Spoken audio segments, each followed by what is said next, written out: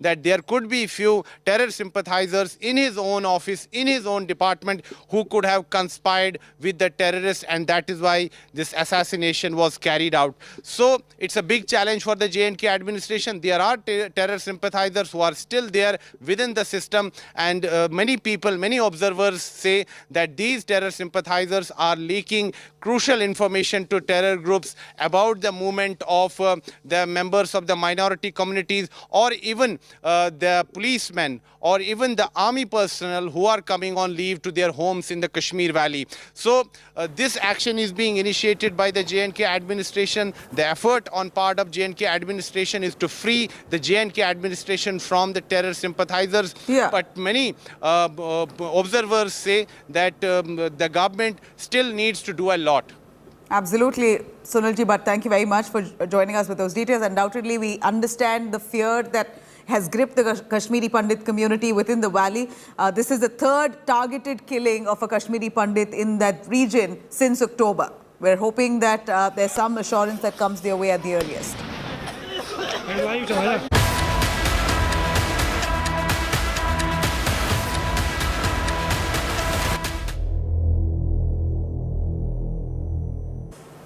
Now, Gyanvapi Mosque survey row has reached the Supreme Court. Masjid Committee has moved the Supreme Court seeking stay on the survey order. Supreme Court, however, has declined to stay the survey but has agreed to consider listing of plea of a Muslim party. Survey at the Gyanvapi Mosque is all set to begin tomorrow. The issue has snowballed into a mega political showdown. BJP and the AIMIM chief, Asaduddin Owaisi, have locked horns over the issue. Owaisi is now going all guns blazing at the BJP, stating that he will not let another mosque get demolished. Lashing out at the Saffron Party, AIMIM chief accused them for using the issue for political gains. Meanwhile, BJP has backed the survey, demanded that the truth be revealed. The court's order on Thursday came as a setback for the Mosque Management Committee.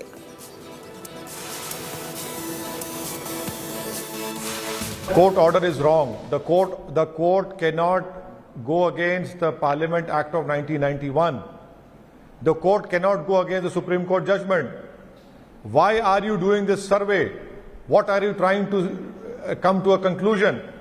We have decided as a nation that what religious place existed on 15th of August 1947, period. That's the end of it. That it will remain. You cannot change the nature and character of it.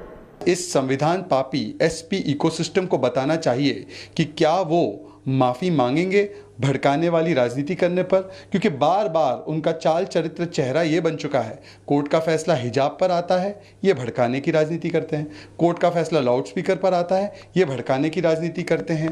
तो इस प्रकार से हम जो सर्वे नहीं करवाएंगे, हम कागज़ नहीं दिखवाएंगे, हम बुलडोज़र नहीं चलवाएंगे, हम लाउड स्पीकर नहीं उतरवाएंगे, ये जो संविधान पापी मंडली है, जो संविधान के विरुद्ध जाकर वोट बैंक के नाम पर देश के टुकड़े टुकड़े करना चाहती है, आज उनके चेहरे पर ये करारा तमाचा है। Now, meanwhile, people were seen offering namaz in the Gyanvapi Mosque today on Friday, day after the court's survey order. Here's a look. On one hand, the court has ordered the survey of the Gyanvapi Mosque, which will begin from Saturday 8 a.m. And on the other hand, today for the Jume Namaz, Namazi are coming here at the mosque, and it is very important. Today is the Friday, and for this particular namaz, people are coming here and they have reached at the Gyanvapi Mosque for this important namaz. It is also very important how the court has made it clear that as far as the service concerned, it will be conducted from morning 8 a.m. to 12 in the afternoon, and the DM of Varanasi has now confirmed that the survey will begin from tomorrow morning 8 a.m. and as far as all the arrangements are concerned, as far as the security and the support from the district administration, that all has been made sure. Look at the number of people who have come here. So far there is no situation of any sort of inconvenience. All these namazis who are coming here are coming and they are going one by one. भाई साहब नमाज के लिए आए हैं आप? जी जी। सुबह की आज नमाज है? नमाज है। सब लोग आए हैं, कोई दिक्कत नहीं? कोई दिक्कत नहीं है, नमाज अदा करेंगे चले जाएंगे। सर्वे का काम चलेगा, कोई दिक्कत नहीं है? हम लोग कोई एतराज नहीं है। जो इसका लेंगे बड़े लोग, सर्वे का काम चलेगा भाई साहब, कोई दिक्कत नहीं है? कल से क्या दिक्कत होगी? मस्जिद नहीं रहेगी और उसमें कुछ निकलेगा तो मस्जिद नहीं रहेगी, हम लोग की नमाज नहीं जायज़ है। अगर नहीं निकलेगा नींबू भी खाएंगे और क्या होगा? जो खाना रहेगा। आपको लग रहा है सर्वे ठीक है? सर्वे जो हो रहा है कोर्ट ने ऑर्डर किया है, सर्वे होना चाहिए। Sorry sir. अब क्या कहा जाए? You can see all these namazis who are going there now are saying that they will abide by the court order, but at the same time, the pictures which emerged last time, where we have seen that there was a protest, there was voices against the survey which was conducted, but this time the court has made it very clear in a strict order that the survey will be done with all the action which is required, and it is also said that if required, then the administration can deal with this strictly. So it looks like that the way for the survey is clear now. Namaz is going on, and at the same time, the survey will begin on Saturday 8 a.m. as per the order of the court. In Varanasi with cameraman Gaurav Gupta, Abhishek Mishra for India Today.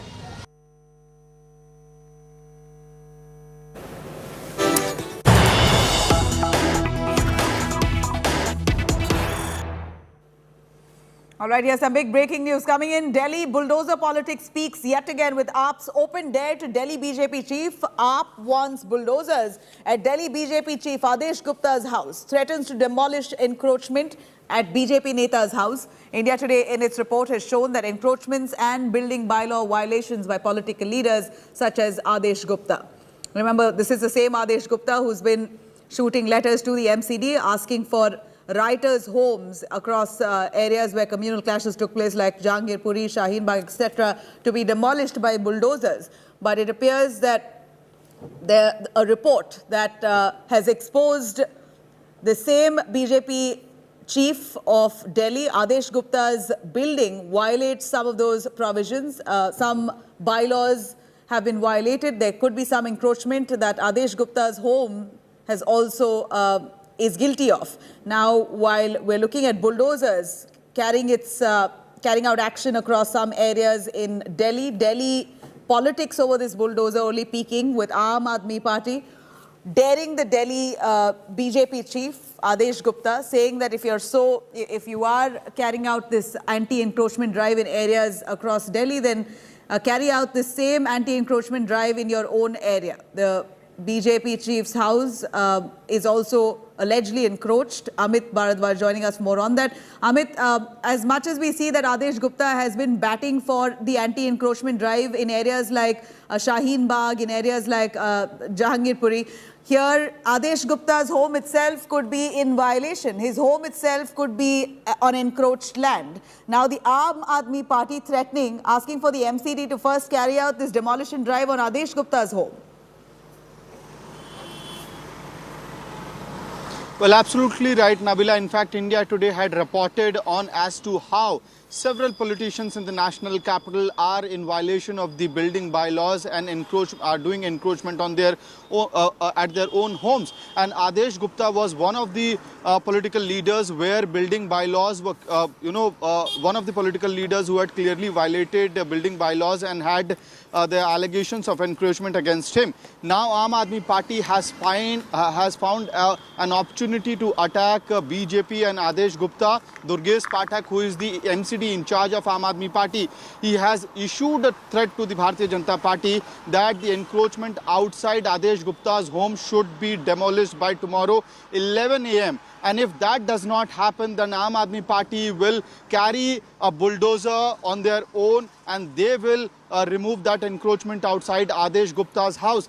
So it seems, Nabila, it is a direct fight between Bharatiya Janata Party and Aam Aadmi Party over bulldozer. And remember, earlier this morning, there was a letter which was made public as well. Deputy Chief Minister of Delhi, Manish Sisodiya, has written a letter to Home Minister, Union Home Minister Amit Shah. In that letter, he has raised issues concerning the anti-encroachment drives and demolition drives being carried out by the MCD officials across Delhi in the past 15 days. And he has also said that Amit Shah should ask the BJP leaders to stop this politics, dangerous politics. And he has also asked that if at all action, the MCD wants to take action, then the action should be taken against those officials, those BJP leaders who have allowed these illegal constructions to flourish and to come up in the national capital in the first place. Over to you, Nabila. Amit, of course, this is something that the BJP chief Adesh Gupta must respond to, because he has been the champion behind MCD carrying out this anti-encroachment drive, pushing for the MCD to demolish homes that have been illegally encroached in areas like Shaheen Bagh and Jahangirpuri. But here are reports that suggest that his own house could be built on encroached land. We're going to continue tracking this story. Thank you for now. Sisodia जी, आपकी चिंता वाजिब है।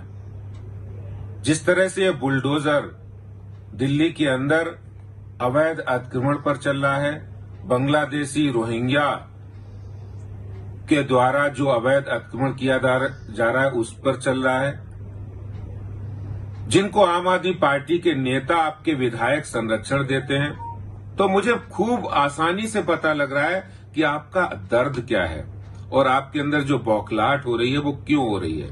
ये गरीबों की बात आपके मुंह से शोभा नहीं देती है।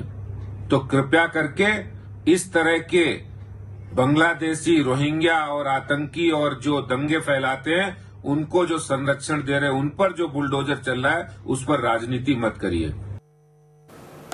All right, now coming up right after a short break, on the other side, a death by suicide by youth in Tamil Nadu after becoming frustrated over the government staff seeking bribe from him.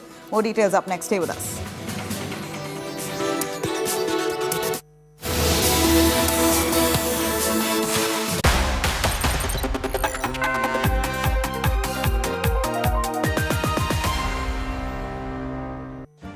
Make your media plan smarter with India Today Live TV on your connected devices. Amplify your brand with 100 million smart internet viewers. To advertise, mail us at sales@aajtak.com or call 9999892171.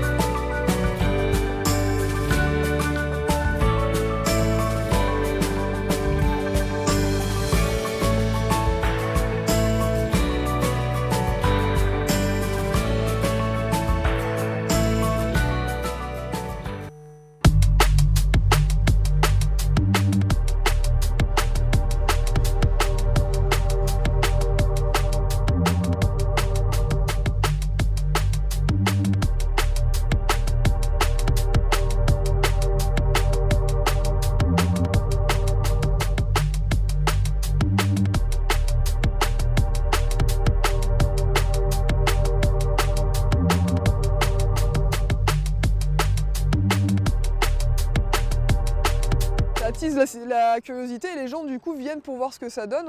Après oui, dans la pratique, on ne s'affilie pas du tout à l'univers Harry Potter, on utilise les mêmes termes comme soif, cognard, vif d'or, balai, etc. Mais c'est vraiment devenu un sport à part entière, à la frontière de plusieurs sports collectifs qu'on connaît depuis des centaines d'années, quoi.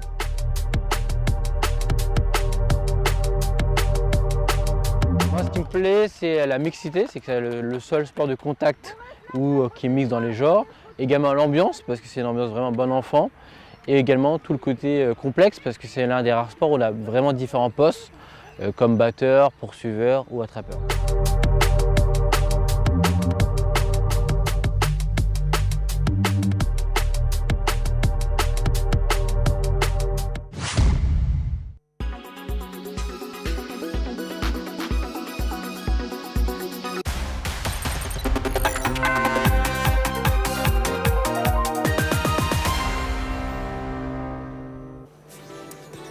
Now, a fresh controversy has erupted over AIMIM leader Asaduddin Owaisi's visit to Aurangzeb's tomb. The controversial AIMIM leader visited Aurangzeb's tomb in Aurangabad. It's not gone down too well with the Shiv Sena or the MNS crying foul here over the visit. Both the parties have alleged that the visit of Owaisi Jr. to the tomb was a move to ignite communal tensions within the state.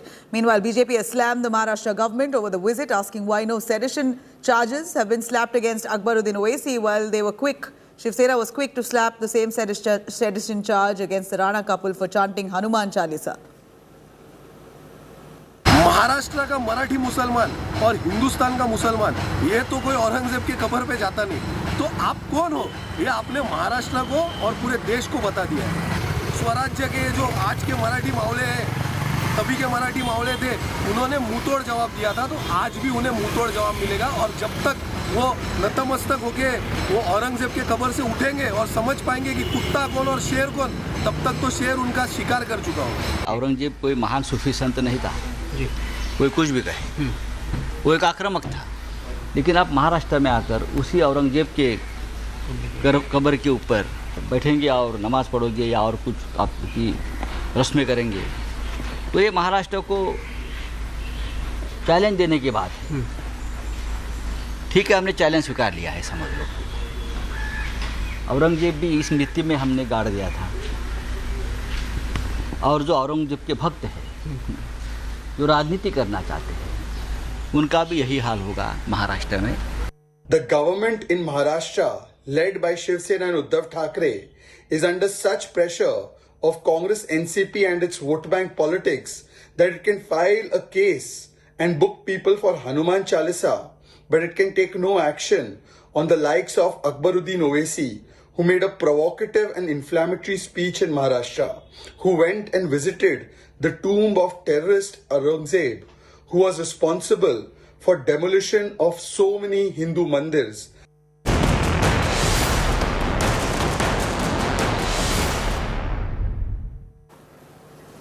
Now, the loudspeaker controversy continues to simmer in Maharashtra. MNS President Raj Thackeray, who has been demanding for removal of loudspeakers from mosques, AIMIM leader Akbaruddin Owaisi has stated that there was nothing to say about those who have been ousted from their own home and maintained that such people must be entirely ignored. Addressing a rally in Aurangabad, Junior Owaisi asserted that he was not scared of anyone and cautioned that people must avoid falling into a trap.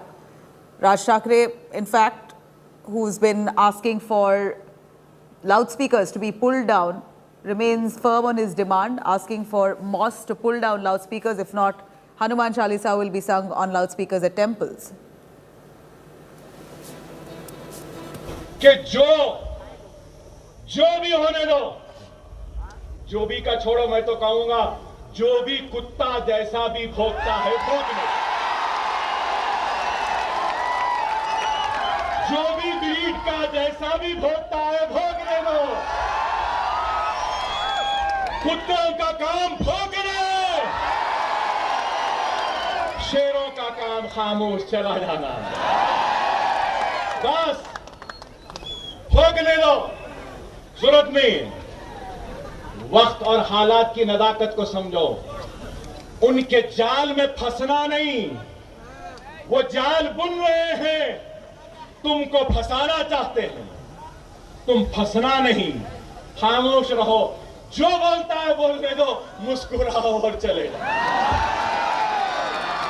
Asaduddin Owaisi and Akbaruddin Owaisi are PhD holders from the School of Hate Politics and Divide and Rule. But unfortunately, whenever a verdict comes out from the court, whether it is the hijab verdict, whether it is the loudspeaker verdict, whether it is the Uniform Civil Code, which is in the constitution, whether it is the verdict in Varanasi on the Gyan Vapi disputed structure, every time they use these court orders to divide and rule, to provoke and incite a vote bank. But Mr. Uddhav Thackeray, why can't you take action, strong action, like you took on Hanuman Chalisa on Akbaruddin Owaisi?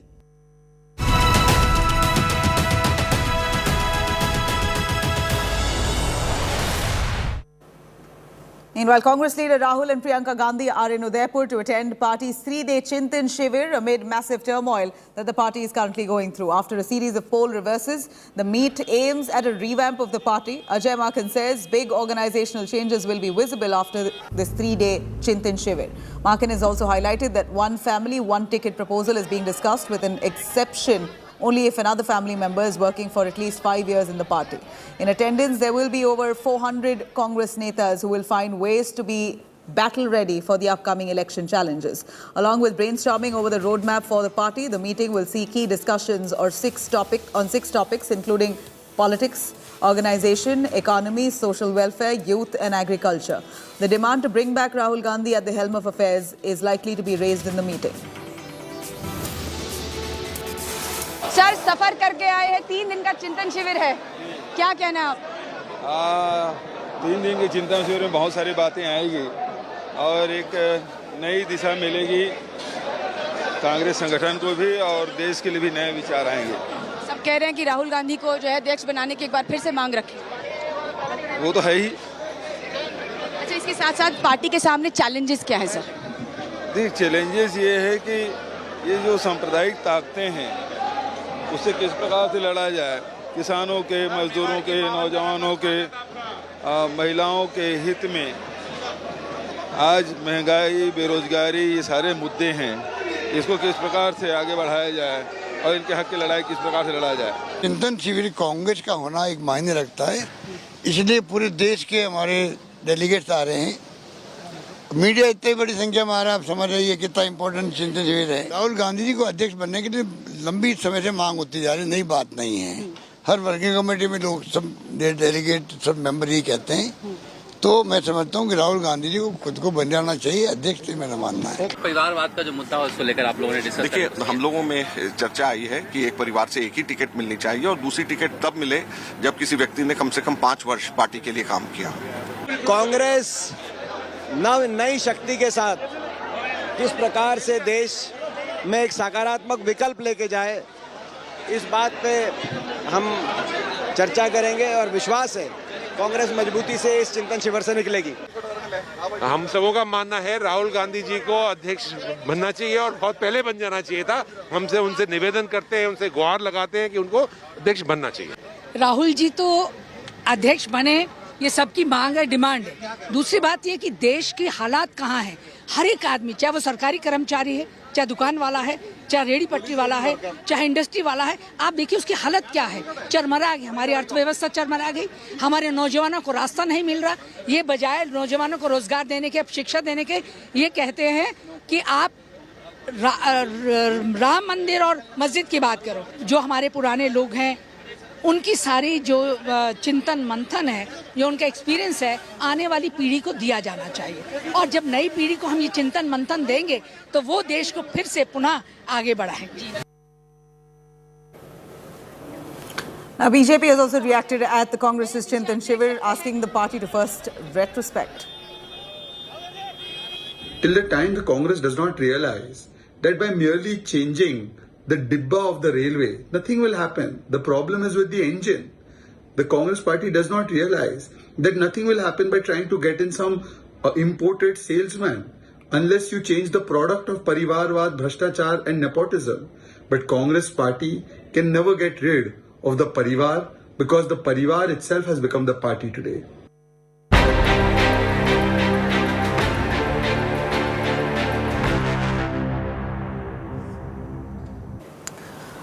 Now, meanwhile, the infighting within the Congress party rages on in Karnataka after former Congress MP Divya Spandana alleges that Karnataka Congress leaders and volunteers have been asked to troll her on Twitter. Congress leader MP Patil has now come out in support of Divya Spandana, saying that her opinions are in the best interest of the party and that she has been targeted. He agrees that she has been targeted.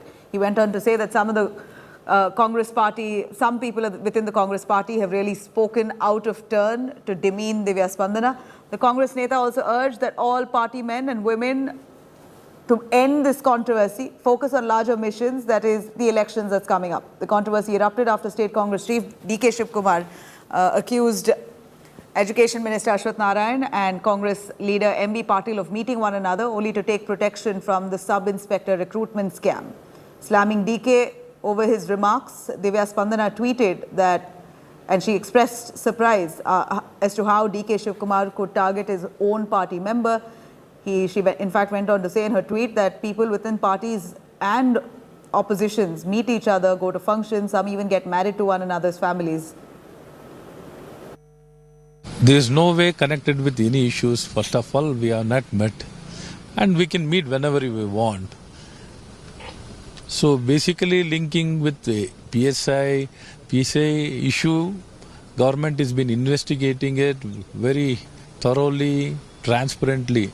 Only people are, into this kind of abuse and misuse of power, they need to worry.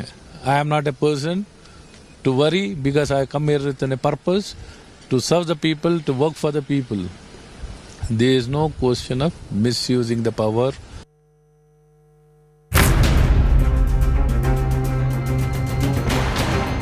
Karnataka Assembly elections is fast approaching and opposition Congress seems to be staring at a divide within the party. Former Congress MP Divya Spandana, who a few years ago resigned as the national social media head of the Congress party, has lashed out at her own party leaders for allegedly trolling her on social media. Yes, posting a thread of screenshots on Twitter, Divya Spandana alleged that some senior Congress leaders have directed their volunteers to heavily troll her online. In a desperate tweet, Spandana sought immediate intervention from Congress General Secretary K.C. Venugopal. Humble request to K.C. Venugopal MP to please clarify with the media about this whenever you are in Karnataka next. The least you can do for me, Venugopal ji, so I don't have to live with this abuse and trolling for the rest of my life. Remember, Divya Spandana was once known to be a close aide of Rahul Gandhi, but it's now been a few years since she's taken a political backseat. Spandana, though, has been quite active on Twitter and never misses an opportunity to take a stand when she has to. This time, she went a step further to call out her own party chief in Karnataka, D.K. Shivkumar.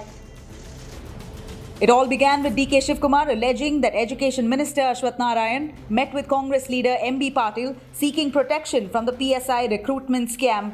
Both leaders have rubbished these claims. ಅವ್ರ ರಕ್ಷಣೆಗೆ ಕಾಂಗ್ರೆಸ್ ಪಾರ್ಟಿಯವರು ಏನು ಮಾಡಬಾರ್ದು, ಯಾರು ಎತ್ತಬಾರ್ದು ಅಂತ ಬಿಟ್ಟು ಎಲ್ಲ ಭೇಟಿ ಮಾಡ್ತಾರೆ. ಅದೆಲ್ಲ ಖಾಸಗಿ ಭೇಟಿ ಅಂತ ಹೇಳ್ತಾರೆ. ಕೇಳಿದೆ ಖಾಸಗಿ ಭೇಟಿ, ನಾವು ಎಜುಕೇಷನ್ ಇನ್ಸ್ಟಿಟ್ಯೂಷನ್ ಇಟ್ಟಿದ್ದಾರೆ, ಅವ್ರ ಅಡ್ವೈಸ್ ತೊಗೊಳಕ್ ಹೋಗ್ತಾ ಇದೀವಿ ಎಲ್ಲ ಕೆಲವರು ಮಾತಾಡ್ತಾರೆ. ಈಗೆಲ್ಲ ಅದರ ಮಾತಾಡೋದು ಬೇಡ, ನೀವು ಅವ್ರನ್ನೇ ಕೇಳಿ.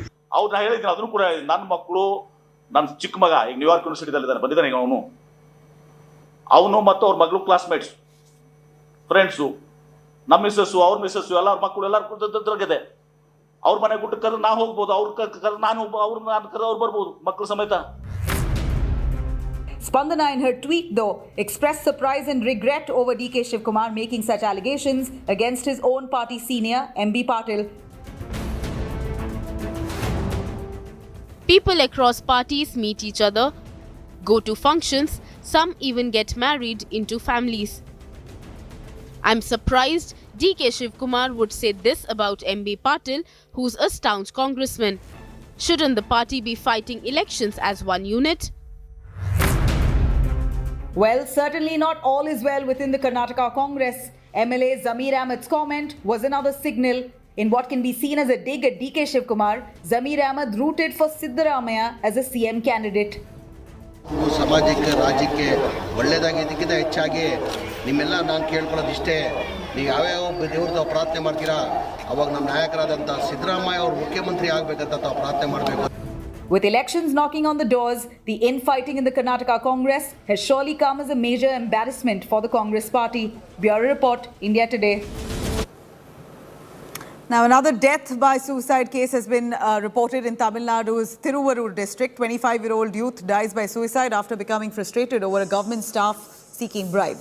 Manikandan from Tiruvallur was building a house along with his mother, who was selected to benefit from the Pradhan Mantri Awas Yojana.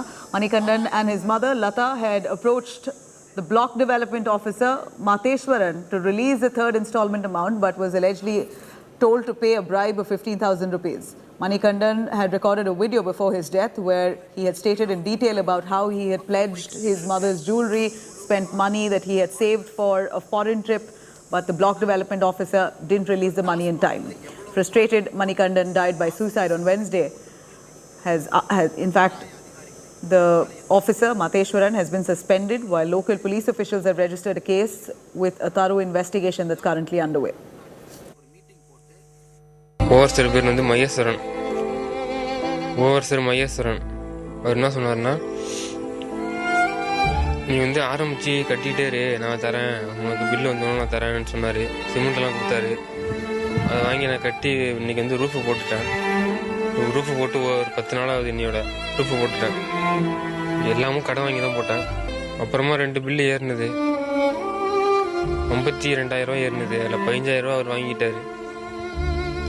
First வந்து இது என்ன பணமே ஏற்ற முடியாதுன்னு சொல்லிட்டார். ஏன்னா நீ வந்து நான் அளந்து கொடுக்காத முன்னாடியே நீ வந்து வீடு போட்டுட்ட, அதனால் உனக்கு வந்து பணம் தர முடியாது அப்படின்னாரு. ஆனால் போட சொன்னதே அவர் தான்.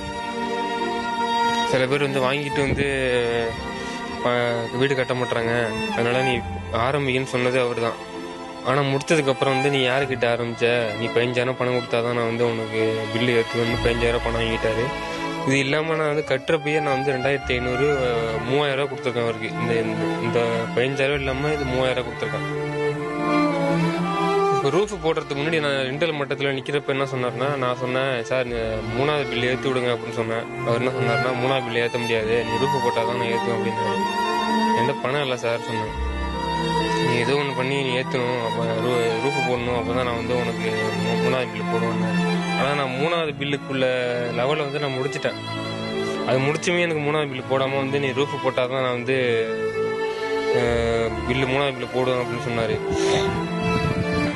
சரி, நான் வெளிநாடு போகிறதுக்காக வச்சிருந்த பணம் 50,000. அப்புறம் என் ஃப்ரெண்டுகிட்ட கொஞ்சம் பணம் வாங்கி எல்லாத்தையும் போட்டு கம்பி 36,000 வரைக்கும் கம்பி கடன் வாங்கினேன். இன்னைக்கு என்னோட உயிரிழப்பு காரணமே நான் 36,000 கம்பி கடன் வாங்கினது. இதற்கு முழு காரணம் இந்த மாநில அரசு மட்டும்தான். ஏன்னா ஒரு டாஸ்மாக்ல எவ்வளவு பாட்டில் கோட்டர் விக்குதுன்னு மாசம் கலெக்டர் போட்டு ரிவ்யூ மீட்டிங் நடத்துறாங்க. சாராய அதிகாரிகளை கூப்பிட்டு, ஆலய தொழிலதிகாரிகளை கூப்பிட்டு, எவ்வளவு வித்தீங்க, எவ்வளவு பாட்டில் வித்தீங்க, எவ்வளவு டேக் ஆஃப் ஆச்சு. ஆனா ஏதாச்சும் ஒரு கலெக்டர் தமிழ்நாட்டில் ஒரு மீட்டிங் போட்டு பாரத பிரதமருடைய வீட்டு திட்டம் எவ்வளவு போயிருக்கு, அதிகாரிகள் லஞ்சம் இல்லாம கொடுக்கறாங்களா, மக்கள் போய் கை காலில் உளுந்ததை வாங்கணுமா அப்படின்னு யாராச்சும் கேட்கறாங்க. ஏன்னா மாநில அரசுக்கு அதுல அக்கறை கிடையாது. அதனுடைய வெளிப்பாடு தான் இந்த சகோதரர் மணிகண்டன் அவருடைய இழப்பு. இது நிச்சயமாக பாரதிய ஜனதா கட்சி கண்டிச்சு விட்டு சும்மா போறது கிடையாது. Right, on that note, it's a wrap on this edition of the Bulletin. Further news and updates, you could log on to indiatoday.in. You could also download our app for more. Stay tuned. I'm going to come back with the top headlines.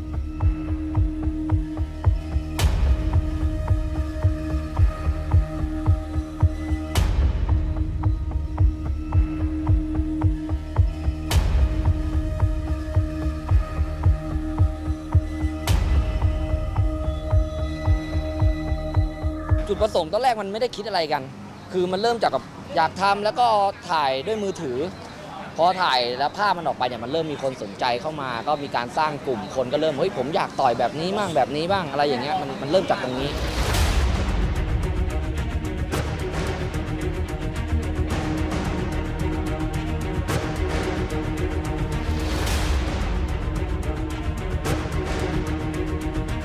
ถ้าในเรื่องของพรบมวยคือเราไม่ได้เข้าพรบมวยเราไม่ได้จัดมวยเถื่อนผมตอนนี้คือขึ้นอยู่กับกรมปกครองซึ่งเป็นกิจกรรมไว้ขับเราไม่ได้เป็นมวยเราไม่ได้เป็นกีฬาเราเป็นกิจกรรมหนึ่งซึ่งมีสมาคมของเราสมาคมไว้ขับไทยแลนด์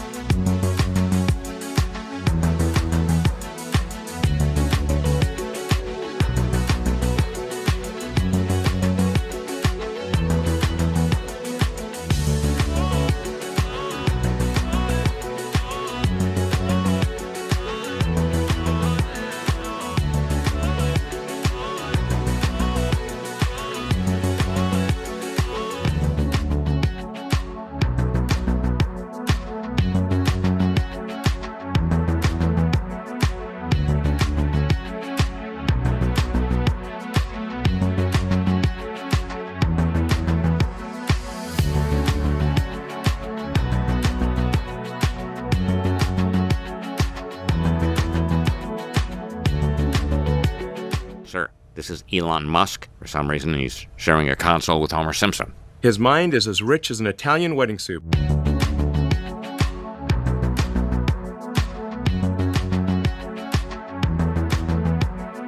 Elon Tusk, listen, we need your help. Rick, Morty, why me? Did something happen to Elon Musk in your own reality? No, he's fine.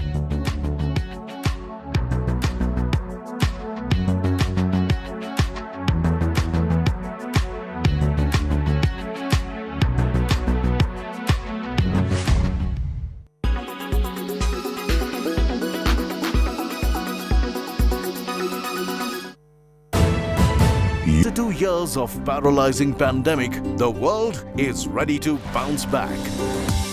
Will shifting power centers make this India's big moment?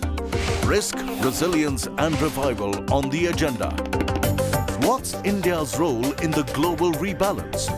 India's top world watcher takes you to the front lines of the global high table with top minds from politics and business for the biggest global brainstorm, live and exclusive coverage. Only on India Today TV. Presented by Berger Easy Clean. No dag, no dhabba, only beautiful walls.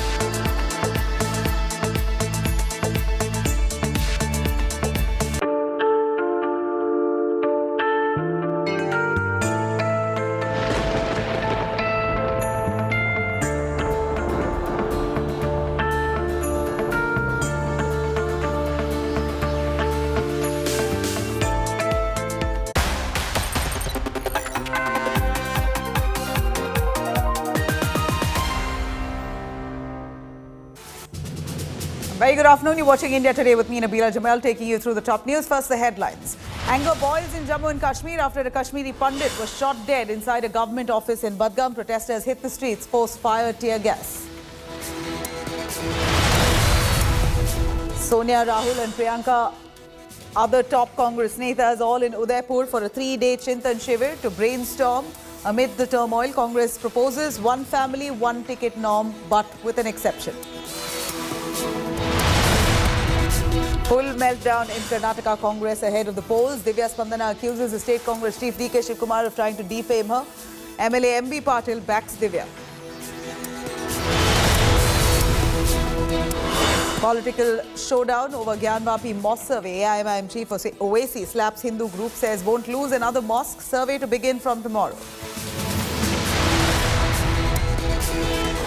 Big face-off over Akbaruddin Owaisi's visit to tomb of Aurangzeb. BJP and Sena lashes out, says open provocation by AIMIM Neta by paying homage to Hindu leader.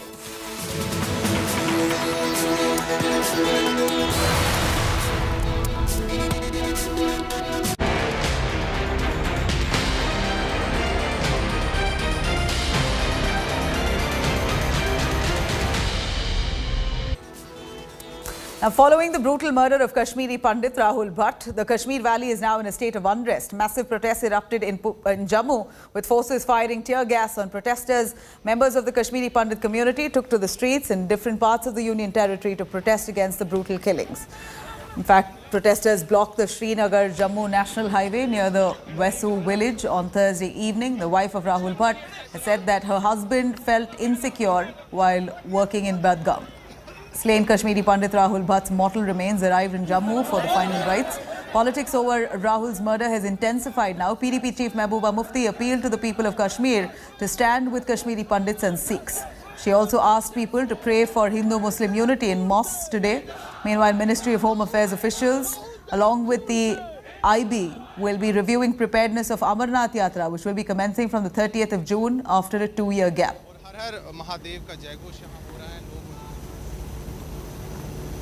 Now, let me cut across to the wife of the slain Kashmiri Pandit. She speaks to India Today and narrates the horrific ordeal. Says that her husband felt unsafe in Budgam and he had requested for a transfer, but that fell on deaf ears. She also claims that people from his office may have conspired with terrorists. A big claim that she makes. Let's take a listen.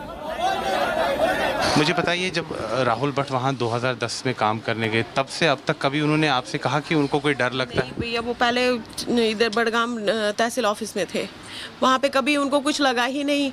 DC को इन्होंने बहुत बारी बोला कि मेरे को transfer उधर नहीं लेनी, वो दूर है, चाडूरा बहुत दूर है बड़गाम से। हम तो शेखपुरा में रहते हैं, वहाँ से बहुत दूर है। वो उसने पता नहीं कौन सी जिद निकाली, उसने 2 साल से उसकी ट्रांसफ़र ही नहीं की वापस वहाँ से। डीसी बड़गाम ने और एसीआर ने, जो नया एसीआर है, उसने पहले भी बोला था उनको कि मेरे को यहाँ से थोड़ा डीसी ऑफिस लाओ। जब पिछली बार उसका वो जो 2 मारे थे टीचर्स, तब हम फिर आए थे। मैंने इसको बोला था हम नहीं जाएंगे, मगर उसने नहीं माना, बोला मेरे को ड्यूटी जाना है। उन दिनों भी उनको बोला था इनको डीसी ऑफिस में ही रखो, वहाँ तब भी सेफ्टी है। इधर एक गार्ड नहीं था इसको बाहर। भैया, कितने लोग उसके पास आते थे, सर के ऊपर से लोग होते थे। कोई सुरक्षा नहीं थी वहाँ? कोई कुछ भी नहीं। एसडीएम ऑफिस साथ है, कोई एक गार्ड नहीं था बाहर जो चेक करता। इनके पास रिवॉल्वर थी। 3 बंदे थे, क्या सुनने में आया? 3 बंदे थे। 3 बंदों के पीछे पूछा राहुल भट्ट कौन है। अच्छा, नाम पूछ के गोली शूट किया। वो अपनी ही चेयर पे बैठा था, अपनी ही चेयर पे शूट किया उसको। भैया, हिलने का भी मौका नहीं दिया। उसके पास लोग बहुत आते थे। कल जब सुबह वो दफ्तर से निकले, आपकी कुछ बातचीत हुई थी जाने से पहले? दफ्तर तो वो रोज ही निकलते थे। मैंने 10 मिनट पहले उनको फ़ोन किया था, हमारे घर में काम चल रहा था। मैंने बोला हो गया पूरा, मैंने बोला आ जाना जल्दी। वो तो ठीक है। तो उसी के 5 मिनट के बाद ही वो उधर आए। मैंने उसको क्यों नहीं बोला तो अभी निकल। मैं उसको बोलती थी मत जाओ उधर, डीसी ऑफिस ट्रांसफर करा ले, छोड़ दे नौकरी, हमको नौकरी भी नहीं चाहिए। मुझे पता है तू वहाँ पे सारी जगह तेरे को जानते हैं, सारे जानते। बोलते हैं मैं सेफ रहूँगा, मुझे सारे जानते हैं। उसको नहीं पता था उनमें कोई निकलेगा। उनमें गरीबों की भी बहुत मदद करता था। तो आपको लगता है कि सरकार कश्मीरी पंडित समुदाय के प्रति गंभीर नहीं बना रही है, बलि का बकरा बना रही है उधर। वो कुछ नहीं सोच रही है, ना सेफ्टी का ना कुछ। वो वहाँ पे बलि के बकरे हैं सारे, जाके काटेंगे ही उनको। Cutting across to Sunil G. Bhatt, who's tracking those developments. Sunil, very, very wrenching to see the wife of the slain Kashmiri Pandit, Rahul Bhat, cry. She weeps, saying that she knew that this would happen because her husband felt unsafe in Budgam for long. And then she also hits out at the government, saying that eventually Kashmiri Pandits have become pawns in this political slugfest. There is no government who has supported them or made them feel secure so far.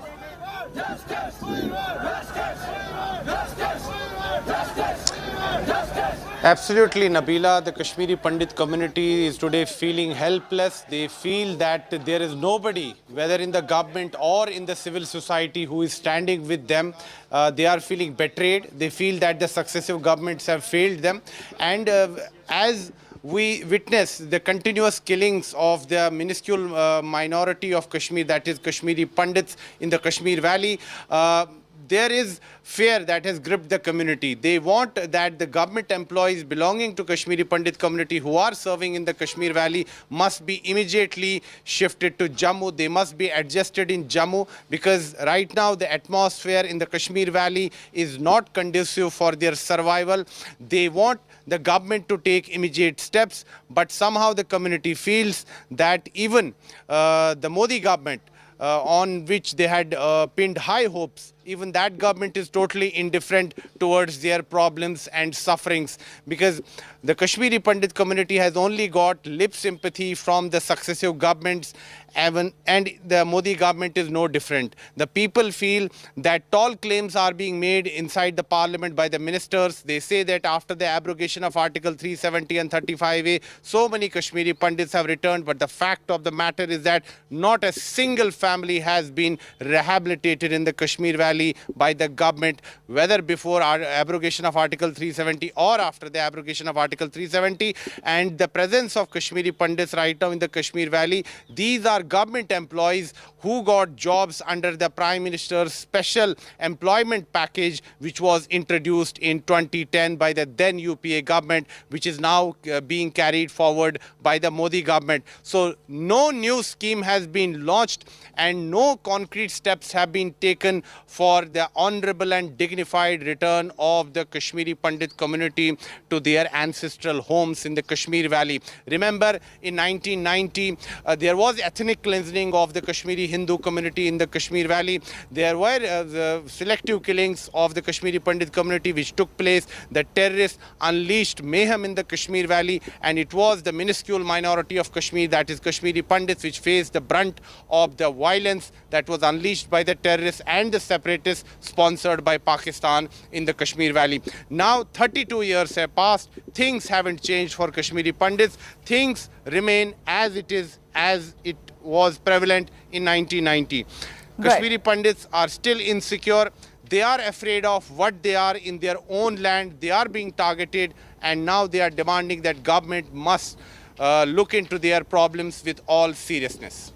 Sunilji, but thank you very much. It's completely understandable how Kashmiri Pandit community today feels highly threatened in that Kashmir Valley. After years of their persecution, it doesn't seem like the situation has improved at all. 32 साल से जो ये चल रहा है और 2008 के बाद जो पीएम पैकेज सरकार ने दिया था, उसके अंडर दैट पैकेज बहुत सारे एम्प्लॉयज़ बिकॉज ऑफ लाइवलीहुड वहाँ पे चले गए थे, बट उनको टारगेटेड किलिंग कर दिया गया जा रहा है डे बाय डे. और जो गज़वाए हिंद और ये जो टेररिस्ट रेजिस्टेंट फोर्स जो भी अभी TRF जिसको बोलते हैं, एक एक करके उन्होंने थ्रेट दिया है कि कश्मीरी हिंदू को हम मारेंगे, यहाँ पे हम कश्मीरी हिंदू को नहीं रहने देंगे, यहाँ पे इंडिया हम बसने नहीं देंगे. तो गवर्नमेंट को इसका संज्ञान लेना चाहिए और गवर्नमेंट को पूरा सोचना चाहिए कि गवर्नमेंट ने स्केपगोट्स कैसे बना लिया कश्मीरी हिंदू को. कश्मीरी हिंदू जो कि इतनी माइनॉरिटी कम्युनिटी है. जम्मू कश्मीर वाहिद एक ऐसी रियासत है जहाँ अभी भी हिंदू हो, मुसलमान हो, सिख हो, ईसाई हो, बौद्ध हो, आपस में मिलके रह रहे हैं. इसलिए मैं अपने तमाम लोगों से इल्तिजा करती हूं कि आज जुम्मे के दिन तमाम मस्जिदों में हिंदू मुस्लिम भाईचारे की हिफाजत की पुरजोर वकालत की जाए. और साथ ही में जो जम्मू कश्मीर का जो भाईचारा है, जो जम्मू कश्मीर का जो इतिहास रहा है, जो हिस्ट्री रही है, कि हम इकट्ठे रहने वाले लोग हैं, एक सेक्युलर स्टेट है, पूरे मुल्क को मैसेज दे ताकि मुल्क में जो इस वक्त सरकार है उनको मुसलमानों को बदनाम करने का मौका ना मिले.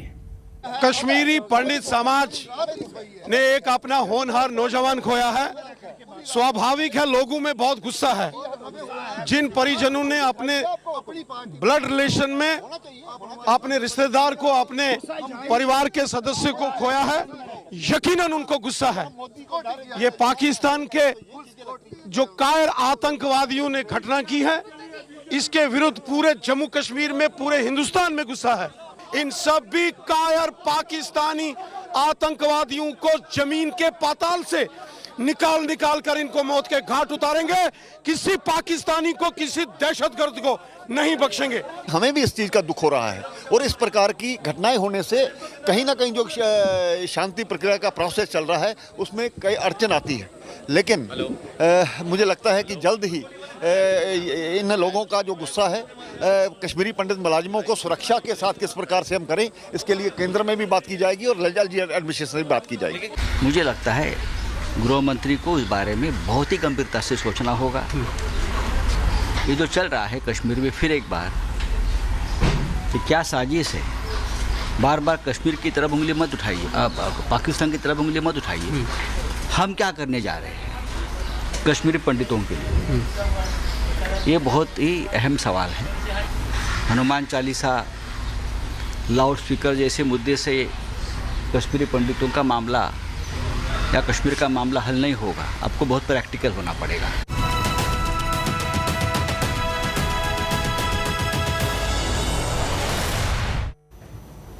Now, Congress leader Rahul and Priyanka Gandhi are currently in Udaipur with several other senior Congress leaders to attend a 3-day Chintan Shivir amid the massive turmoil that's ongoing within their own party. After a series of poll reverses, the meet aims at revamping the Congress party. Ajay Makan says big organizational changes will be visible after this 3-day Chintan Shivir. Makan has also highlighted that one family, one ticket proposal is being discussed with an exemption only if another family member is working for at least 5 years in the party. In attendance, there will be over 400 Congress netas who will find ways to be battle ready for the upcoming election challenges, along with brainstorming over the roadmap for the party. The meeting will see key discussions on 6 topics, including politics, organization, economy, social welfare, youth and agriculture. The demand to bring back Rahul Gandhi at the helm of the party is likely to be raised in this meeting. Sir, सफर करके आए हैं, 3 दिन का चिंतन शिविर है, क्या कहना है आप? 3 दिन के चिंतन शिविर में बहुत सारी बातें आएगी और एक नई दिशा मिलेगी कांग्रेस संगठन को भी और देश के लिए भी नए विचार आएंगे। सब कह रहे हैं कि राहुल गांधी को जो है अध्यक्ष बनाने की एक बार फिर से मांग रखें। वो तो है ही। अच्छा, इसके साथ साथ पार्टी के सामने चैलेंजेस क्या है सर? देखिए, चैलेंजेस ये है कि ये जो सांप्रदायिक ताकतें हैं उससे किस प्रकार से लड़ा जाए। किसानों के, मजदूरों के, नौजवानों के, महिलाओं के हित में आज महंगाई, बेरोजगारी, ये सारे मुद्दे हैं। इसको किस प्रकार से आगे बढ़ाया जाए और इनके हक की लड़ाई किस प्रकार से लड़ा जाए। चिंतन शिविर कांग्रेस का होना एक मायने रखता है, इसलिए पूरे देश के हमारे डेलीगेट्स आ रहे हैं।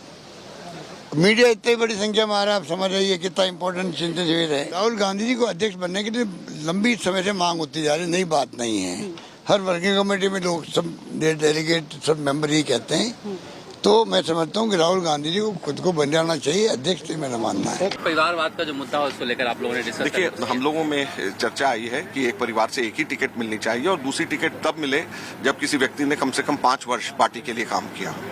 कांग्रेस नई शक्ति के साथ किस प्रकार से देश में एक सकारात्मक विकल्प लेके जाए, इस बात पे हम चर्चा करेंगे और विश्वास है कांग्रेस मजबूती से इस चिंतन शिविर से निकलेगी। हम सबों का मानना है राहुल गांधी जी को अध्यक्ष बनना चाहिए और बहुत पहले बन जाना चाहिए था। हमसे उनसे निवेदन करते हैं, उनसे गुहार लगाते हैं कि उनको अध्यक्ष बनना चाहिए।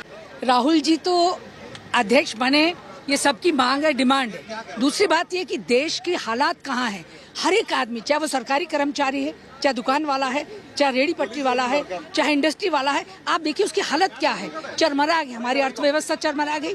हमारे नौजवानों को रास्ता नहीं मिल रहा। ये बजाय नौजवानों को रोजगार देने के, शिक्षा देने के, ये कहते हैं कि आप राम मंदिर और मस्जिद की बात करो। जो हमारे पुराने लोग हैं उनकी सारी जो चिंतन मंथन है जो उनका एक्सपीरियंस है आने वाली पीढ़ी को दिया जाना चाहिए। और जब नई पीढ़ी को हम ये चिंतन मंथन देंगे तो वो देश को फिर से पुनः आगे बढ़ाएंगे। Cutting across to Shehzad Poonawalla, BJP spokesperson, who asked the party to first retrospect. Till the time the Congress does not realize that by merely changing the dibba of the railway, nothing will happen. The problem is with the engine. The Congress party does not realize that nothing will happen by trying to get in some imported salesman unless you change the product of Parivarvad, Bhrashtachar and nepotism. But Congress party can never get rid of the Parivar because the Parivar itself has become the party today. All right, cutting across to Supriya Bhardwaj, who's reporting live right from the spot there, tracking all those developments within the Congress party's Chintan Shivir. Supriya, another attempt by the Congress party to revive this grand old party ahead of 2024 elections. Any key changes that have been proposed and agreed upon by the party at large? Well, Nabila, it was in 2013 in Jaipur, Chintan Shivir, where the party started its generational change. The transition started. But now in Udaipur, after 9 years, it is going to be the culmination of that entire process. What we are hearing from the sources and as well as leaders who are on record telling us that there will be no cosmetic changes, but big bang organizational restructuring, which includes coming up of an internal survey mechanism, a performance appraisal of all the workers as well as leaders who are going to seek tickets. Also in the same organizational proposal which they have given to revamp the entire Congress party, they are saying one ticket for one family and only a second ticket can be given to the family member if that person has worked in the party organization for 5 years. So one thing is clear from this way Chintan Shivir, that Congress party means business. They are saying that they have to now go all out, revamp, restructure and come up with an actionable plan. No more manifestos, no more philosophical things which they want to talk about. A host of leaders we spoke, many of them who are part of those committees have categorically stated that Congress party will come up with an actionable plan which is going to be implemented from 16th May onwards. Also they are saying that the workers as well as the leaders will be considered at a same level in this new Congress which is going to come out. They are saying that what applies at the bottom applies at the topmost level also. The example in that of the proposal which Mr. Ajay Makan told us just a couple of minutes back in that Chintan Shivir press conference, the pre-press conference before the Chintan Shivir actually started. Right now in Taj Aravali, the Chintan Shivir has started on. The senior leaders are giving out their speeches and we are all set to hear what major framework that Congress President Sonia Gandhi is going to put out before the party members. But one thing is for sure, Nabila, that Congress party is keen to bring in more young blood to ensure that there's an entire restructuring which takes place in the party. Ajay Makan categorically stated that there is one proposal that in all committees, whether it is CWC, which is the highest decision-making body, or whether at the booth level, 50% people who should constitute these committees should be below the age of 50. Also, the terms should be fixed that if one person is on one particular job within the organization, then that person is going to work only for 5 years at that post and then there will be 3 years of cooling period. Also what we are learning is that there is going to be a performance appraisal mechanism which the Congress party is going to do, through which it's going to keep a track of who is doing what in the party, how many assignments have been done. It's just interestingly they're trying to revamp the party, and one thing which all eyes will be on the alliances. What stand they're going to take, that whether in 2024 elections they will be going and looking for a bigger alliance or for a smaller one. And so, Priya, we're of course going to be focusing around what the outcome of this Chintan Shivir should be. Of course, many proposals being made, but the intent must be shown to actually work on those suggestions that have been given. Here we're looking at the 3-day Chintan Shivir, which has begun today by the Congress party in Udaipur, that's currently underway.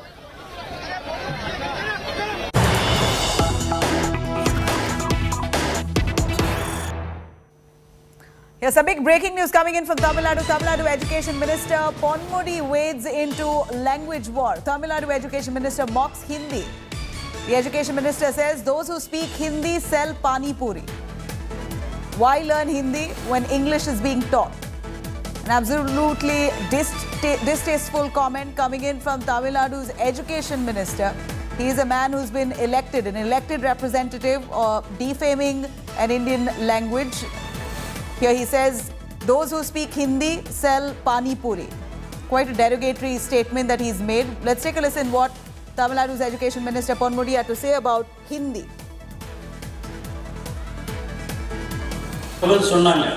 Hindi படிச்சா வேலை கிடைக்குதா ஹிந்தி நம்ம ஊரில் கோயம்புத்தூர்ல போய் பாருங்க பான்பூரி வச்சுக்கிறோம் எந்த கடை யாரு எல்லாம் அவங்க தான் ஆக அது ஒரு காலம் இப்போ ஆங்கிலம் international language India and Tamil Nadu we should have our own system because India is a nation as the governor already knows unitary in diversity various cultures are there various languages are there in Tamil Nadu itself. We should follow our own educational system. We also borrow the new certain good policies from the new education policy and we are ready to follow it. All right, let me quickly cut across to Pramod, who's joining us from Chennai on this. Pramod, what an embarrassing comment made by the Education Minister. He is an elected representative. He is making such a distasteful remark when it comes to an Indian language. This is no more about Hindi or Tamil or English. It's about defaming one particular language, almost insulting the language by saying that those who speak Hindi sell pani puri. This kind of comment coming in from an elected representative does not really show well of him at all. Of course, Nabila, it is definitely in a very distasteful manner, and just like you mentioned, this is a senior leader from DMK, the higher education minister called as Ponmudi, and he spoke in a convocation event at Bharatiya University in Coimbatore, where the stage was shared with the state governor R.N. Ravi. He was trying to tell the state governor that in the state of Tamil Nadu, it's been only two language policy and it will continue in that manner only. And not just that, he said that whatever beneficial aspects are there of the new education policy, Tamil Nadu will accept it, but it will always be Tamil and English. He continuously stated that English is an international language and what does it need to study Hindi. This is where he turned sarcastic and said these particular words, claiming that there once was a time when people used to say that if you learn Hindi, you will get a job. But right now, even if you go to Coimbatore and see those who are selling pani puris, who are they? This is the condition. That's how he's trying to claim. It was extremely not necessary statement. It's really embarrassing, and we are waiting for a kind of response from DMK on this matter. Pramod, this is so unnecessary, the least that the education minister can do, because it's not like Hindi is not taught in Tamil Nadu at all. What's the fact? Is Hindi taught in Tamil Nadu? We know it's an optional subject, it's not compulsory, but it is a subject. Those who want to learn Hindi are more than welcome to learn Hindi in schools and any education institution, but it's not compulsory, it's an optional subject. At a time like this, when we're looking at such a language war raging across the country, Education Minister, who ideally must show respect to every language, Hindi, most definitely one of those uniting languages, whether you like it or not, whether Ponmudi likes it or not, the fact is that it largely connects people across the north and the south. May not be the one and only language that connects, but is one of those significant languages that bonds the country together. To insult Hindi language like that when it is a subject studied in Tamil Nadu as well is very telling of the Tamil Nadu government. Well, it is definitely uncalled for, because he was trying to reiterate that in Tamil Nadu it's going to be only two education policy, and just like you mentioned, they are calling it, DMK calls it as Hindi imposition, and this is the same words used by AIADMK as well, and they're very clearly mentioning that there will not be a three-language policy. Hindi can be optional, but it looks like this is a culmination of locking horns between the state higher education minister and Governor R.N. Ravi, because as you recently saw, a draft policy was also passed in the Tamil Nadu Assembly claiming that instead of keeping governor as a chancellor, DMK is trying to make the chief minister as a chancellor for the universities in the state, and there were kind of a lot of miscommunications where the governor went ahead and he held a meeting with the vice chancellors of the university. Ponmudi was not present over there, but here he used that stage to explain about Tamil Nadu government's decision over only using two-language policy. But this particular comment about Hindi, he should have definitely avoided. We're not exactly sure what he was trying to say by that, but it's definitely derogatory. All right, thank you very much, Pramod, for joining us with those details. All right, coming up on the other side of a short break, India Today's mega exclusive there. India's most wanted terrorist dossier has been accessed. Stay tuned, I'm going to take you through details on Rinda.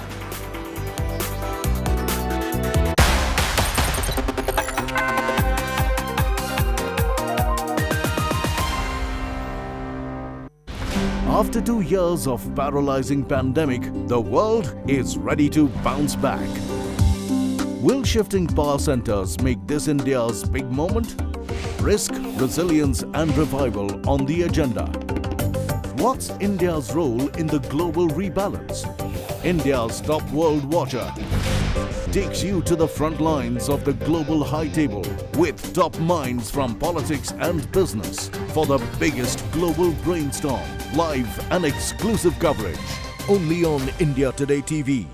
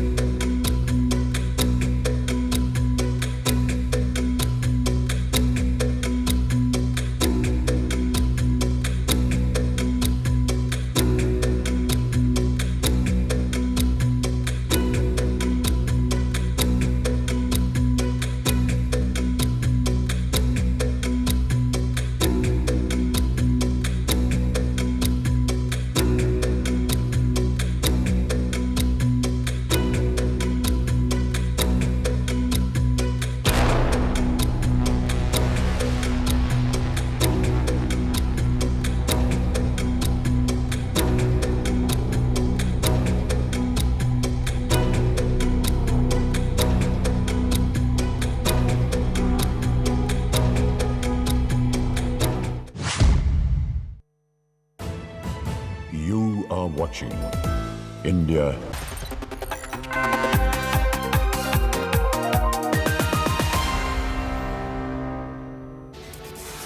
Now, India's most wanted terrorist, Rinda's dossier has been accessed. Rinda, who could be behind the RPG attack at the Mohali police station in Punjab, has constantly been changing his appearance. As per this dossier, investigations reveal that he's been under disguise to hide his identity and escape from the police. The dossier further shows many appearances of this most wanted terrorist. Some with turban, some with a long beard, others with short hair and a beard. Rinda escaped from India to Pakistan in 2020 but continued to deliver consignments of arms and explosives to Punjab, Haryana, Hyderabad and Maharashtra. He's been labelled as an A+ level gangster. Rinda has a total of 27 criminal cases against him in Punjab and Haryana, which includes that of murder, kidnapping, possession of ammunition.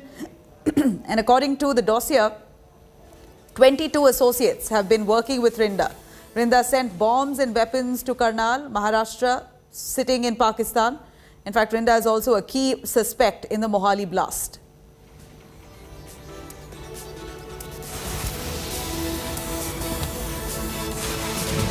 All right, that's it on news and updates right here. You could log on to indiatoday.in. You could also download our app for more. But for now, stay tuned on the other side of In the Club. We're going to take you through a lot on Kim Kardashian and her latest.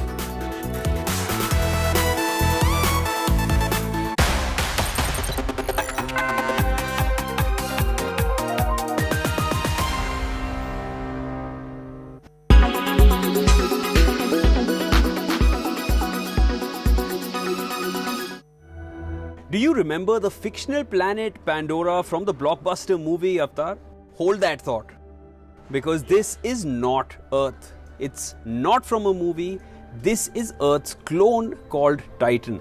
It is real and it is very much here in our solar system. Titan is not a planet like Earth, but a moon in the Saturn system. Saturn has a total of 82 moons which revolve around it. Of these, Titan is the largest. Well, there are no reports or studies to confirm whether Titan has the kind of conditions shown in Pandora with those glittering lights or floating hills, but Titan does have rivers, lakes and seas filled by rain which come through a thick atmosphere similar to what Earth experiences. Titan is the only celestial body besides Earth to have liquid on its surface. New research reveals the presence of landscapes on the surface of this moon. Titan has streams of liquid methane and winds of nitrogen gas, which build hydrocarbon sand dunes. Researchers say that the dunes, plains and labyrinth terrain have been formed on Titan in a similar manner as on Earth. The surface temperature is about minus 180 degrees Celsius and people would need to wear respirators to breathe oxygen, since the atmosphere is mostly nitrogen. The light on Titan is a little dim, just like after a sunset here on Earth. So staying on Titan won't be a reality anytime soon, but Titan is the most hospitable extraterrestrial world within our solar system. It is like Earth in a parallel universe where things are different yet so similar.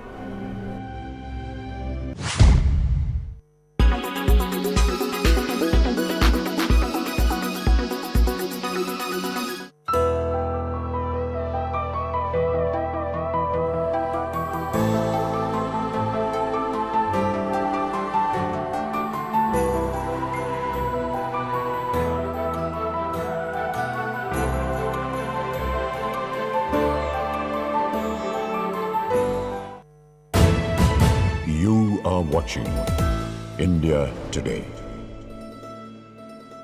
After 2 years of paralyzing pandemic, the world is ready to bounce back.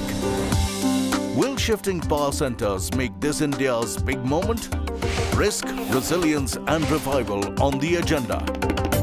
What's India's role in the global rebalance? India's top world watcher takes you to the front lines of the global high table with top minds from politics and business for the biggest global brainstorm, live and exclusive coverage. Only on India Today TV.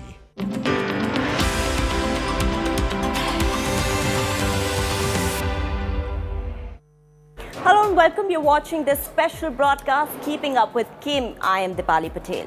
Now, Kim Kardashian has made headlines for all the wrong reasons recently, from getting trolled over body image issues to publicly announcing her unhealthy crash diet, to losing 7 kilos to fit into a dress once worn by Marilyn Monroe, to the dress not even fitting her butt and having to cover it with a jacket. The list is endless and has caught the attention of the netizens.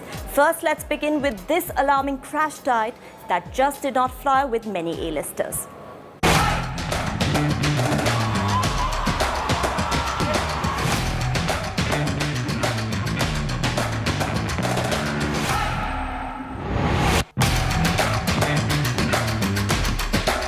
Kim Kardashian lost 7 kilos in 3 weeks.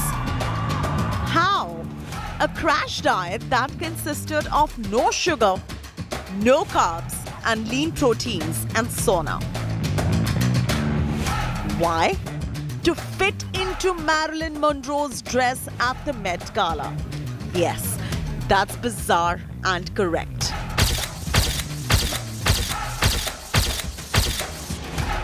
Now, this has not impressed netizens at all. She has been at the receiving end of much flack. In the woke era of 2022, Kim is no longer considered to be the trendsetter as she did back in the day when what she did was touted to be cool.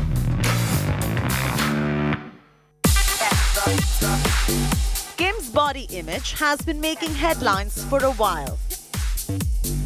She has earlier got butt implants, presented heavily filtered and photoshopped images of herself on social media, and allegedly gone under the knife multiple times.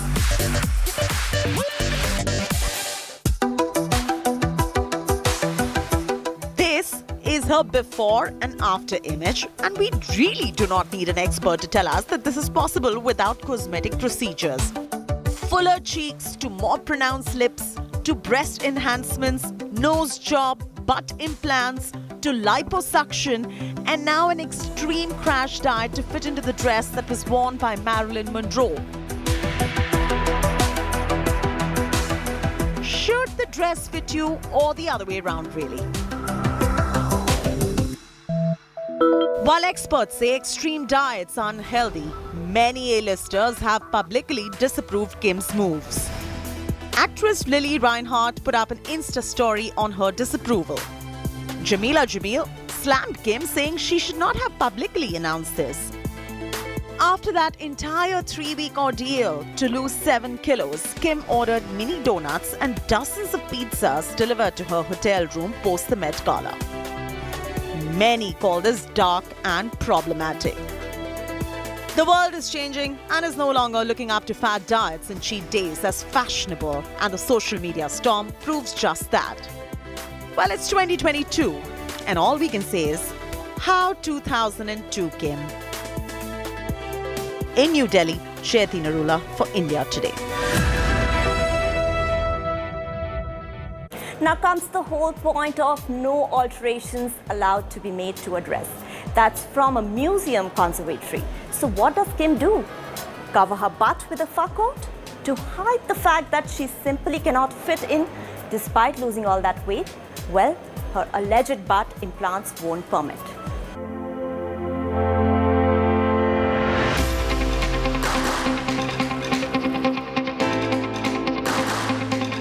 New footage from Met Gala is out. We could not help but notice Kim Kardashian had to wear a fur coat to cover her back.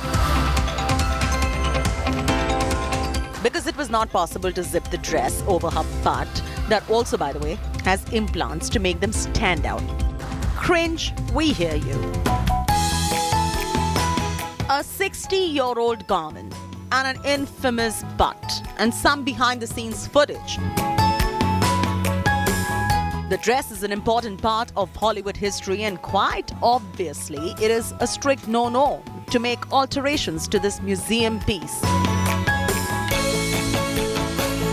If you thought you had issues, there are some massive first world problems that these celebrities go through, as reportedly, Kim wanted to quote-unquote cry when she figured she's not going to be able to fit into this historical dress. But eventually she did it. She wore it and seemingly looked like she fit in just fine. Except that the fans were surprised to see her carry a fur coat with the dress. Oh, this is crazy. She draped it around her lower back and waist. When the behind-the-scenes footage came out, it looked like the fur coat was more of a necessity than a part of her ensemble, as her butt refused to fit in. Take a look at this footage making rounds on the internet from Ripley's Believe It or Not Museum. It has gone viral. A team of helpers are helping the dress, or rather Kim, or maybe both, to fit into each other thanks to her infamous curves that, FYI, that is for your information, reportedly not natural either. You can hear Chris go, push, push, as if she was in a delivery room. You got it. No. In. Well, try and try till you succeed, except they succeeded securing the butt opening with a string, as the zip would not fasten. Keep it open? And it looked like that. Cringe again. Well, the victory day arrived, and she wore it to the red carpet. Except one cannot not unsee the fur coat that covers the truth. But what happened later was even more bizarre. When she arrived at the Met Gala steps, she realized the dress that was already a task to fit into did not even permit her from going up the steps. An entire fleet had to help her, including Pete Davidson. It was a meme galore, with some calling it a Met Gala moment that they just did not need. Well, you can't really blame the dress, but the person who decided to wear something that was a tall order for her body to take. The dress. Flesh tone, Jean-Louis and Bob Mackie gown that attained fame for all the right reasons, with Marilyn Monroe singing a birthday song for President Kennedy, 1962. Happy birthday to you. Happy birthday to you. Happy birthday, Mr. President. Happy birthday to you.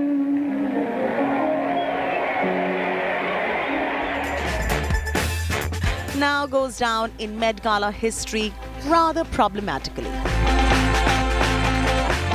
Bureau Report, India Today. Let's now take you through Kim and her Met Gala looks over the years.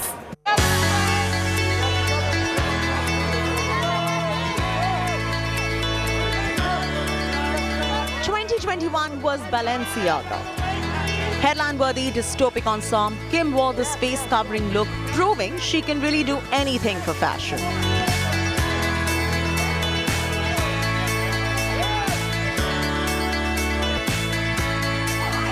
And she means it.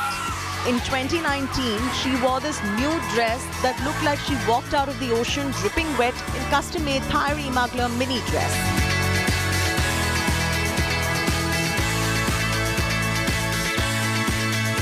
The dress reportedly took 7 months of planning. And she started planning the day she found out the theme was camp, notes on fashion. In 2013, her Givenchy attire was touted to be the most iconic one of them all. Floral printed dress with matching gloves and matching shoes with a cute baby bump. This was Kim's first Met Gala, and while we may find it cute, netizens did not feel her debut was a hit at all. Her Givenchy gown was dubbed to be the couch dress, and it was raining memes once again.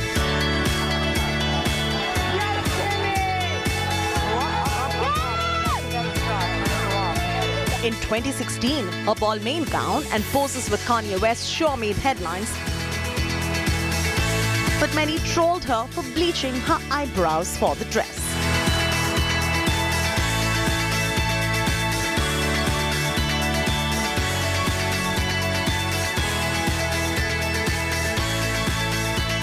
Bureau Report, India Today.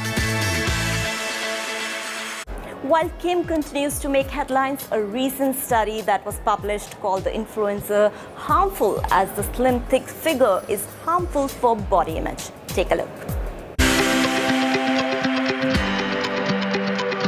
Toronto's York University named Kim and her sister Kylie as influencers who contribute to discontent amongst women, given how women feel about themselves because of Kim and Kylie's online content.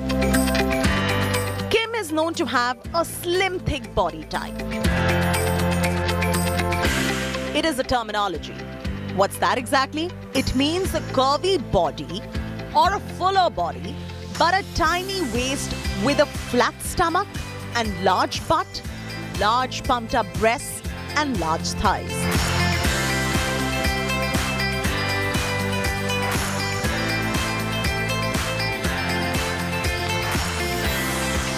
This unnatural body type being promoted by the Kardashians has been slammed by many mental health advocates, calling it extremely problematic at many levels.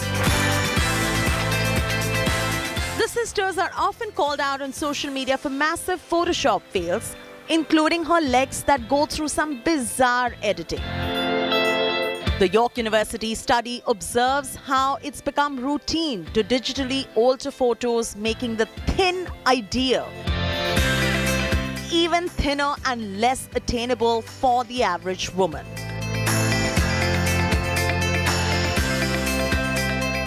While Kim Kardashian is clearly a huge influencer around the world, the Gen Z is not quite impressed, as it's the woke era. So good morning, Kim. In New Delhi, Chaitanya Rula for India Today. Kim going under the knife to look a certain way rakes up several questions about self-worth, self-love, self-esteem and issues around body image in an era where body positivity is celebrated. Before we jump into conclusion to know if at all this is really worth it, we give you a glimpse of how Kim has always denied getting surgeries while also talking about her figure transition over the years. Take a look. Call it real or term it fake. Kim Kardashian's butt goes without saying is as famous or she is, or rather infamous. And while netizens have always accused her of getting surgeries to make it look bigger and voluptuous, Kim Kardashian has always vehemently denied going under the knife to enhance them. In fact, she also got an X-ray done on her show, Keeping Up with the Kardashians, to prove the quote-unquote haters wrong in 2011. Joined by her sisters Chloe and Kourtney, Kim was the one who quipped on camera too. This is what it takes to shut up the entire world that my butt is real, then I will happily do it. And well, it turns out her growing and beloved backside was proven to be legitimate with no implants detected by the machine. Yes, that's right. Sister Kourtney also got her chest X-ray to show what implants would look like through the scanner. But of course, even this was not enough to prove the doubters wrong. If you jog your memory, the fans accused her of going under the knife once again in 2013. And of course, for obvious reasons. Her bum was suddenly looking bigger than before, and it was when she had hit the gym soon after delivering her first daughter, Northwest. In her defense, Kim said, and we quote, "I'm seeing all this nonsense tabloids claiming that I have butt implants, injections. Get a life. Using pics of me 15-pound skinner before I had my baby comparing to me now. I still have weight to lose. Anyone who has had a baby knows how hard it is to lose weight, especially the last bit of weight and your body totally changes," unquote. Around this time, Kim Kardashian started wearing more clothes that clinched her in the waist, causing her assets to look slightly wider in comparison, creating the hourglass figure that the world now knows her for today. Even in 2014, Kim put her bum prominently on display in several shots, including the one where she balanced a champagne glass on her backside. While there was definitely a little Photoshop involved in these photos, the shoot proved to cement Kim's derriere as iconic going forward. Now, remember those days when Kim Kardashian was Paris Hilton's assistant?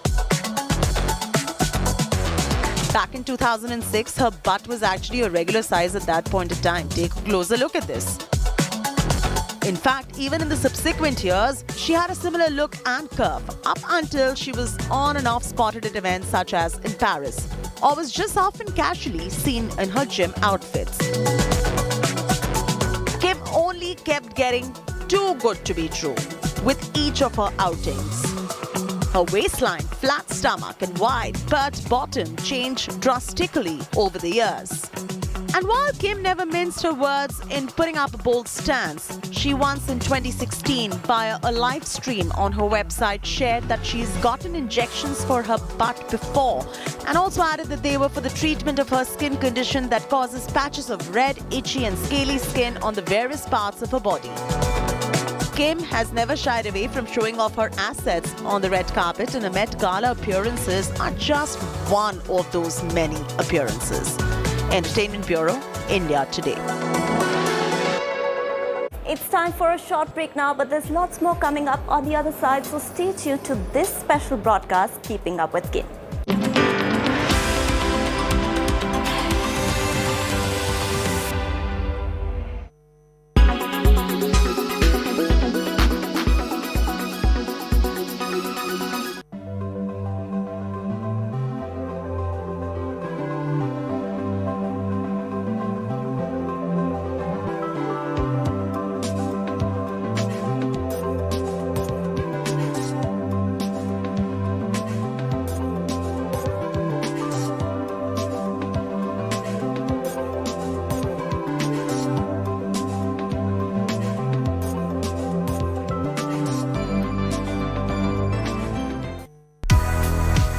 Should you upgrade to 5G? Are you still wondering if you should get a 5G compatible phone? Well, it'd be a future-proof upgrade, especially with what 5G can really offer.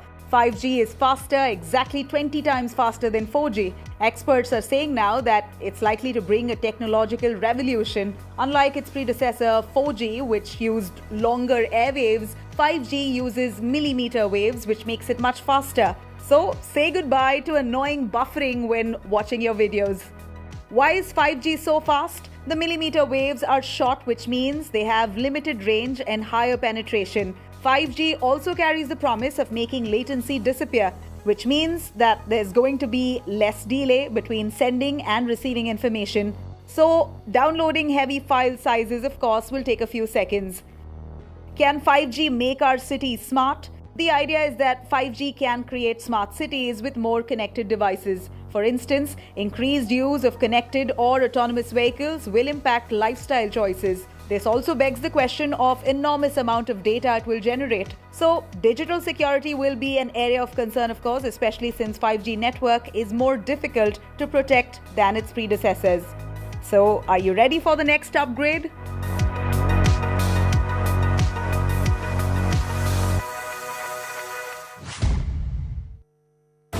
After 2 years of paralyzing pandemic, the world is ready to bounce back. Will shifting power centers make this India's big moment? Risk, resilience and revival on the agenda. What's India's role in the global rebalance? India's top world watcher takes you to the front lines of the global high table with top minds from politics and business for the biggest global brainstorm. Live and exclusive coverage only on India Today TV.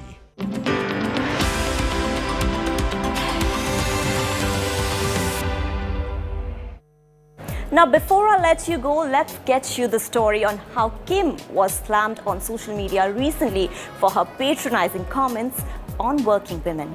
I have the best advice for women in business. Get your up and work. Yes, she said that and you heard that right. A tone-deaf comment involving working women. Kim Kardashian and her sisters, Khloe Kardashian and Kourtney Kardashian, along with their mother, Kris Jenner, appeared in an interview to discuss their businesses and how they built the Kardashian empire. It seems like nobody wants to work these days. That's so true. You have to surround yourself with people that want to work. The comment from Kim irked netizens. Kim was brutally trolled online for that comment. While talking about women managing business, Kim had a lot of advice to give out to the women out there. I have the best advice for women in business. Get your up and work. Actress Jameela Jamil, who's trolled Kim Kardashian at many occasions, posted a sharply criticizing tweet in response. She said, and I quote, "I think if you grew up in Beverly Hills with super successful parents in what was simply a smaller mansion, nobody needs to hear your thoughts on success /work ethics. These same 24 hours in the day are a nightmare. 99% of the world grew up with very different 24 hours, unquote. Many pointed out how inappropriate it was for Kim to demean the hardworking women who did not have enough money or resources like her to establish a successful business.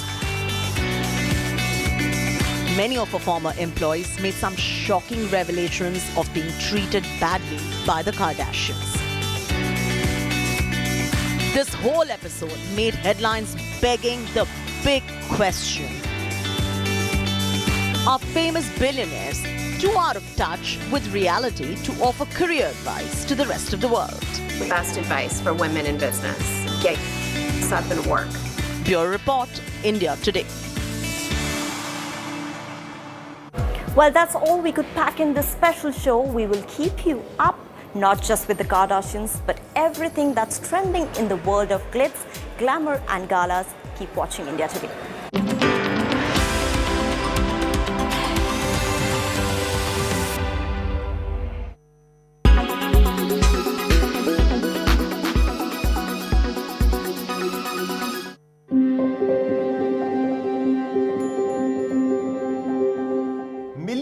pieces of man-made debris called space junk are currently orbiting the Earth.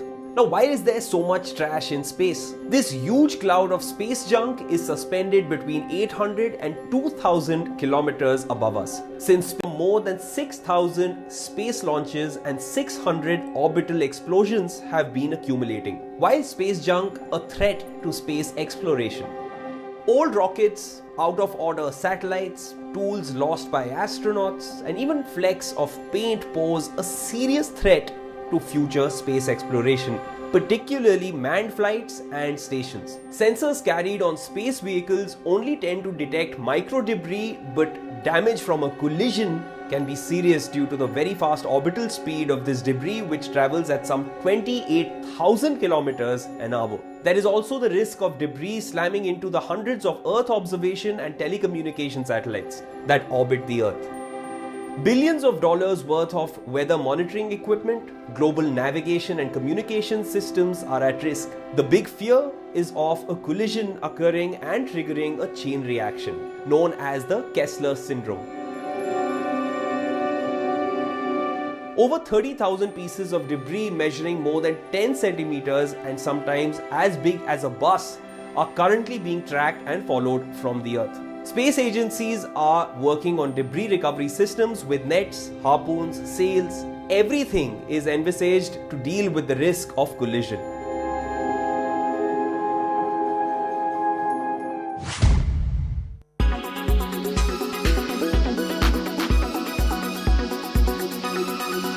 When it's the world's biggest news story, there's only one gold standard of journalism. So sorry.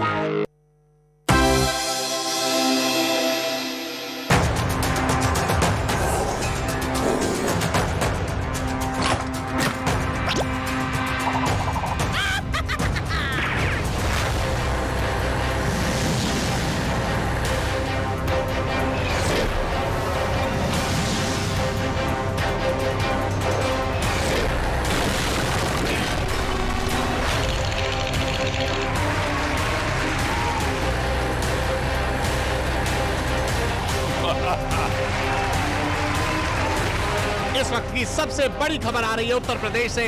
UP में दंगाइयों की संपत्ति पर चल रहा है बाबा का bulldozer.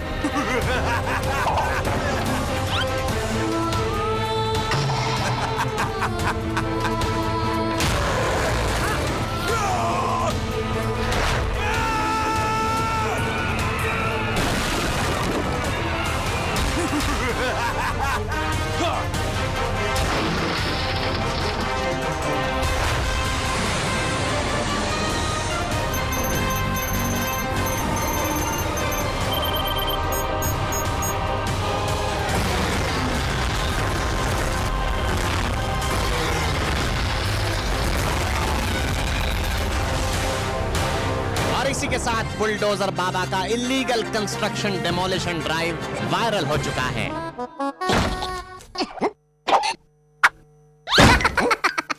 Presented by Berger Easy Clean. No dog, no dhabba, only beautiful walls.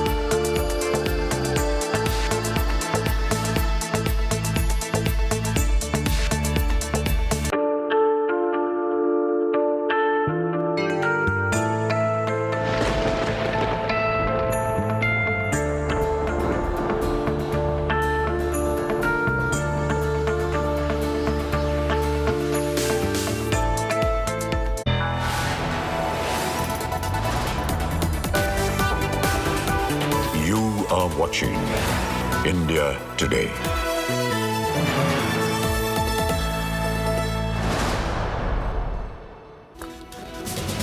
A very good afternoon. You're watching India Today with me, Nabila Jamal, taking you through the top news. First, the headlines. Anger boils in Jammu and Kashmir after a Kashmiri Pandit was shot dead inside a government office in Budgam. Protesters hit the streets. Forces fire tear gas. Sonia, Rahul, Priyanka and other top Congress netas in Udaipur for a 3-day Chintan Shivir to brainstorm amid the turmoil. Congress proposes one family, one ticket norm, but with an exception. Full meltdown in Karnataka Congress ahead of the polls. Divya Spandana accuses State Congress Chief D.K. Shivkumar of defaming her. MLA M.B. Patil backs Divya. Bulldozer politics speaks in Delhi. Aam Aadmi Party's open dare to Delhi BJP chief threatens to bulldoze alleged encroachment at Adesh Gupta's house. Political showdown over Gyanvapi mosque survey. AIMIM chief Asaduddin Owaisi slams Hindu group, says won't lose another mosque. Survey to begin from tomorrow. Big face-off over Akbaruddin Owaisi's visit to tomb of Aurangzeb. BJP and Sena lash out, saying open provocation by AIMIM Neta to pay homage to Hindu hater.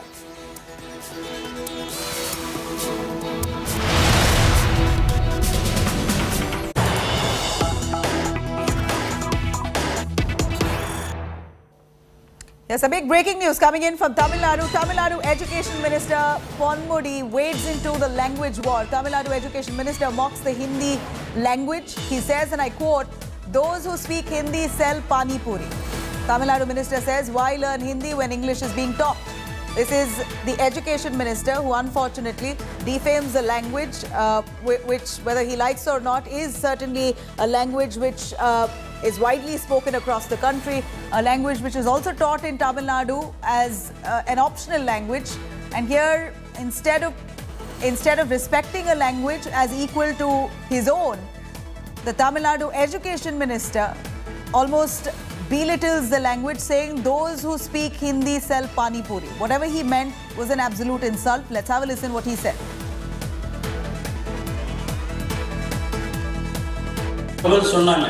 Hindi படித்தா வேலை கிடைக்கணும் கிடைக்குதா? ஹிந்தி நம்ம ஊரில் கோயம்புத்தூரில் போய் பாருங்கள், பான்பூரி வச்சுக்கிறவங்க எந்த கடை யார் எல்லாம் அவங்க தான். ஆக அது ஒரு காலம். இப்போ ஆங்கிலம் international language. India, Tamil Nadu, we should have our own system because India is a nation, as the governor already knows, unitary in diversity, various cultures are there, various languages are there. In Tamil Nadu itself, we should follow our own educational system. We also borrow the new certain good policies from the new education policy, and we are ready to follow it. Let me quickly cut across to Pramod Madhav, who's been tracking those details. Pramod, what an embarrassment for an education minister to speak in such a manner. Very defamatory comment that he's made against a language, Hindi language. He says that those who speak Hindi sell pani puri, and what he believes may be an insult there. What was his reference while he spoke on these lines? It's absolutely degrading for a person who is holding such a position, Nabila. He is the actual higher education minister for the state of Tamil Nadu, and yes, he was addressing the students who were on a convocation event at Bharatiya University along with the governor. The state governor R.N. Ravi was also there. He was trying to address the situation of education policy, new education policy. He was trying to once again say that Tamil Nadu has a robust education policy, but only two language system will be allowed here, that is English and Tamil. However, Hindi can be an optional language. DMK and ADMK calls this as a kind of Hindi imposition, and that's the reason he was trying to say that. But however, he went a step far ahead, and this unfortunate comment, he should have definitely avoided it, but he tried to say that you are asking people to learn Hindi. Like earlier it was said that if you learn Hindi, you will get a job. But currently, even if you go to Coimbatore, go to some places, you would see that all those people who are selling... stay with us. I'm going to quickly cut across to Narayan Tirupati, BJP leader, joining us on the phone line. Mr. Tirupati, here is the Education Minister of Tamil Nadu, Ponmudi, insulting the Hindi language, saying those who speak Hindi sell pani puri. Whatever he meant, but it certainly came as an insult. How would you look at it? Oh, education minister has to behave himself. He is talking like an uneducated personality. Yeah. I can only say that because he should understand that the Hindi-speaking people have come here. The same Mr. Stalin had praised the Hindi-speaking people when there was COVID. So for politics, when they want their prize, and for politics, when they are in power, they want to drive out these people. This is highly condemnable. BJP strongly condemn all these things. And Mr. Ponmudi is known for this. He is always arrogant. His arrogancy is known. I think he should be very careful when using his language. You know, here Mr. Ponmudi says that those who speak Hindi sell Pani Puri. I'm not sure if he really realizes that Pani Puri is sold across India. You have people of different states enjoying the very popular chaat Pani Puri, and those who speak Kannada sell Pani Puri, those who speak Tamil sell Pani Puri. So what's with attaching Pani Puri to Hindi? No, who stopped Tamils to sell Pani Puri? These people have made Tamils, more than 80% of Tamils, to drink every day with the Tasmak, in the Tasmak shops, liquor shops. And there is nobody is willing to work. So let Ponmudi, as an education minister, try to educate people not to drink. As promised, they should close the Tasmak shops. Instead, they are advising and they are insulting the North Indians. That is very bad. So, you know, you're saying there are several pressing issues in the state of Tamil Nadu that could have been dealt with, but here is such a loosely made comment coming in from the education minister himself. But Mr. Narayan Tirupati, give me an understanding in Tamil Nadu, how important is Hindi as a language? We know it's not a compulsion, but it's an optional language, something that students, of course, respect. A language must be respected. Hindu is one of those optional languages that they want, that if they want to, can take up. And in fact, Tamil Nadu should encourage. You want to learn Hindi, you're all allowed to make your choice. But here with the education minister itself trying to insult the language, what's going to be the motivation for students? No, that is the DMK. They want to take this as a political issue. Always they do this. Whenever they have a problem, 1 year of misrule, they want to divert something with the language issue. Absolutely, that is the fact. But nobody will impose. Even the BJP government will not impose Hindi, because it has been a promise. So definitely in Tamil Nadu, nobody can and nobody will impose. Nobody can impose. So that is very clear. But unnecessarily, these people are trying to create this into a language issue. This is uncalled for or unwanted. This is the arrogance of the Mr. Ponmudi, the education minister. It is very clearly in the uneducated way. Well, absolutely. And he's an education minister to, if anything, must encourage students to learn, take up different languages. You know, here we also have Mohsin Raza, who's a BJP leader, joining us from Uttar Pradesh to give us a sense of what he thinks of this comment made by the Tamil Nadu education minister. Mohsin Raza ji, यहाँ पर Tamil Nadu education minister ने बोला है, जो हिंदी बात करते हैं, वो पानी पूरी बेचते हैं. एक इंसल्ट के दौर पे बोला है. देखिए, उन्होंने जो भी बात कही है, ये उनका अपना एजुकेशन मिनिस्टर कैसा होना चाहिए, ये भी उन्होंने दर्शा दिया, लोगों ने समझ लिया. लेकिन मुझे लगता है हिंदुस्तान में हिंदी हमारी एक मातृभाषा है, और हिंदी में ही जो हिंदुस्तान के संस्कार हैं, वो ये नहीं कहते हैं कि अगर कोई पानी पूरी खिलाकर आपको मोहब्बत से जीतना चाहता है तो आप उसका मजाक उड़ाइए. शायद ये अंग्रेजी भाषा का कमाल है, क्योंकि जो लोग अंग्रेजी भाषा को बहुत ज्यादा कहते हैं, उसको फरोग देते हैं या उसको प्रमोट करने की बात करते हैं, वो कॉमर्शियल लैंग्वेज है, इंटरनेशनल लैंग्वेज है, उसको हमें कॉमर्शियली इस्तेमाल करना है. लेकिन अगर संस्कार आपको लेना है तो वो आपको मातृभाषा से, हिंदी से ही मिलेंगे. और हिंदी हमेशा जोड़ने का काम करती है. वसुधैव कुटुंबकम हमारा ही सनातनी नारा है कि हम पूरे विश्व को अपना परिवार समझते हैं. तो अंग्रेजी चूंकि हमारी एक ऐसी भाषा है, इंटरनेशनल लेवल पर हम जब जाते हैं तो हमें बोलना पड़ती है, लेकिन हमारी अपनी जबान क्या है. अब तो हमारे यहाँ बच्चे रशियन भी पढ़ते हैं, जर्मन भी पढ़ते हैं, सारी भाषाएं, चाइना की भी हमने देखा लोगों को बोलते हैं, रशियन, जर्मनी, अमेरिकन, सभी हम बोलते हैं. लेकिन आप अपनी भाषा से इतनी नफरत करेंगे, ये बड़ी हैरत की बात है. ये तो उनको ही जवाब देना होगा, देश के लोगों को, या वहां अपने वहां के मिनिस्ट्री के या अपने राज्य के लोगों को जवाब देना होगा कि हिंदुस्तान में रहकर अगर हिंदी जबान से आपको इतना नफरत है तो क्यों है. ये वो जवाब देंगे. और पानीपुरी वालों से नफरत, जो मोहब्बत बांट रहे हैं. पानीपुरी में मीठा पानी भी होता है, खारा पानी भी होता है, लेकिन सब पानियों को अच्छा करके, मिनरल करके वो हमें पिलाते हैं, खिलाते हैं मेहनत से, और उसी में प्यार भी बांटते हैं. तो अगर इतनी नफरत है तो इसका जवाब तो उन्हें देश की जनता को देना होगा. Ji Mohsin Raja ji, thank you very much for joining us. Well, rightly said, what's with the grouse, what's the hatred that this Education Minister of Tamil Nadu has against Hindi, and then he likens it with Pani Puri. Not too sure what he really meant, but clearly he wanted or intended to deliver the statement like an insult. But it seems like a shot in the arm for him because he's the Education Minister. You have a Hindi as a subject which is, indeed optional in the state of Tamil Nadu, but certainly one available subject for students to explore if they want to. If anything, the Education Minister must encourage to maybe learn on languages, take up options that they have available before them instead of insulting one language altogether. He says Hindi speaking people sell Pani Puri. Not sure what he exactly intended to mean, but really distasteful comment coming in from the Education Minister of Tamil Nadu. Pramod Madhav, who's with us on that. Pramod, has the DMK as a party reacted? We know that the language war has erupted and a long-raging, all started from Tamil Nadu alone. The state has been behind this huge campaign against Hindi imposition for decades now, pre-independence itself. But, you know, statements like these almost make it look like they're losing a battle. Well, DMK, just like you mentioned, even before there was a split within the party, it was a pioneer of fighting against Hindi imposition. Hindi agitation was one of the major protests and force by which they removed the Congress party back in the 60s, and since then... Okay, stay with us. We have Sarvanand of the DMK joining us on the phone line for that. Mr. Sarvanand, here is your Education Minister, Ponmudi, who says speaking Hindi-speaking people sell Pani Puri. What did he intend to mean? Is this not an insult? How can your Education Minister speak like that? What is an insult? What is the very What does he mean? He means that people from North India are migrating towards South India because we don't know how to make Pani Puri. It is only people from North India, people from the Hindi belt. They come here, they speak Hindi, and that is how we know Hindi. Otherwise, there is no chance for Hindi here. He meant it in that way. Why did he not explain it in that way then?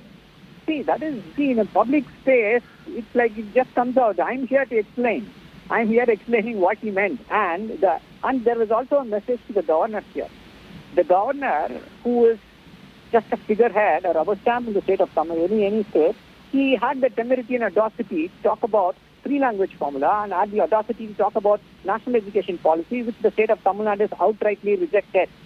Probably the Education Minister wanted to teach what is the mindset of the people of Tamil Nadu and what the government of the Tamil Nadu wants. If that's the case, to make a mountain out of a molehill. No, if that's the case, then for him to say something like those who speak Hindi sell Pani Puri, that really does not, comprise of all those elements that you mentioned here as a clarification. That is what we'll have to extrapolate that with hard data. I'm telling you, nobody from Tamil Nadu knows anything about Pani Puri. We know only dosa and idli. What are you saying, Mr. Saravanan? Pani Puri is sold all over the country, including Tamil Nadu, including Karnataka, including Kerala. All the southern states have their own versions of Pani Puri. I don't think you're well aware of the kind of charts that are being sold in your own state. I'm coming to it. That is what I'm saying. See, if you say somebody is selling Pani Puri, it means they are not native speakers of Tamil. They don't know. None of the Tamil sell Pani Puri here. We sell vadas. If there are some Tamils selling vadas or idlis or something else, that is for Tamil speaking people. In the state of Tamil Nadu, only Hindi speaking people sell Pani Puri. They are very common.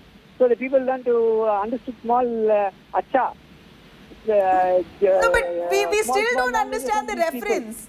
We still don't understand the reference. What does he mean by people who speak Hindi sell Pani Puri? We don't need to learn Hindi. We have English. Why do we need to learn Hindi? He's saying all of these comments and then you're trying to justify it by saying that all he meant was there are people migrating. None of that reference was made in his speech. See, that is what, in a public speech, he just made it. That is why I'm saying I'm here to explain. And again, I'm telling you, we don't require Hindi at all. People in Tamil Nadu, we don't require Hindi. Hindi is a burden to learn. If I am going to migrate to Delhi, if I want to improve my economic prospects, I may learn Hindi. but nobody can impose Hindi on us. No, Hindi undoubtedly, is just one of the nobody can official impose language. any language on anyone, and of course that debate is on. And on that note, you could have people standing by you. You have the entire South India who have always resisted Hindi imposition. We want the entire North India also to stand what with us you've on lost this. out here is on the statement that your education minister has made, which is so derogatory and defamatory. He's insulting a language, whether you like it or not. Hindi is widely spoken, and it somehow is looked at as one of those unifying languages. May not be the only unifying language, but one of the unifying languages. Not in the south of India.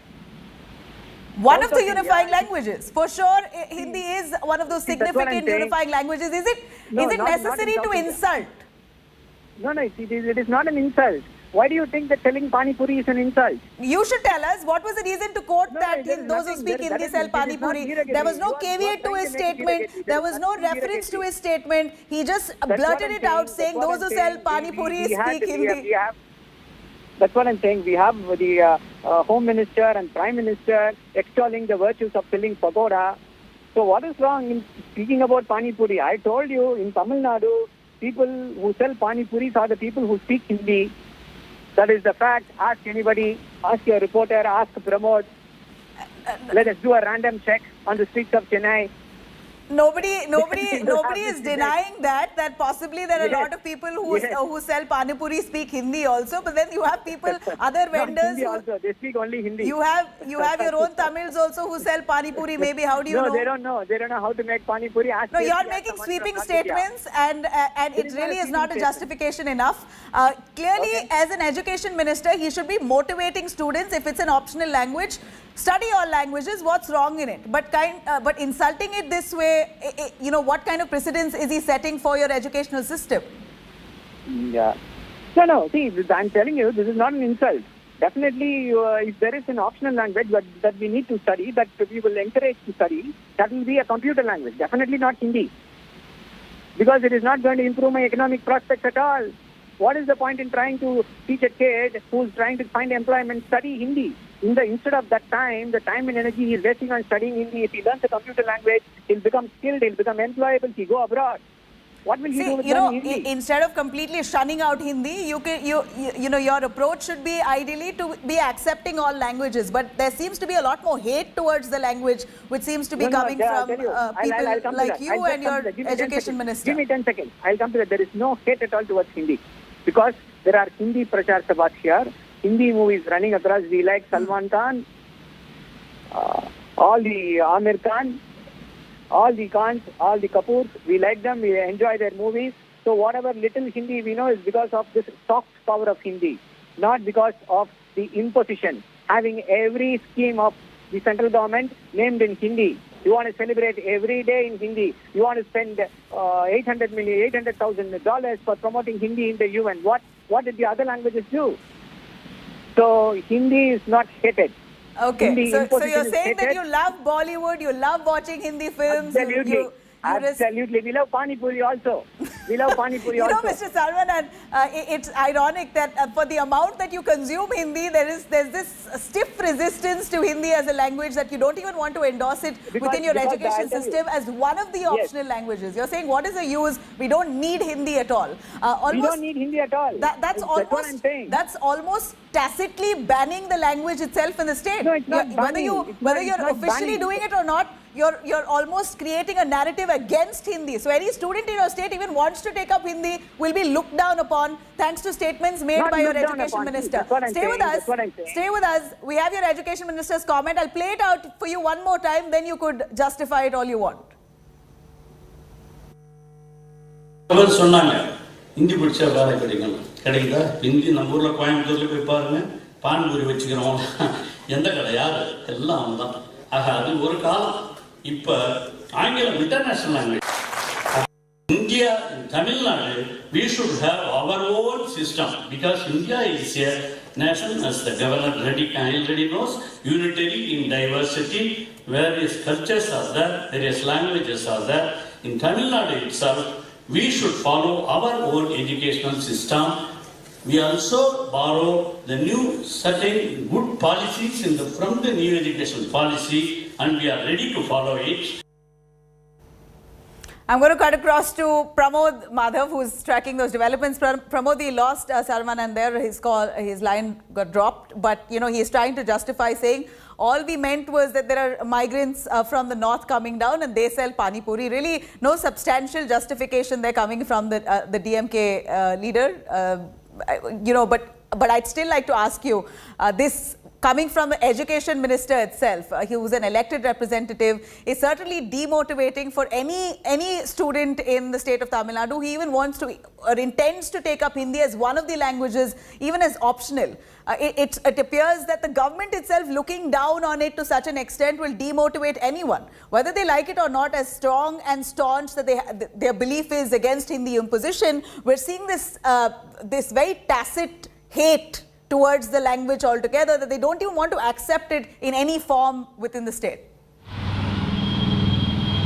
It's very unfortunate because, just like you mentioned, this is the higher education minister, and he's actually saying that even though DMK parties could give a different sort of explanation, the lines are very clear that if you speak Hindi or if you want to learn Hindi, you're only going to end up doing menial jobs. That's what the health minister has gone ahead and said over there. I mean, the higher education minister. And we couldn't find any other sort of explanation over there because you could see his body language and everything. He was actually kind of a smirk was there when he said that particular line. He said that earlier people used to say that if you learn Hindi, you will get a job. But now you just go around Coimbatore and see whoever speaking, whoever selling pani puri, they are like, you know who they are. That's how he's trying to say. So definitely it was an unwanted comment, and probably Ponmudi should go ahead and provide an explanation as to why he said these words.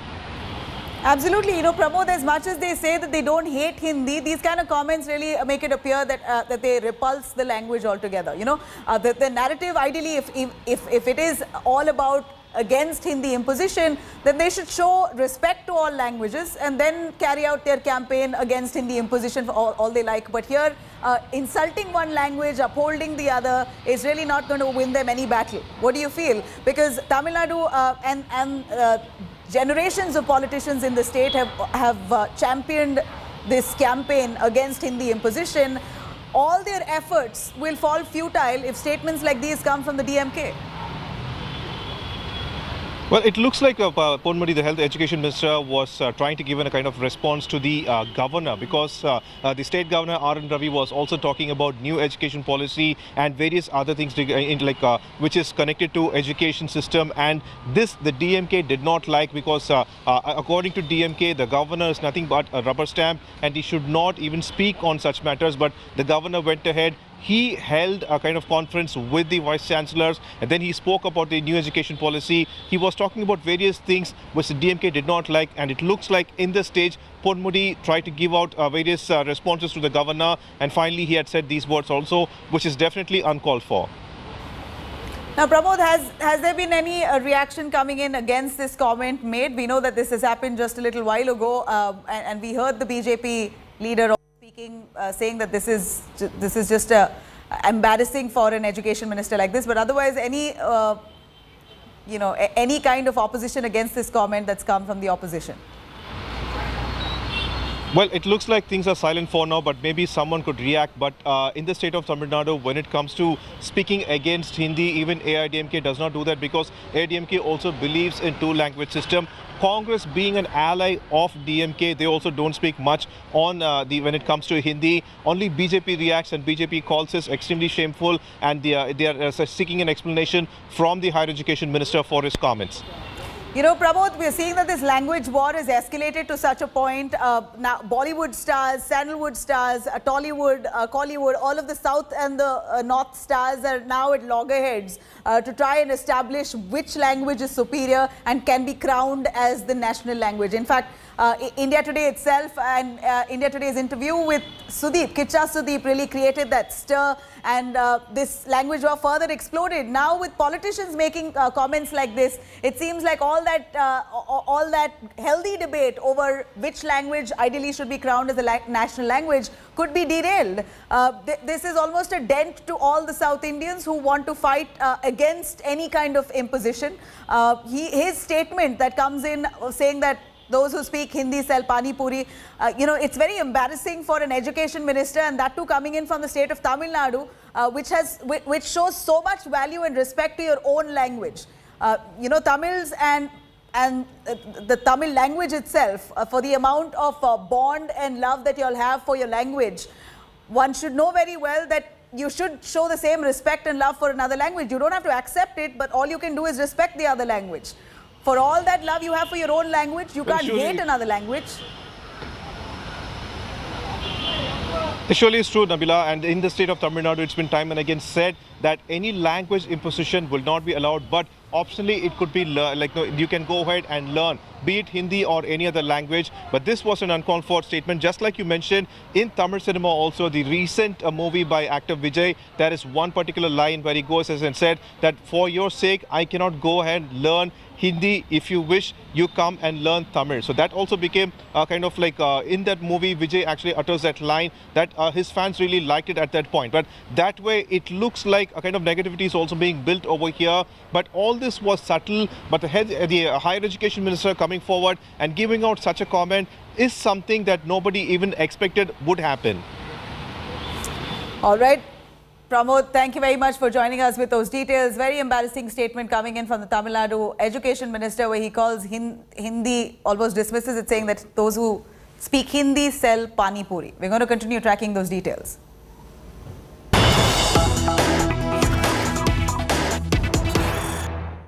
Here's some big breaking news from the Chintan Shivir that's taking place in Udaipur. The Congress party Sonia Gandhi has now hit out at the BJP in her remarks.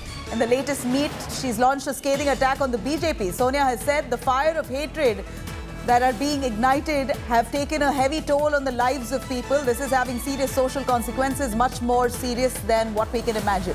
BJP, its cohorts and surrogates want to keep people in a state of perpetual frenzy. They constantly provoke, instigate and inflame. We have to combat this growing virus of divisiveness that is being maliciously and mischievously being spread. This we must do at all cost. This is Sonia Gandhi appealing to the Congress leadership, speaking on the divide in the nation, the communal divide, largely blames the BJP for this, saying that we must come together to collectively fight this virus.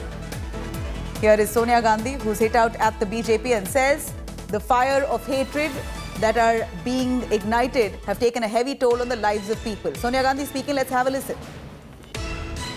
It is not just the undermining of our long-cherished values embodied in the Constitution that are now at grave risk.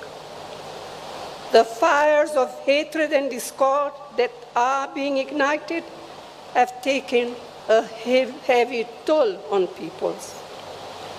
on their lives. This is having serious social consequences, much more serious than we can even imagine. It means the wholesale reinvention of history, the constant denigration of our leaders, especially Jawaharlal Nehru, and the systematic moves to distort, deny, and destroy their contributions, their achievements, and their sacrifices. It means glorifying the killers of Mahatma Gandhi and their ideologues. It means the blatant undermining of the principles and provisions of our nation's constitution, of its pillars of justice, liberty, equality, fraternity, and secularism. By now, it has become abundantly and most painfully clear what Prime Minister Modi and his colleagues really... All right, here's a big breaking coming in. Elon Musk makes a big announcement. In fact, the Twitter deal is now held back temporarily. Twitter deal temporarily on hold, pending details supporting calculation that spam fake accounts do indeed represent less than 5% of users. Elon Musk saying that the Twitter deal is currently on hold. This is a big announcement coming in from Elon Musk himself as he makes this announcement saying that the Twitter deal is temporarily on hold pending details supporting calculation that spam fake accounts do indeed represent less than 5% of users. Elon Musk saying that the deal has been halted temporarily. Remember, Elon Musk was to take over in a record high bid that he placed to buy over Twitter, and after much clamor and clout around it, here it appears that the Twitter deal has been halted briefly. Elon Musk now coming forward to announce himself that the Twitter deal is temporarily on hold. He says Twitter deal temporarily on hold pending details supporting calculation that spam fake accounts do indeed represent less than 5% of users. This is a big development coming in on the Twitter takeover. In fact, Twitter, which is looked at as a massive, influential social media platform with the highest subscribers. Here we're looking at Elon Musk, who was all set to take over Twitter in a record high deal, a huge bid that he had placed to buy over Twitter. And after much of that excitement and clamor around it, it appears now that Elon Musk has decided to put this on hold temporarily. Elon Musk was also championing freedom of speech, and of course that was his aim. Why, if at all he did take over Twitter, he did aim at allowing free speech a higher stage than it is right now that you see on Twitter. And Elon Musk now, while he evaluates his buy of this social media giant Twitter, says that since there's a lot of pending details supporting calculation that spam fake accounts do indeed represent only less than 5% of users, he now decides to keep this takeover on hold. So now the Twitter buy, Elon Musk initiating the Twitter takeover, has been put on hold temporarily, and Elon Musk himself confirms this. Elon Musk now decides to put Twitter takeover on hold temporarily. This is, of course, a big development coming in, as there was much excitement and clamor around Elon Musk taking over Twitter. Well, it appears now that there seems to be some glitch in this entire takeover deal. Elon Musk puts out in a tweet saying Twitter deal temporarily on hold pending details supporting calculation that spam fake accounts do indeed represent less than 5% of the users. Well, this is Elon Musk. Now here, remember, Elon Musk had already put out a high bid to take over Twitter. He intended to elevate free speech on that social media platform, and there was a lot of anticipation around him taking over Twitter, a lot of appreciation that he got for allowing free speech or putting free speech on a higher mantle if he did take over, because that was his intention that he made clear time and again. And also very clearly Elon Musk had pointed out that all those bots, the spam, fake accounts will be completely wiped out and dealt with. But here Elon Musk, as he puts out a message on Twitter, says that the Twitter deal is temporarily on hold. This comes in light of pending details supporting calculation that spam and fake accounts do indeed represent less than 5% of users. As he quotes this, he puts out a message saying that the Twitter deal is on hold. What exactly he means, or what he is attempting to do by putting this.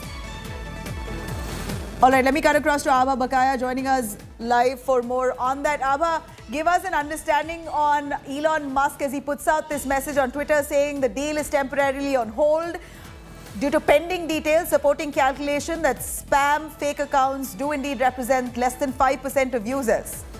So it's interesting, Nabila. Remember, this is a mega deal. It's taken the world by storm. Everyone talking about the billionaire buying one of the biggest tech companies and how it's going to influence opinion. And again, there is a series of tweets back and forth that have caused a stall in the deal for the nth time. Let's take a look at what he's saying this time around. On Friday, he said that he's going to hold the deal pending details supporting calculation that spam or fake accounts do indeed represent less than 5% of users. Now, this is also interesting because remember, Musk has also led to a lot of speculation around a whole host of Twitter accounts that were shut down, monitoring of what's being said on Twitter, and now he himself is this, talking about spam accounts or fake accounts, and talking about how whether or not, the amount of these accounts is going to be contingent to him going ahead with this deal. The social media company had 229 million users, who served advertising in the first quarter, just to give you some kind of stats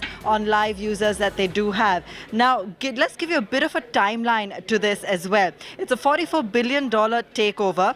The platform has about 91.8 million followers, and his last tweet was on, chocolate milk and how insanely good it was and so forth. And, if he goes ahead and buys Twitter, it can lead to a whole sort of plethora of actions in really terms of what Twitter represents and the kind of platform it gives to some of the global leaders out there with mega following. Now, after he first disclosed his 9.2% stake in the platform, and 11 days after that, he announced that his best and final offer would be $54.4 a share. He had time till the end of the year to get the money together, but the deal had to be approved by shareholders and so forth. And then, of course, we went through with that deal as well. Terminating the deal would cost Musk $1 billion in termination fees, as per the SEC filing done on April 25th. So it does look like, in all likelihood, the deal, for what it seems like and according to regulatory filings, is and will go through. But the kind of, topsy-turvy, tweets and actions and things that are happening around this deal, never before seen on a deal this size. And all with Elon Musk just tweeting that now he's checking into this, now he's checking into that. So we'll have to wait and see how this goes and what kind of information Twitter now brings to the table to reassure him. He also toyed with that board seat, as you all know, and decided to just go in for a complete takeover instead. So this continues to be an ongoing saga. It's definitely a deal is going to close out. We thought it was already closed and done and dusted, but definitely over the next few weeks, we're going to see clarity on this. Abha, thank you very much for joining us with those details. Indeed, a mega deal. Twitter was all set to be in the hands of Elon Musk for a whopping $44 billion. But it seems like now Elon Musk himself putting this on hold, pending some details. India Today continues to keep the spotlight. But slipping into a short break, coming up next, anger boils in Jammu and Kashmir after a Kashmiri Pandit was shot dead inside a government office in Budgam. Protesters hit the streets, forces fired tear gas. More details up next.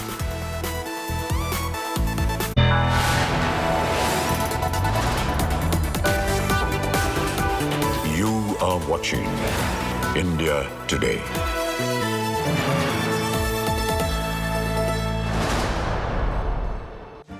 Make your media plan smarter with India Today Live TV on your connected devices. Amplify your brand with 100 million smart internet viewers. To advertise, mail us at sales@aajtak.com or call 9999892171.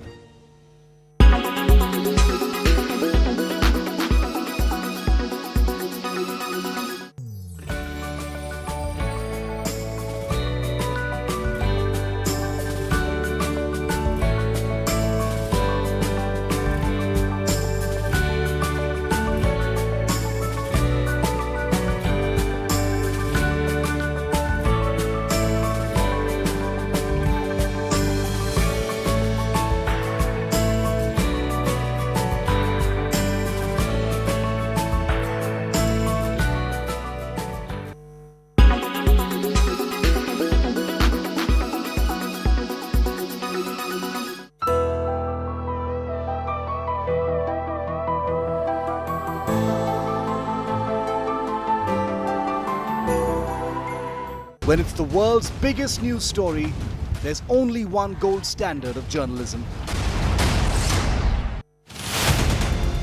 Rahul Bhat, 23 years of experience, 5 conflicts covered, unmatched time in war zone.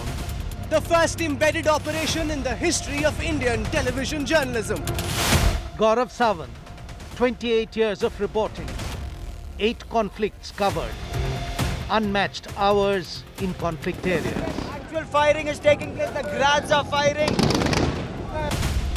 Shivarur, 19 years of reporting, 5 conflicts covered, unmatched view of international crossfires. And the attack guns are firing away. Geeta Mohan, 18 years of reporting, 3 conflicts covered. When the world is at war, there is no compromise on India today. You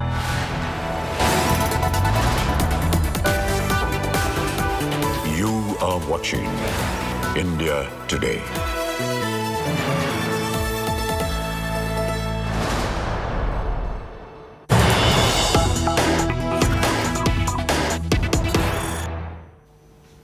All right, we have some big breaking news coming in. Kashmiri Pandits in Kashmir who are protesting, many of those government employees serving in the valley have decided to mass resign. They've submitted their resignation en masse to the Jammu and Kashmir LG Manoj Sinha. Mass resignation by more than 350 Kashmiri Pandits.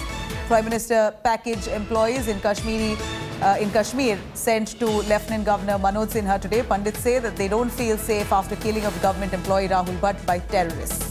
Here's a mass resignation that has taken place. Remember, Rahul Bhat, a Kashmiri Pandit, was literally targeted right at his office when terrorists arrived, shot at him point blank. He was rushed to the hospital but then succumbed.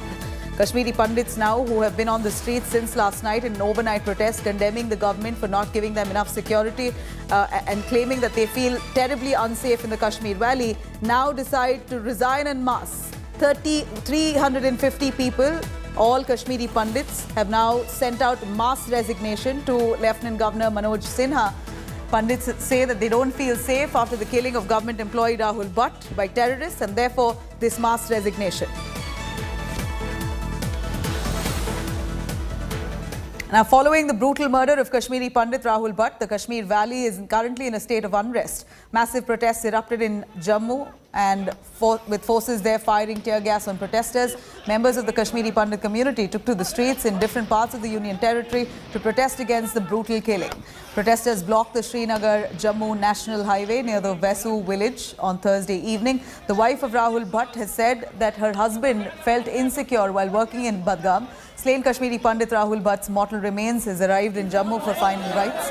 Politics over Rahul's murder has now further intensified, with PDP Chief Mehbooba Mufti appealing to the people of Kashmir to stand with Kashmiri Pandits as well as the Sikhs. She's also asked people to pray for Hindu-Muslim unity in mosques today. Meanwhile, Ministry of Home Affairs officials along with the IB will review preparedness of Amarnath Yatra, which will commence from the 30th of June after a gap of 2 years. The entire Kashmiri Pandit community was hounded out of their homes by the terrorists sponsored by Pakistan in 1990 in the Kashmir Valley.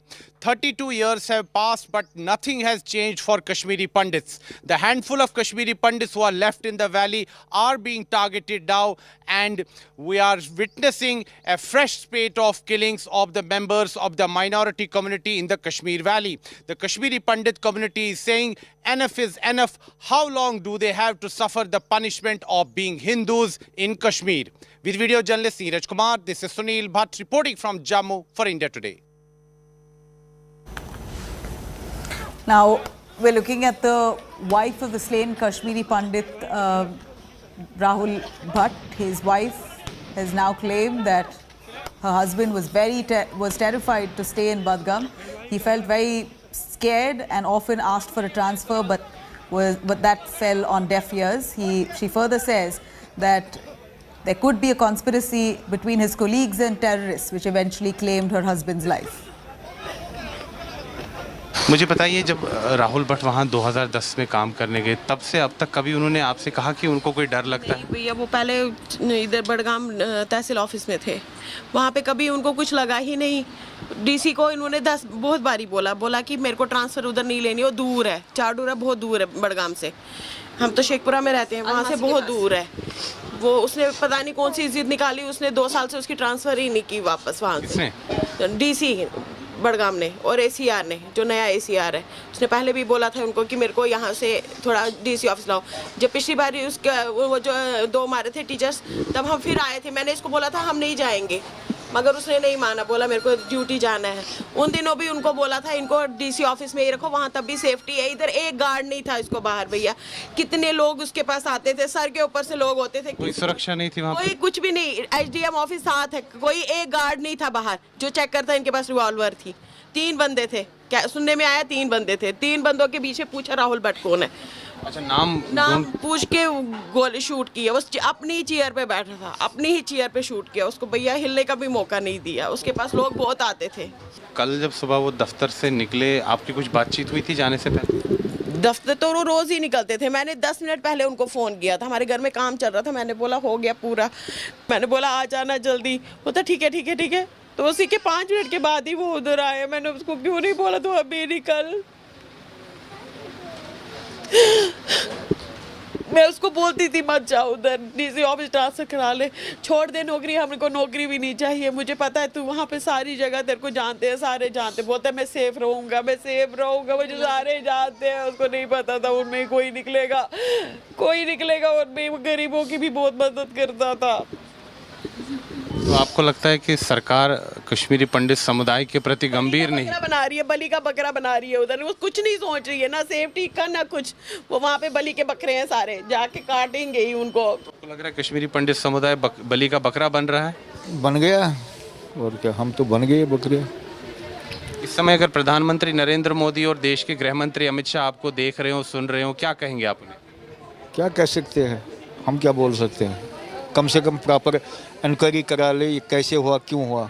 जब proper inquiry हो किसी मसले की, सही judgement आए, तब ये लोग सुधर जाएंगे, वरना ऐसे कहाँ सुधरेंगे वो। किसी को सज़ा लगती नहीं है। जब सज़ा किसी को लगेगी, भुगतना पड़ेगा, तब जाकर कहीं ये हालात ठीक हो जाए। आप तो अभी आप क्या चाहते हैं, कोई प्रॉपर इंक्वायरी होनी चाहिए? प्रॉपर इंक्वायरी हो जी, प्रॉपर इंक्वायरी हो, प्रॉपर इंक्वायरी हो। ये देखा जाए कि कैसे ऑफिस में घुस गए बंदे और नाम लेकर बुलाया गया। अच्छा, नाम उनका बुलाया गया? नाम उनका बुलाया गया। राहुल कौन है, राहुल भट्ट कौन है? उसने बोला हाँ मैं हूँ, आ जाओ इधर, तो उसको गोली मार दी। 32 साल से जो ये चल रहा है, और 2008 के बाद जो पीएम पैकेज सरकार ने दिया था, उसके अंडर दैट पैकेज बहुत सारे एम्प्लॉयज़ बिकॉज ऑफ लाइवलीहुड वहाँ पे चले गए थे। बट उनको टारगेटेड किलिंग कर दिया गया है, जा रहा है day by day.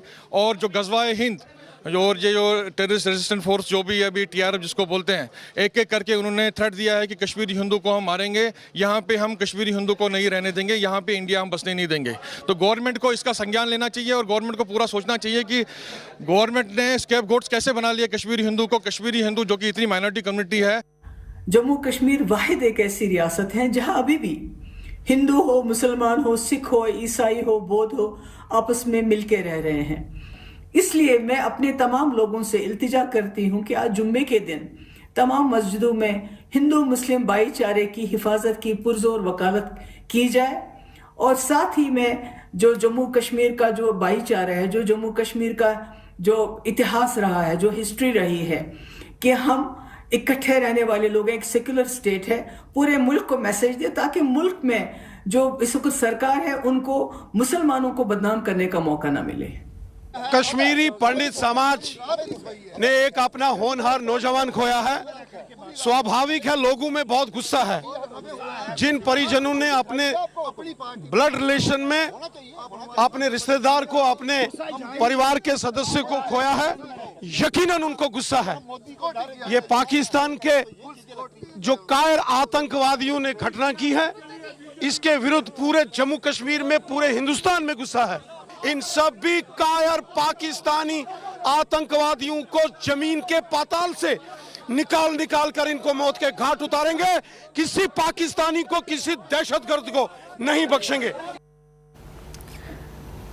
Right, coming up on the other side of a short break, big face-off over Akbaruddin Owaisi's visit to tomb of Aurangzeb. BJP and Sena lash out, say open provocation by AIMIM Neta by paying homage to a Hindu hater. More details up next.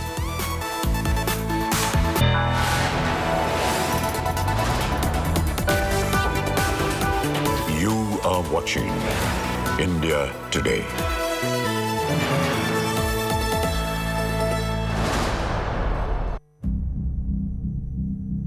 Lanka in flames. Civil war looms. We are hopeless in our future. The only Indian channel reporting from the ground zero. Food, fuel, medicine, everything is high and many of them are in shortage, which is a huge concern. India Today, the gold standard of journalism.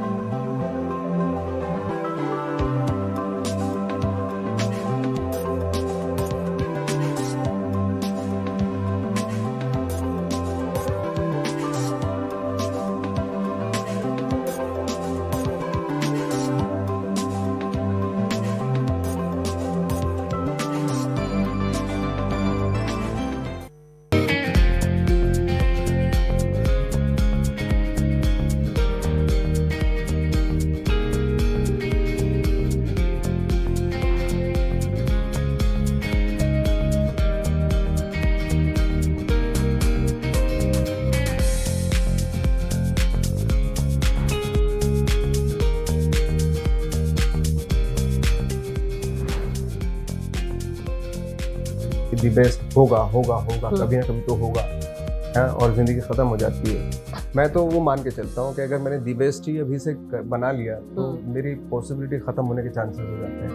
तो I don't want to make the kind of कि ये मेरा the best है। तो जब मुझे इसी चीज़ में सारी चीज़ें मिल रही हैं तो मैं क्यों बदलूँ अपना? तो ये मेरे को खुद ही मैं खुद से सवाल करता हूँ कि भाई मैं जैसा हूँ वैसा ही हूँ, और आपको अगर ये चीज़ अच्छी लगी तो फिर मैं क्यों बदलूँगा उस चीज़ को? जब आप ये अप्रिशिएट कर रही हैं बात की तो मैं बिल्कुल थोड़ा ही बदलूँगा उस चीज़ को। डेफिनेटली वैसा ही रहूँगा जैसा आप कह रही हैं।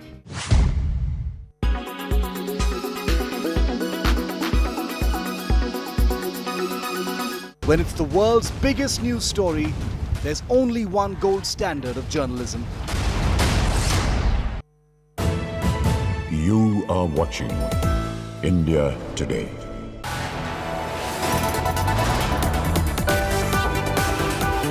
You are watching India Today.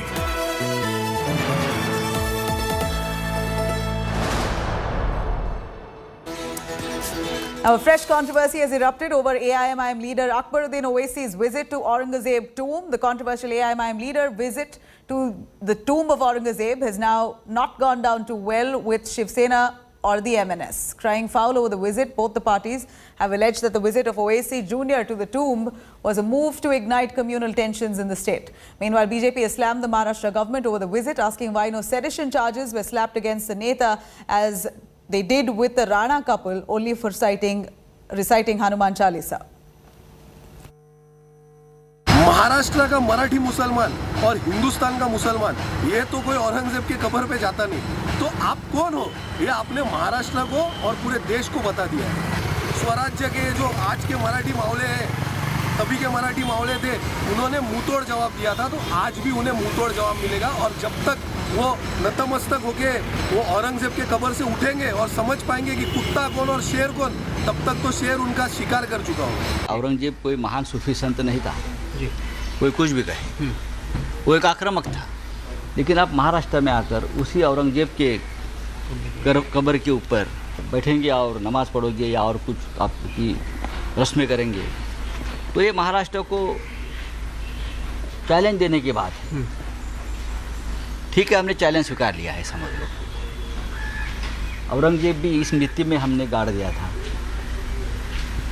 और जो औरंगजेब के भक्त हैं, जो राजनीति करना चाहते हैं, उनका भी यही हाल होगा महाराष्ट्र में। The government in Maharashtra, led by Shiv Sena and Uddhav Thackeray, is under such pressure of Congress, NCP and its vote bank politics that it can file a case and book people for Hanuman Chalisa, but it can take no action on the likes of Akbaruddin Owaisi, who made a provocative and inflammatory speech in Maharashtra, who went and visited the tomb of terrorist Aurangzeb, who was responsible for demolition of so many Hindu mandirs.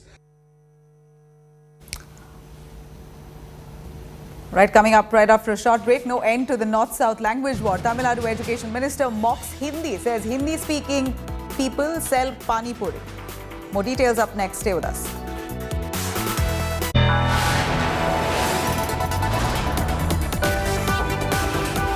You are watching India Today.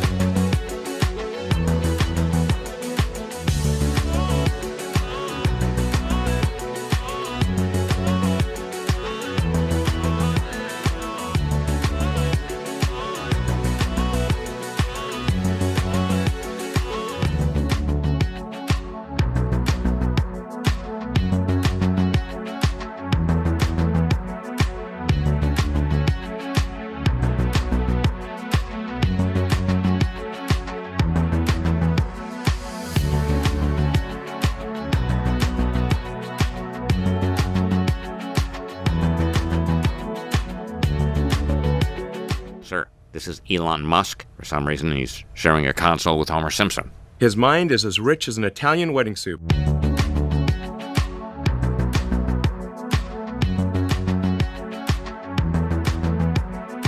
Elon Tusk, listen, we need your help. Rick, Morty, why me? Did something happen to Elon Musk in your own reality? No, he's fine.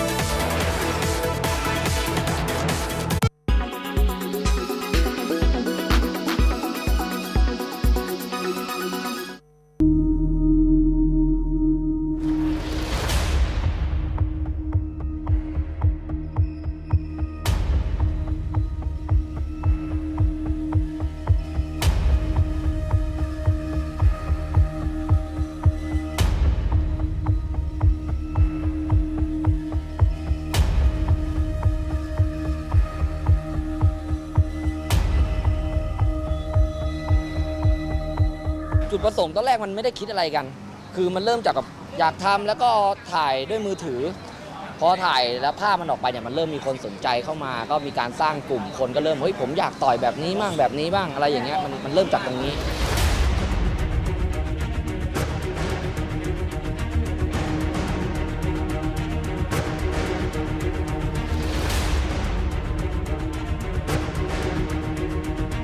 ถ้าในเรื่องของพรบมวยคือเราไม่ได้เข้าพรบมวยเราไม่ได้จัดมวยเถื่อนผมตอนนี้คือขึ้นอยู่กับกรมปกครองซึ่งเป็นกิจกรรมไว้ขับเราไม่ได้เป็นมวยเราไม่ได้เป็นกีฬาเราเป็นกิจกรรมหนึ่งซึ่งมีสมาคมของเราสมาคมไว้ขับไทยแลนด์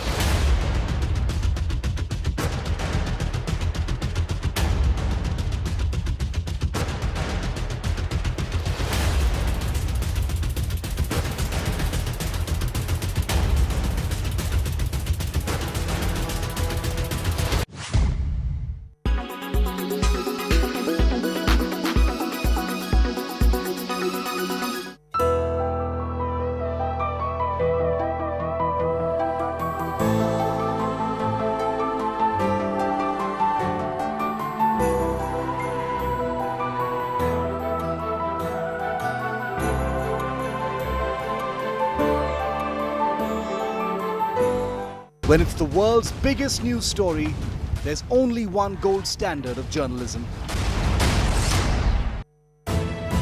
You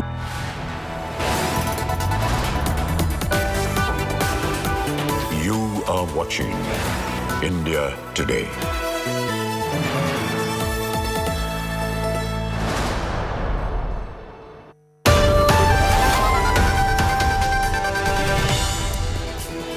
You're with the news here on India Today with me, Shivaru. Let's get you straight to the top stories. Big story from Tamil Nadu and Jammu and Kashmir. Anger boils in Jammu and Kashmir after a Kashmiri Pandit was shot dead inside a government office in Budgam. Protesters hit the streets. Forces fired tear gas at locals who were protesting.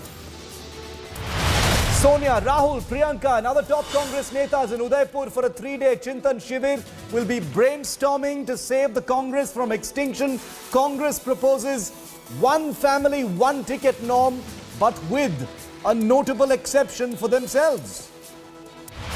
Full meltdown in Karnataka Congress ahead of the polls. Divya Spandana, the star turned MP turned Congress leader, accuses State Congress Chief D.K. Shivakumar of defaming her. MLA MB Patil backs Divya. Bulldozer politics peaks in Delhi. Aam Aadmi Party's open dare to Delhi BJP chief threatens to bulldoze alleged encroachment at Adesh Gupta's house. He's the BJP Delhi chief. Political showdown over Gyanvapi mosque survey in Varanasi. Owaisi slams Hindu group, says won't lose another mosque. Survey to begin from tomorrow, whether Owaisi likes it or not. Meanwhile, his younger brother is up to his usual communal games. Big face-off over Akbaruddin Owaisi's visit to the tomb of Aurangzeb. BJP and Sena lash out, say open provocation by AIMIM Neta by paying homage to a Hindu hater. Of course, lots of political hypocrisy from all sides.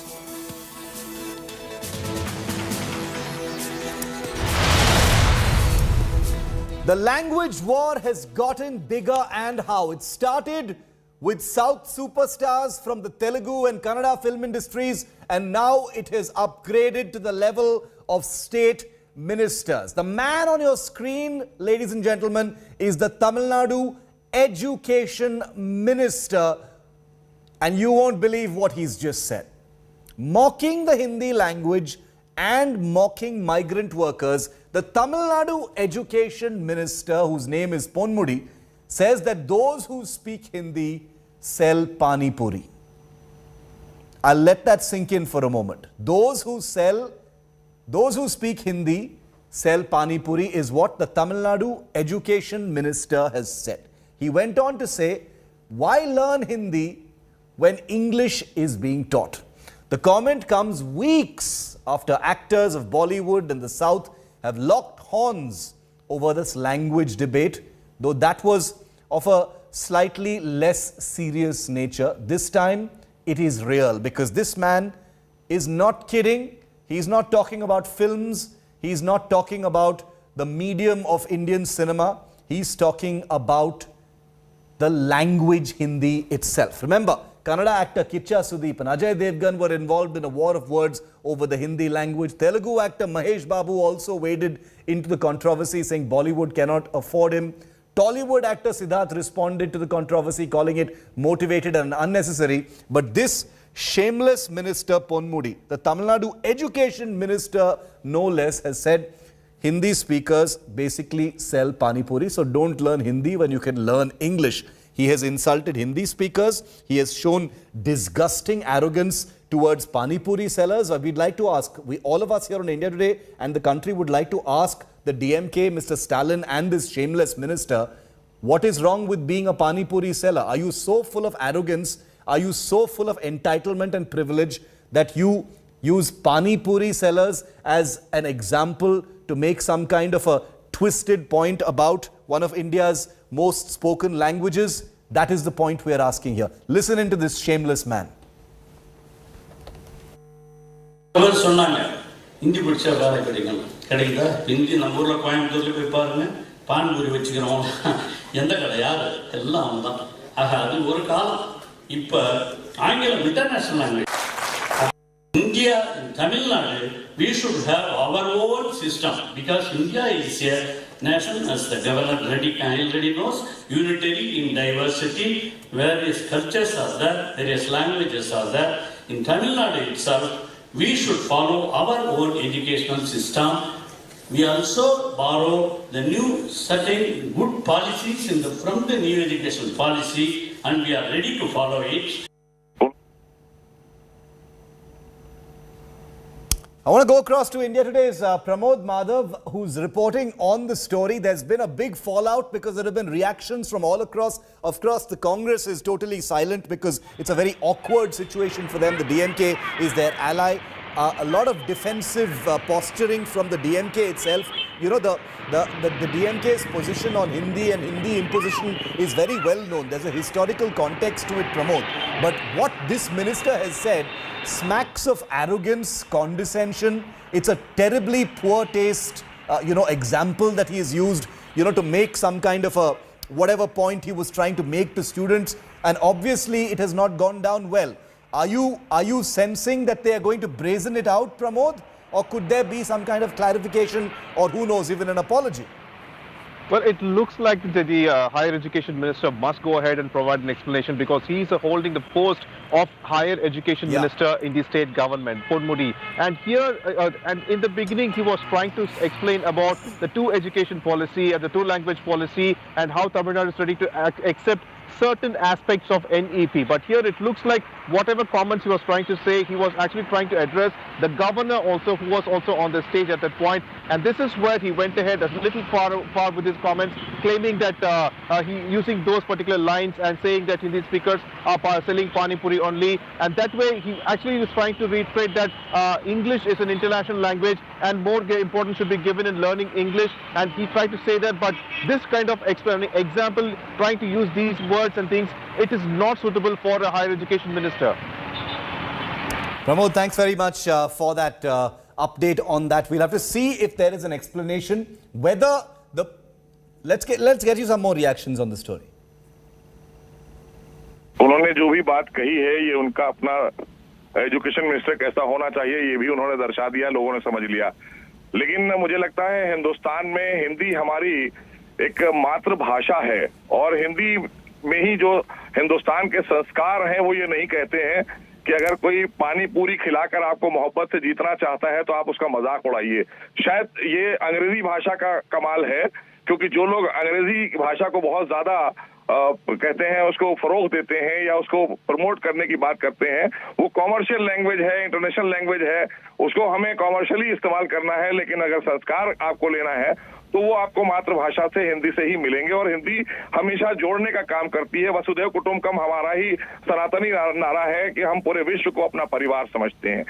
Education minister has to behave himself. He is talking like an uneducated personality. I can only say that because he should understand that the Hindi-speaking people have come here. The same Mr. Stalin had praised the Hindi-speaking people when there was COVID. So for politics, when they want, they praise, and for politics, when they are in power, they want to drive out these people.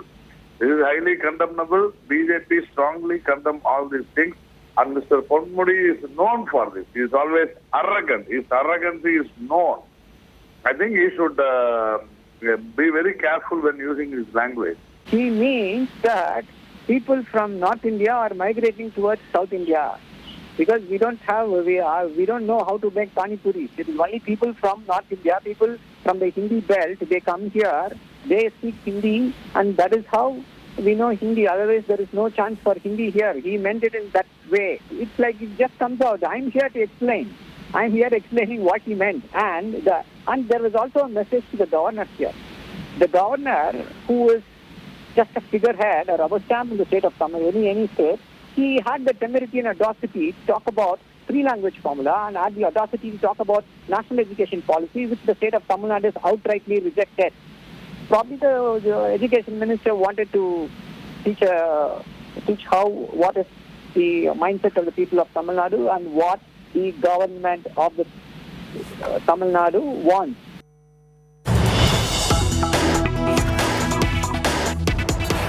Punjab Director General of Police briefing the press on the rocket-propelled grenade attack in Mohali. Let's listen in.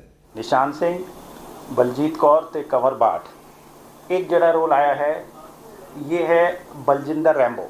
ये भी तरन तारण दा। Actually सारा जड़े नाम आ रहे ने ये तरन तारण side दे आ रहे हैं। बलजिंदर सिंह इन्हों रैम्बो भी कहते सी। हाँ, तो ये रैम्बो ने एक AK-47 रिट्रीव करके जो इस दसिया सीगा निशान सिंह ने, from there he took it and then handed over to Charhat Singh. ये सारे जड़े नाम दसे हैं, they are all from Tarn Taran Amritsar area.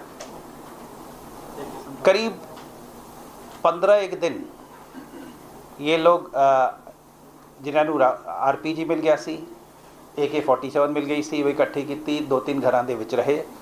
ये तरन तारण अमृतसर इलाके च लगा के 7 मई नूं ये उत्थों मूव करते हैं और उस दे बाद 9 मई नूं इत्थे इंसीडेंट होता है।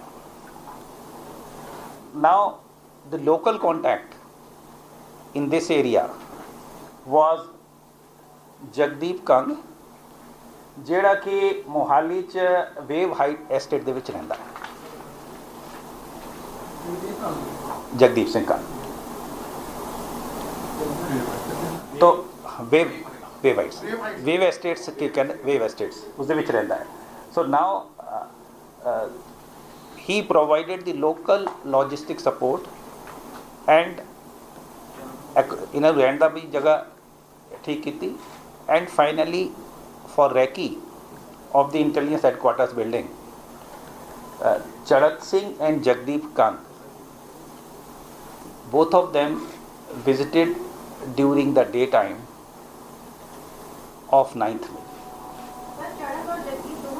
जगदीप और ये दोनों इकट्ठे वहाँ गए थे और उस एरिया का रैकी करके आए थे. जो कार चली थी, कार में दोनों दिन के टाइम, वो वाली गल नहीं जो लास्ट मोमेंट पे हुआ है. रैकी मतलब पहले देख के आ गए कि असी कित्थे जाना है शामी, तो ये देख के आए सी.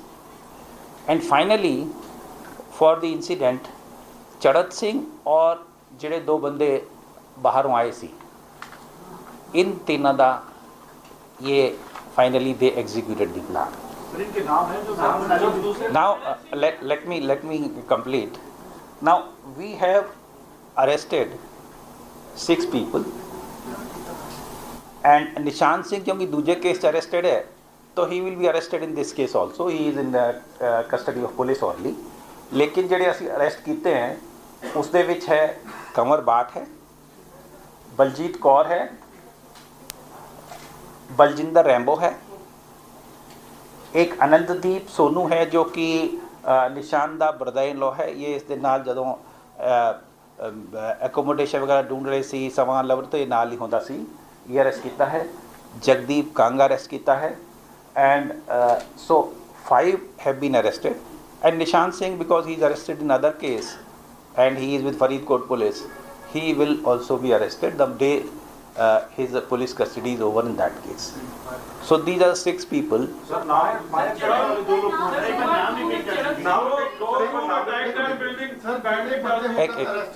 हाँ उनका एक बार दोबारा बता दीजिए. 6 बंदों का जो दो हमला किए थे कुछ इन्होंने हमला किया था और ये थे एक minute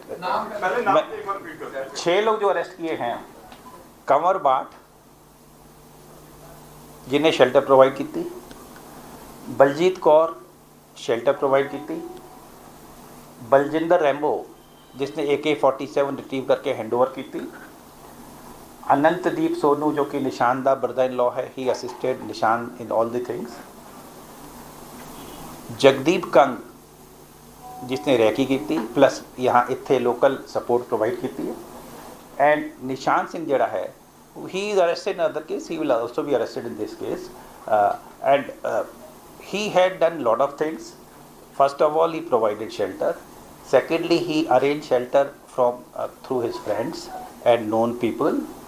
And thirdly, he retrieved this RPG and handed over to those people. Now ये जड़ा 6 ਦਾ ਇਹ क्लियर हो गया, ठीक है. अच्छा, इसके अलावा दो जो सानू सीगा 2 बंदे असी फॉर क्वेश्चनिंग वास्ते we have brought from Noida.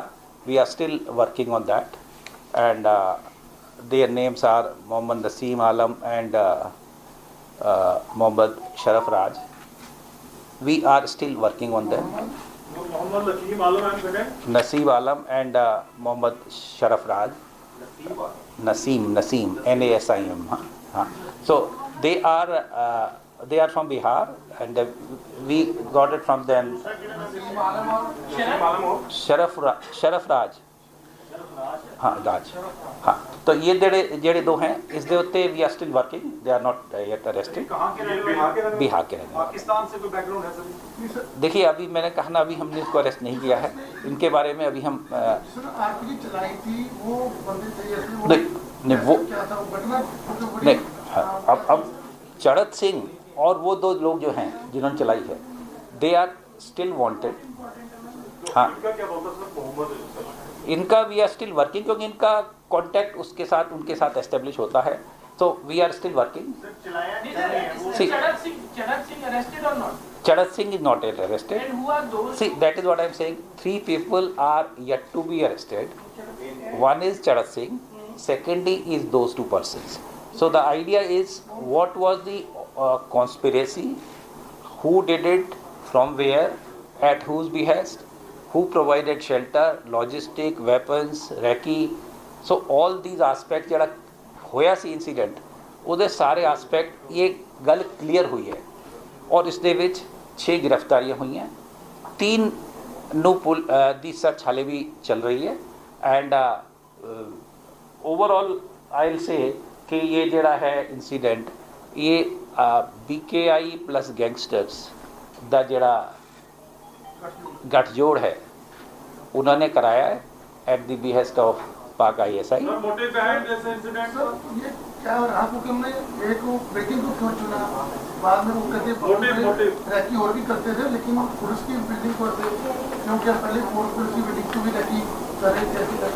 देखिए ये जो टारगेट्स जो हमारे पास आते हैं इसमें पुलिस एंड डिफेंस इंस्टॉलेशंस ये टारगेट्स में जनरल इनके रहे हैं।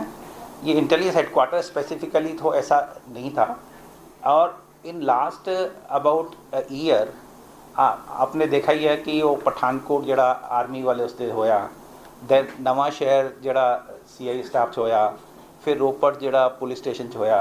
So police and defense installations are the targets of terror organizations because by virtue of our profession we have to deal with them and we deal with them, we will deal with them firmly and we will continue to deal with them. Sir, RPG sir कोई plane सीगे जिन्होंने RPG चलाने वाले कोई तो पता लगा कि कितों किवें है क्योंकि आम तो बंदा नहीं चला सकता लेकिन वो ट्रेनिंग है पाकिस्तान तो है तो हुआ है जैसे कितने चलाया कि नहीं RPG चलाई कितनी दूरी तो सर क्योंकि इंटेलिजेंस हेडक्वार्टर है ना सिक्योरिटी एरिया आ जाता है पंजाब पुलिस के इंटेलिजेंस जो हेडक्वार्टर के ऊपर है जगह घटना कर होना इतना कि सिक्योरिटी के सर कितने चलाई सर सिर्फ में तो ये ये जो 3 सीगे इन्हां दे विचों किसी ने चलाया जो फाइनली इंसीडेंट दे टाइम 3 आए सी।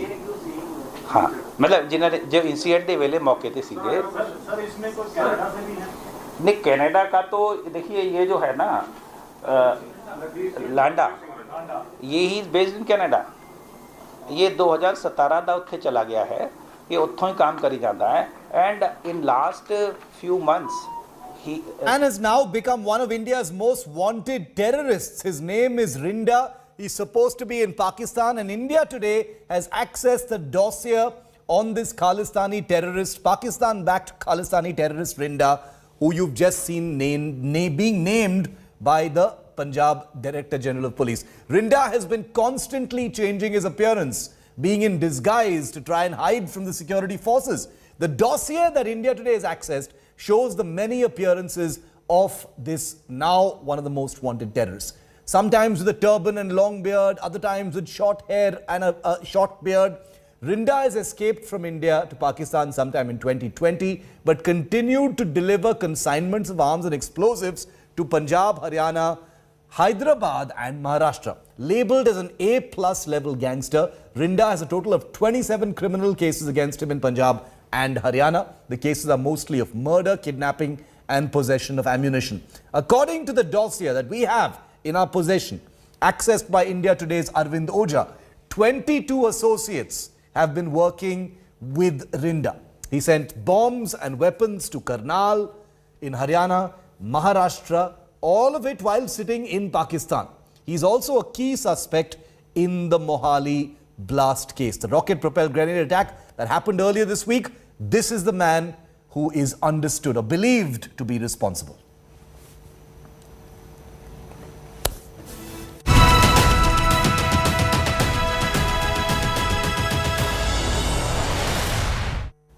And from terror in Punjab, let's take you to the political battlefield of the Congress party, where a Chintan Shivir is now getting up to speed in Rajasthan. It's a fight for survival of India's oldest political party. Congress leaders Rahul and Priyanka Gandhi are in Udaipur attending the party's 3-day Chintan Shivir amidst massive turmoil that the party has been suffering from. After a series of non-stop poll defeats, the meeting aims at revamping the party and really rescuing it and saving it from total obliteration. Ajay Makan, senior leader of the Congress party, says big organizational changes will be visible after this 3-day Chintan Shivir. Makan has also highlighted that one family, one ticket proposal is being discussed with an exception only if another family member is working for at least 5 years in the party. In attendance are over 400 Congress netas who will find ways to be battle ready for the upcoming election challenges. Along with brainstorming over the roadmap for the party, the meeting will see key discussions on 6 topics: politics, organization, economy, social welfare, youth and agriculture. The demand to bring back Rahul Gandhi to the helm of the party is likely to be raised in the meetings as well. By now, it has become abundantly and most painfully clear what Prime Minister Modi and his colleagues really mean by their frequently repeated slogan, maximum governance, minimum government. It means keeping the country in a state of permanent polarization, compelling people to live in a constant state of fear and insecurity. It means viciously targeting, victimizing, and often brutalizing minorities who are an integral part of our society and are equal citizens of our republic. It means using our society's age-old pluralities to divide us and subverting the carefully nurtured idea of unity in diversity. It means threatening and intimidating political opponents, maligning their reputation, jailing them on flimsy pretext, misusing investigative agencies against them. It means eroding the independence and professionalism of all institutions of democracy. It means the wholesale reinvention of history, the constant denigration of our leaders, especially Jawaharlal Nehru, and the systematic moves to distort, deny, and destroy their contributions, their achievements, and their sacrifices. It means glorifying the killers of Mahatma Gandhi and their ideologues. It means the blatant undermining of the principles and provisions of our nation's constitution, of its pillars of justice, liberty, equality, fraternity, and secularism. Let's get some reactions in. Let's show you all the political reactions we've been getting since the morning on this Chintan Shivir.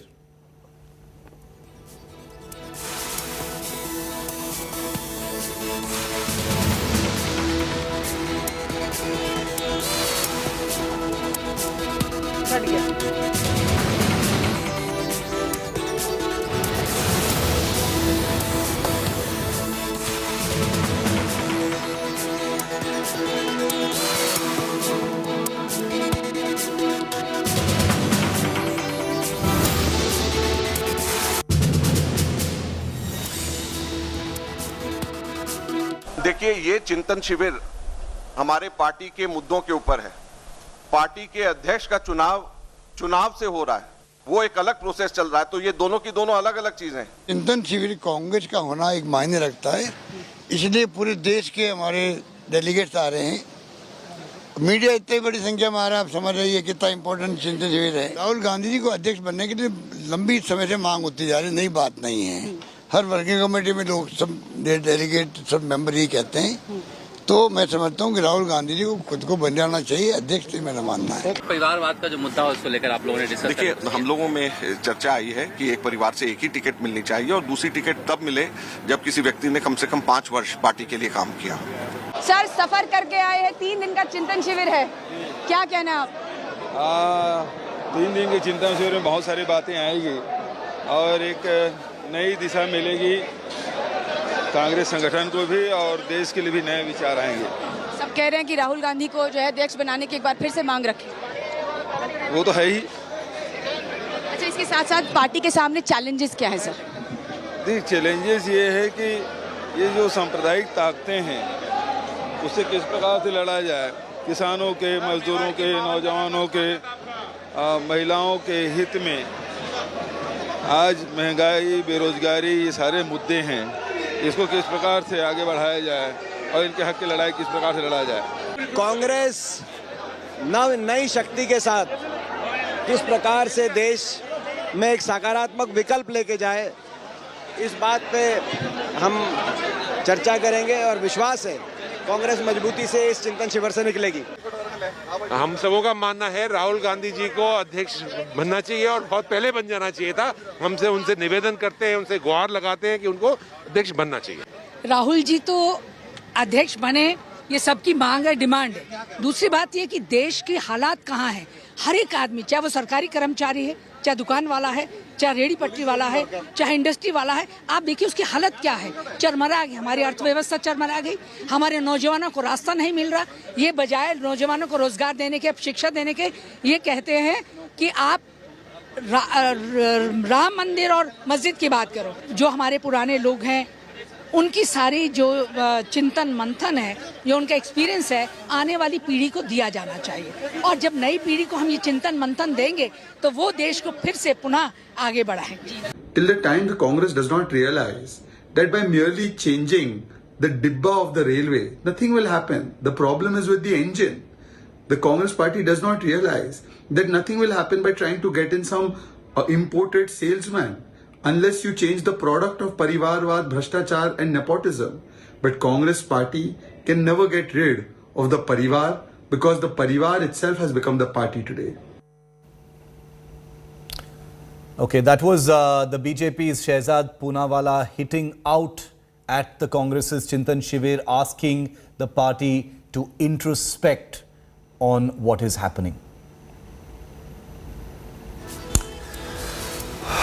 Let's go to Mausami Singh joining us live from Udaipur on this big Chintan Shivir. Mausami, what's the juice? Is it going to be, more committees? Is there, is the Congress going to be cutting to the bone, or is it going to be business as usual and everyone just goes back to their usual roles? Is there going to be some real radical change? Day one, only a few hours are done. Shiv, I can tell you that the temperatures here are crossing 44 degrees even as we stand here in Udaipur, and the Congress is hoping to soar the political temperatures. The big takeaway on the first day being that it is going to be one family, one ticket. The other big takeaway is the announcement that 5-year limit will be implemented for any person on one post. That would literally mean all of the Congress with so many office bearers, holding on to the post for more than a decade or so, or two. And I was asking Rajiv Shukla also that question, that would be, if that is implemented, it will have a complete churning of the leadership. But the big question really is that will the Congress party actually bite the bullet? Because these are just proposals given by committees. They are being discussed in a group discussion inside, and then they would have to be acknowledged and accepted and approved by the Congress Working Committee. So several layers to that proposal that the proposal needs to go through. And the other big takeaway is Sonia Gandhi, yet again trying to tell the Congress dissenters that this is a time when you need to not ask for the pound of flesh from the party, but you need to pay back to the party. So clearly a line being drawn by Sonia Gandhi with mobile phones being confiscated. They've been told to keep it in the locker when they enter that group discussion that is happening in this very lavish Taj Aravali's where all the Congress members are camping in. So several messages being given from the Congress here at the Chintan Shivir. The big question really remains that will it be implemented in letter and spirit after the Chintan Shivir, Shiv? We'll have to see. It's only day one, half done. There are still 2 days to go. So their hope has to be held out that the grand old party can effect some real change. Sonia Gandhi speaking after a very long time. A great deal, much more than just the future of the Congress party hangs in the balance. We'll be keeping track. Mausami on the front lines of that big political story. Thanks very much for that update. Coming up next, we're taking you to Jammu and Kashmir, where anger has boiled over after the latest killing of a Kashmiri Pandit. This was a young man who was working for the public. He worked in the Tehsildar's office in the Kashmiri hinterland. He was hunted down, targeted and murdered by jihadi terrorists backed by Pakistan, and the anger is visible in his hometown.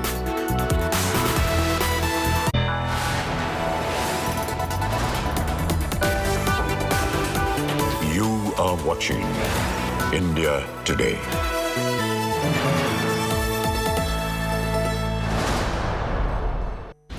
After 2 years of paralyzing pandemic, the world is ready to bounce back. Will shifting power centers make this India's big moment? Risk, resilience and revival on the agenda. What's India's role in the global rebalance? India's top world watcher takes you to the front lines of the global high table with top minds from politics and business for the biggest global brainstorm. Live and exclusive coverage only on India Today TV.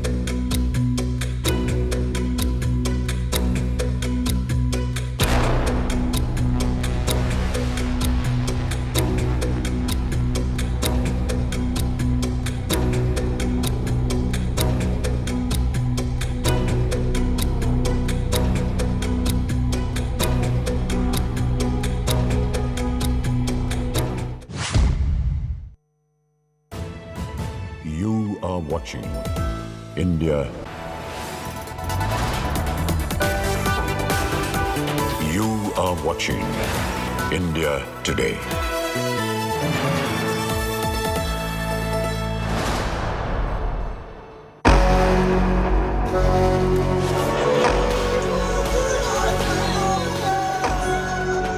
मैंने बोला आ जाना जल्दी, बोलता ठीक है ठीक है ठीक है। तो उसी के 5 मिनट के बाद ही वो उधर आया। मैंने उसको क्यों नहीं बोला तू अभी निकल।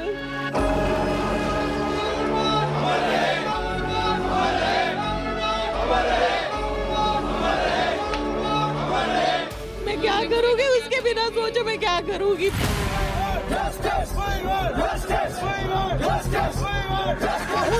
खून से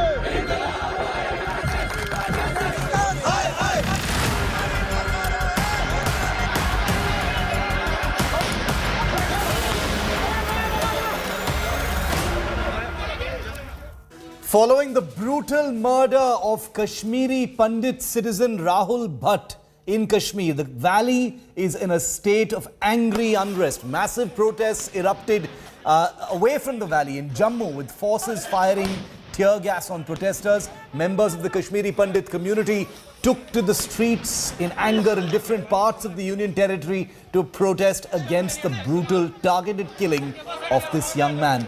Protesters blocked the Srinagar-Jammu National Highway near the Vesu village on Thursday evening.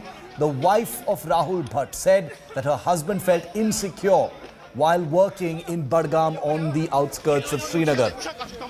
Rahul Bhat's mortal remains arrived in Jammu for his final rites earlier today, and politics over Rahul Bhat's murder has also escalated. PDP chief Mehbooba Mufti appealed to the people of Kashmir to stand with Kashmiri Pandits and Sikhs. She also asked people to pray for Hindu-Muslim unity in mosques today. Meanwhile, Ministry of Home Affairs officials along with the Intelligence Bureau will review preparedness of the Amarnath Yatra, which is set to commence from June the 30th after a gap of 2 years.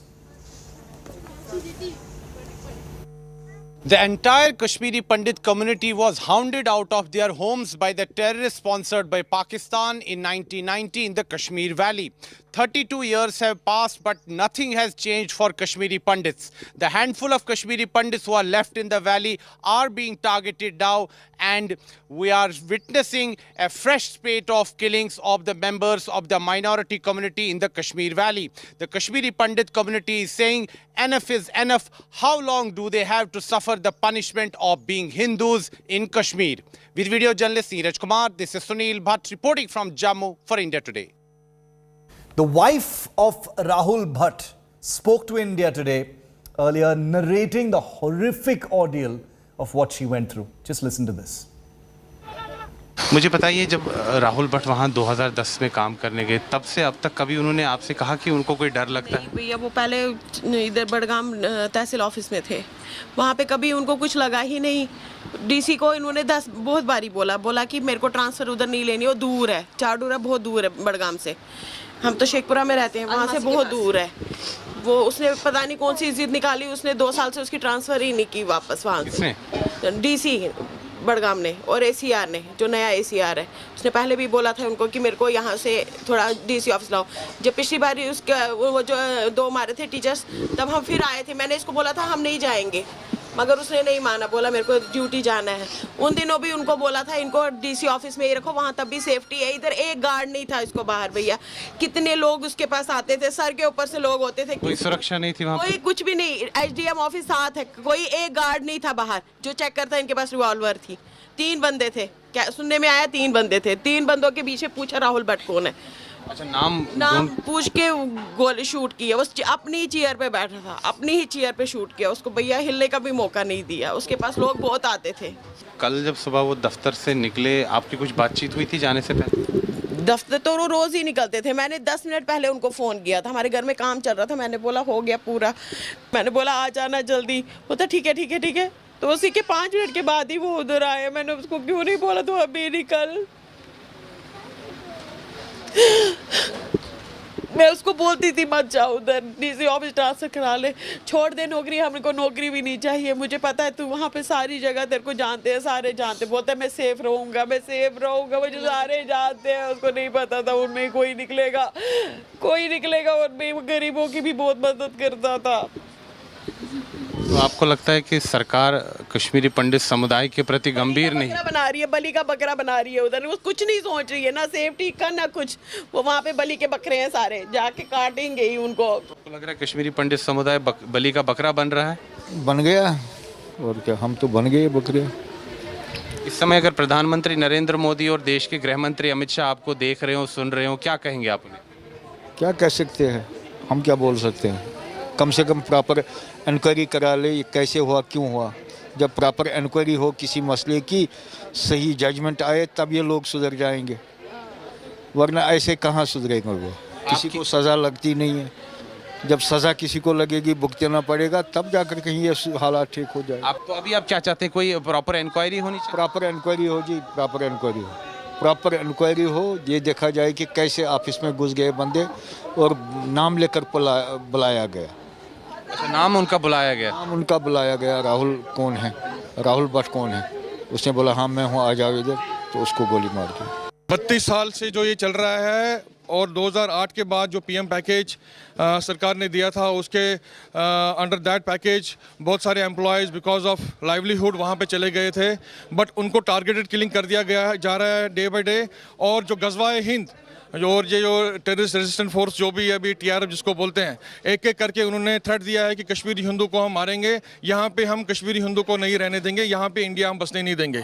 तो government को इसका संज्ञान लेना चाहिए और government को पूरा सोचना चाहिए कि गवर्नमेंट ने स्केपगोट्स कैसे बना लिए कश्मीरी हिंदू को। कश्मीरी हिंदू जो कि इतनी माइनॉरिटी कम्युनिटी है। जम्मू कश्मीर वाहिद एक ऐसी रियासत है जहां अभी भी हिंदू हो, मुसलमान हो, सिख हो, ईसाई हो, बौद्ध हो, आपस में मिलके रह रहे हैं। इसलिए मैं अपने तमाम लोगों से इल्तिजा करती हूं कि आज जुम्मे के दिन तमाम मस्जिदों में हिंदू मुस्लिम भाईचारे की हिफाजत की पुरजोर वकालत की जाए। और साथ ही में जो जम्मू कश्मीर का जो भाईचारा है, जो जम्मू कश्मीर का जो इतिहास रहा है, जो हिस्ट्री रही है कि हम इकट्ठे रहने वाले लोग हैं, एक सेक्युलर स्टेट है, पूरे मुल्क को मैसेज दे ताकि मुल्क में जो इस वक्त सरकार है उनको मुसलमानों को बदनाम करने का मौका ना मिले। कश्मीरी पंडित समाज ने एक अपना होनहार नौजवान खोया है। स्वाभाविक है लोगों में बहुत गुस्सा है। जिन परिजनों ने अपने ब्लड रिलेशन में अपने रिश्तेदार को, अपने परिवार के सदस्य को खोया है, यकीनन उनको गुस्सा है। ये पाकिस्तान के जो कायर आतंकवादियों ने घटना की है, इसके विरुद्ध पूरे जम्मू कश्मीर में, पूरे हिंदुस्तान में गुस्सा है। इन सभी कायर पाकिस्तानी आतंकवादियों को जमीन के पाताल से निकाल कर इनको मौत के घाट उतारेंगे। किसी पाकिस्तानी को, किसी दहशतगर्द को नहीं बख्शेंगे। हमें भी इस चीज़ का दुख हो रहा है और इस प्रकार की घटनाएं होने से कहीं ना कहीं जो शांति प्रक्रिया का प्रोसेस चल रहा है उसमें कई अड़चन आती है। लेकिन मुझे लगता है कि जल्द ही इन लोगों का जो गुस्सा है, कश्मीरी पंडित मुलाजिमों को सुरक्षा के साथ किस प्रकार से हम करें, इसके लिए केंद्र में भी बात की जाएगी और ललित एडमिनिस्ट्रेशन में भी बात की जाएगी। मुझे लगता है गृह मंत्री को इस बारे में बहुत ही गंभीरता से सोचना होगा। ये जो चल रहा है कश्मीर में फिर एक बार, ये क्या साजिश है। बार बार कश्मीर की तरफ उंगली मत उठाइए, पाकिस्तान की तरफ उंगली मत उठाइए। हम क्या करने जा रहे हैं कश्मीरी पंडितों के लिए, ये बहुत ही अहम सवाल है।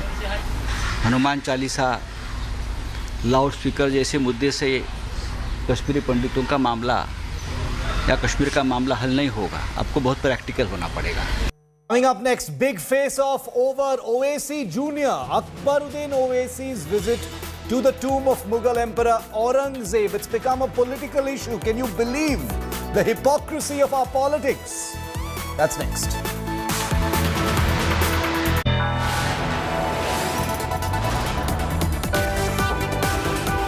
You are watching India Today.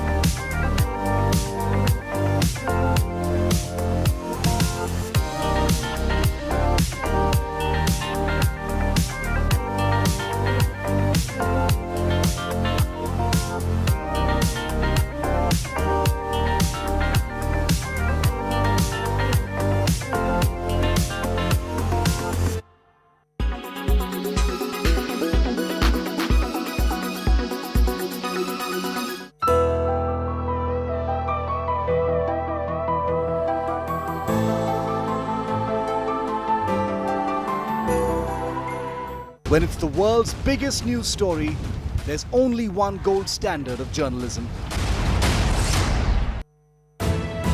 You are watching India Today.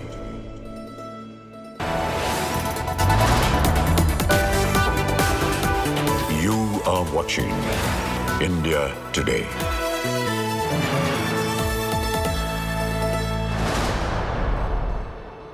A fresh controversy has erupted over AIMIM leader and Hyderabad MP, AIMIM leader Asaduddin Owaisi's younger brother Akbaruddin Owaisi's visit to Aurangzeb's tomb. The controversial AIMIM leader, who's gotten into a lot of trouble in the past for his intemperate and communally charged remarks, visited the Aurangzeb tomb in Maharashtra's Aurangabad, and this has somehow not gone down too well with the Shiv Sena and the MNS. Crying foul over this visit, both the parties have alleged that the visit of Owaisi Jr. to Aurangzeb's tomb was a move to ignite communal tensions in the state.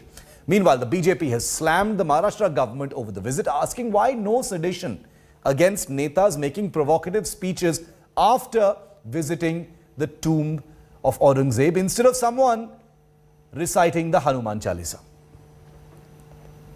Maharashtra का मराठी मुसलमान और हिंदुस्तान का मुसलमान ये तो कोई औरंगजेब के कब्र पे जाता नहीं, तो आप कौन हो ये आपने महाराष्ट्र को और पूरे देश को बता दिया है। स्वराज्य के जो आज के मराठी मावले हैं, तभी के मराठी मावले थे, उन्होंने मुंहतोड़ जवाब दिया था, तो आज भी उन्हें मुंहतोड़ जवाब मिलेगा। और जब तक वो नतमस्तक होके वो औरंगजेब के कब्र से उठेंगे और समझ पाएंगे कि कुत्ता कौन और शेर कौन, तब तक तो शेर उनका शिकार कर चुका होगा। औरंगजेब कोई महान सूफी संत नहीं था, कोई कुछ भी कहे, वो एक आक्रामक था।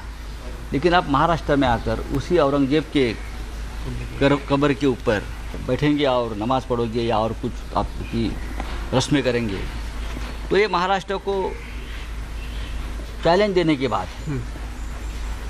ठीक है, हमने चैलेंज स्वीकार लिया है, समझ लो। औरंगजेब भी इस नीति में हमने गाड़ दिया था, और जो औरंगजेब के भक्त हैं, जो राजनीति करना चाहते हैं, उनका भी यही हाल होगा महाराष्ट्र में।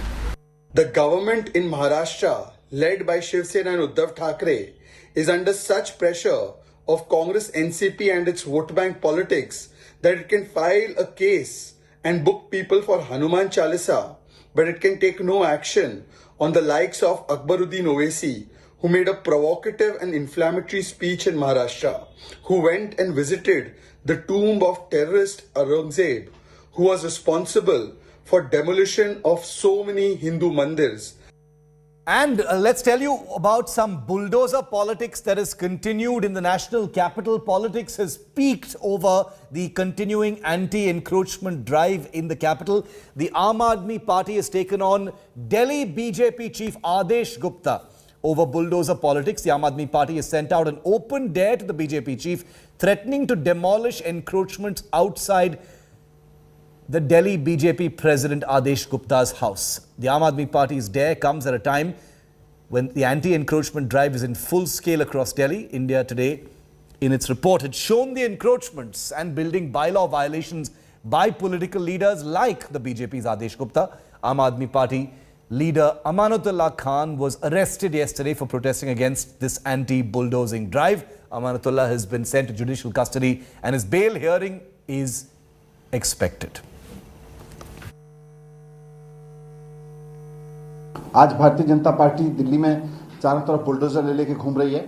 उसके पीछे की कहानी यह है कि दिल्ली में 63 लाख घरों को भारतीय जनता पार्टी तोड़ने का प्लान बना चुकी है। दिल्ली सरकार को इसकी पूरी जानकारी मिली है। इसमें मैंने गृह मंत्री जी से यही कहा है कि ये जो तबाही भारतीय जनता पार्टी करने जा रही है, इसको रोक लें, और अगर बुलडोजर चलाना है तो भारतीय जनता पार्टी के उन नेताओं के घरों पर चलाएं जिन्होंने ये अवैध कॉलोनियां, अवैध अतिक्रमण करवाए और उनमें पैसा खाया, उनके ऊपर करवाएं। सिसोदिया जी, आपकी चिंता वाजिब है।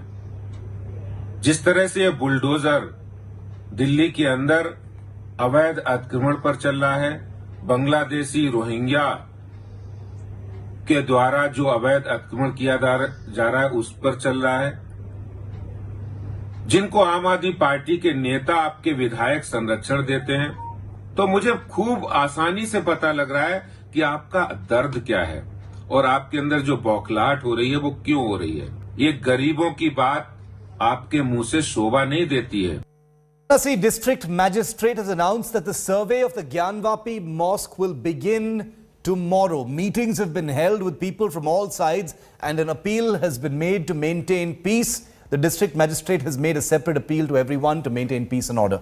The Supreme Court today refused to grant an interim order of a status quo on the survey of the Gyanvapi Shringar Gauri complex at Varanasi in Uttar Pradesh. The top court, however, agreed to consider, I'm sorry, that's the wrong visual on your screen right now, listing the plea of the Muslim party against the survey of the Gyanvapi premises. Owaisi is now going all guns blazing. Let's put the Owaisi picture back on our screen right now. Owaisi is now going all guns blazing at the BJP, stating that he will not let another mosque get demolished. Meanwhile, people were seen offering namaz in the Gyanvapi mosque today, just right after the court's survey order.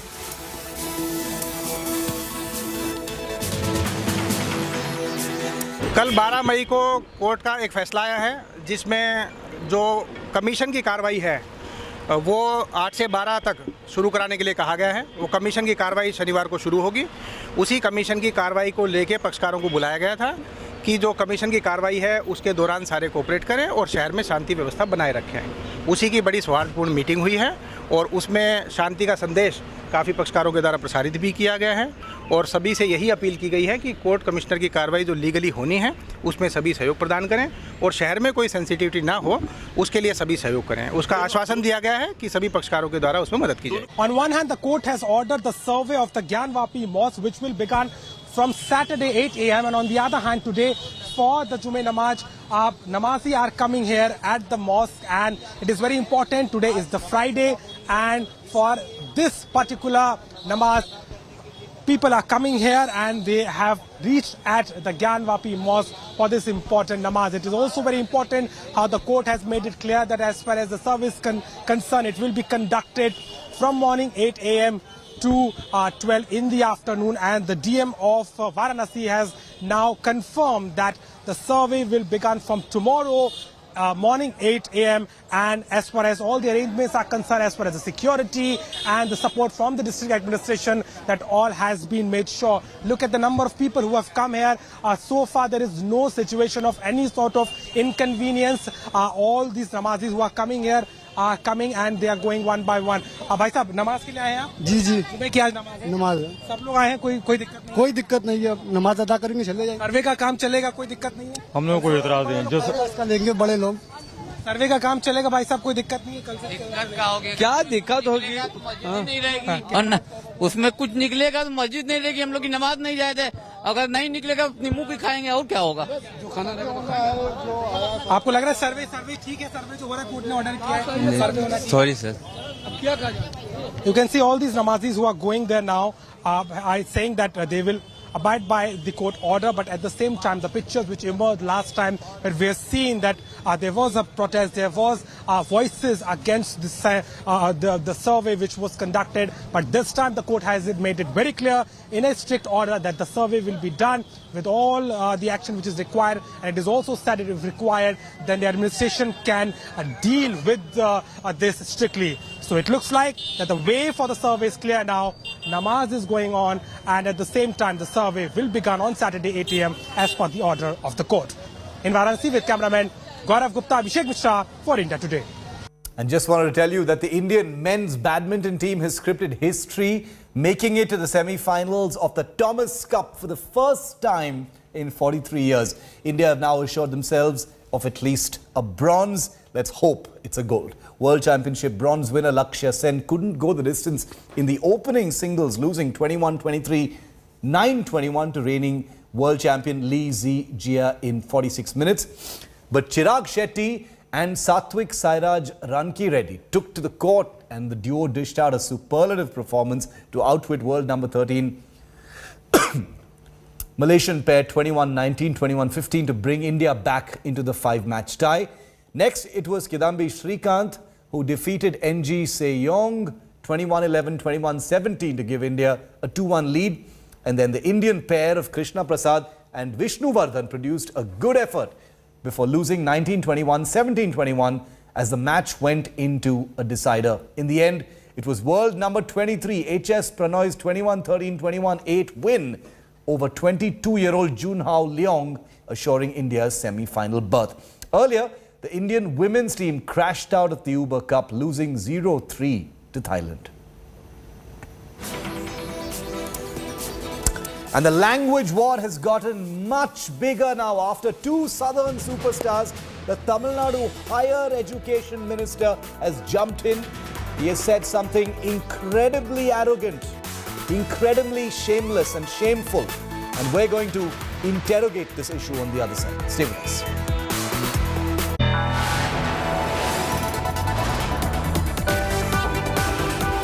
You are watching India Today.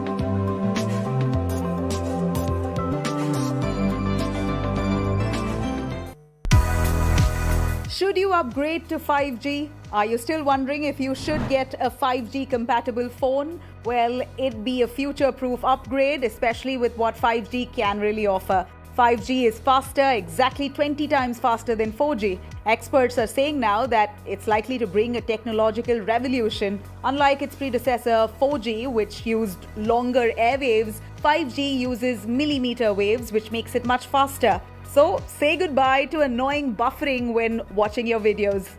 Why is 5G so fast? The millimeter waves are short, which means they have limited range and higher penetration. 5G also carries the promise of making latency disappear, which means that there's going to be less delay between sending and receiving information. So, downloading heavy file sizes, of course, will take a few seconds. Can 5G make our cities smart? The idea is that 5G can create smart cities with more connected devices. For instance, increased use of connected or autonomous vehicles will impact lifestyle choices. This also begs the question of enormous amount of data it will generate. So, digital security will be an area of concern, of course, especially since 5G network is more difficult to protect than its predecessors. So, are you...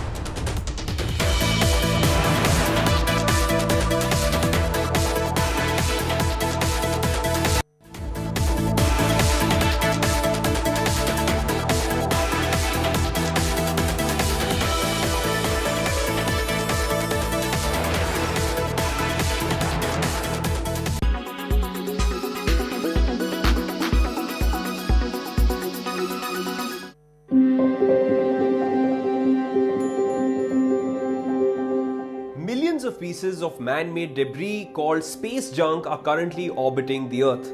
Now, why is there so much trash in space? This huge cloud of space junk is suspended between 800 and 2000 kilometers above us. Since space exploration began in 1957, fragments from more than 6,000 space launches and 600 orbital explosions have been accumulating. Why is space junk a threat to space exploration?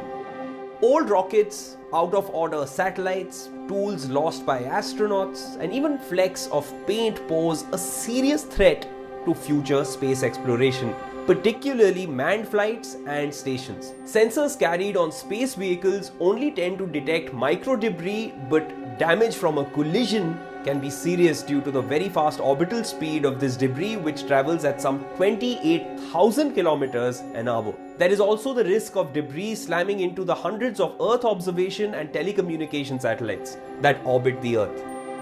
Billions of dollars worth of weather monitoring equipment, global navigation and communication systems are at risk. The big fear is of a collision occurring and triggering a chain reaction, known as the Kessler syndrome. Over 30,000 pieces of debris measuring more than 10 centimeters and sometimes as big as a bus are currently being tracked and followed from the Earth. Space agencies are working on debris recovery systems with nets, harpoons, sails. Everything is envisaged to deal with the risk of collision.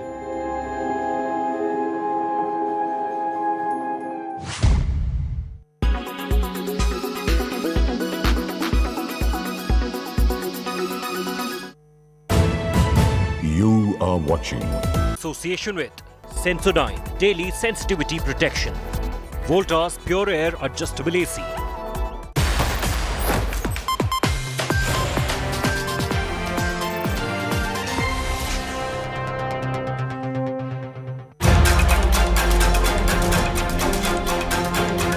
After Kannada superstar Kicha Sudeep, Hindi is no more national language. So which is the national language today? And Telugu superstar Mahesh Babu, I don't think they can afford me. another bullet fired in the South-North war.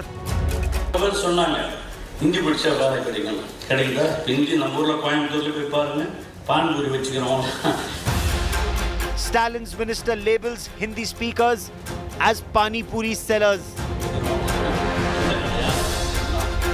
Mr. Minister, what's wrong with being a Pani Puri seller? And what's wrong in speaking Hindi?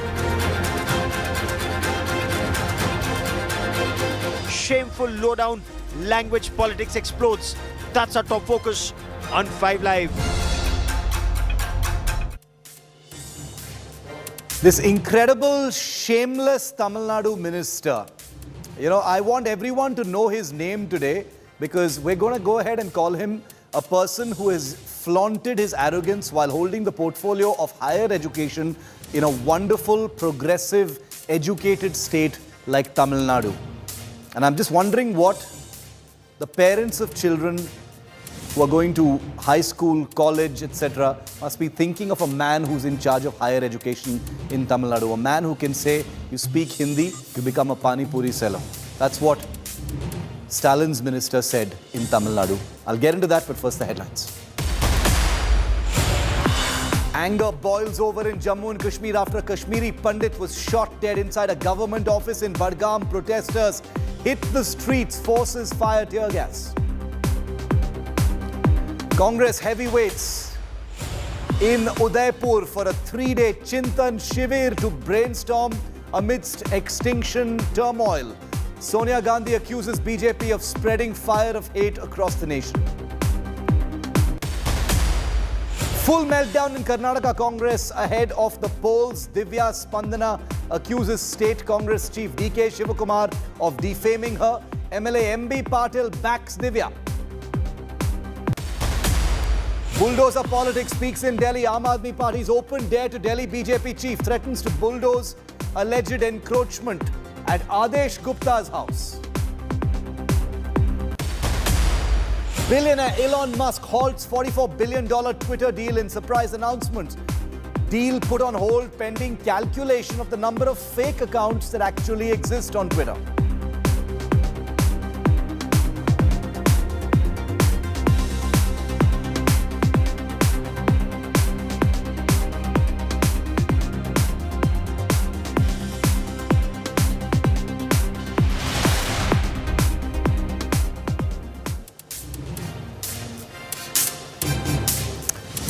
It's a high-profile language war, ladies and gentlemen, that has been rumbling for the last few weeks. And each and every one of these stories was broken first, of course, here on India Today. It started with Kicha Sudeep, who said India's national language is not Hindi, it's just one of the national languages.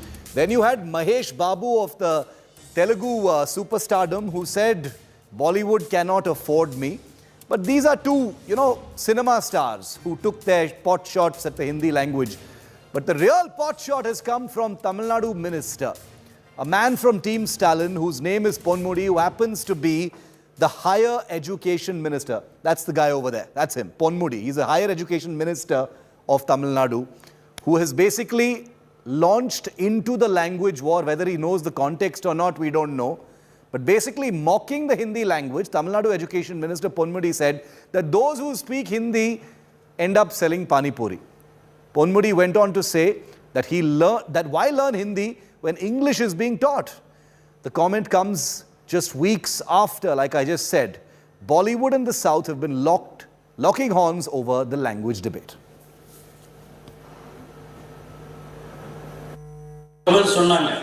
Hindi படிச்சா வேலை கிடைக்கணும் கிடைக்குதா இந்தி நம்ம ஊரில் கோயம்புத்தூர்ல போய் பாருங்க பான்பூரி வச்சுக்கிறோம் எந்த கடை யாரு எல்லாம் அவன் தான் ஆக அது ஒரு காலம் இப்போ ஆங்கிலம் international language India and Tamil Nadu we should have our own system because India is a nation as the governor already knows unitary in diversity various cultures are there various languages are there in Tamil Nadu itself. We should follow our own educational system. We also borrow the new certain good policies from the new education policy and we are ready to follow it. उन्होंने जो भी बात कही है ये उनका अपना education minister कैसा होना चाहिए ये भी उन्होंने दर्शा दिया लोगों ने समझ लिया लेकिन मुझे लगता है हिंदुस्तान में हिंदी हमारी एक मातृभाषा है और हिंदी में ही जो हिंदुस्तान के संस्कार हैं वो ये नहीं कहते हैं कि अगर कोई पानी पूरी खिलाकर आपको मोहब्बत से जीतना चाहता है तो आप उसका मजाक उड़ाइए। शायद ये अंग्रेजी भाषा का कमाल है क्योंकि जो लोग अंग्रेजी भाषा को बहुत ज्यादा कहते हैं उसको फरोग देते हैं या उसको प्रमोट करने की बात करते हैं वो कॉमर्शियल लैंग्वेज है इंटरनेशनल लैंग्वेज है उसको हमें कॉमर्शियली इस्तेमाल करना है लेकिन अगर संस्कार आपको लेना है तो वो आपको मातृभाषा से हिंदी से ही मिलेंगे और हिंदी हमेशा जोड़ने का काम करती है। वसुधैव कुटुंबकम हमारा ही सनातनी नारा है कि हम पूरे विश्व को अपना परिवार समझते हैं। Now, the DMK has made Hindi imposition a political issue for many years. It's part of Dravidian politics and that has its own place in South politics and very much part of the brand that the DMK has embraced for many years. But this now it has become very personal and it has become tasteless. Let's look at the last few occasions on which the DMK has attacked Hindi. In May 2022, the DMK slammed JIPMER's decision to use Hindi in its syllabus. Then in April 2022, just last month, the DMK exhorted people to fight Hindi imposition. Like I said, this is very much part of DMK politics and it has its place in South politics. In April, once again, DMK said non-Hindi speaking states want English. DMK chief hit out at the center on Hindi Divas in September 2020. In September 2019, DMK cadres blackened Hindi words at a Tamil Nadu railway station. So this was also, a show of contempt for the Hindi language. In May 2019, the then DMK chief said India is not Hindi-speaking states alone. Totally right. He was right in that, but it's, very much part of the DMK making it an us versus them, Hindi versus Tamil kind of regional identity politics. That is the part of how the DMK actually does things. Let's show you the questions that we're asking right now. You may or may not agree with some of the questions we're asking, but listen to what I have to say and you may agree with at least some of them. Will this education minister clarify or apologize? Imagine the state where you're living in, viewer, where an education minister says anyone who speaks Hindi becomes a pani puri seller. Would that be acceptable to you? Think about it for a second. Just think about the sense of arrogance, vulgarity, and condescension and entitlement in that one statement. And this man is not some random politician. He is the Tamil Nadu Higher Education Minister. Question number 2. Is the Congress, Congress is totally deafeningly silent in all that.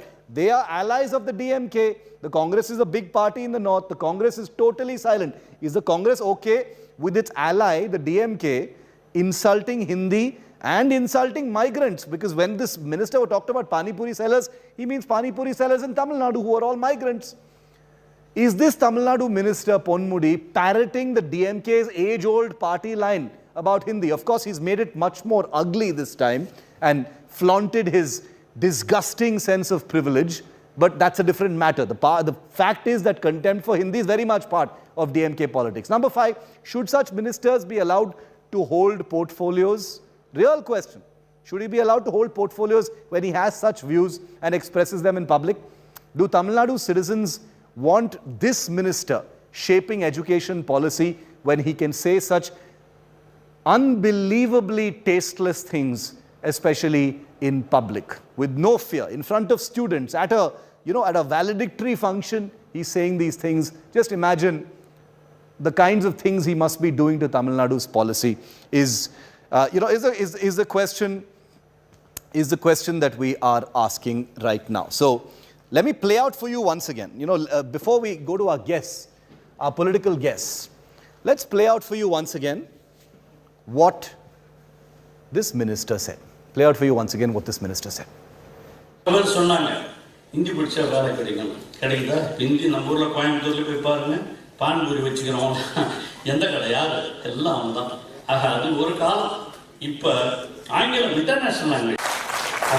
India, in Tamil Nadu, we should have our own system because India is a nation, as the governor already knows, unitary in diversity, various cultures are there, various languages are there. In Tamil Nadu itself, we should follow our own educational system. We also borrow the new certain good policies from the new education policy, and we are ready to follow it. Okay, A. Saravanan of the DMK is live with us here. We'll be joined by the BJP also in a moment. We invited the Congress party also to be part of this because the Congress is an ally of the DMK. They have declined to be part of this, which is an incredibly cowardly act because obviously they don't want to be in an awkward situation and take questions on the ally saying something so tasteless and so condescending. But Mr. Saravanan, good to see you. Welcome. How can a higher education minister, sir, how can he say that Hindi speakers you'll become a pani puri seller? I mean, is there any defense of such language? You've shown contempt towards pani puri sellers who are migrants. You've shown contempt towards Hindi. That is DMK politics. I don't have a problem with that. We all have, all political parties have their own politics. But this kind of flagrant condescension, arrogance, entitlement, privilege, why are you defending it, sir? Yeah, Shivarur, I want to make 2 points here. First, let us go back to what you stated in the beginning of the show. You were talking about condescension. You were talking about how this is an insult, how they are arrogant.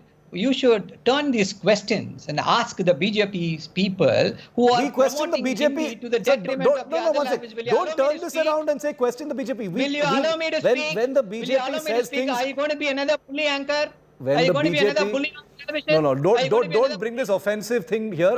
We don't bully our guests. I am saying don't question India Today about questioning BJP. We question BJP 24 hours a day.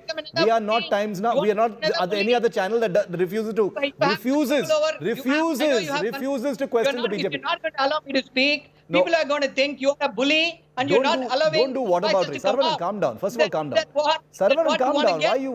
Why are you getting defensive? You're getting defensive. I'm saying calm down. Calm down. But don't. No whataboutery on my channel. Because I know what I'm going to talk. I'm absolutely calm. So will you allow me to speak? No whataboutery on my channel. Don't divert, but answer the question. Uninterruptedly? Yeah. Yes. So your outrage should be against people who are spending $800,000 for promoting Hindi in UN, as though only people who know Hindi is outside India. You should be condescending against people who have spent 600 crores for promoting Sanskrit. Have you seen our channel about it? Have you seen our story on that? Not allocated money for promotion of classical languages like Have Tamil. You seen our story on that, Saravanan? Have you seen our story on that? Right now I'm making it. Right now I'm making those allegations. Have you seen my story on that? The other thing, I'll come to what Tamil better. No, your point is already dead. Have you seen our story on that? Your point is invalid, sir. Come on. I'm being very polite to you. I'm saying we have done stories on all this. We have questioned the BJP on this. This is not going to be your narrative. Let me speak. You have made some allegations against our higher education Your minister is a shameless man who has insulted Pani Puri sellers and speakers of Hindi. How dare he speak like this? What are you talking about? And you want to insult our channel as well. Are the shame to the entire country. Let me answer. So you're defending. You're basically calling Pani Puri sellers as non-humans. They don't deserve the government support. They don't deserve the government's compassion. If it is going to be a monologue, there's no point in inviting me. Allow me to speak. But talk sense, Yeah. Saravanan. Don't attack my channel without reason. I won't take that nonsense. Yes, I will. See, the minister has said, please read Hindi, you will get a job. No, that is not the situation. Please go look at who is selling pani puris. If you read Hindi, if you read only Hindi, where will you get the job opportunities? Can a doctor just read Hindi and become a doctor? Is that true? That is true. That is true. Can an One engineer second. become just only read Hindi and become an engineer? Why insult? Why read show Hindi arrogance? The question here is arrogance, sir. Why are you derogating a profession? The question here is arrogance. The question here is arrogance. We call them bias. The question here is arrogance, Saravanan. You know this. The question here is arrogance. Hindi politics, English politics is well known. That is a separate issue altogether. The question here is condescension and arrogance. That is the question here. It is not about Hindi and engineering and English and stuff. Yeah. Everyone should be encouraged to learn English. I believe that very strongly. The migration data clearly shows that people from North India, especially the Hindi-speaking belt, are all coming to the south of India, especially Karnataka and Tamil Nadu. I agree with that. We are on the same page on that. Allow me to speak, sir. Allow me to speak. Why are you jumping the gun? No, you're getting defensive because you want to divert from Pani Puri. Allow me to speak. I will not allow you to do that. Don't allow me to speak. What's the point? Why do you invite me to a debate if you don't allow me to speak? You keep interrupting. Saravanan, we are friends. This is not the way to debate. Yes, I'm asking you a question about the Pani Puri topic. Will he apologize for that? Will he apologize for that? Look at this tape. Have you allowed me to speak for a minute without interruption? Talk. Is this the way what about a civil debate is going to happen? Allow me to speak. See, when people from north of India are coming here, they know only Hindi. The union government should teach them the local language. If they're going to Karnataka, they should make them ensure that they know Kannada. When they come to Tamil Nadu, probably they should teach them Tamil so that they'll have better opportunities. Similarly, if someone is going from here to any other place, they will learn that language. We are saying, don't all depose lovely that language. points. See, Lovely points. No, 1 minute is not gone yet. See, we have a prime minister and a home minister who have extolled the virtues of selling pakodas. Are you suggesting that selling pani puri is a demeaning job? You've seen our story on that? That is what You've seen our story on that? making it like that. You are making it like that. Have you seen our story on that? Come on. You are mistaking us for some other channel which which plays one-sided politics in favor of the BJP. We don't do that here on India Today. You're mistaking us for the other channels which shamelessly support one party or the other. I am saying if Mr. Saravanan, with great respect, I wish you were the higher education minister of Tamil Nadu, because the points you have just made are substantive, based on data, based on actual experience, based on migration information. These are all substantive issues. My simple, pure, small, humble submission, sir, is why show derision towards any person or any profession, Pani Puri walas or otherwise. It is insulting. There is no place for such language in 2022 India. At a time when these divisions mean something, sir, he should apologize for it. He's the education minister. No. See, he has merely stated a fact, Shiv. People who sell pani puris in the state of Tamil Nadu, they only speak Hindi. Because Tamil pani puri is not sold by people who speak Tamil, because pani puri is not we enjoy pani puris. We call them bias.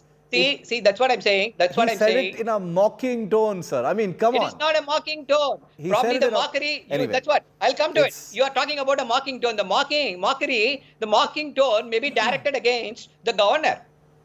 Because the governor had the audacity and the temerity to suggest in a similar meeting that everybody should learn a third language. Learn Hindi probably. He meant by that. And that is a completely separate issue. Follow national education policy, which is against the stated position of we can endlessly dilute this. We can endlessly dilute this issue and bring it into engineers and pakodas and all those things. And I invite you to go on to India Today's YouTube page or website, and you will find our questioning the BJP and all of these topics. But Narayan and Tirupati, I want to bring you in on this right now, because the BJP has gone fire and brimstone over this, because this is happening in the backdrop of a larger language war between the South and the North. Pani Puri sellers, hapless Pani Puri sellers have found themselves, at the receiving end of the Tamil Nadu Higher Education Minister's, example. He was wanting to make a more substantive point, but he has targeted Pani Puri sellers. What would you like to say on that?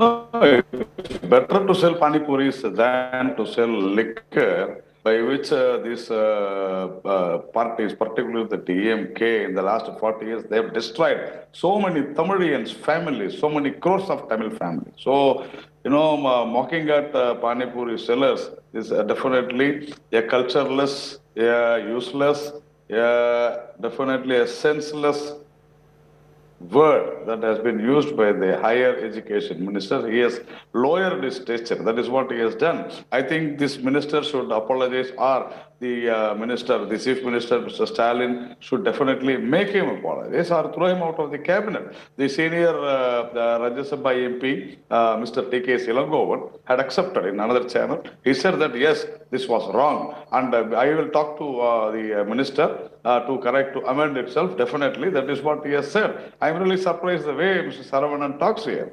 Mr. T.K. Silangovan, a senior leader of DMK, he is having one stand, but Saravanan is having one stand. That is what they are doing. See, these people are trying to divide India.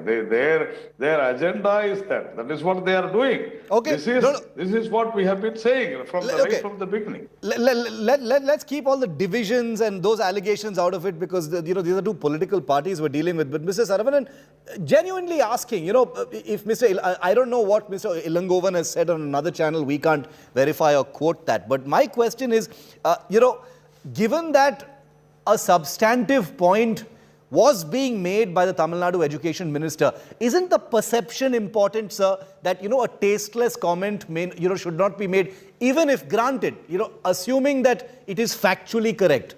The fact is that it is tasteless. It insults certain people. It shows some people in bad light. It talks down to certain people and does not go with the stature of a higher education minister. Surely that matters to you and the DMK, sir. And I'm asking that with a great deal of respect, because politics is about perception. Yes, Chef. I think his speech is taken out of context, and I think it is a huge, big hue and cry is made out of nothing. He has merely stated the fact. Then why doesn't he just clarify? Just a moment. This outrage that he should apologize, this apology, the highest office bearers of our country have gone on record and said Hindi is a national language. The Mr. Amit Shah says English should go and Hindi should come. This is against the integrity of our country, not this statement. Will Narayan Tirupati have the courage to question Mr. Amit Shah? This is against our federal polity. Since this is all part of the statements made by the BJP leaders, they keep saying again and again that Hindi is a national language. No, but why do they keep saying that? The thing, Can we ask them to apologize? See, India is prospering only because English is here. That is because Tamil Nadu was I am the first person, sir. I would like to tell everyone here, I am the first person who always suggests to people, please learn English. Please learn English if you want a good future. There's no question about that. The substance of what is being recommended, I don't think that's a separate debate. That's a separate debate. I am saying he has extolled the virtues of learning English. There is nothing wrong. The intention of what he said is not wrong at all. I believe that the intention of what he wanted to say is not wrong. But given that there is a language war that has been happening for many, many years now, it's not something new. There is a certain degree of contempt for the Hindi language in South politics. I am not pointing only at the DMK, but we know that's a fact. I'm not making that up. Narayan Tirupati, would you like to respond to that? Because, see, this is the language war anyway is an emotive issue, but this particular comment from this minister has made it has hurt a lot of people. It has genuinely hurt. This video has gone viral. Saravanan may be partially right when he says, there is over-the-top outrage. But my sense is this kind of arrogance does not suit a minister. It certainly does not suit a minister. Shiv, I said, but if I will be the first person to oppose if Hindi or some other language is imposed on Tamil Nadu. We have been saying this, and Mr. Amit Shah never said that Hindi is our national language. I think Saravanan has to correct it. I did not say that. I did not say that. Let me finish. Don't let me misquote me. finish it. Don't Let me misquote me. I finish did not it. say that. You have some I did not say decency, that. have Go some look at the manners. tapes. Don't interrupt. Okay, have some manners. So, No, if you quote me wrong, I will interrupt. If you quote me BJP wrong has and keep never on speaking, said I will that interrupt. Hindi is our national language, whereas the Congress, the ally of DMK, have been imposing Hindi all along, right from 1947.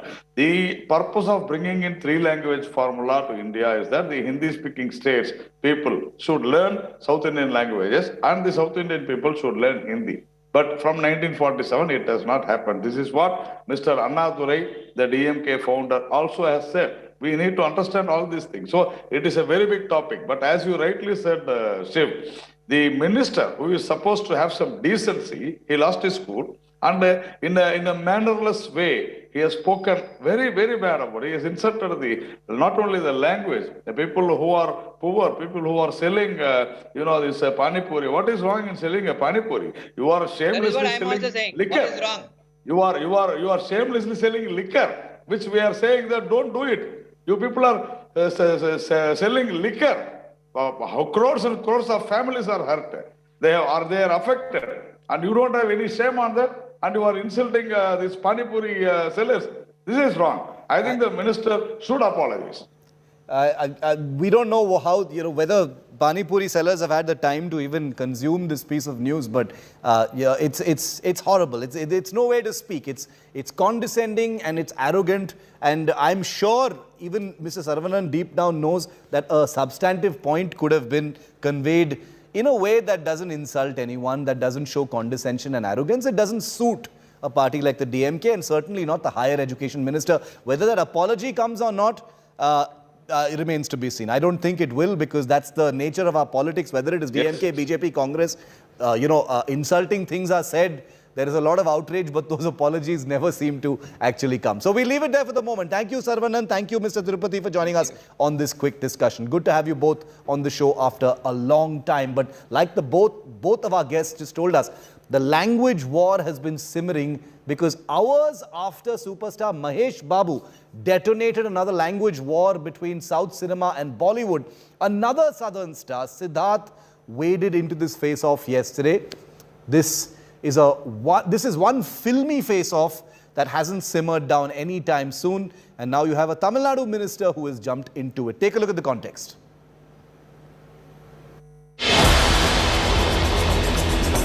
It is Bollywood versus Southern cinema once again.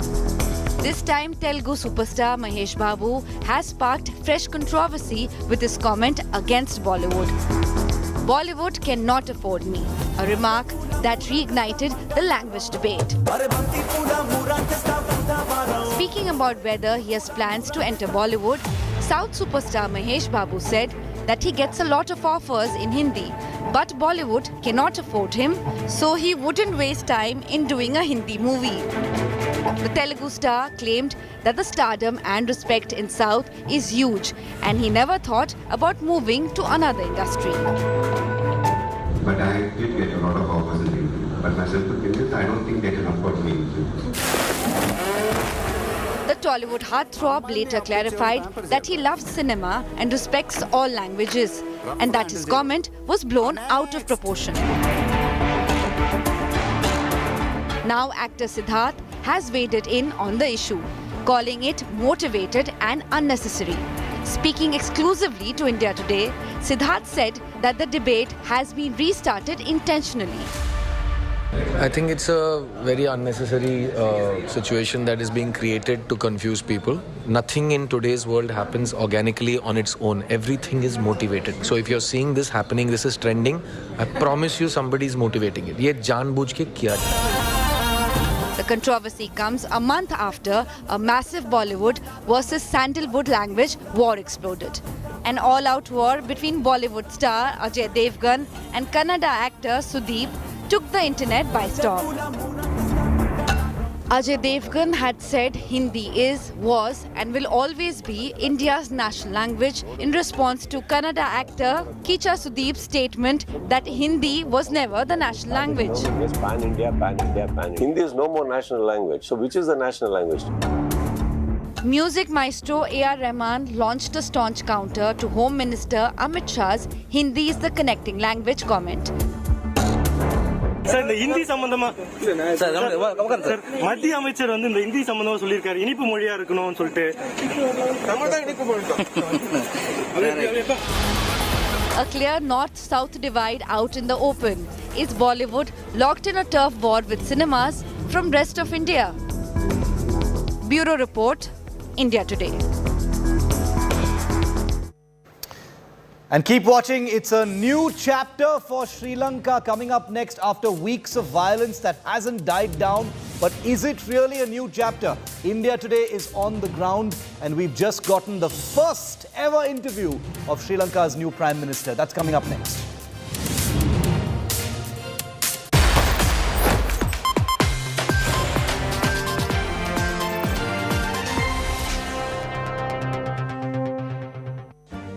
Make your media plan smarter with India Today Live TV on your connected devices. Amplify your brand with 100 million smart internet viewers. To advertise, mail us at sales@aajtak.com or call 9999892171.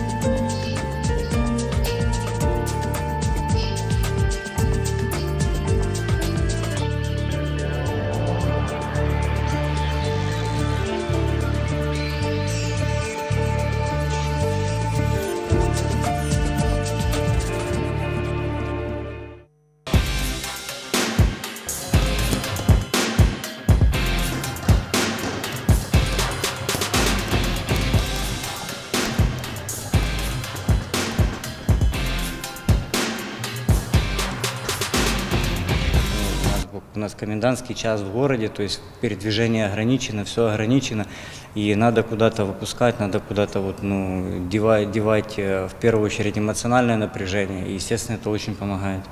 Спорт помогает быть в форме, как физической, так и психологической, помогает бороться со стрессом. Время это переживаю уже второй раз. Дежавю, скажем так. Спорт помогает.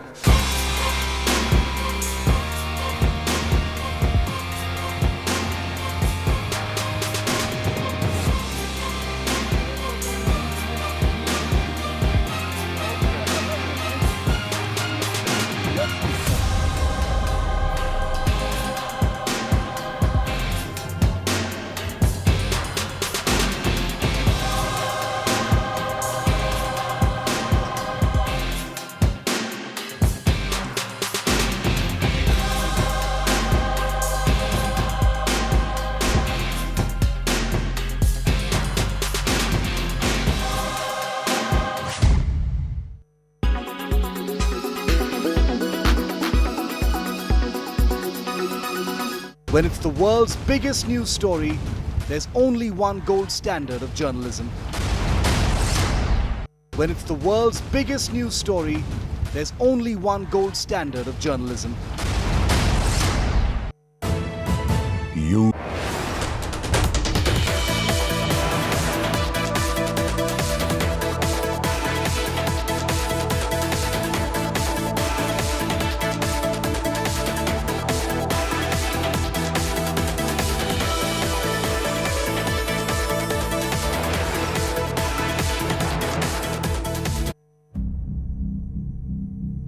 Lanka in flames.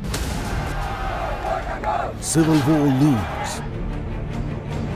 We are in hopeless in our future. The only Indian channel reporting from the ground zero. Food, fuel, medicine, everything is high and many of them are in shortage, which is a huge concern. India Today, the gold standard of journalism.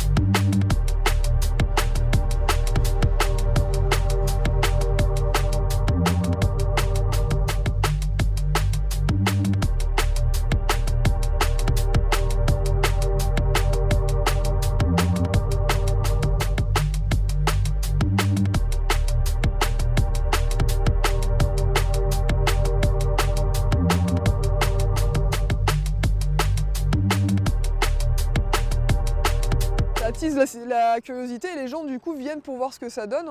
Après oui, dans la pratique, on ne s'affilie pas du tout à l'univers Harry Potter. On utilise les mêmes termes comme soif, cognard, vif d'or, balai, etc. Mais c'est vraiment devenu un sport à part entière, à la frontière de plusieurs sports collectifs qu'on connaît depuis des centaines d'années, quoi.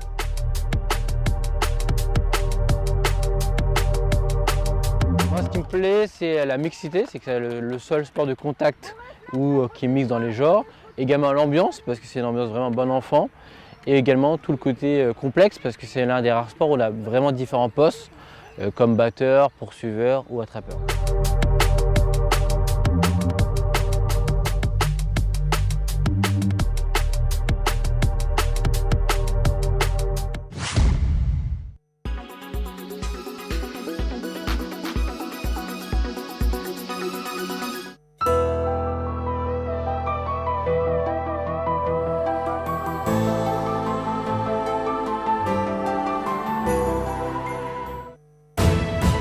You are watching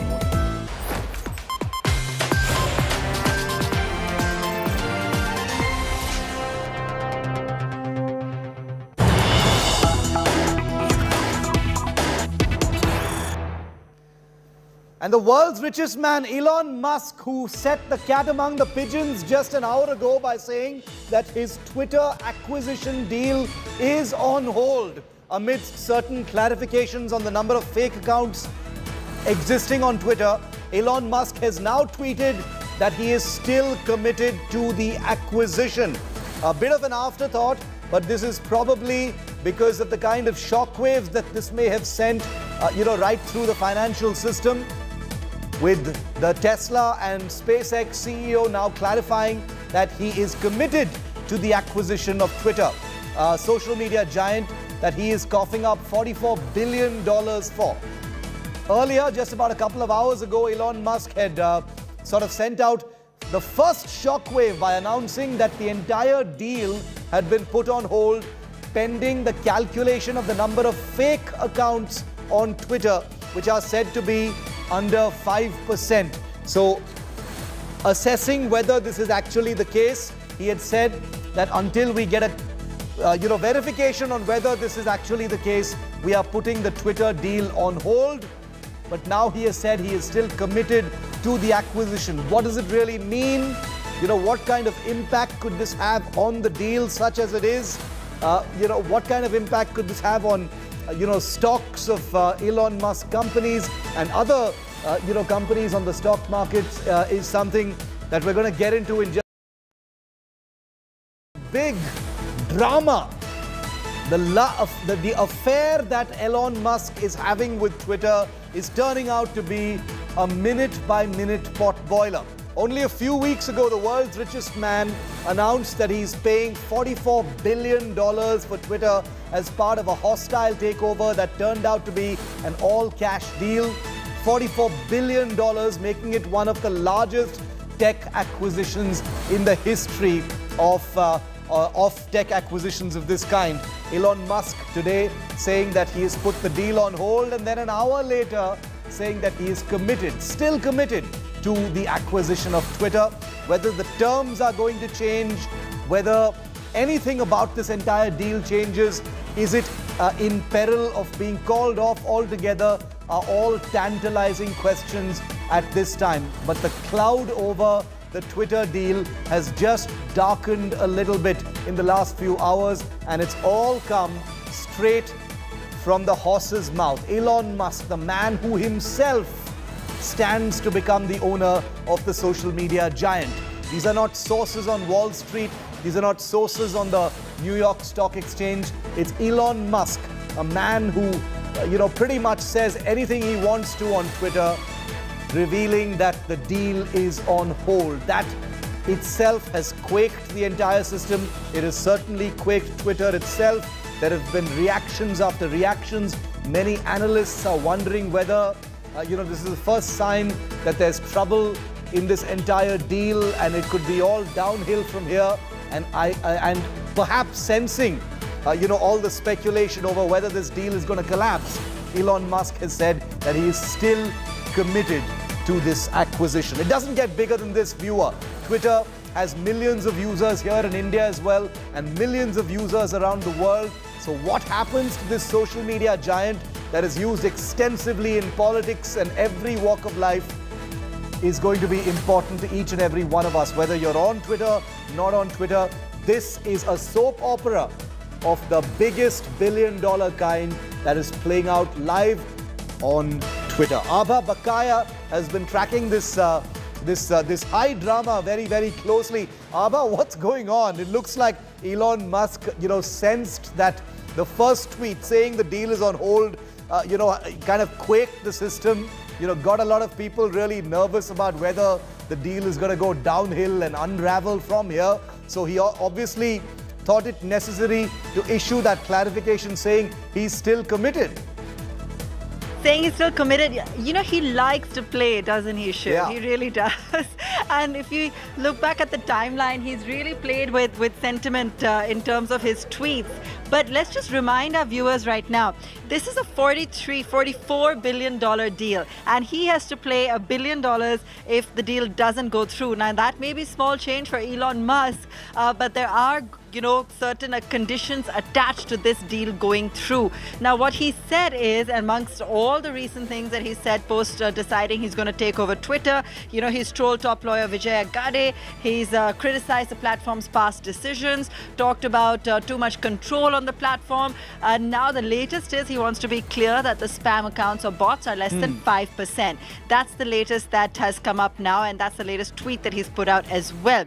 Now, for Twitter, however, it's not completely downhill. It's a huge deal, of course. Yeah. But Elon Musk, given how volatile he's been and how he continues to change his mind, every other day, it will seem a little, kind of reassuring if they have a clear decision. Now, the deal is likely to go through over the next few weeks or months. And now Elon Musk himself reconfirming that he's committed to it. But in the meanwhile, he's keeping everyone on tenterhooks with the kind of conditions that he keeps coming up with. Now he's holding it, saying that calculation will depend that on spam or fake accounts having to be less than 5%. He's already talked about wanting to kill spam bots. He's talked about that. He's talked about how he's against permanent bans on the platforms, leading to huge debate about whether or not Donald Trump will make his big comeback on Twitter. He's been yelling about free speech forever. In fact, that's probably why he stood back from taking a board seat with his 9% and decided to instead take over all of Twitter altogether,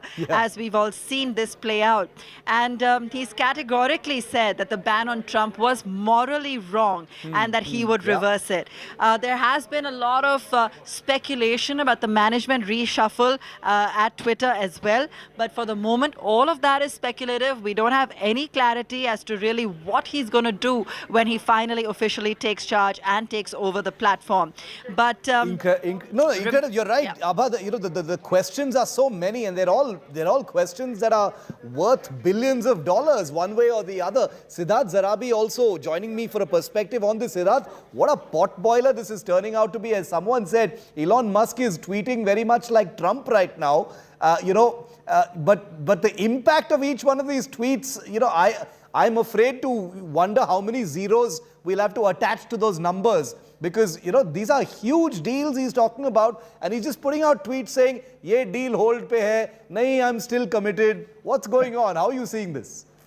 Shiv, on a lighter note, I wonder if current Twitter management is tempted to ban Elon Musk from the platform. Imagine that. Okay, but seriously, what is Elon Musk up to? There is a clear serious issue that he is raising in valuation terms. And to make it simple for our viewers, $44 billion is a huge amount of money. Yes. In fact, globally, this is the largest M&A deal which is in the works currently. What is this spam issue that he is referring to? When any company goes to buy another one, there is a period of due diligence in which you go through the numbers. Now, the $44 billion is premised on a certain amount of users, including what is called the daily active user limit. Right. I suspect Elon is trying to drive down the price from what he originally had proposed, and that's kosher for such deals.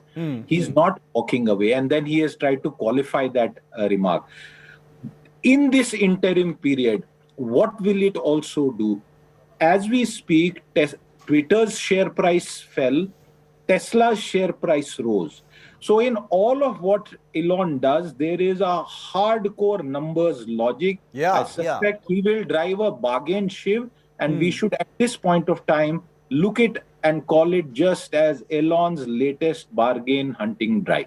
You know, what I want to understand, Siddharth, also, and Abha, I'll come to you after that, is, Siddharth, is there a strategy in tweeting every one of these things? Is that what this is about? That he tweets it and that kind of puts pressure and, you know, clears the decks for an action to try and drive down the price? Is that what this is about?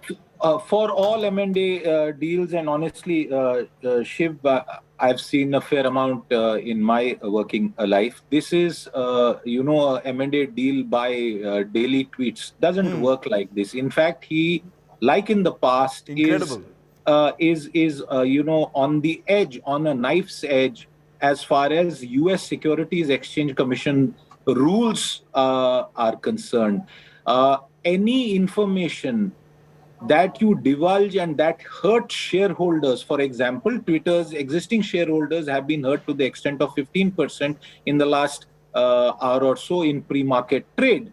That is in the US subject for class action. But Elon Musk is actually, I feel, above certain rules that apply to the average US investor.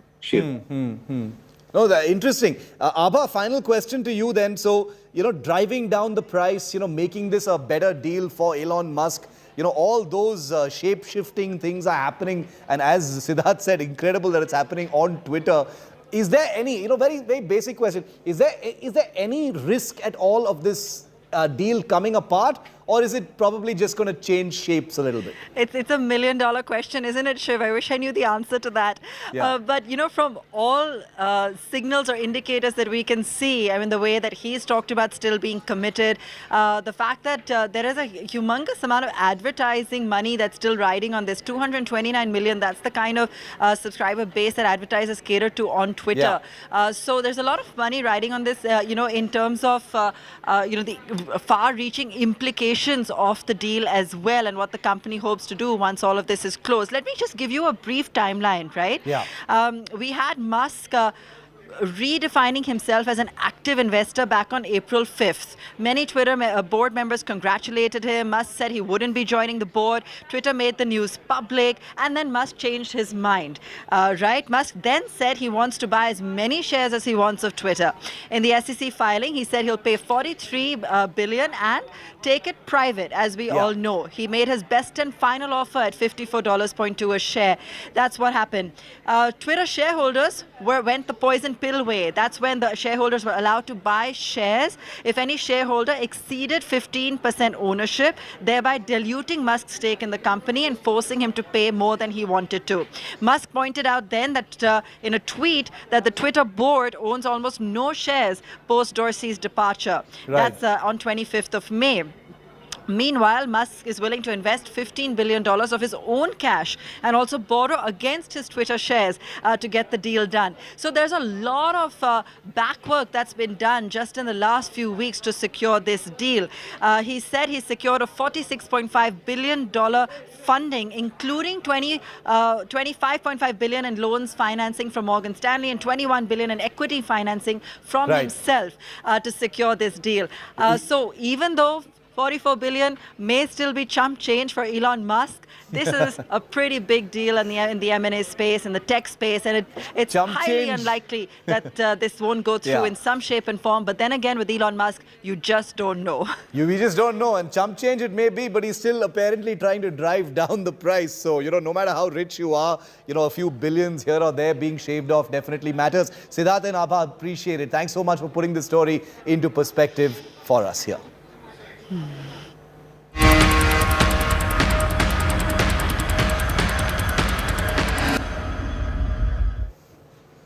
We've got a world exclusive from a Sri Lanka that's been in flames over the last few weeks. Four-time Prime Minister of Sri Lanka, Ranil Wickremesinghe, has taken over once again as Prime Minister of the island nation, bringing a temporary end to the political impasse in the nation.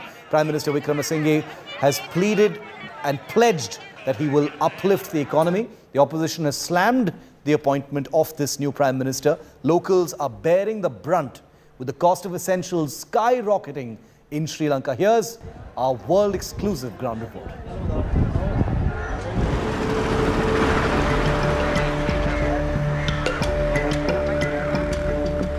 A temporary relief to the political impasse in Sri Lanka. Veteran Ranil Wickremesinghe was sworn in as a Prime Minister to try and steer the island nation out of its economic mess.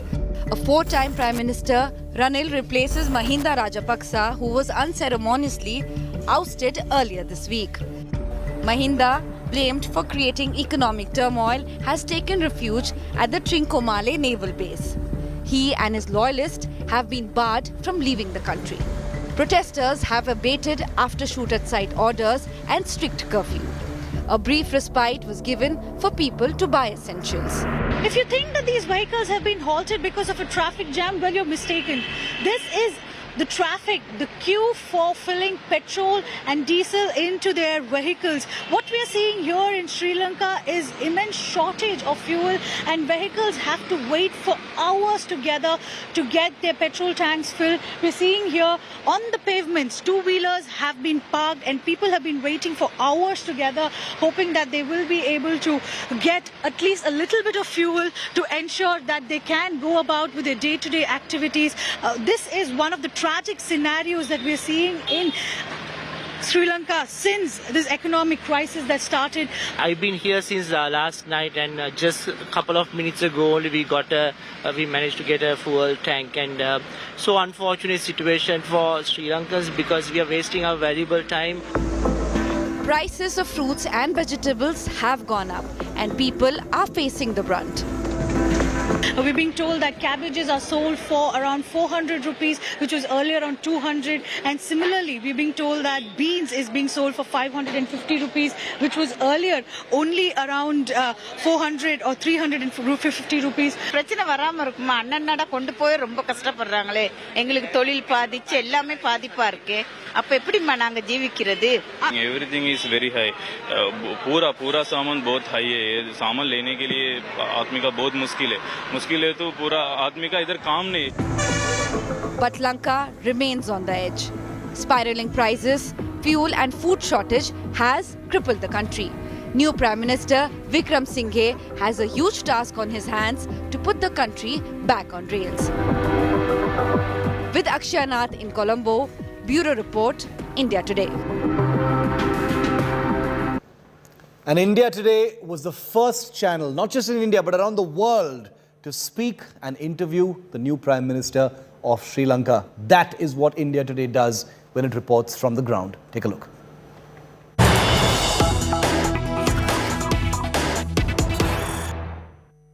Prime Minister, are you confident there's a way out of this crisis?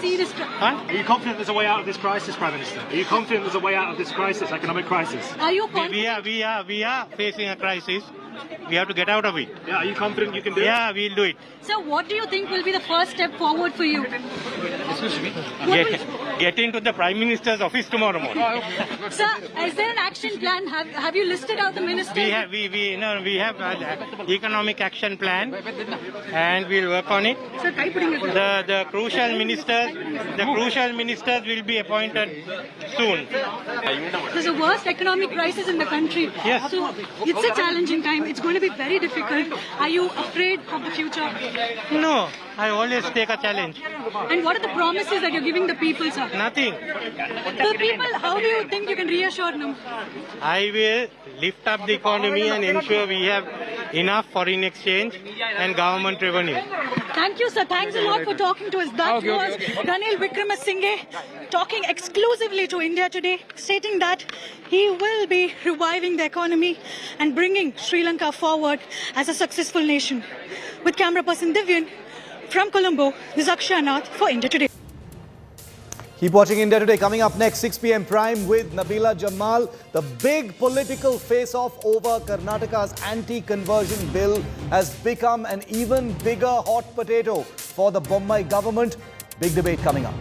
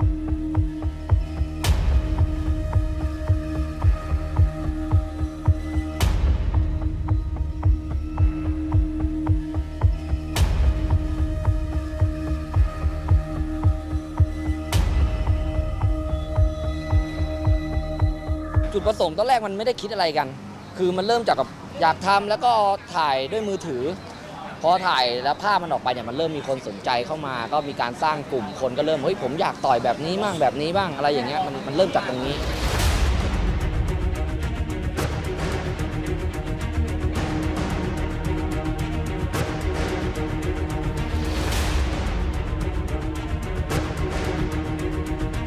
ถ้าในเรื่องของพรบมวยคือเราไม่ได้เข้าพรบมวยเราไม่ได้จัดมวยเถื่อนผมตอนนี้คือขึ้นอยู่กับกรมปกครองซึ่งเป็นกิจกรรมไว้ขับเราไม่ได้เป็นมวยเราไม่ได้เป็นกีฬาเราเป็นกิจกรรมหนึ่งซึ่งมีสมาคมของเราสมาคมไว้ขับไทยแลนด์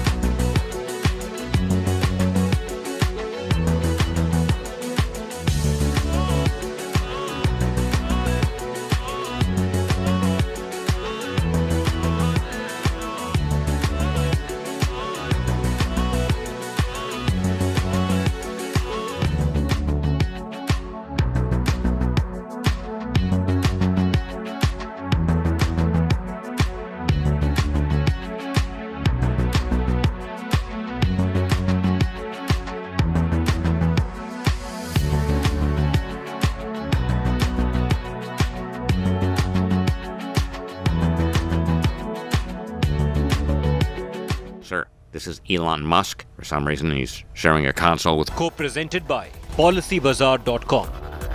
Co-powered by HP Pavilion. Power to do it all.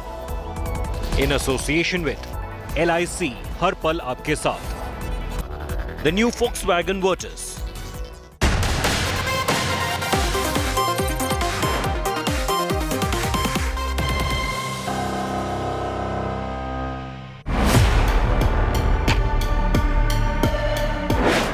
Ordinance route for anti-conversion bill. Congress asks what was the hurry?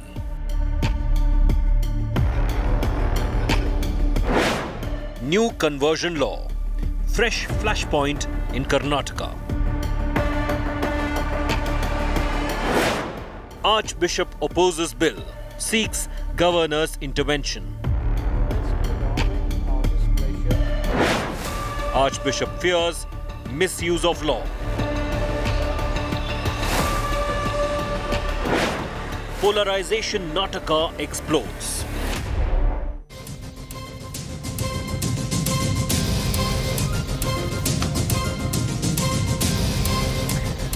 And that's our top focus right here on 6 p.m. Prime. I'm Nabila Jamal, going to take you through all the angles and the controversies around this anti-conversion bill, which the BJP government in Karnataka have now passed through an ordinance. What's the hurry? What can this law really do? What are the provisions of the law? All that and more right after the top headlines. Let's have a look. Anger boils in Jammu and Kashmir after a Kashmiri Pandit was shot dead inside a government office in Budgam. Protesters hit the streets, police to fire tear gas. Congress heavyweights in Udaipur for a 3-day Chintan Shivir to brainstorm amid the turmoil. Sonia accuses the BJP of spreading fire of hate across the nation. Full meltdown in Karnataka Congress ahead of the polls. Divya Spandana accuses the state Congress chief D.K. Shivkumar of defaming her. MLA M.B. Patil backs Divya.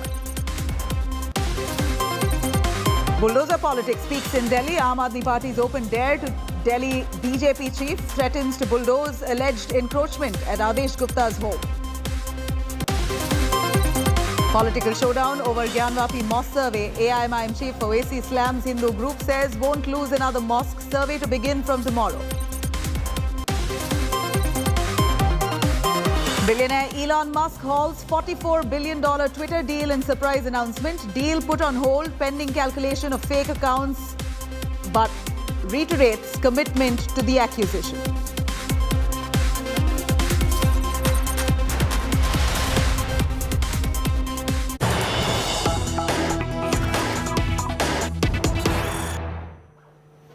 All right, we have some big breaking news first. A total of 3 terrorists associated to each other have been killed by security forces. 2 were involved in the killing of Rahul Bhat. One terrorist, identified as Gulzar Ahmad Ghani, was eliminated on May 11th, whereas 2 other terrorists involved in the killing of Rahul Bhat have been killed by the security forces. Here's a big development coming. We saw Kashmiri Pandits in large numbers on the streets of Kashmir Valley protesting against the government for not securing them. They have been quite fearful of the situation in the valley there after at least 3 targeted Kashmiri Pandit killings were reported from October till date. Rahul Bhat in the latest was killed, a targeted killing of the Kashmiri Pandit. Here, the security forces have managed to kill 3 terrorists, all associated to each other. 2 were involved in the killing of Rahul Bhat. Munish joining us on the phone line for more on that. Munish, a massive crackdown on terror, especially the men who killed Kashmiri Pandit Rahul Bhat, we believe, have been struck down.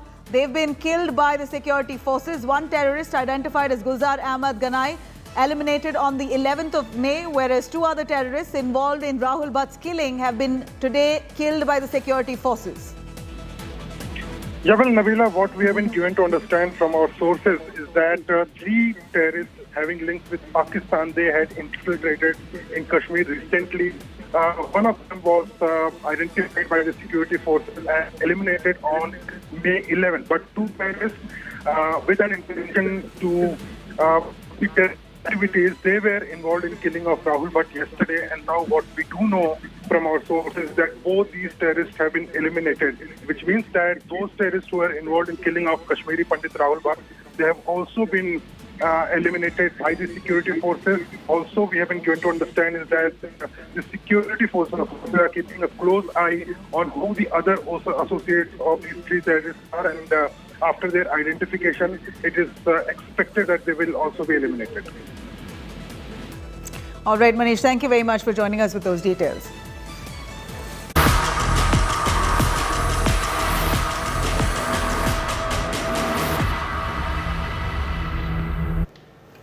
All right, here's coming to the controversy that's now brewing in Karnataka after the BJP government hurriedly passed the anti-conversion ordinance, a bill that was pushed through an ordinance. Bommai government passed the anti-conversion law by executive order after a cabinet meet was held on Thursday.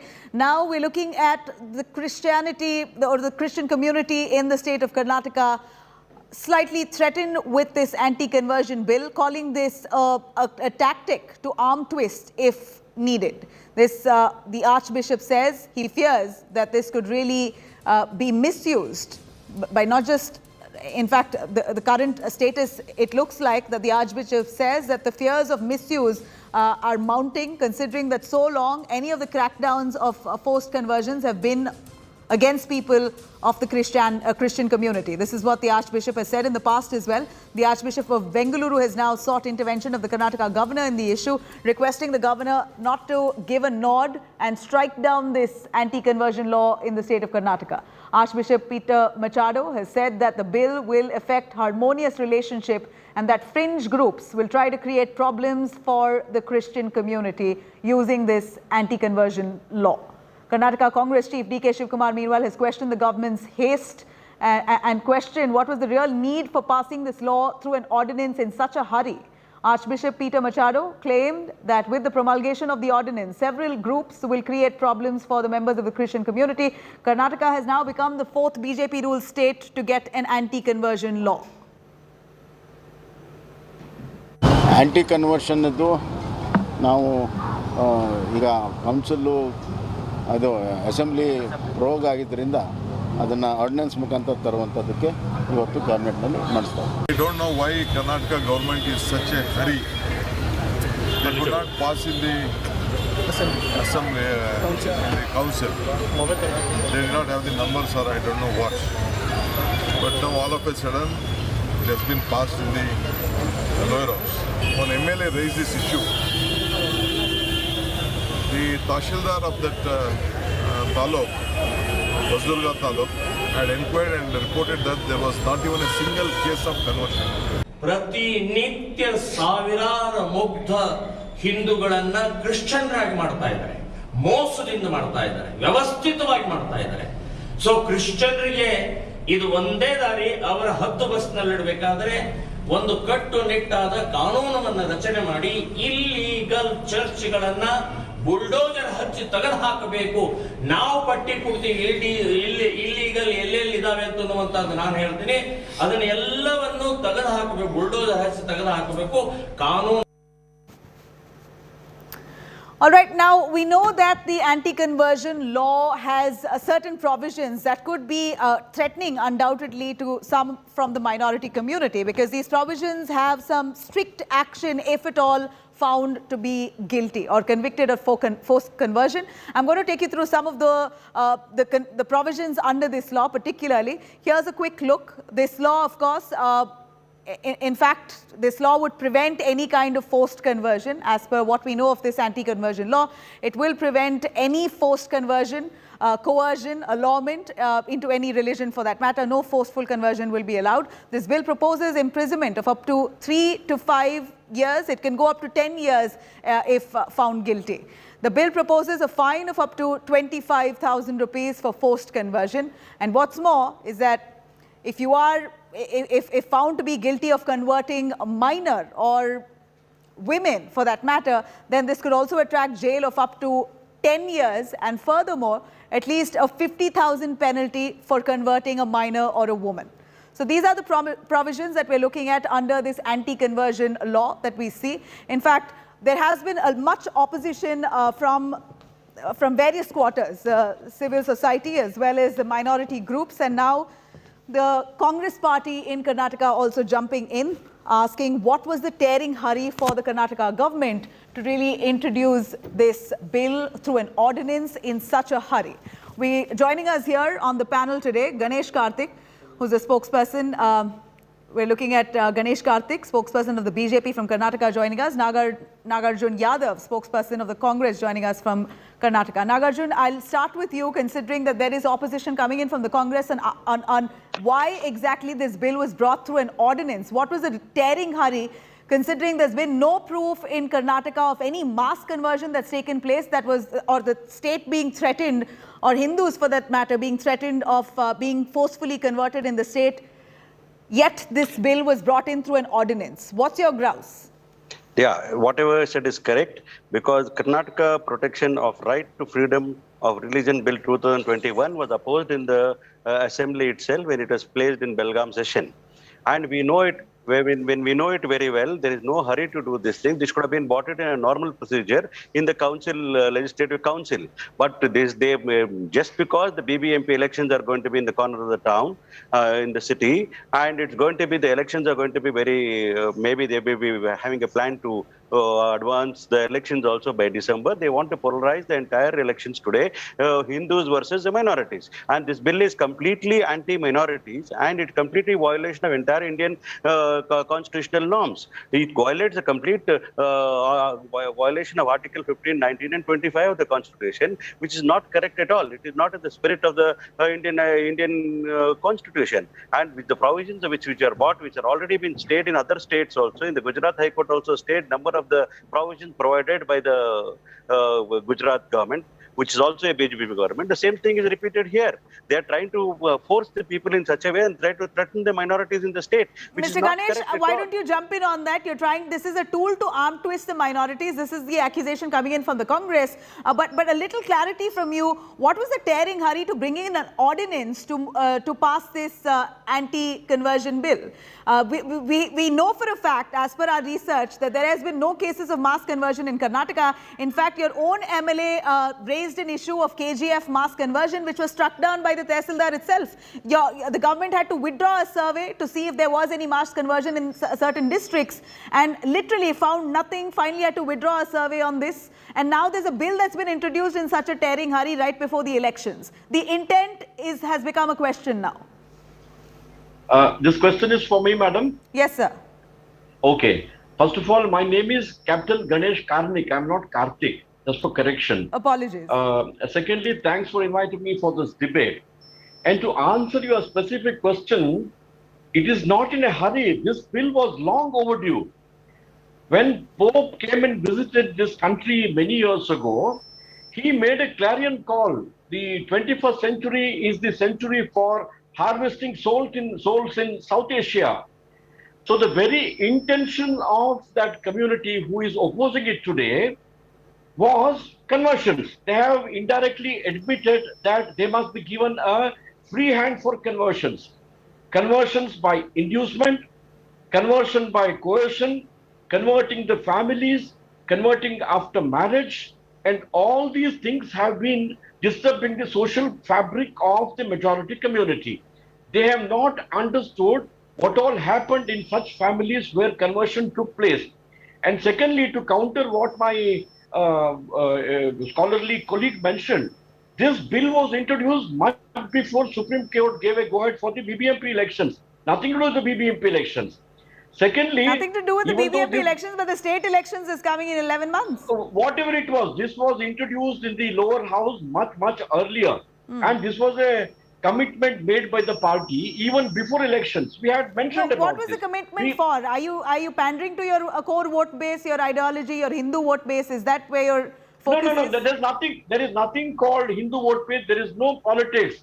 As far as BJP is concerned, this is a commitment. This bill doesn't stop anyone from getting converted.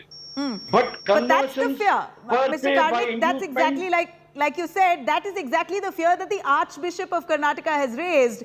In fact, can we have quotes of the Archbishop right here on our screens? If we can show what the Archbishop Peter Machado has said, that this is going to ruin communal harmony. This will be a tool for fringe elements or right-wing groups to try and harass the minorities. And this will also disrupt any attempts to convert willfully. As per Article 25 of the Constitution, the rights that it gives you to practice and profess your religion. As long as it's not coerced or forced, you're allowed to do so. You're asking me this question, please. Right. I'm stating what was said by Peter Machado. No, you can counter that. There is, as far as minorities are concerned, for them to preach, practice and profess, there is absolutely nothing in this bill which stops them from doing it. If somebody who is mature enough to understand the implications of conversion, if he wants to get converted by going and applying for a permission with the DC, there is no problem. Exactly. It's as it is such a cumbersome process, Captain Ganesh. It's not an easy task for conversion. If it is forced, then one knows it is forced. If one is doing it willfully, it's a cumbersome process of 6 months. You go to the DC, you go to the magistrate, you get all your paperwork done. When it's so cumbersome, you already have different sections of the IPC to deal with any kind of forceful conversion. Why did you have to introduce a new anti-conversion law altogether? First of all, conversion should not be an easy task. This must be a difficult task. True, and it's great that it's so difficult. Number one. Number two, all these years, what all provisions you had in the existing IPC were not stopping these missionaries from converting people en masse, converting families. I have visited families where a particular person was being converted and the whole family into a trauma. I have visited that. And poor people living in colonies, they are being converted en masse. Now, this will only ensure that using inducements, using coercion, marriage as an excuse, there will be no kind of conversion of this sort. People cannot go to hospitals. But you're making this sound like as like an alarming situation, which isn't so, Captain Ganesh. You may have visited isolated families. There is no report. There is no FIR. There's nothing in police record that there was any mass conversion like you're mentioning. No. This is not for some police reports. Some police reports have been collected by the government. You should have filed a FIR if that was the case. If you saw any, if you witnessed any mass conversion. No, there are mass conversions. There are instances of mass conversion, and there are instances of forced conversion. There is no doubt about it. Otherwise, why should Pope come and tell in India, Indian soil, that next century is the century for harvesting the souls? What does it mean? And why are they scared?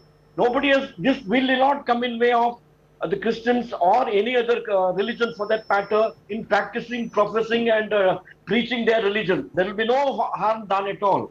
And if a mature individual wants to convert himself, this bill is not going to come in way.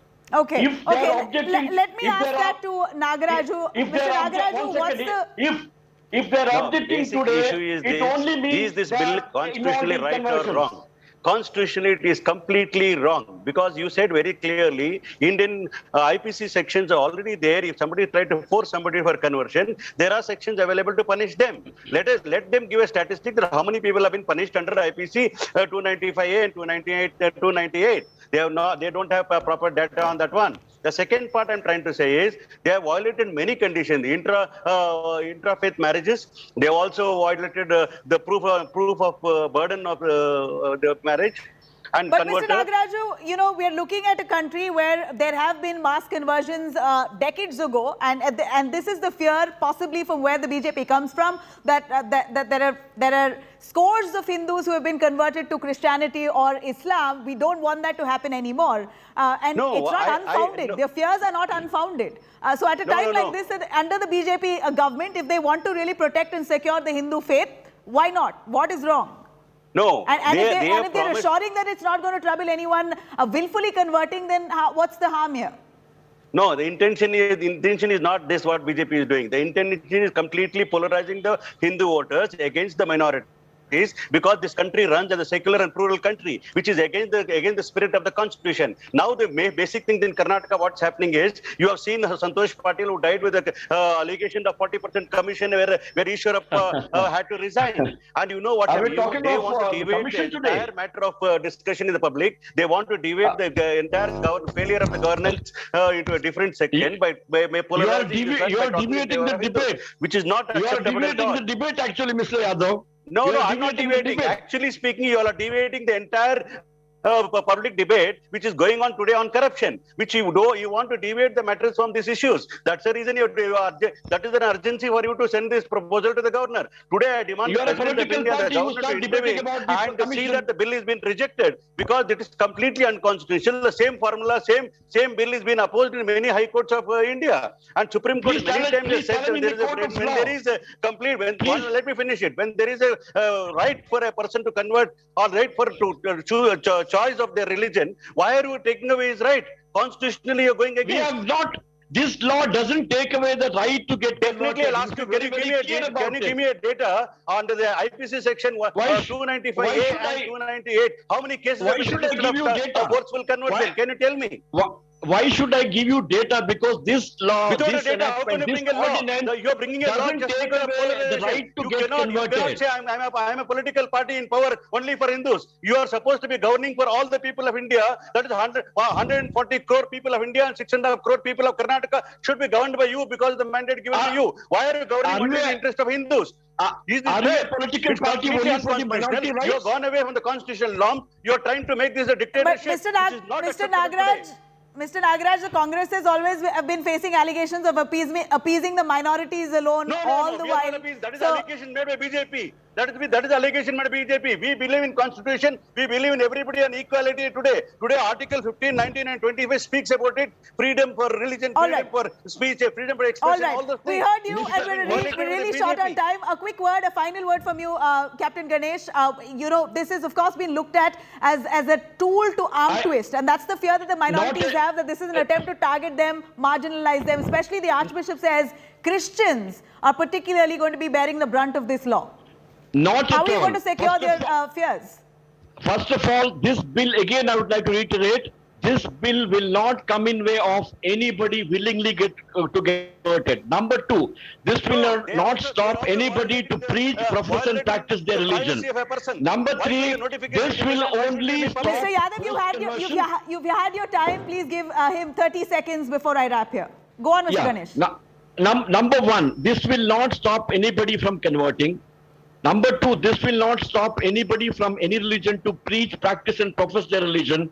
Number three, this will only stop people who are onto forced conversion, conversion with inducements, conversion during marriage. Only these things will be stopped. Third thing is, the last thing rather, Mr. Yadav represents a political party which is actually anti-Hindu party. They have been only promoting the interest. All right, we heard you on that. Keeping politics aside, this is a bill that's now been introduced through an ordinance by the BJP government in Karnataka. Thank you very much, our panelists, for joining us. We're looking at opposition growing over this anti-conversion bill that could allegedly be used as a tool to target the minorities. That's what the Archbishop has almost indicated, as he fears that this will become difficult for the community itself in Karnataka. We're going to continue tracking those developments there, but on the other side of a short break, I'm going to take you through a big face-off over Akbaruddin Owaisi, Junior Owaisi, visiting the tomb of Mughal tyrant Aurangzeb. BJP and Shiv Sena now lashing out at this kind of provocation that the AIMIM Neta has carried out. I'm going to take you through details of that on the other side. Stay with us.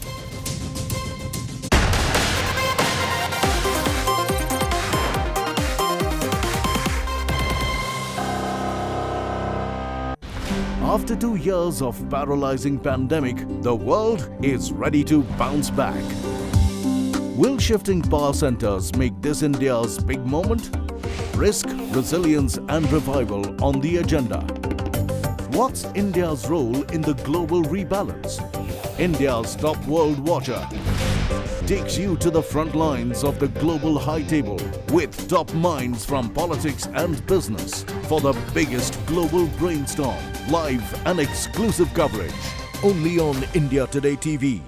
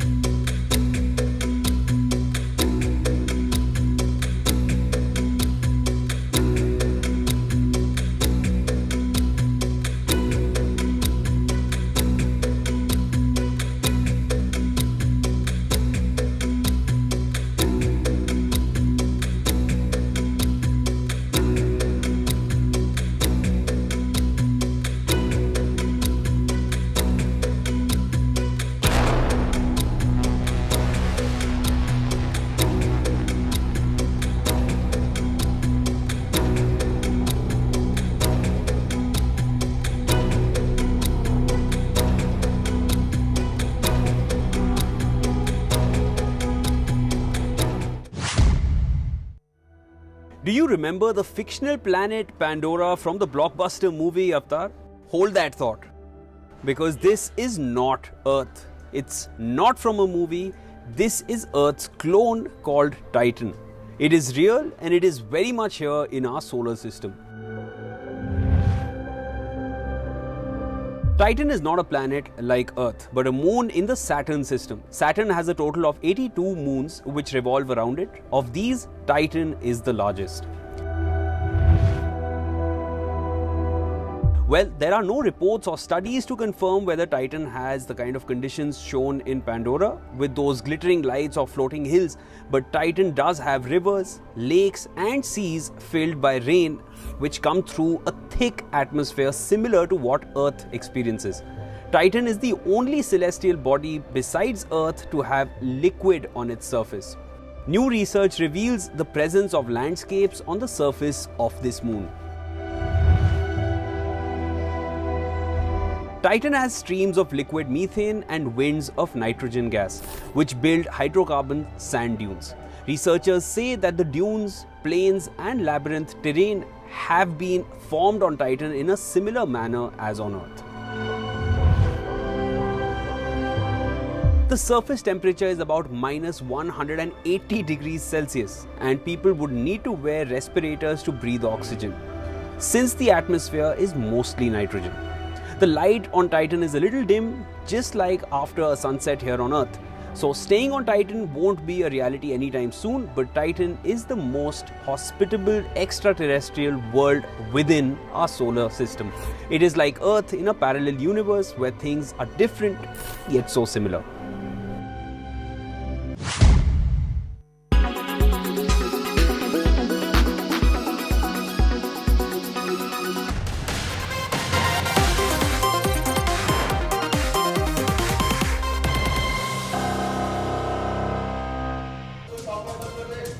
All right, now AIMIM leader Akbaruddin Owaisy's visit at a tomb of Mughal Emperor Aurangzeb has now sparked quite a massive controversy. MNS has slammed AIMIM leader Junior Owaisy, while BJP hits out at the Maha Aghadi government, asking if you can slap sedition charges on the Rana couple for chanting Hanuman Chalisa. What stops you from slapping sedition charge on Junior Owaisy for visiting the tyrant's tomb? Here's more on that.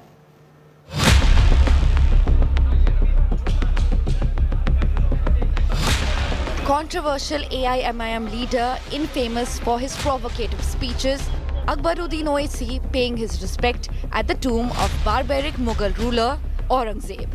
Junior Owaisy's tribute to Aurangzeb in Maharashtra's Aurangabad has triggered a massive storm, drawing furious reactions.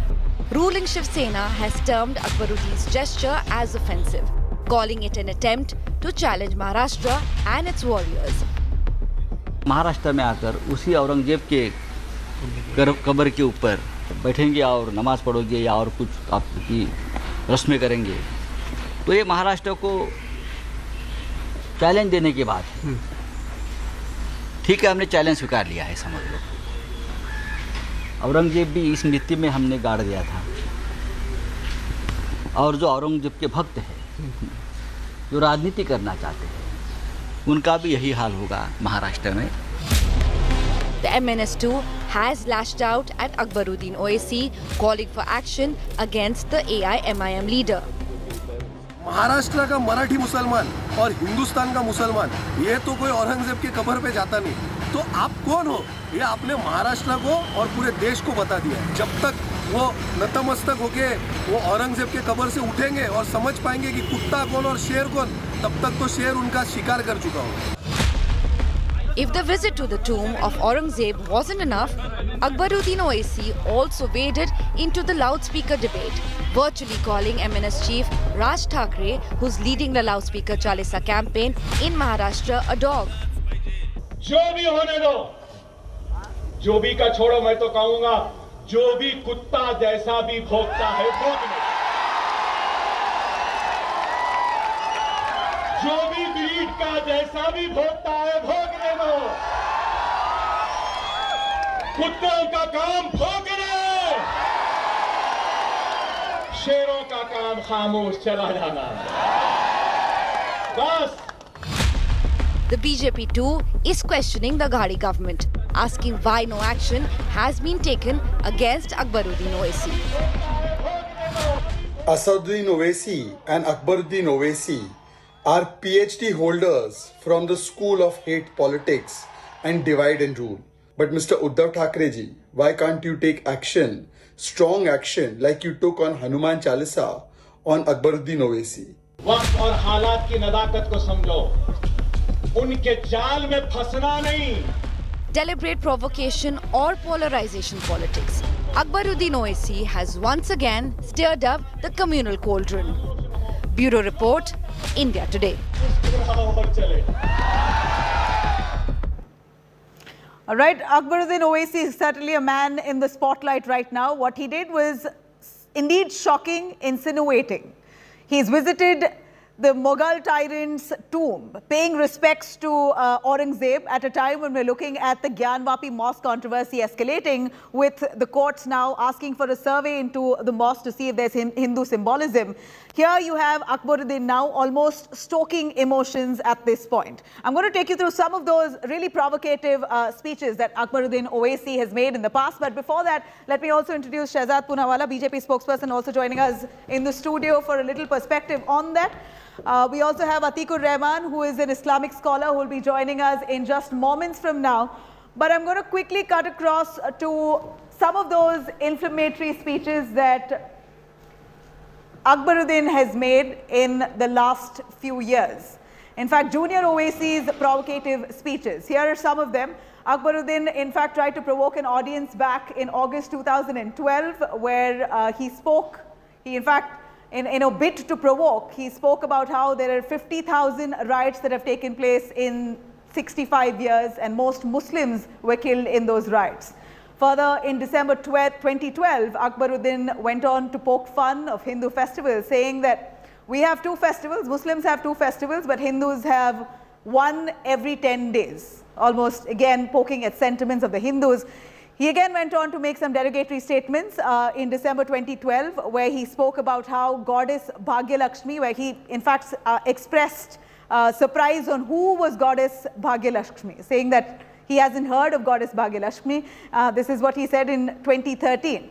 Again, a controversial speech that he made, where he spoke about Hindus at large and the might of the Muslims in the country, saying remove police or remove the cops for 15 minutes in India and we will finish off 100 crore Hindus. These are comments made by Akbaruddin Owaisi, undoubtedly insinuating and unwarranted. But do Indian Muslims really reckon with Akbaruddin Owaisi? While on one hand you have Asaduddin Owaisi, his brother, really championing the cause of Indian Muslims, at the same time his brother Akbaruddin Owaisi fanning some kind of hate of sorts by visiting a tyrant's tomb today, really speaks volumes of the intent of the Owaisi brothers. Now, while that said, you also have a few Congress leaders making similar statements that really could poke at the sentiments of the Hindus, because we know the kind of the hate that the Mughals had at one point against most religions in the country. Of course, an attempt to convert many of them to Islam were also put in place, but nonetheless, thankfully, Hindu culture was preserved, and it's been a long fight for Hindus to preserve their sanctity, their heritage until date. But here is Salman Nizami, one of the Congress netas, who's also made quite an insinuating statements. He's spoken about how big monuments are that the Mughals have made was because they were visionaries, almost praising the Mughals. In the latest hitting out at the BJP, the Congress leader, Salman Nizami, has called Mughals visionary. Nizami took a jibe at the BJP, saying that Mughals did not build their own statues, instead built monuments like the Taj Mahal, the Red Fort, to attract tourists and generate revenue.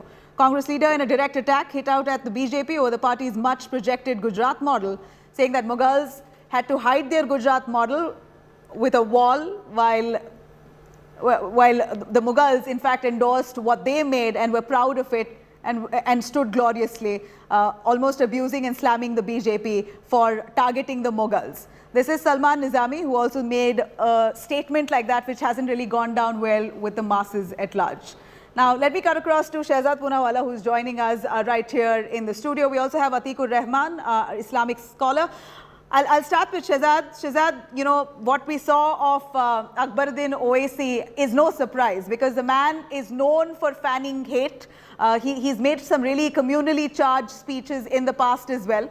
And him visiting a Mughal tyrant and paying respects and homage, etc., right in the backdrop of Gyanvapi mosque controversy with the court asking for a survey, what does it really speak of? You know, there is a lot of symbolism in what Akbaruddin Owaisi and Salman Nizami and this entire crop, whom I call the AICC, the Aurangzeb Inko Chahiye Committee. Aurangzeb, they are desperate for Aurangzeb.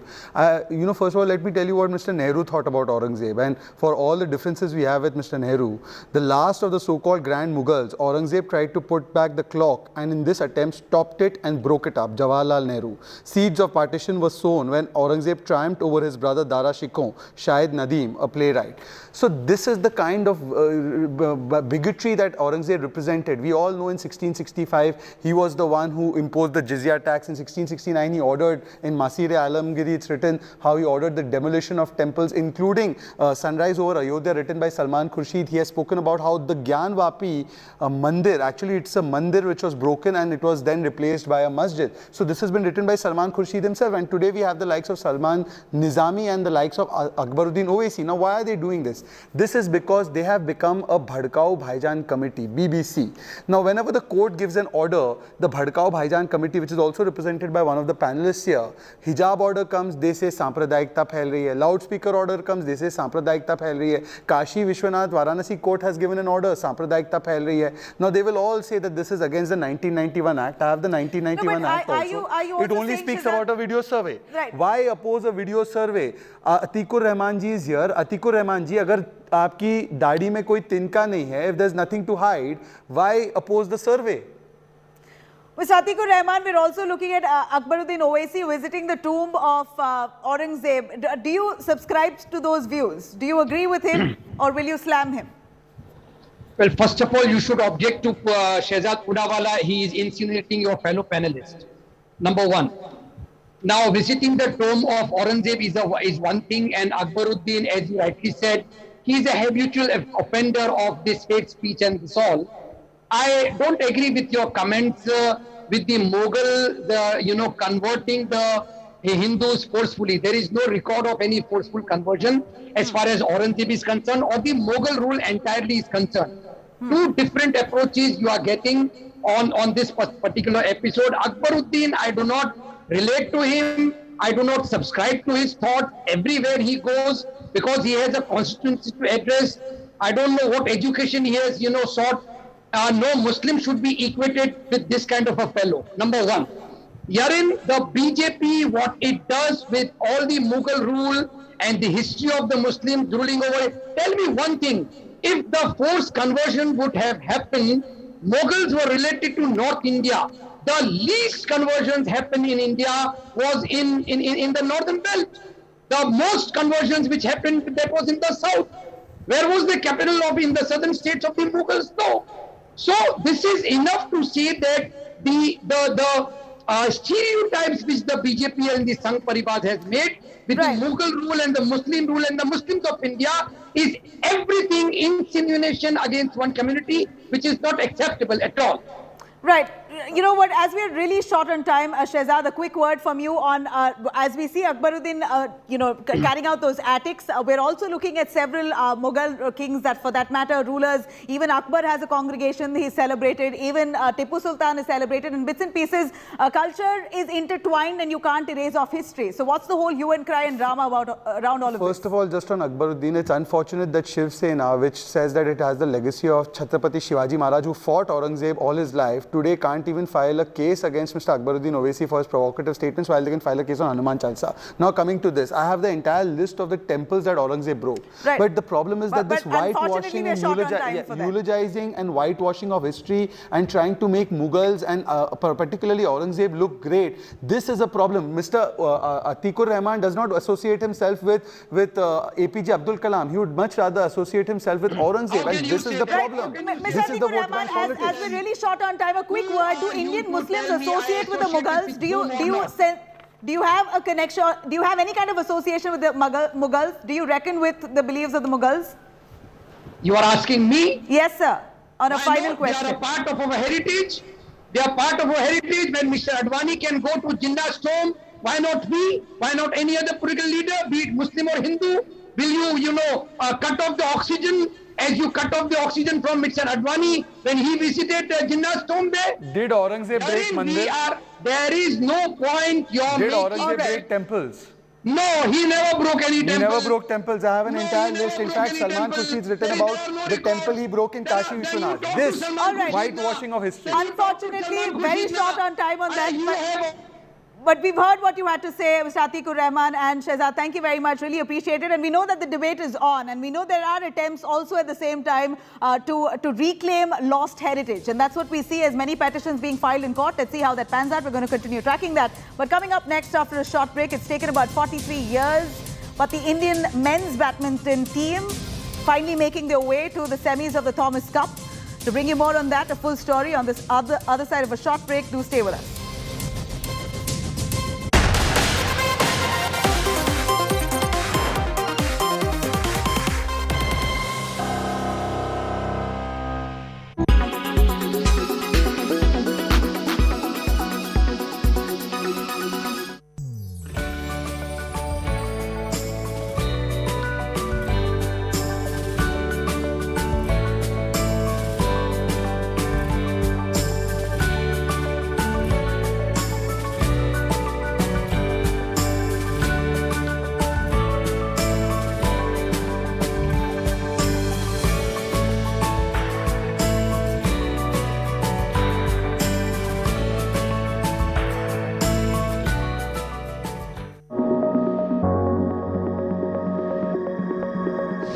In a historical decision, Supreme Court put a stay on the 152-year-old sedition law till the Union government reconsiders the provision. The global movement has been overwhelmingly anti-sedition, with different countries either easing the law or simply getting rid of it.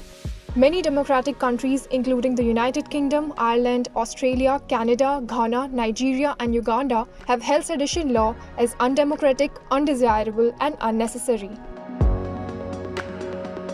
The sedition law became obsolete in UK in the 1960s and was finally repealed in 2009. Sedition by an alien, that is resident but not a national of the country, however, is still an offence. In the USA, some sedition laws have been repealed. The courts provide wide protection to free speech. Sections 2381 to 2385 of the US Code deal with treason, sedition and subversive activities or advocating the overthrow of the government. Laws are rarely enforced to uphold the freedom of speech,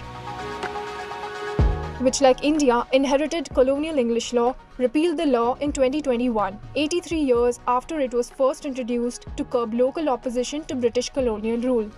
The Home Ministry said that key aspects of the Sedition Act have not been relevant in the modern Singapore for a long time, and the law was hardly used for prosecutions. Singapore has enacted other laws over the years to deal with issues covered by the Act in a more targeted and calibrated manner. The act of sedition ceased to be a crime following the introduction of the Crimes, Repeal of Seditious Offences Amendment Bill in 2007, which came into effect on January 1, 2008. The first comprehensive legislation in Australia that contained sedition offences was the Crime Act of 1920.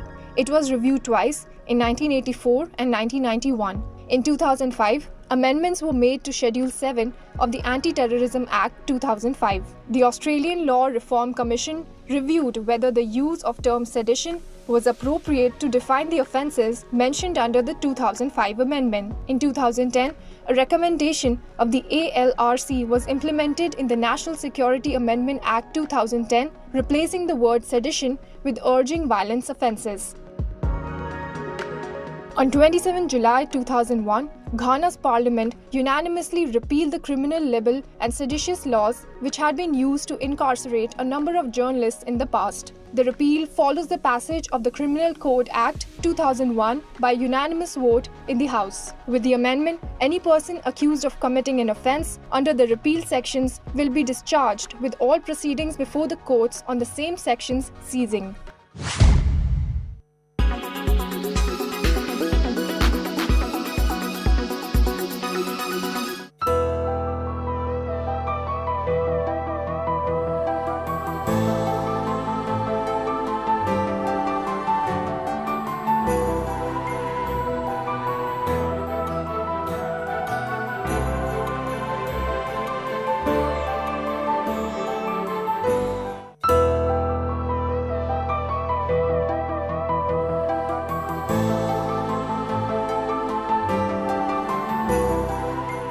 When it's the world's biggest news story, there's only one gold standard of journalism. When it's the world's biggest news story, there's only one gold standard of journalism. You are watching India Today.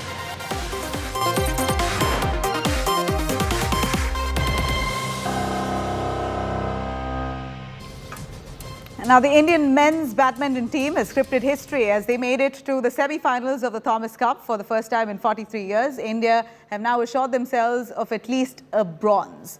World Championships bronze winner Lakshya Sen couldn't go the distance in the opening singles, losing 21-23, 19-21 to reigning world champion Li Zijia in 46 minutes. But Chirag Shetty and Satvik Sairaj Rankireddy took to the court and the duo dished out a superlative performance to outwit world number 13 Malaysian pair 21-19, 21-15 to bring India back in the 5-match tie. Next, it was Kadambi Srikanth who defeated NGZ Yong 21-11, 21-17 to give India a 2-1 lead. And then the Indian duo of Krishna Prasad and Vishnuvardhan produced a good effort before losing 19-21, 17-21 as the match went into the decider. In the end, it was world number 23 HS Pranoy's 21-13, 21-8 win over the 22-year-old Junhao Leong, assuring India's semi-final berth. Earlier, Indian women's team crashed out of the Uber Cup, losing 0-3 to Thailand.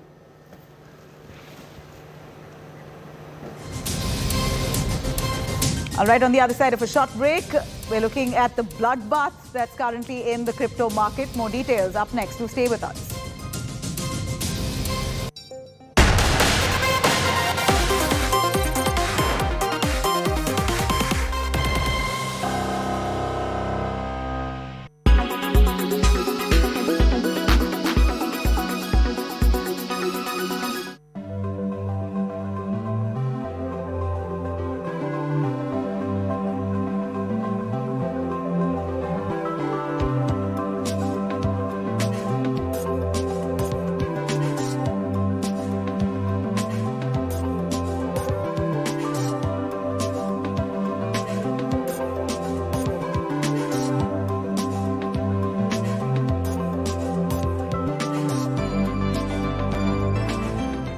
We live in a modern-day handmaid's tale. The weights are tilted unequally. Women still don't have their bodily rights. India remains one of the few countries in the world that does not treat non-consensual sex within marriage as rape. If the wife is not under 15 years of age, sexual acts by a man with his own wife is not rape. And the latest word by the High Court further confirms this. Split verdict जो है, ये society का situation को दर्शाता है, क्योंकि ये मानना कि इस मुद्दे पे सिर्फ एक ही राय हो सकता है इज नॉट पॉसिबल. लेकिन मैं ये भी क्लैरिफाई कर देता हूँ कि कोई ये किसी का पोजीशन ये नहीं हो सकता है कि मैरिज के अंदर या मैरिज के नाम पे कुछ भी हो सकता है. पोजीशन किसी का ये है ही नहीं, ना हमारा कोर्ट के सामने ये था.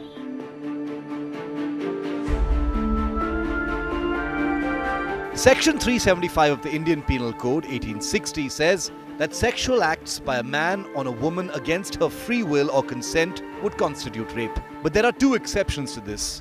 The first exception says that a medical procedure or intervention shall not constitute rape. And the second exception states that sexual intercourse or sexual acts by a man with his own wife, if the wife is not under 15 years of age, would not constitute rape. This provision is being constitutionally tested.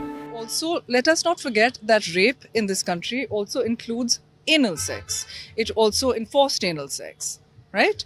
It also includes forced facilitation of gang rape. And husbands are exempt from all of this.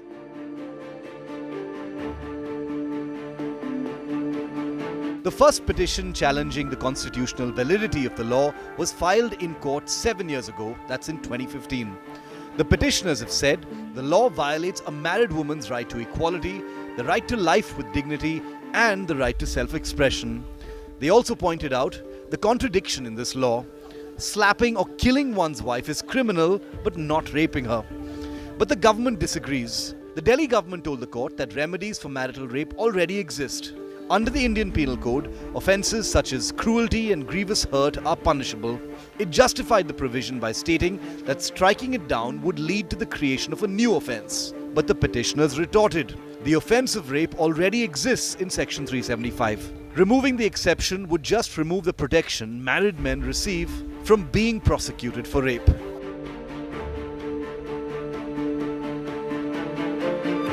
In 2017, the court affirmed the view that refusing to participate in sexual activity is a part of the right to personal liberty under Article 21 of the Constitution. It was further observed that marital rape does not destabilize the institution of marriage. The latest hearing was being heard by a two-member bench, but the judges delivered a 1-1 split verdict.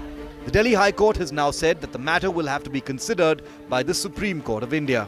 According to Justice Hari Shankar, Exception 2 to Section 375 does not violate the Constitution as it is based on intelligible differentia. On the other hand, Justice Shakdher said that the exception is violative of Article 14, 19 and 21 and therefore should be struck down.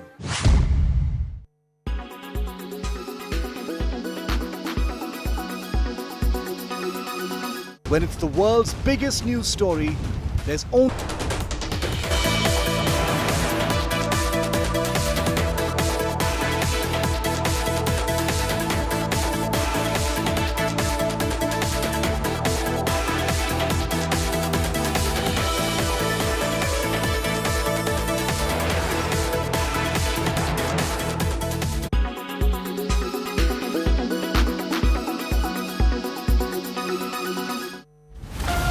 You can order a pizza on phone, study on your phone, and soon you will be able to enroll in the country's census on your phone too. In a historic decision, the census will now be conducted electronically. The next census will be the first ever electronic census of the country. इस बार हमने तय किया है कि आने वाली जनगणना जो अभी रुकी पड़ी है कोविड के कारण, वो जनगणना जब भी शुरू होगी वो ई जनगणना होगी, इलेक्ट्रॉनिक जनगणना होगी और 100% परफेक्ट जनगणना होगी, जिसके आधार पर देश के आगामी 25 साल के विकास का खाका खींचा जाएगा. But in a country like India, where 266 million adults can't read or write and around 90% of the population is digitally illiterate, is e-census the best way to go? The government is preparing a software for the census where about 50% of the country's population will be able to feed their data on a mobile application. A person's name will be added to the census at birth. When they turn 18, the name will be included in the electoral roll, and after death, the name will be deleted. The census will reflect demographic changes, economic mapping, areas left behind in the development parameters, and cultural, linguistic, and societal changes. So far, conducting census was a tedious exercise. The paper census involved government officials going door to door, visiting every house and filling up forms, which were then transported to data processing centers for digitization and analysis. However, the next census will involve self-enumeration. For this, National Population Register, a list of the usual residents of the country will be made. Usual residents are those who have been residing in a local area for at least last 6 months or intend to stay in a particular location for the next 6 months. However, only 500 million Indians, less than half of the country's population, have access to smartphones. And women are 50% less likely to have access to internet than men. To solve this, apart from online self-enumeration, home visits by enumerators for collecting census data will continue. Those visiting homes will be carrying tablets or smartphones and will feed the information into the portal directly. Union Finance Minister Nirmala Sitharaman allocated a budget of Rs 3,786 crore for it.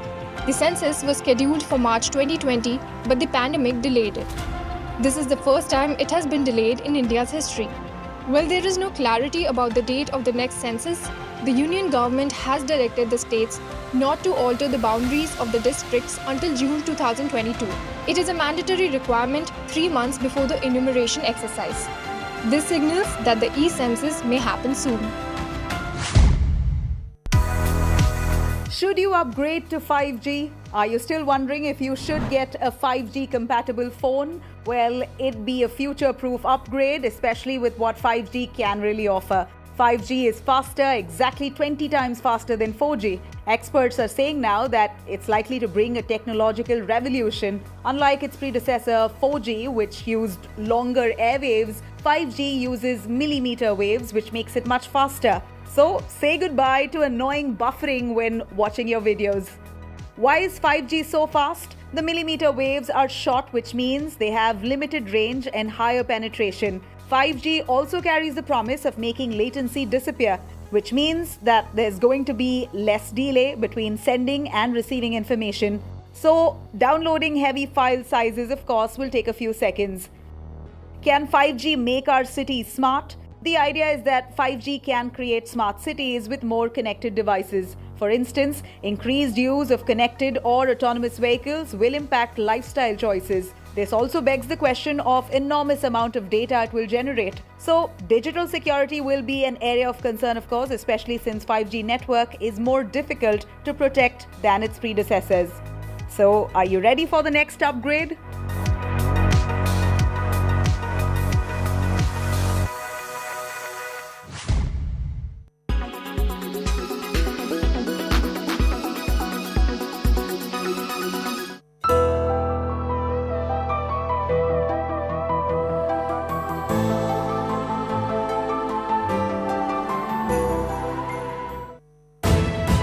You are watching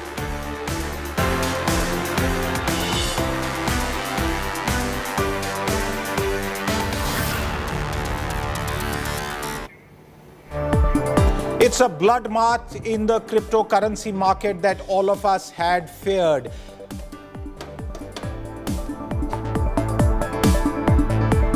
And many were waiting for. Several fortunes have been wiped in the past few days, with even the mightiest of digital currencies having the ground swept away from under their feet.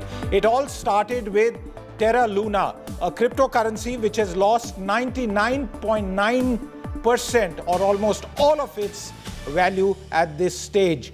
And to discuss this crypto crash, I'm joined by several guests. Satwik Vishwanathan, co-founder and CEO, Unicoin. Sharat Chandra, the Vice President, Research and Strategy, Earth ID, a crypto expert.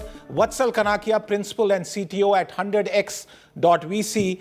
And my colleague, Ayush Elavadi, the tech editor of BT, live from London.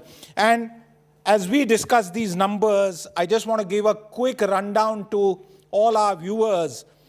Bitcoin has recovered 7.27%, so has Ethereum and even Tether. But there are other cryptocurrencies which have taken a massive knock. I come to you first, Vatsal, for a quick recap of what really panned out. Terra Luna, stablecoin, completely destabilizing the crypto world, moving from 118 to 0. Now, this was not what the promise of cryptocurrencies was to investors all across the world and particularly in India. Yeah, yesterday, actually the last week has been pretty wild. Just for some context, Terra Luna, the whole project was around the concept of building a stable coin, right? UST was the stable coin pegged to $1, which means one UST will always be equal to $1. And it was not really backed by any actual fiat currency. It was algorithmically stable, right? What that means is they had mechanisms, in their algorithm which allowed them to maintain that dollar peg. That typically happened by allowing one UST to always be exchanged for $1 of Luna, which is the other coin, right? Typically, they expected people to, find arbitrage whenever the value or the peg of UST, moved, and leverage that arbitrage to bring it to $1. Vatsal, I'm interrupting you. And the reason I'm interrupting is I want to keep this simple for a vast majority of investors, especially the millennials. They didn't know of all of this technicality, and it takes time to understand that it is UST and not USD. All of these dollar pegs, pretty much artificial. Janet Yellen herself has called it out. Very simple question. why did something get wiped off the face of this earth?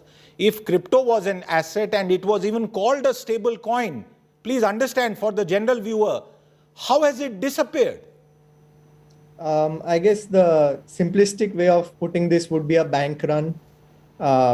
Okay. Just it created panic. Once it depecked the first time, while the LFG, which is the foundation, which is like a central bank for the whole Terra Luna ecosystem, tried to bring it up before they could. Lot of panic in the ecosystem, lot of shorting, lot of selling, which flooded the whole marketplace, and just it became a death spiral and just crashed. And that a led death to panic spiral. across the Hold that thought there. A death spiral. Let's take that point up. Sharat Chandra, a death spiral, a bank run, loss of confidence. This wasn't something that was supposed to happen at least a few months earlier, before the crypto stories started souring. And if I may also add here, this was precisely what the Indian authorities seem to have been warning off record and on record. Sharat Chandra. Yeah, so I think we have to make a clear distinction between the stable coin, what we're discussing here. There are two types of stable coins. One is collateralized, as in backed by certain assets, like say USDC, which is backed by the US dollar reserves. So similarly, in case of non-collateralized or algorithmic stable coins, because there's no underlying asset backing these stable coins, so they are more prone to bank runs or more prone to redemption risk. And what happened here is there was an algorithm which was determining the supply, and again the price was linked to that. And since this is not the first time a stable coin has failed, if you look at the recent past, 2 years ago, the same founder, Do Kwon, was also involved with a stable coin called Basis Cash, and it also failed. And last year, Mark Cuban, one of the prominent investors at Shark Tank, he also lost a fortune in another stable coin called Erupt. It was also an algorithmic stable coin. So we have to be clear about the stable coins with respect to assets. So they are asset-backed stable coins and algorithmic stable coins. So Sharat, I'm glad you've told me something that I didn't know. That while it may be called a stable coin, one may have some assets backing it and one may have pure air. I'll come back to you because I want to keep it quick and snappy.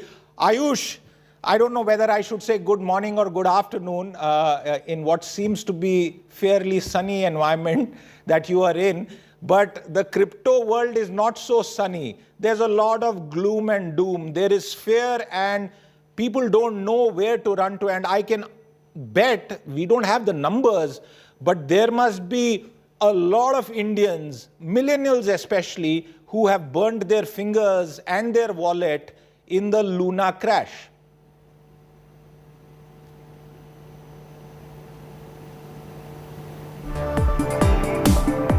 Ayush, you'll have to unmute yourself. We couldn't hear a word.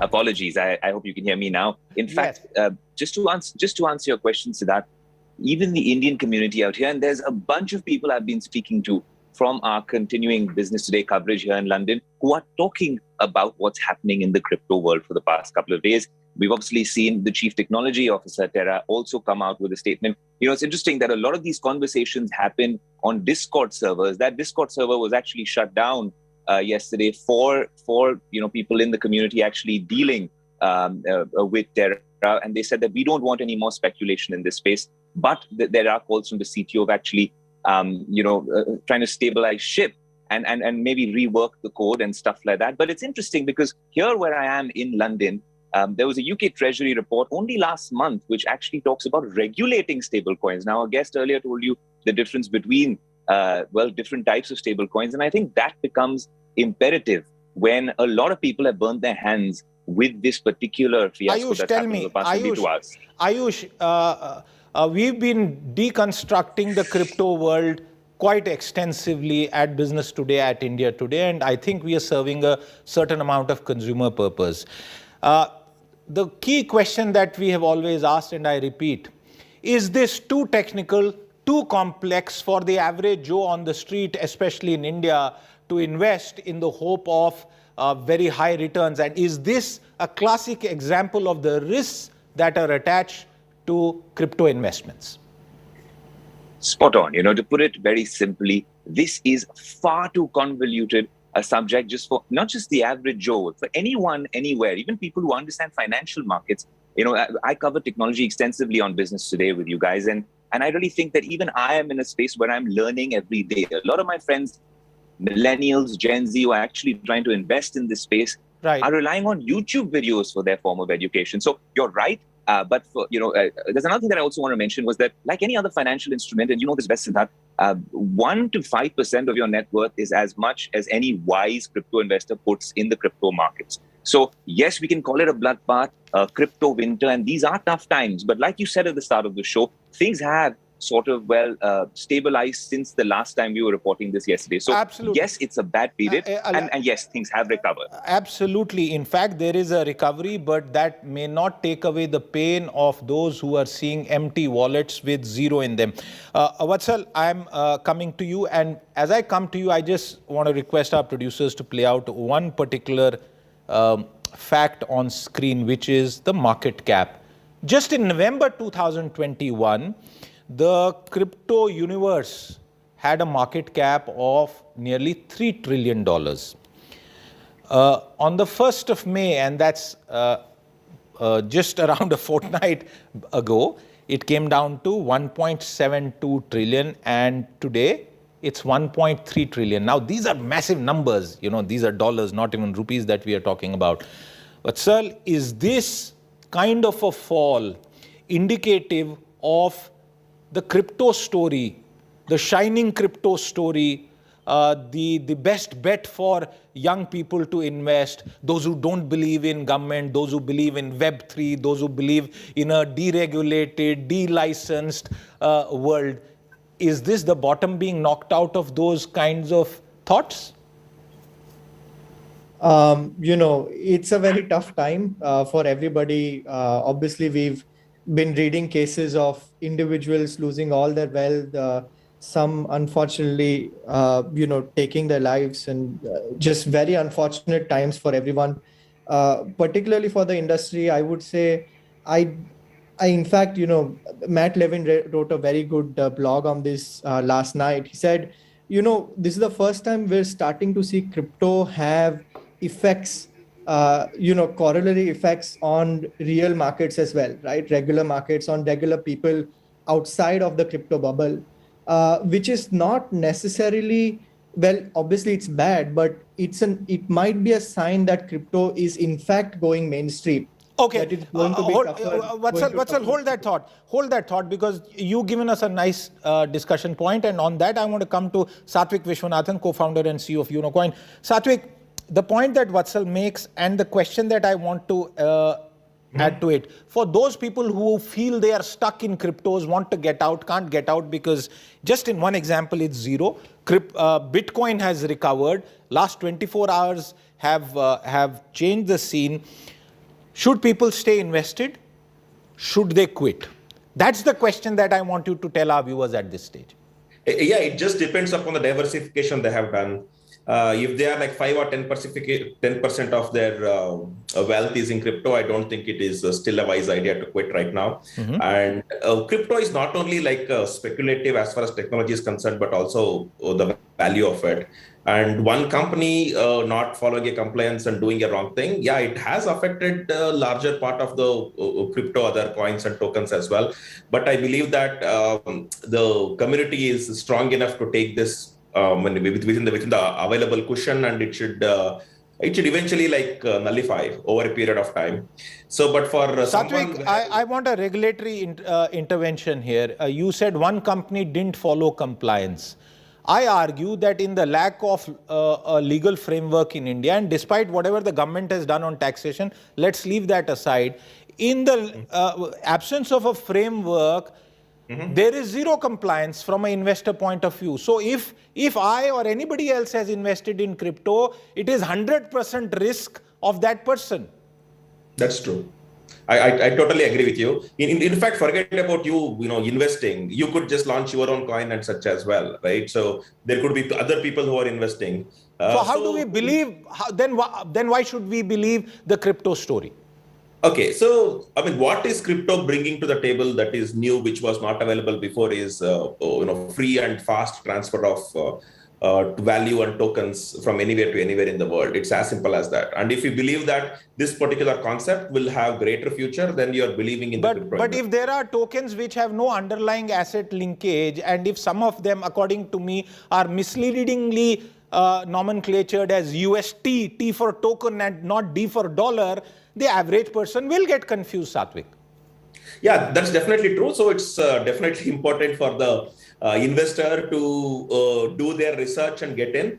It's unavoidable. See, I mean, if people are getting in because of greater returns and at the cost of greater risk. Greater returns, but at significantly greater risk. Satvik, please hold that thought there, because we have some slices of previous warnings and notes of caution by the government warning investors. And I once again say, we are not taking sides here, but we are just trying to tell you the reality. Let's quickly take a listen into that. Crypto currency का जिस तरह की technology इससे जुड़ी है, उसमें किसी एक देश द्वारा लिए गए फैसले इसकी चुनौतियों से निपटने में अपर्याप्त होंगे। हमें एक समान सोच रखनी होगी। लेकिन आज वैश्विक परिदृश्य को देखते हुए सवाल ये भी है कि मल्टीलेटरल ऑर्गेनाइजेशंस नए वर्ल्ड ऑर्डर और नई चुनौतियों के निपटने के लिए तैयार है क्या? There should be a financial implication on them and therefore the tax. It wasn't as if we have legitimized them. We haven't said that this is currency. We haven't said that this has intrinsic value, but certain operations are taxable for the sovereign, and that is why we've done this. You think crypto can last? You think anybody, I and my wife are going for a restaurant for dinner at 100 rupees with 100 rupee budget, अरे वहाँ जाके मालूम होता है उसका 80 रुपये value है। हमने ऑर्डर किया और बिल आएगा उसमें 20% गया क्रिप्टो का, तो होटल वाला क्या करेगा? या तो बोलेगा बीवी का बांगड़ रख दे। Which sovereign state is going to give the right to issue a currency to anybody else? Yeah, it's a fact. One of the biggest power of a nation is the issue of currency. So I think crypto is worse than the Mahalakshmi discourse. This technology is more than 10 years old. The blockchain technology is nothing new. It did not come yesterday. It has been there for 10 years.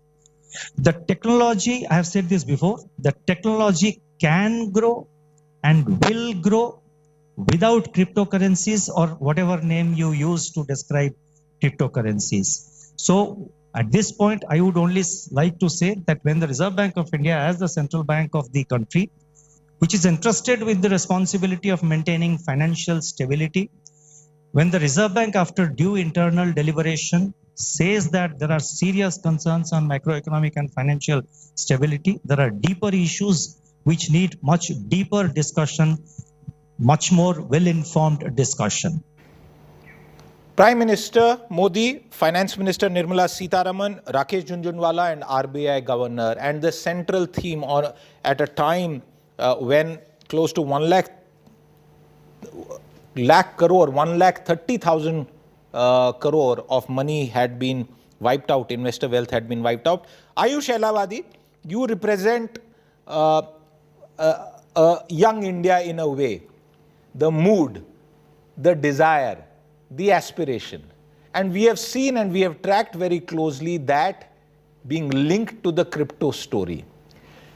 As young Indians today look at the decimation and the recovery also, because, you know, I don't know how many of you actually know this, crypto gets traded round the clock. There is very little regulation and there aren't specific, you know, stock exchange like regulated platforms that you can go to. So you can do this 24/7. Is this time for people to take a step back and adhere to basic principles of risk, including what some of our experts from the crypto world are telling us on the show? You cannot put all your investment eggs in the crypto basket. Ayush. Absolutely, Siddharth. I think you've summed it up perfectly. All of us, and we've said this before at the Business Today Crypto Conclave as well, please get educated about what this is all about. If we want to understand what happened in a nutshell in 30 minutes on the show. It's going to be impossible. Understanding how UST works, how Terra Luna works, how the blockchain works in this case, what kind of safeguards want in place. There's several questions, and there's, anyone you speak to here in London or in Mumbai gives you different answers with their interpretation. Just speaking to the crypto community, you'll actually find out there are a lot of people who are very, very bullish on Shiba Inu are saying, and this is just speculation in terms of what people are saying when we speak to experts, saying Shiba Inu might be the next Terra Luna. I'm just saying that people essentially should be, really approaching this cautiously. And as a technology enthusiast, I would say, let's be cautiously optimistic about it. But yes, let's tread with caution and educate ourselves with the technology that actually underlies a lot of this, crypto revolution, so to speak. Okay, Ayush, and I also at this stage want to bring to our viewers a recap of how Terra Luna crashed to terra firma and led to a bloodbath in the cryptocurrency market. Let's take a quick listen in. 99.9% value gone. $41 billion wiped out. Collapse of an entire cryptocurrency. The bloodbath in the crypto markets has claimed one of its biggest victims. Not an investor, not a billionaire venture capitalist, but an entire cryptocurrency. Terra, one of the most popular tokens, has lost nearly its entire value in the past 1 week. The digital currency has fallen miserably from a high of $118 in just 39 days, plunging its market cap to just $6 million from $41 billion on the 4th of April, leaving even the staunchest of cryptocurrency believers shaken to the core. So what happened? Terra Luna and Terra UST are cryptocurrencies by Terraform Labs. Terra UST is an algorithmic stablecoin pegged to the dollar. Terra Luna is a volatile crypto dependent on the Terra UST. On the 9th of May, Terra UST witnessed a huge sell-off. Despite efforts to prop it up, the cryptocurrency got depegged from the dollar and plunged 40%. Investors abandoned the sinking ship, and this triggered a crash in Terra Luna, which is now tanked to 99.99%. Top exchanges in India and abroad like CoinDCX, WazirX, Binance have delisted the digital currency. There is very little chance of the crypto recovering. Its founder, Do Kwon, was previously part of another failed stablecoin project. Basis cash and investors expect little. But there still are storm clouds ahead. Not only has the collapse of Terra Luna caused a ripple effect in crypto markets, with top tokens tanking, the fiasco has also raised critical concerns about the so-called stablecoins. There are also fears of a run on the Bitcoin. Terraform Labs have a non-profit arm which is called the Luna Guard Foundation. Now, this foundation has huge reserves in bitcoins amounting to roughly $3 billion. Now, analysts fear any kind of distressed sale by the foundation could possibly lead to a crash in the crypto markets. With camera person Ashwini Helen, this is Aishwarya Paliwal reporting for India Today. Last minute on the show, Satwik, coming to you. Is the crypto story over, or should investors retain their faith? A quick answer, please. It's definitely not over. This is just like one of the many events in the grand thing, like how you say it. We had these kinds of issues in the past as well. Right. Yeah. Okay, Sharad, the same question. What would you advise? So I would concur with Satwik when he says that the crypto story is not over. And let me give you an example of stable coins, how payment giants like Visa and MasterCard are using stable coins for payment efficiency on their networks. So don't lose faith. There is still a future, and that could be pretty bright for the crypto world, even as the debate on how India will finally treat it remains open. Satwik Vishwanath, Sharad Chandra, Vatsal Kanakia, and Ayush Elavadi, thank you very much for your time on this show, and we will continue to track the crypto world. Stay with us at India Today. More news and programming on the other side.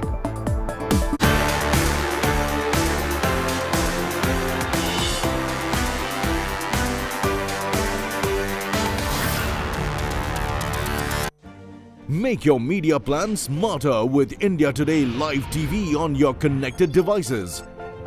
Amplify your brand with 100 million smart internet viewers.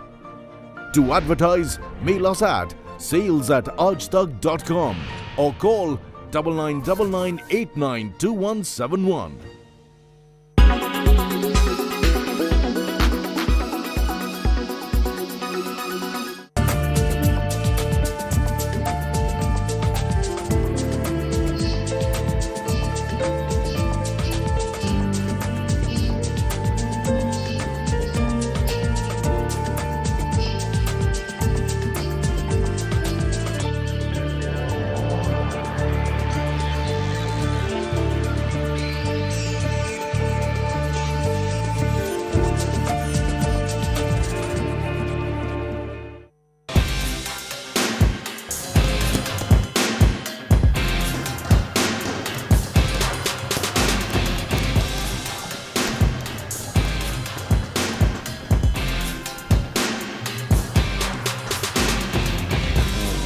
У нас комендантский час в городе, то есть передвижение ограничено, все ограничено, и надо куда-то выпускать, надо куда-то девать в первую очередь эмоциональное напряжение, и, естественно, это очень помогает.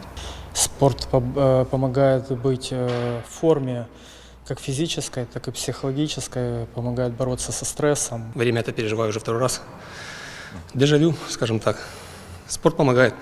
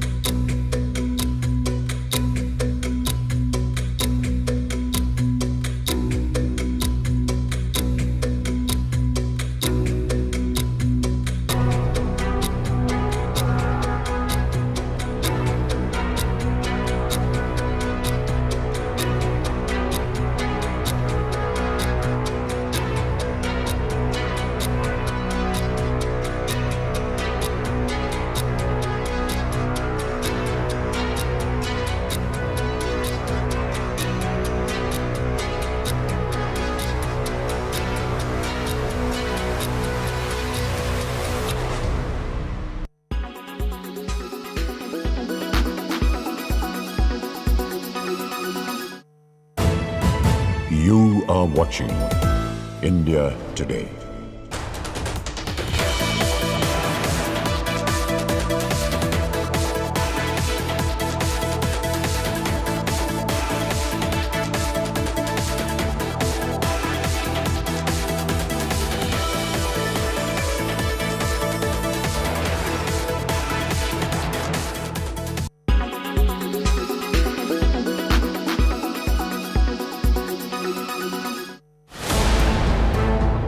city of Mariupol in Ukraine was always on Russia's agenda, and they bombarded Mariupol down to rubble.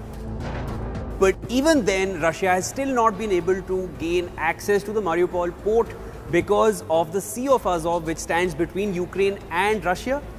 And that Sea of Azov is laden with sea mines, which were laid there as far back as the Second World War. This was basically a military strategy to avoid a Russian naval invasion. So the entire seawater was embedded with mines. By the looks of it, the port will not be functional anytime soon. Now, Russia has appointed a demining department which has about 120 specialists working just on this region. That is how desperate Russia is to get to the Mariupol port. And these specialists are working on land and water across captured territories. Now, one of the commanding officers of this demining operation stated that as many as 10,000 of these sea mines have already been extracted from the Sea of Azov. But there is no certain figure as to how many more sea mines still stand between Ukraine and Russia as far as the Mariupol port is concerned. The demining team will be doing a thorough sweep, clearing the city block by block. So it is evident how important and strategic the Mariupol port really is. But why? All the wheat, steel and other items are transported from this port. So the mines in the water have thrown a wrench in the Russian plan.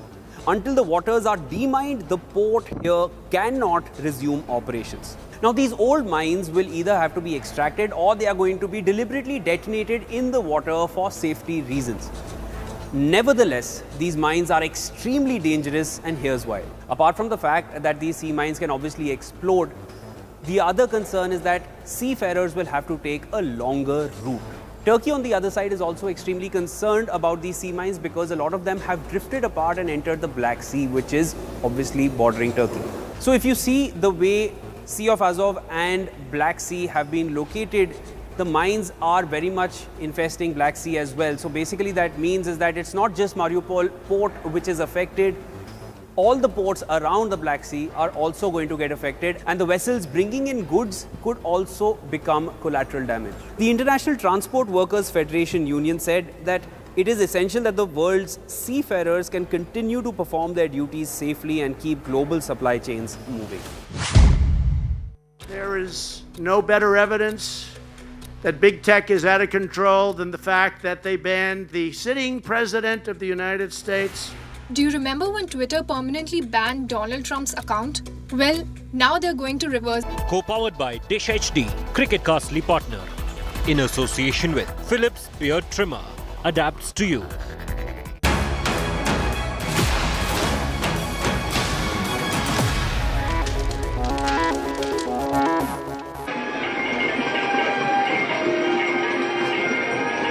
Back count. आ रहा है मेरे को.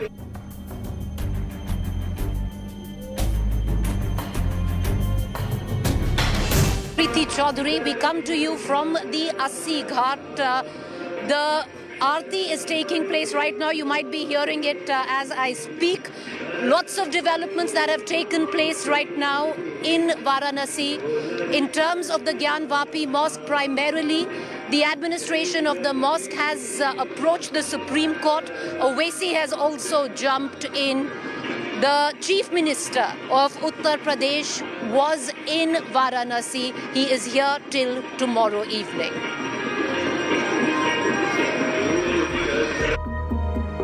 The fight over Gyan Vapi Mosque survey has reached the Supreme Court. The Anjuman-e-Intizamiya Masjid Committee has moved the Apex Court seeking a stay on the survey ordered by Varanasi Court, which is set to start on Saturday.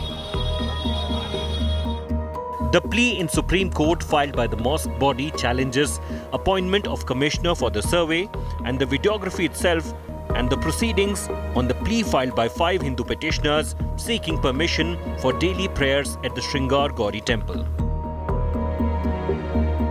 The Masjid Committee argues the proceedings in the original suit filed in 1991 are already stayed by the High Court. It also says both suits are barred by Places of Worship Special Provisions Act 1991, which ensures status quo of religious character of places of worship as of August 15, 1947. The mosque body says the act had got the approval of the 5-judge bench of Supreme Court that settled the Ayodhya land dispute. The Supreme Court is likely to take up the plea next week. The Gyanwapi Mosque survey has sparked a political war.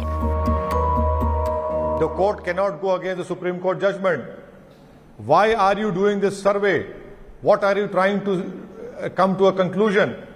We have decided as a nation that what religious place existed on 15th of August 1947, period. That's the end of it. That it will remain. You cannot change the nature and character of it.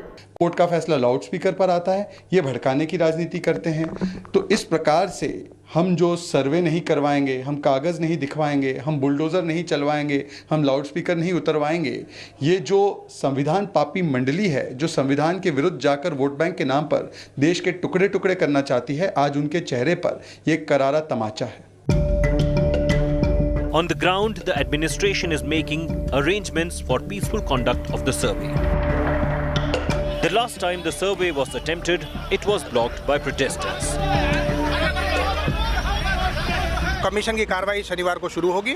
उसी commission की कार्रवाई को लेके पक्षकारों को बुलाया गया था कि जो कमीशन की कार्रवाई है उसके दौरान सारे कोऑपरेट करें और शहर में शांति व्यवस्था बनाए रखें। उसी की बड़ी सौहार्दपूर्ण मीटिंग हुई है और उसमें शांति का संदेश काफ़ी पक्षकारों के द्वारा प्रसारित भी किया गया है और सभी से यही अपील की गई है कि कोर्ट कमिश्नर की कार्रवाई जो लीगली होनी है उसमें सभी सहयोग प्रदान करें और शहर में कोई सेंसिटिविटी ना हो उसके लिए सभी सहयोग करें। कोर्ट का आदेश आ गया है तो सर्वेक्षण में तो कोई रुकावट नहीं होनी चाहिए। विरोध दिख रहा है आपको यहाँ पर? विरोध तो ऐसा कुछ नहीं है क्योंकि अब कोर्ट का आदेश है, अब कोर्ट का आदेश सर्वमान्य होना चाहिए। हर हालत में सत्य क्या है यह लोगों के समक्ष आना चाहिए, चाहे वो कड़वा हो, जैसे दवा होती है कड़वी होती फिर भी खाई जाती है, ये नहीं देखा जाता कि उसका स्वाद क्या है। तो इसी तरह से सत्य, और वो भी तब जहां धर्म का मामला हो। The survey of the Gyanwapi Mosque complex ordered by the Varanasi court will begin on Saturday. A final report will be submitted to the court by May 17th. The local administration is out in full force to ensure no untoward incident happens. With Preeti Chaudhary in Varanasi and Anisha Mathur in Delhi, Bureau Report, India Today.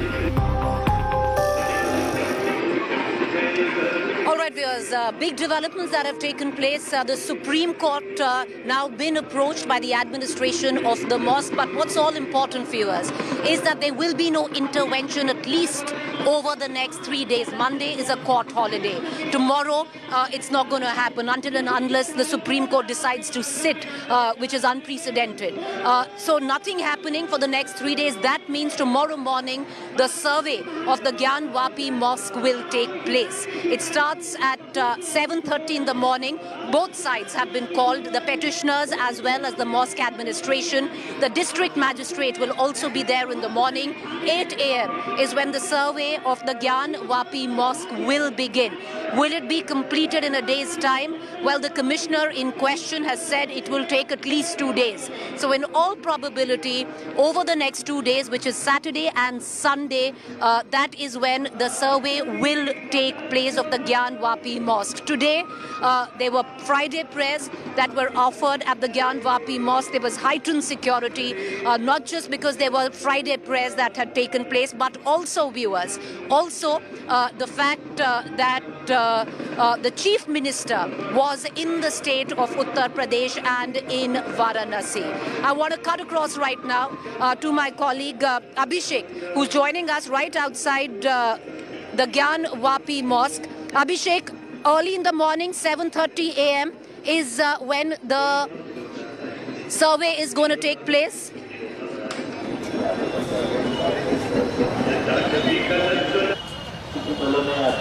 Well, absolutely, Preeti. 8 a.m. is the time when the survey will be conducted. It is very important survey because we have seen last time when it was held and a lot of protests outside the Gyanwapi Mosque, and the court had to take all the things into consideration. And in the order which has been given by the court, it is very clear that survey will be done as directed earlier, and at the same time the administration have been asked to make sure that the situation of law and order and as far as security is concerned is absolutely perfect. And at the same time it is also into the consideration that the way this whole survey has come up, and we have seen also that there is a political angle to it, because there are voices who are saying that there should be a stay on it. The Muslim groups has gone to the Supreme Court asking to have a hold on this, but nothing happening so far. And as far as this petition is concerned, well, these 5 ladies who asked for this survey, and at the same time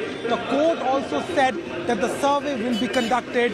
So now the way to survey is quite clear. Tomorrow at sharp 8 a.m. from this particular spot where we are right now, the survey will begin in the presence of the petitioners and as well as the representatives from the other side. Yes.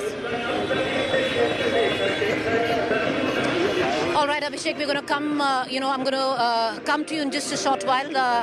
The survey will now take place tomorrow morning, and the commissioner, the DM, and also the mosque administration and the petitioners will all meet tomorrow at 7:30 a.m. Meanwhile, viewers, while so much is going on in terms of a national debate on the Gyan Vapi Mosque, what does the city of Mahakal feel? Now, there's one place where political opinion is always rife, and that is the Banaras Hindu University. We did just that. Go to the BHU to speak to the young students on what they feel is being talked about in their own city. The city of Mahakal, Varanasi, Banaras, Kashi. The chaotic eternal city by the Ganga.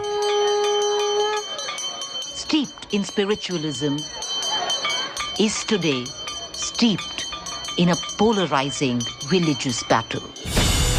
The Gyan Vapi Mosque has become that flashpoint that has made the once seamless hues of saffron and green all too prominent.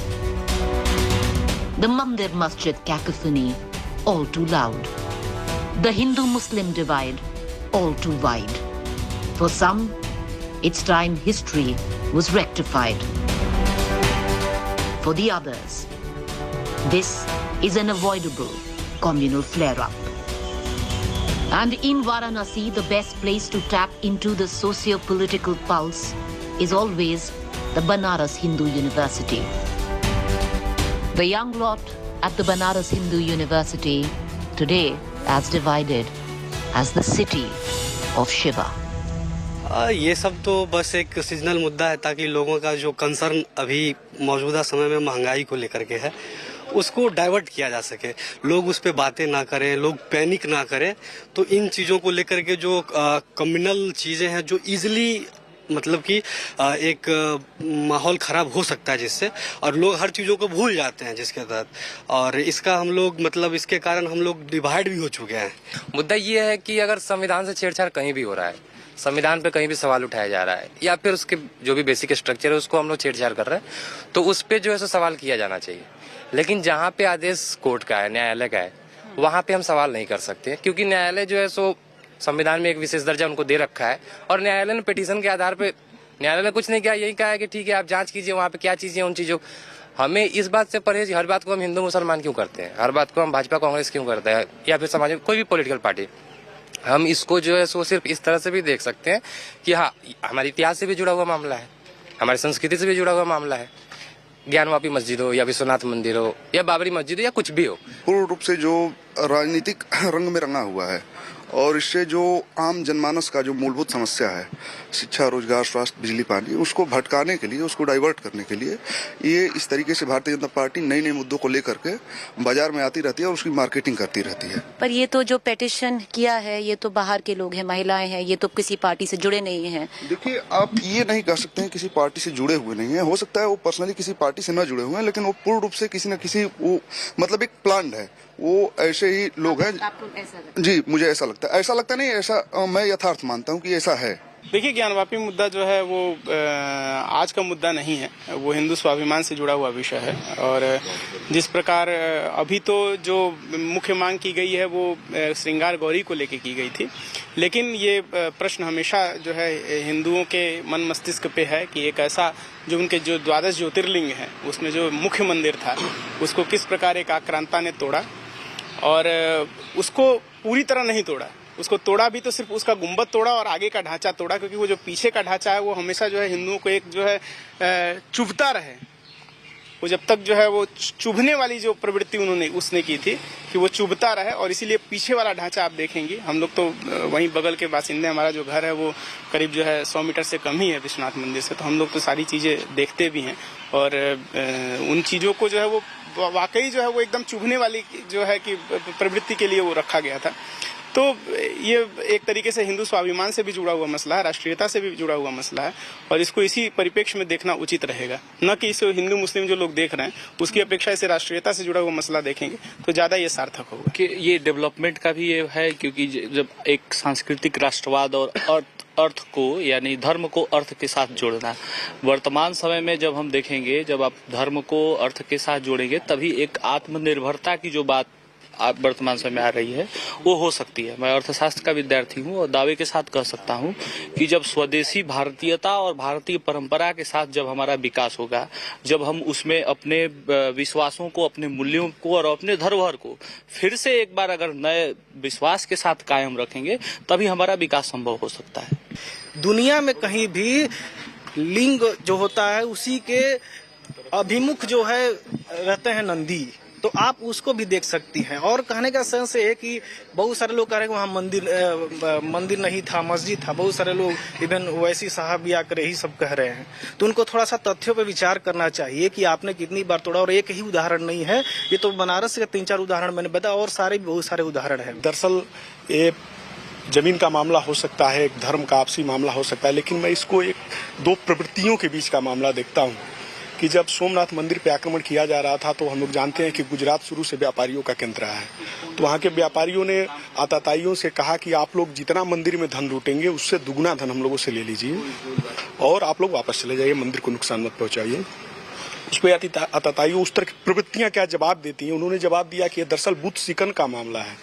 तो दरअसल यह बुद्ध सिकन और हमारा जो सहनशीलता का प्रवृत्ति है, इन दोनों के बीच के टकराव का मामला है। जो तमाम तरह के मस्जिद के मसले हैं या फिर जो बनारस का मिजाज है वो अमन चैन और भाईचारा का मिजाज है। यहाँ बिस्मिल्लाह खान यहीं पे पंचगंगा घाट के ऊपर जो है अपनी सहनाई बजाते थे, उसी से नीचे गंगा में वजू करते थे, फिर ऊपर जाके मस्जिद में नमाज पढ़ते थे। तो बनारस जो है मिला जुला संस्कृति है, जैसा हमने 5 सालों में जिया है। लेकिन हाल ही के वर्षों में जिस प्रकार से महंगाई का मुद्दा, शिक्षा के बजट में कटौतीकरण, और आप देखेंगे ना हॉस्टल की जो छज्जे हैं आप देख सकते हैं को लगातार गिर रहे हैं। तो इन सबों के मसलों पे बातचीत को डाइवर्ट करने के लिए जो है इस प्रकार के मसलों को हाइप दिया जा रहा है। मुझे लगता है कि निश्चित तौर पे जो कोर्ट का मसला है उसका सम्मान करना चाहिए, लेकिन इस तरह के लगातार हाइप देना, धार्मिक जो है माहौल को उसको बिगाड़ना कहीं से भी ठीक नहीं है। इस मुद्दे को उठाने का कोई औचित्य नहीं बनता है। अदालत का वहाँ जाना, सर्वे करना, जैसा कि हम लोग को पता है कि साफ साफ प्लेसेस ऑफ वर्शिप एक्ट 1991 में जब पी.वी. नरसिम्हा राव प्रधानमंत्री थे तो पास हुई थी, और उसमें कहा गया था कि 15 अगस्त 1947 के बाद से जितने ढांचे हैं, धार्मिक ढांचे हैं, वो वैसे ही बने रहेंगे।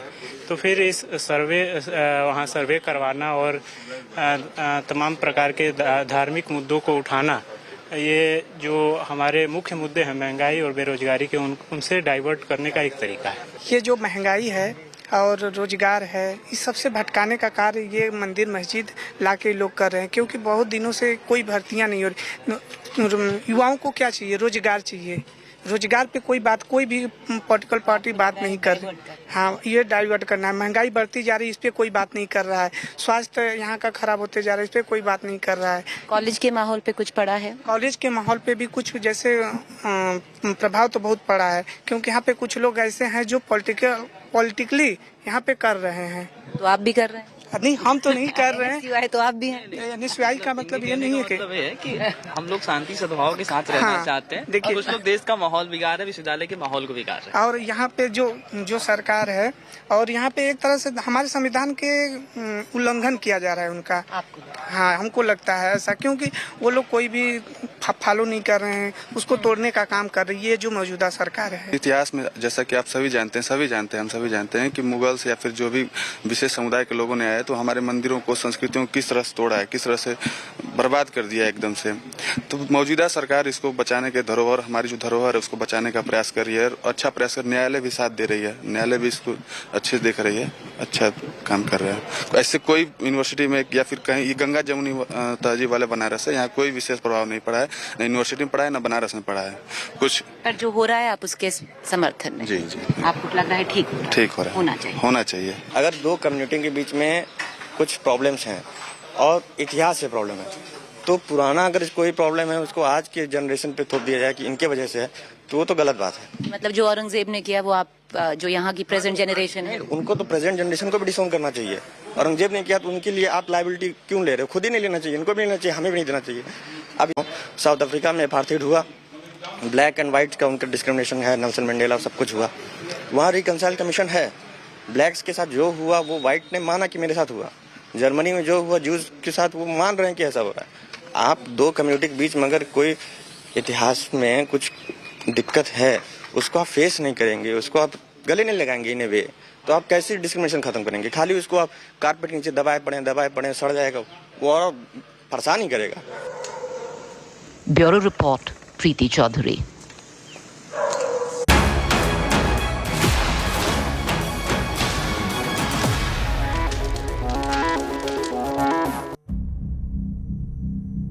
Lanka in flames. Civil war looms. We are hopeless in our future. The only Indian channel reporting from the ground zero. Food, fuel, medicine, everything is high and many of them are in shortage, which is a huge concern. India Today, the gold standard of journalism.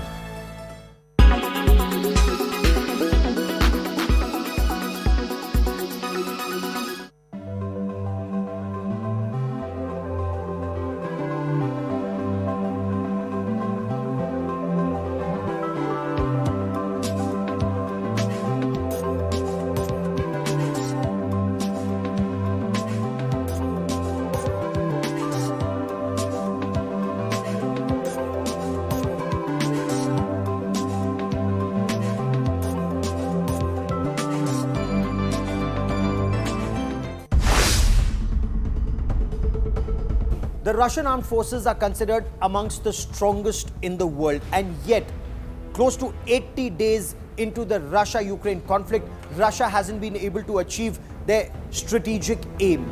And questions are being asked about the losses that the Russian armed forces have suffered, not just the army, but the Air Force and the Navy. Why is this happening? Was this poor appreciation of situation on ground, poor intelligence, poor logistics, poor planning, poor execution of plans? There are many questions that need to be answered. Let's talk about the initial phase of the operations. It was on the 24th of February that Russia mounted what it called was special operations into Ukraine. And initially, Ukraine and the world, they were stunned when Russian missiles targeted several VA and VPs or vital assets and vital points in Ukraine. Major airfields were targeted. In fact, in the first week of the conflict, and this is where we were reporting this conflict on ground zero, 14 airfields across Ukraine were targeted. Ukraine's Air Force was virtually taken down. A number of radars were taken down, and that is where it was claimed that Russia had complete air supremacy. Not just air dominance, it was claimed Russia had air supremacy. It was said that almost 80% plus or close to 90% of Ukraine's air defenses, the S-300 systems, had been taken down. But more than 75 days into the conflict, the S-300 systems continue to operate, continue to not just stop incoming Russian missiles, but even successfully take down, as the Ukrainians claim, the most modern Russian aircraft, Russian Air Force aircraft, including the S-34s. And this should be a cause for grave concern for the Russian Air Force. More than 2 months into the conflict, close to 3 months into this conflict, they still do not have complete air supremacy over Ukraine's skies. That's one aspect of this war. The second aspect, that long convoy from Belarus that was coming close to Kiev. Again, we were reporting from Irpin and Bucha and Hostomel had traveled to Borodyanka. Of course, this was after the Russians had retreated. But you saw what was often described in Bucha and Irpin as the graveyard of Russian tanks. The Russian T-72s, they were destroyed. The Cupola had virtually popped up. There were logistics problems, and when we interacted with a number of Ukrainian officers and soldiers, it wasn't just the NLAWs and the Javelin ATGMs, but it was also poor logistics. Some armored corps officers are talking about design flaws in Russian T-72 tanks, lack of protection for soldiers, for tankmen, armored corps soldiers inside tanks, because the moment there's a strike, the weapons and the ammunition inside, that creates a big fire, that leads to massive damage, and there are virtually no chances of survival.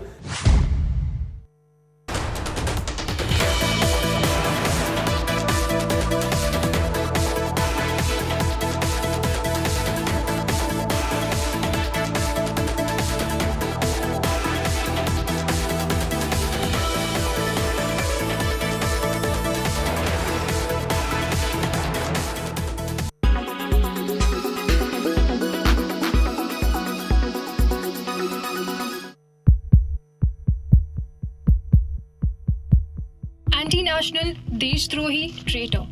These terms have been long used for those charged with sedition, but not anymore. In a historical decision, the Supreme Court put a stay on the 152-year-old sedition law till the Union government reconsiders the provision.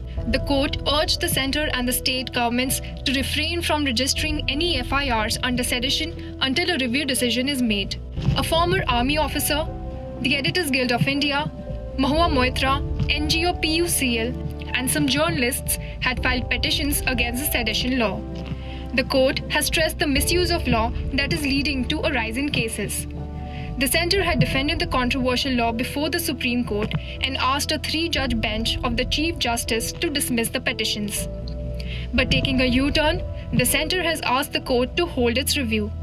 PM Modi said that it's time for the outdated colonial law to go. प्रधानमंत्री मोदी जी के निर्देशन पर ये निर्णय किया गया है कि सेडिशन लॉ जो हमारा देश में इस वक्त है उसको हम रिकंसिडर करेंगे. Section 124A of the Indian Penal Code embodies the sedition law.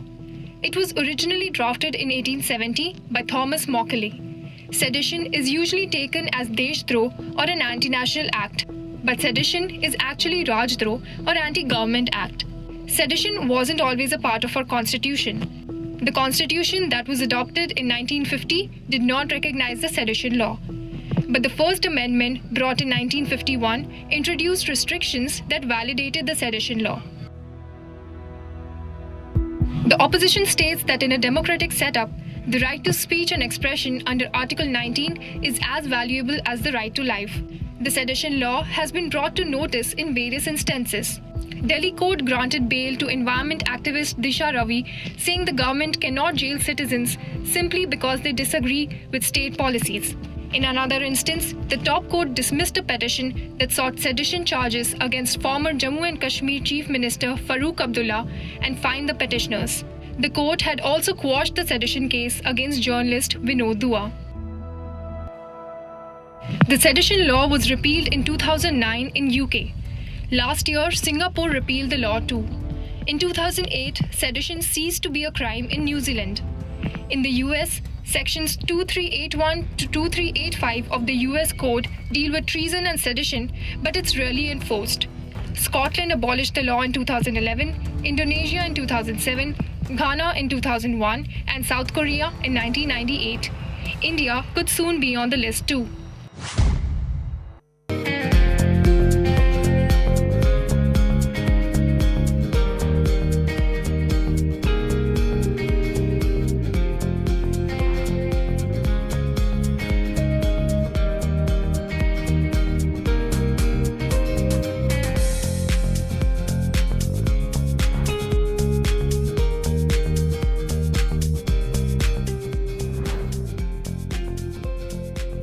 The best होगा कभी ना कभी तो होगा है और ज़िंदगी ख़त्म हो जाती है।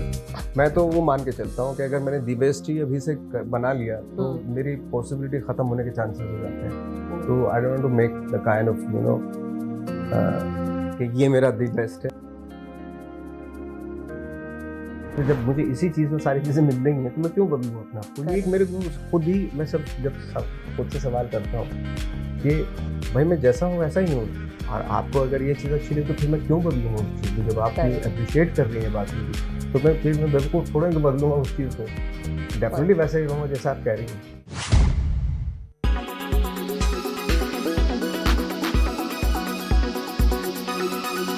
When it's the world's biggest news story, there's only one gold standard of journalism.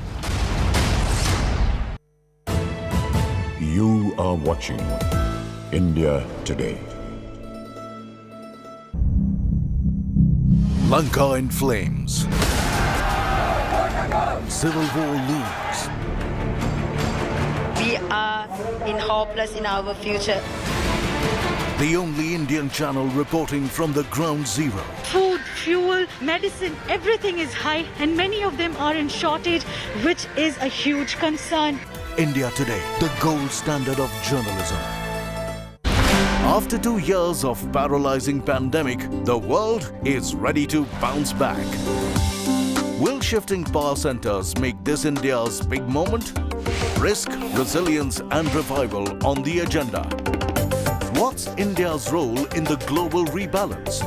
India's top world watcher takes you to the front lines of the global high table with top minds from politics and business for the biggest global brainstorm, live and exclusive coverage. Only on India Today TV.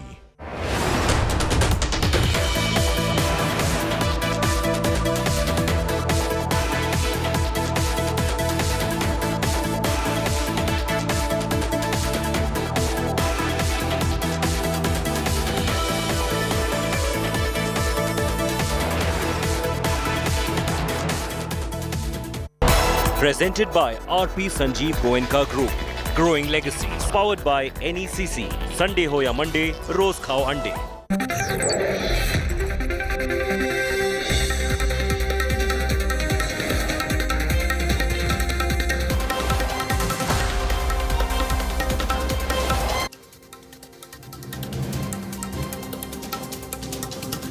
Hello and welcome. You're watching the news track. I'm Rahul Kamal. The Congress in Rajasthan is pushing for a one family, one post system.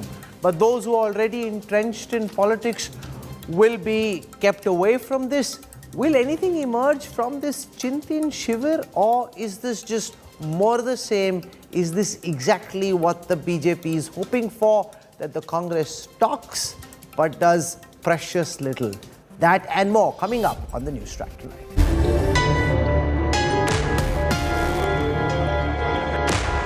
Congress Chintan for survival. Big brainstorm on party revival.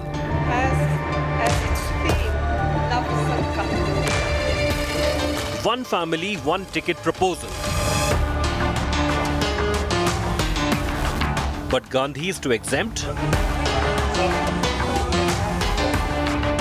Congress hypocrisy, free pass for Gandhis?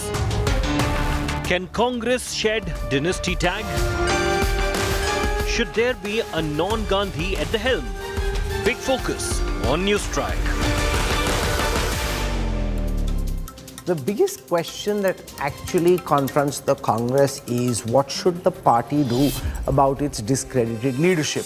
But rather than discuss that critical issue, the Congress has a full agenda They're coming up with ways of trying to take on the Modi government, but is that possible in the absence of credible leadership?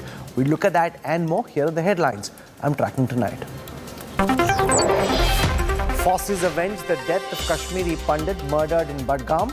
Terrorists who killed Rahul Pandit gunned down in Bandipora in an encounter. Language war gets bigger. Tamil Nadu minister stokes controversy, says those who speak Hindi are Pani Puri sellers. AIMIM's Akbaruddin Owaisi visits Aurangzeb's tomb to pay respects. BJP and Sena lash out, say open provocation by paying homage to a Hindu hater, Mughal ruler. Bulldozer politics in Delhi. Aam Aadmi Party's open dare to Delhi BJP chief threatens to bulldoze alleged encroachment at Adesh Gupta's house. Billionaire Elon Musk halts $44 billion Twitter deal in a surprise announcement. Later clarifies he's still committed to the social media giant's acquisition.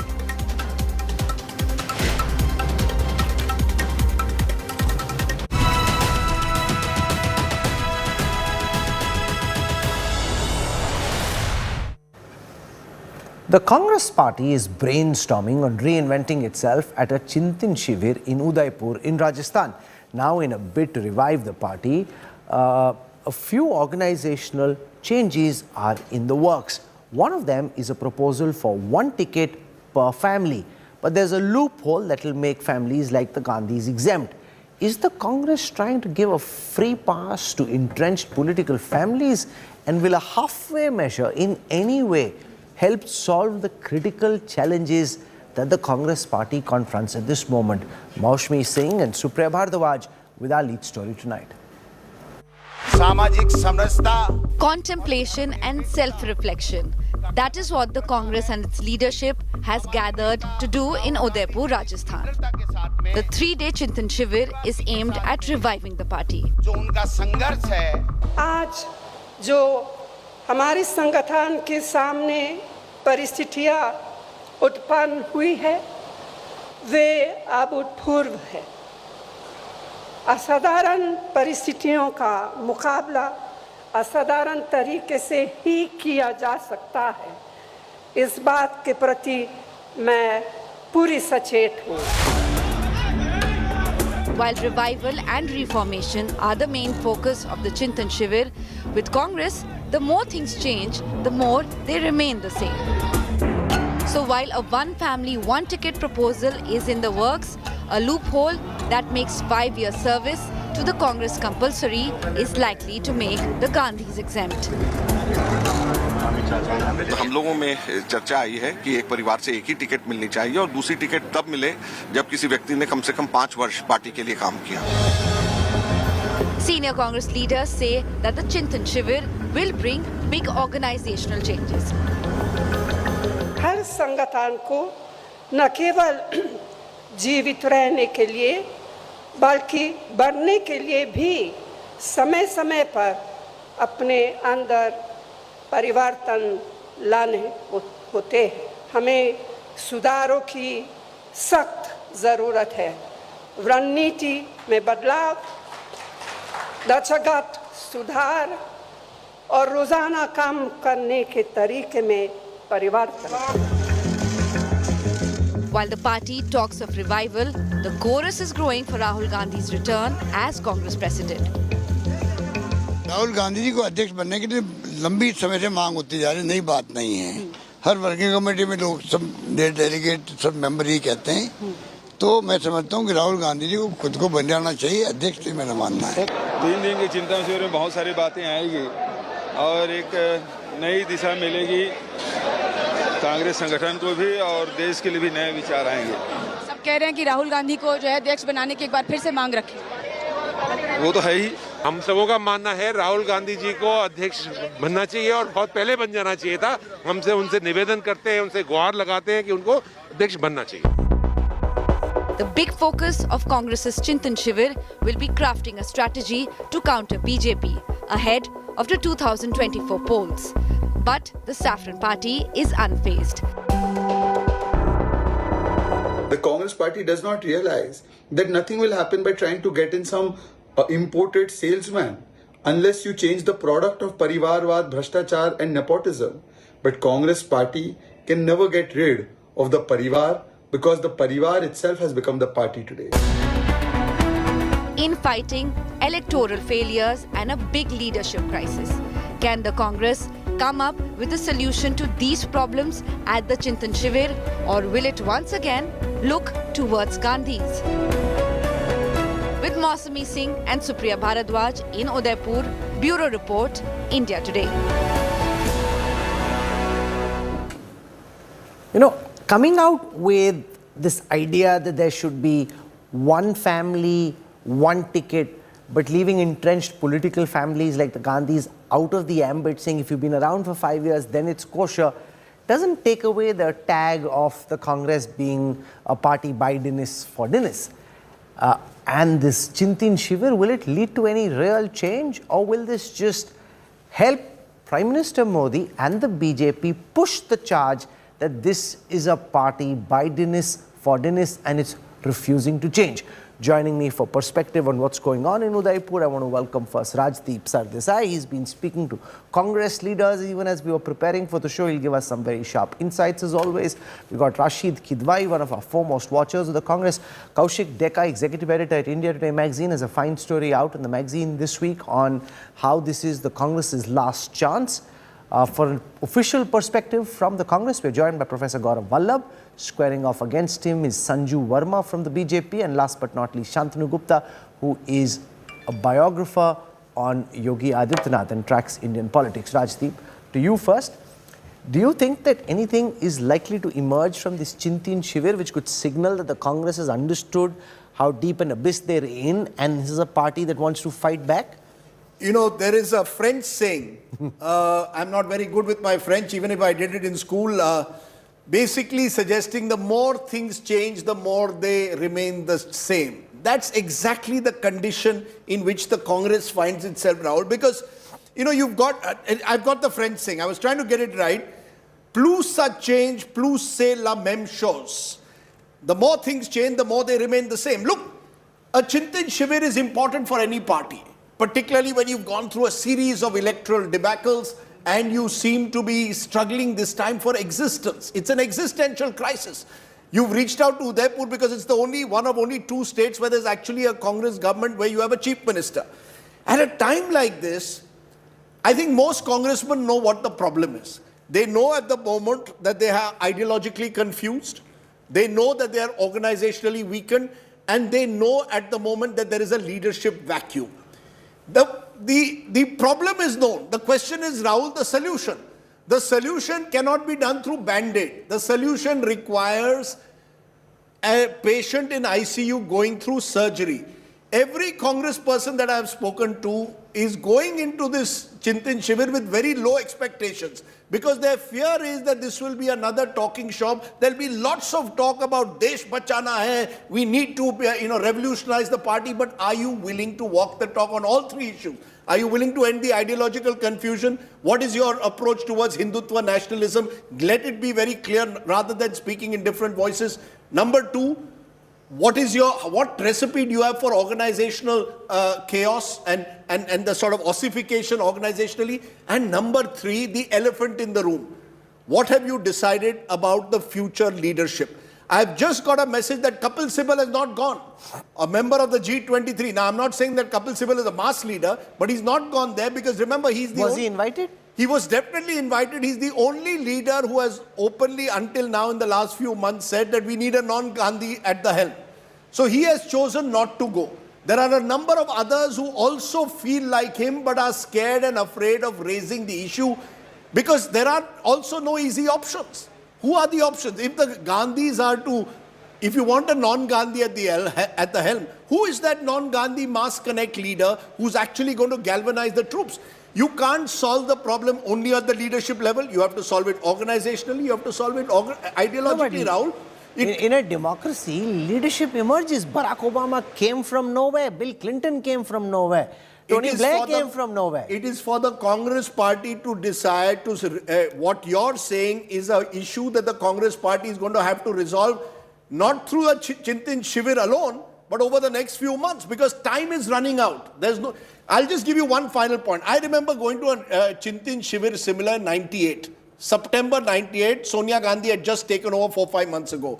There was a sense of, of concern, but there wasn't demoralization. And Sonia Gandhi, in her own way, was able to sort of rebuild the party step by step. Now there's demoralization. How are you going to revive a demoralized party? You have to energize it by providing some new dramatic ideas, which could include, as you said, the possibility of a completely new leadership. But is that even being discussed, Rashid Kidwai? Because from what I can hear, from what Supriya and Mausami are sending us from Udaipur, we're just hearing people in the Congress say why it's important for Rahul Gandhi coming back, the fact that he's discredited, the fact that time after time it's been shown that the Gandhis can't lead the Congress to power and that there is need for new leadership. That's not being spoken of at all. It's almost as if this whole orchestra has been engineered to ensure that people say we want Rahul Gandhi once again, and that the only time Congress did well in 2018 was when Rahul was in charge. Rahul, it is for the Congress to decide. There are two schools of thought. One is, of course, Rahul Gandhi himself. He can clear air surrounding whether he wants to take responsibility or he wants some non-Gandhi member to be head of the Congress, as you are suggesting. And for that matter, G23. Kapil Sibal may not have gone, but Ghulam Nabi Azad, who is the senior most Congress leader in the country, or one of the senior most, and the number of them are there. G23 says 23, and I think 8, 10, 12, 15 of them are there. If they don't speak up at a party forum, where will they speak? What is the point of writing letters and holding conversation with journalists or in TV debates? This is a time for them, and politicians know how to say things without annoying Sonia Gandhi or Rahul Gandhi. They can say it. So it is. I am saying it's a call for both and an opportunity for the Gandhis to settle the leadership issue and for G23 to. No, but you're beating around the bush. Tell me your reading of the situation. Will any of the likes of, say, Ghulam Nabi Azad or the others who've been disenchanted with the Gandhi leadership actually have the courage to stand up and tell it as it is? Or will they just mollycoddle in front of a public gathering and not say very much, and that will be back to square one with, as Rajdeep says, a lot of talk but not amounting to very much at the end? So therefore, that's what I'm saying. It is for them to decide. But if they are really indeed unhappy, then they should say it so. They will not get any other forum now. It is for them. I cannot speculate. Some of them have told me privately that they would be talking about these issues. But so far, there is no sign of it. Okay, Gaurav Vallabh, the official Congress spokesperson here. The big question, of course, your party says that there will be a one family, one ticket principle, and then builds in so many caveats that if you've been around for more than 5 years, then it doesn't apply, which essentially means a political family like the Gandhis can have more than one member, which essentially means that the charge that the BJP would level or the Prime Minister would level about the Congress being a party Bidenist, Fordinist, that doesn't change. So is the party serious about the fact that they have cancer and that cancer needs chemotherapy, or are they just applying Band-Aid for a problem which is far greater than a Band-Aid can solve? Rahul, this Chintan Shivir name is Nav Sankalp, and Nav Sankalp means new resolutions, new ideas, new thought process. And I don't know why Rajdeep is so pessimistic. Today is the first day and Rajdeep gave his opinion. I don't know what prompted him to give that opinion.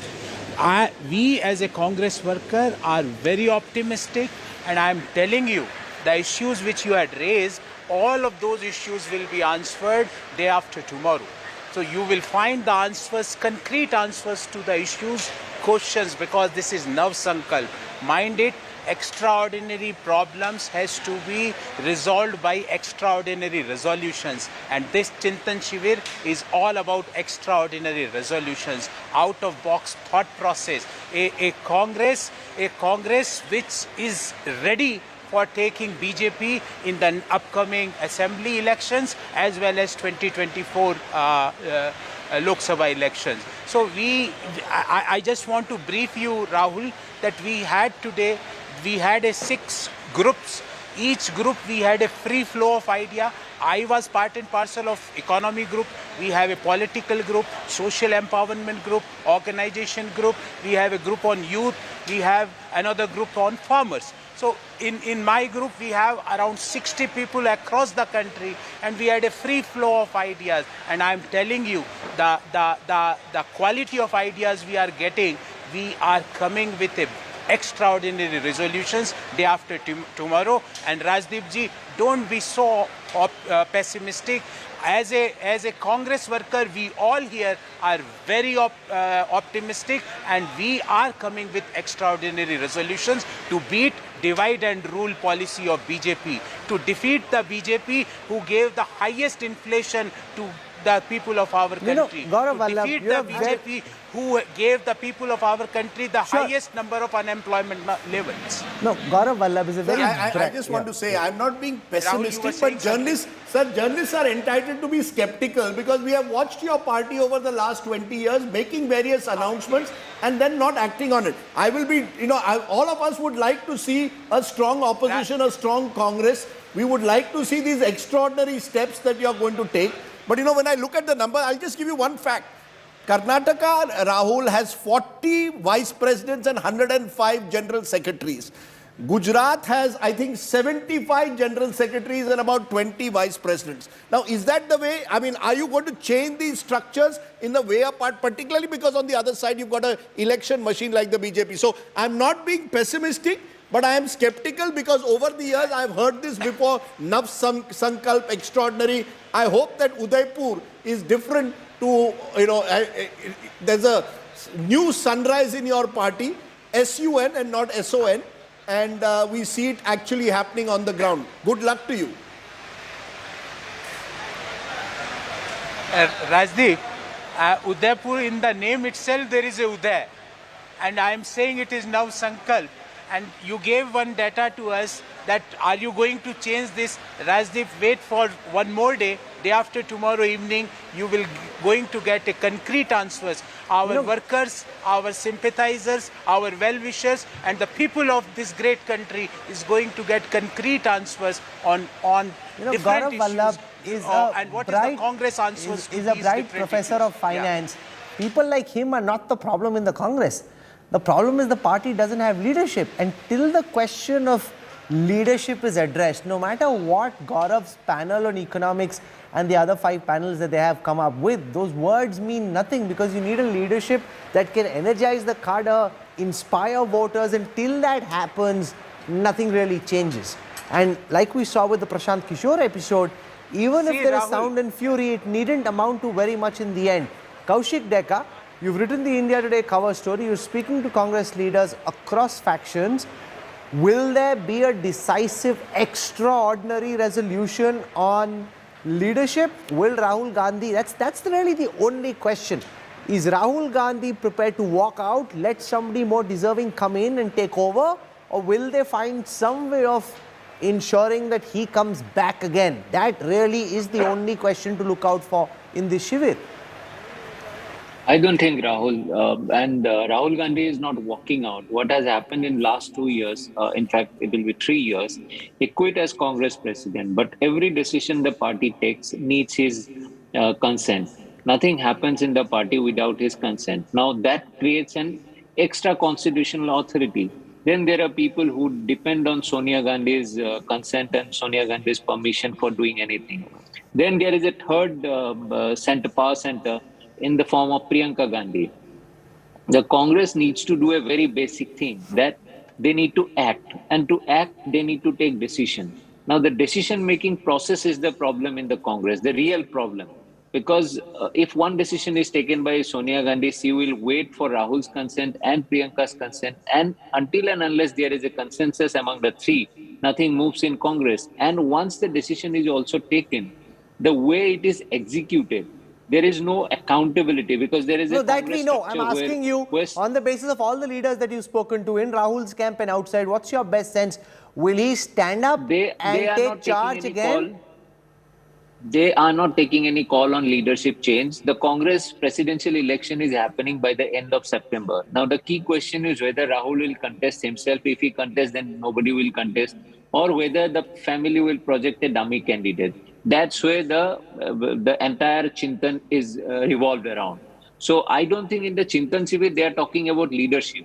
They are talking about multiple issues, how to save the country, economic terms, political, even organization. These are cosmetic changes, 5 years term or one member from a family. That's not the issue. All these things can be decided because the Congress, the whole party, they have information about all these things. Who should be given a ticket? Every screening committee would have information about who is winning, how many times a person has lost, or there is a possibility of winning. They do all the surveys, but decisions are not taken at the time they should be taken.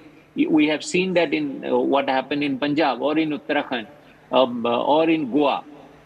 The real problem is decision making, and that's not happening. And that doesn't happen because there usually is no she'll be very leadership. charged up, wanting to come in here. She says, "आपस में लड़ने दो, इनका कुछ नहीं होने वाला." They'll come up with nothing but just empty words, and that at the end will not really amount to much of a challenge for the BJP. Rahul, nice to see you back at 8 p.m. I just want to say a couple of things, I agree with Rajdeep for a change. The more things change, sometimes the more they remain the same. And I'm reminded of a very famous, a personal favorite of mine, a quote by Muhammad.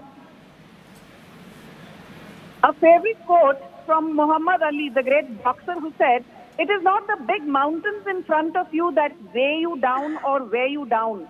It is often the small pebble in your shoe."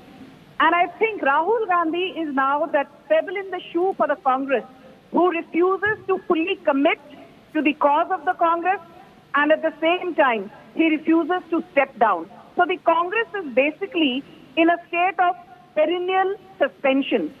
I want to also draw your attention to one very important thing. Sonia Gandhi said that the restructuring of the party will address three things. The ideological issues grappling the party, the managerial issues grappling the party, and the electoral issues grappling the party. I think the electoral issues grappling any party, including the Congress, are a function of the ideological issues and the managerial issues. As far as ideology goes, let's be very clear, Congress has no ideology, so to speak of. It allied with the SDPI in the Karnataka civil body polls. It allied with the Radical Welfare Party of India in the Kerala polls, and it allied with somebody like a Badruddin Ajmal in Assam. So basically, their politics is politics of opportunism and convenience, which has been completely trashed by the electorate. Speaking of managerial abilities, tell me one thing. I asked both you, Rahul, and Rajdeep, how many votes did BJP win in Lok Sabha 2014? It was close to 17 crore odd. How many did we win in 2019?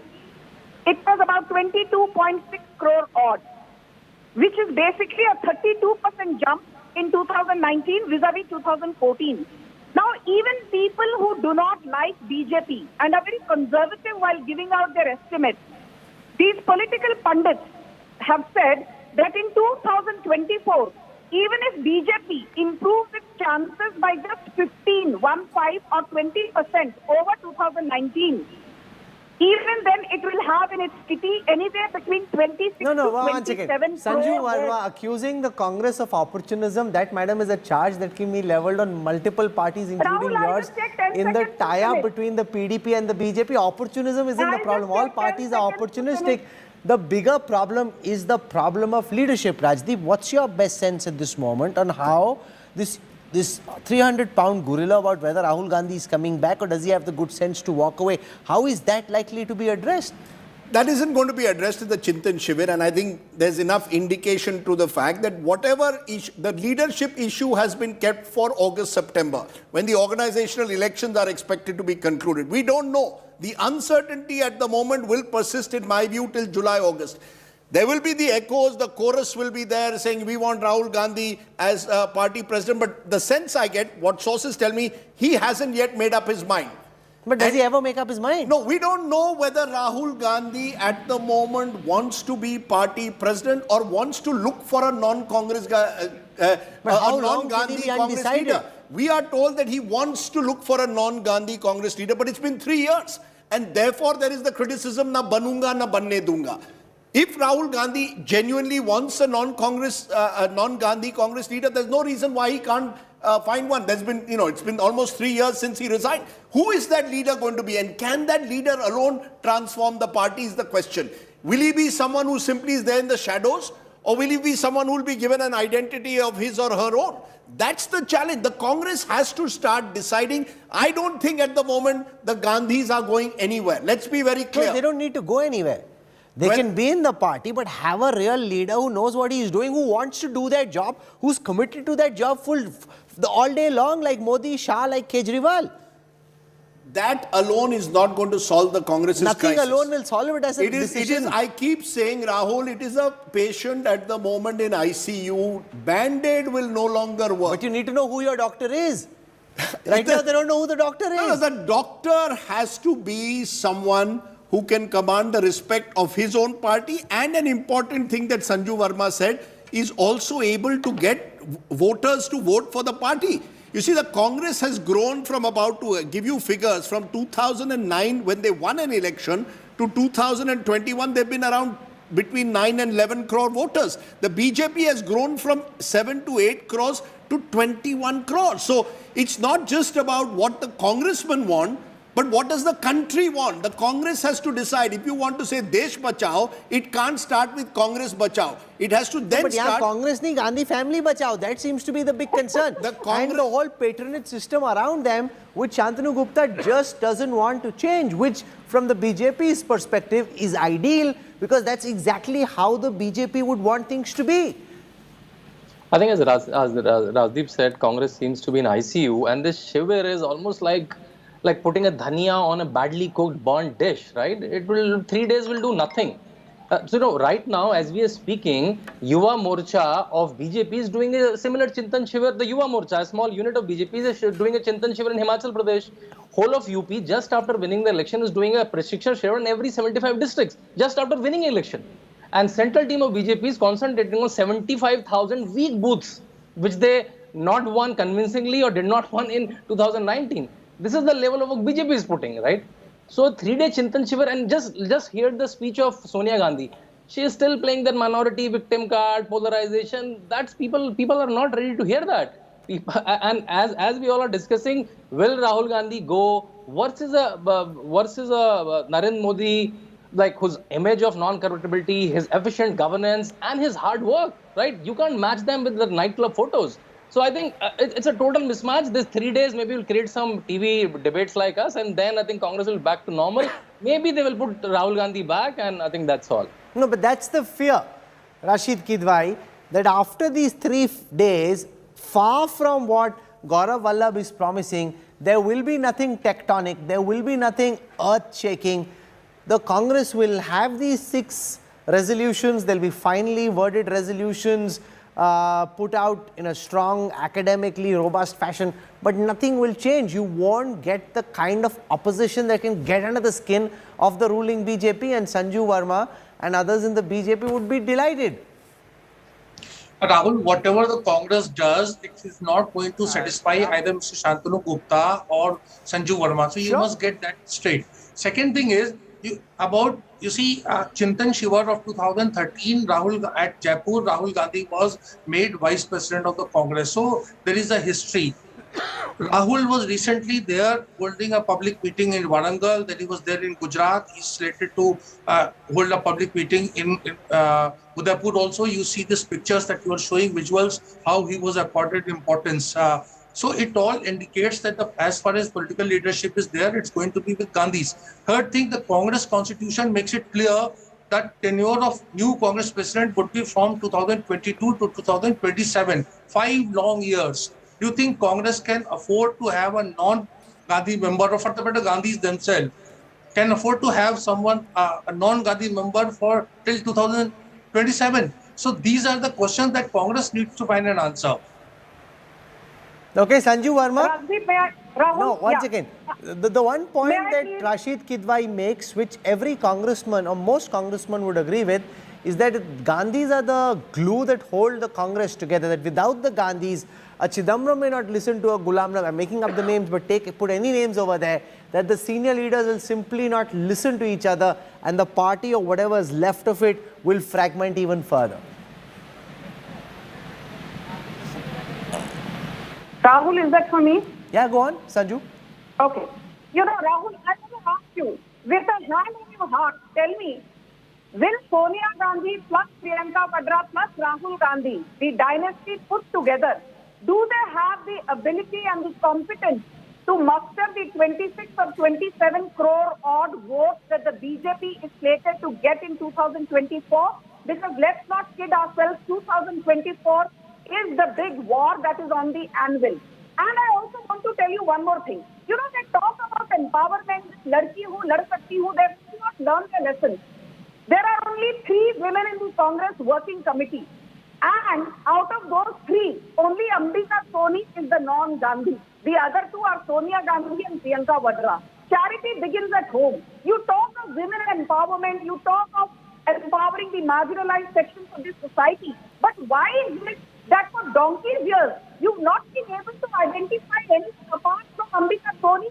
How is it that Ladki Hu, Lad Sakti Hu campaign failed miserably, but Priyanka Vadra continues to be a member of the Congress working committee? How is it that the Congress has lost more than 45 big and small elections in the last 8 years, but Rahul Gandhi is still the man who's likely to take up the mantle? If he would have been a part of the corporate sector, he would have been sacked long back because there's zero performance. No, so corporate sector is not the right benchmark.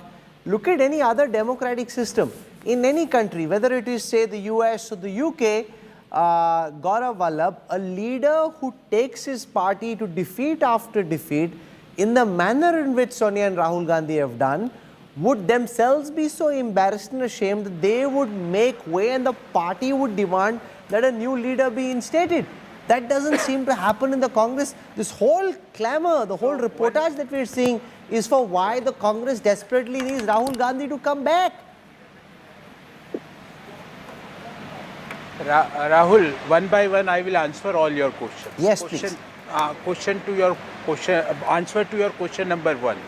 That Chintan Shivir Rahul is not for selecting Congress president. This Congress president elections are currently going on, and we are going to get that in the month of August. This is point number 1.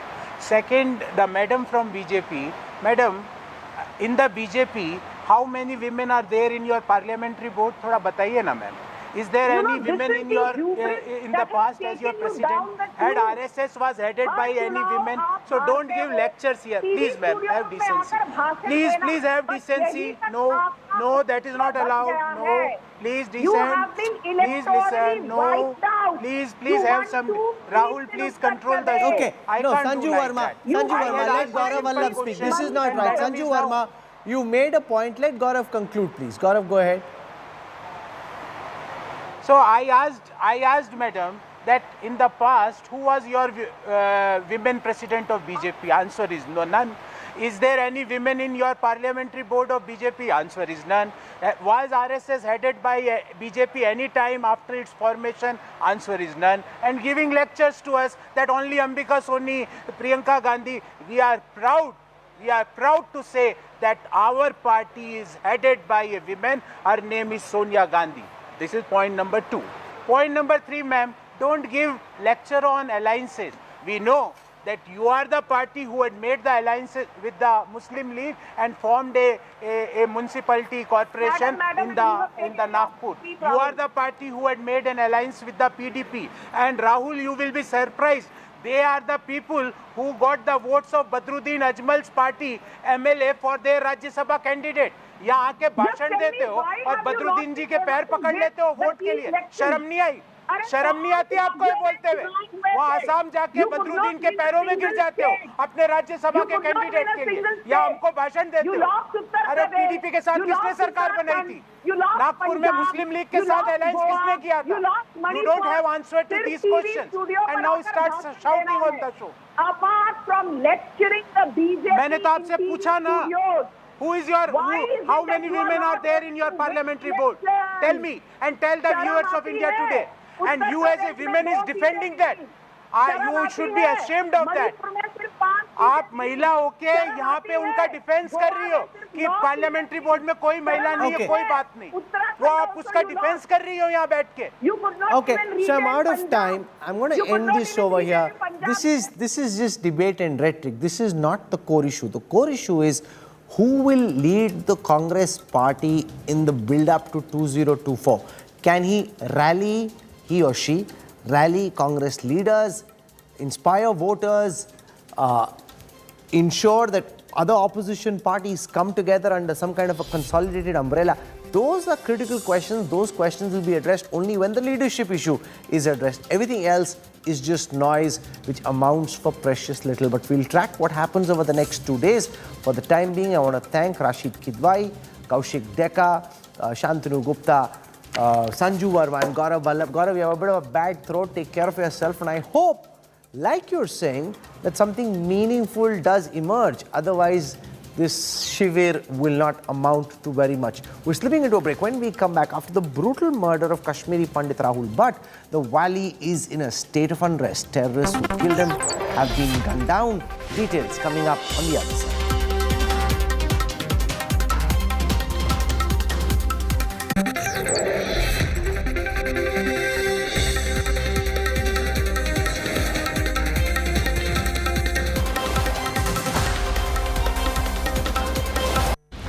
After 2 years of paralyzing pandemic, the world is ready to bounce back.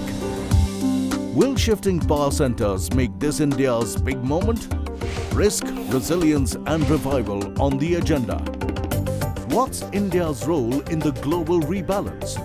India's top world watcher takes you to the front lines of the global high table with top minds from politics and business for the biggest global brainstorm.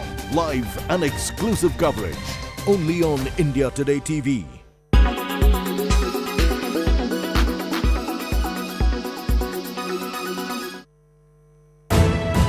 You are watching India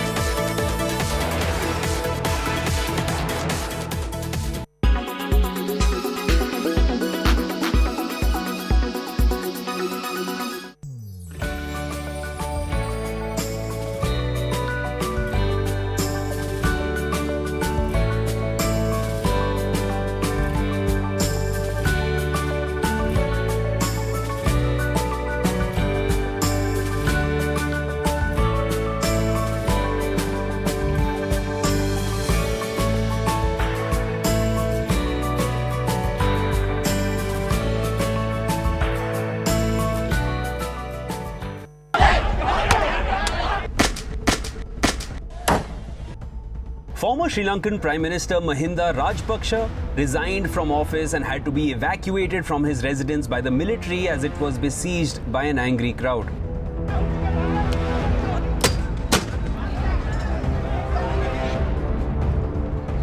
As his ancestral home went up in flames, Rajapaksa needed asylum, and now rumours are rife that the former Sri Lankan Prime Minister may have fled to India.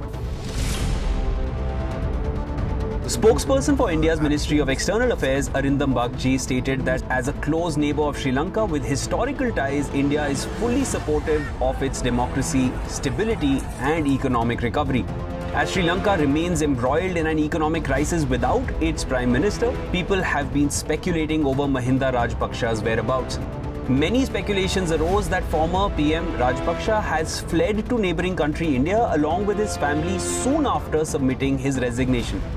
But the Indian High Commission in Sri Lanka refuted all rumours and theories suggesting that Rajapaksa and his family were in India, saying that these claims by social media users and media reports were fake and blatantly false. While India has rubbished any claims of Rajapaksa fleeing to India, There were also reports that Rajpaksha and his family had taken refuge at a naval base in Sri Lanka after he vacated his office. A group of protesters gathered around the naval base in the eastern port district of Trincomalee, claiming Mahinda Rajpaksha had taken refuge there. His actual location is still not officially known. While there were rumors of India sending its troops to Colombo, these have also been outrightly denied by the Indian High Commission. India said it will always be guided by the best interests of the people of Sri Lanka, expressed through democratic processes. This year alone, India has extended support worth over $3 billion to the people of Sri Lanka. In addition, the people of India have provided assistance for mitigating the shortages of essential items such as food and medicines, among others.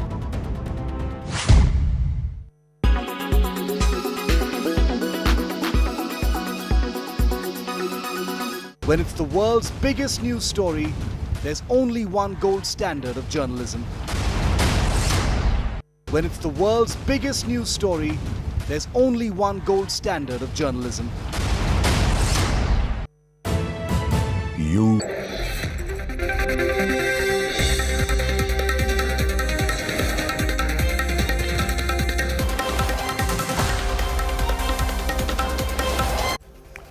You're on board the news track. There was fire and fury in the valley after the killing of Kashmiri Pandit government officer Rahul Bhat. Protesters hit the streets as tear gas shells were fired. Over 300 state government Pandit officials have now sent their resignation to the Lieutenant Governor. A brutal murder.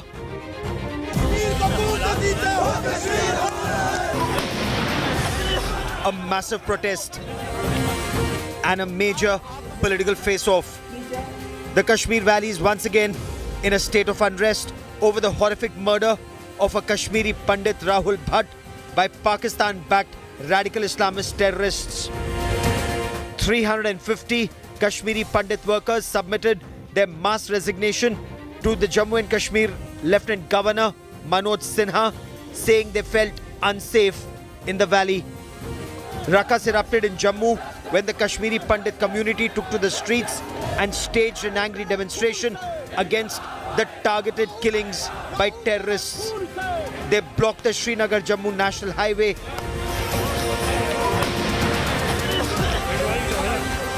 The police fired tear gas shells at protesters to prevent them from moving towards the airport road in Budgam.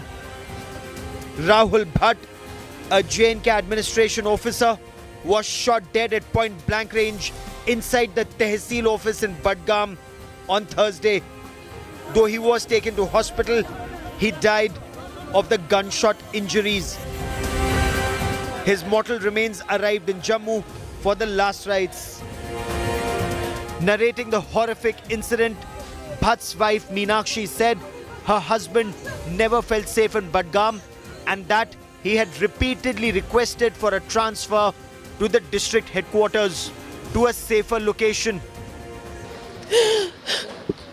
मैं उसको बोलती थी मत जाओ उधर DC office transfer करा ले छोड़ दे नौकरी हमको नौकरी भी नहीं चाहिए मुझे पता है तू वहाँ पे सारी जगह तेरे को जानते हैं सारे जानते बोलते हैं मैं सेफ रहूँगा मुझे सारे जानते हैं उसको नहीं पता था उनमें कोई निकलेगा उनमें गरीबों की भी बहुत मदद करता था.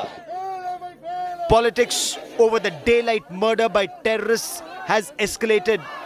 J&K BJP chief blamed Pakistan-backed terrorists for the killings. ये पाकिस्तान के जो कायर आतंकवादियों ने घटना की है इसके विरुद्ध पूरे जम्मू कश्मीर में पूरे हिंदुस्तान में गुस्सा है. इन सभी कायर पाकिस्तानी आतंकवादियों को जमीन के पाताल से निकाल कर इनको मौत के घाट उतारेंगे. हमें भी इस चीज का दुख हो रहा है और इस प्रकार की घटनाएं होने से कहीं ना कहीं जो शांति प्रक्रिया का प्रोसेस चल रहा है उसमें कई अड़चन आती है. लेकिन मुझे लगता है कि जल्द ही इन लोगों का जो गुस्सा है कश्मीरी पंडित मुलाजिमों को सुरक्षा के साथ किस प्रकार से हम करें इसके लिए केंद्र में भी बात की जाएगी और ललित जी एडमिनिस्ट्रेशन में भी बात की जाएगी. Stressing that Pakistan should not be blamed for the killings in Kashmir, Shiv Sena MP Sanjay Raut demanded a thorough investigation into the killing. मुझे लगता है गृह मंत्री को इस बारे में बहुत ही गंभीरता से सोचना होगा. ये जो चल रहा है कश्मीर में फिर एक बार, ये क्या साजिश है? बार बार कश्मीर की तरफ उंगली मत उठाइए, पाकिस्तान की तरफ उंगली मत उठाइए। हम क्या करने जा रहे हैं कश्मीरी पंडितों के लिए? ये बहुत ही अहम सवाल है। PDP Chief Mehbooba Mufti appealed to the people of Kashmir to stand with Kashmiri Pandits and Sikhs. She also asked people to pray for Hindu-Muslim unity. मैं अपने तमाम लोगों से इल्तिजा करती हूँ कि आज जुम्मे के दिन तमाम मस्जिदों में हिंदू मुस्लिम भाईचारे की हिफाजत की पुरजोर वकालत की जाए, और साथ ही में जो जम्मू कश्मीर का जो भाईचारा है, जो जम्मू कश्मीर का जो इतिहास रहा है, जो हिस्ट्री रही है, कि हम इकट्ठे रहने वाले लोग हैं, एक सेक्युलर स्टेट है, पूरे मुल्क को मैसेज दे ताकि मुल्क में जो इस वक्त सरकार है उनको मुसलमानों को बदनाम करने का मौका ना मिले। 32 years have passed, but nothing has changed for Kashmiri Pandits. The handful of Kashmiri Pandits who are left in the valley are being targeted now, and we are witnessing a fresh spate of killings of the members of the minority community in the Kashmir Valley. The Kashmiri Pandit community is saying enough is enough. How long do they have to suffer the punishment of being Hindus in Kashmir? With video journalist Neeraj Kumar, this is Rahul Bhat reporting from Jammu. This is where I wrap up the news track tonight. Have a great weekend. I look forward to seeing you Monday evening, 8 p.m. Till then, from all of us here, bye. Good night.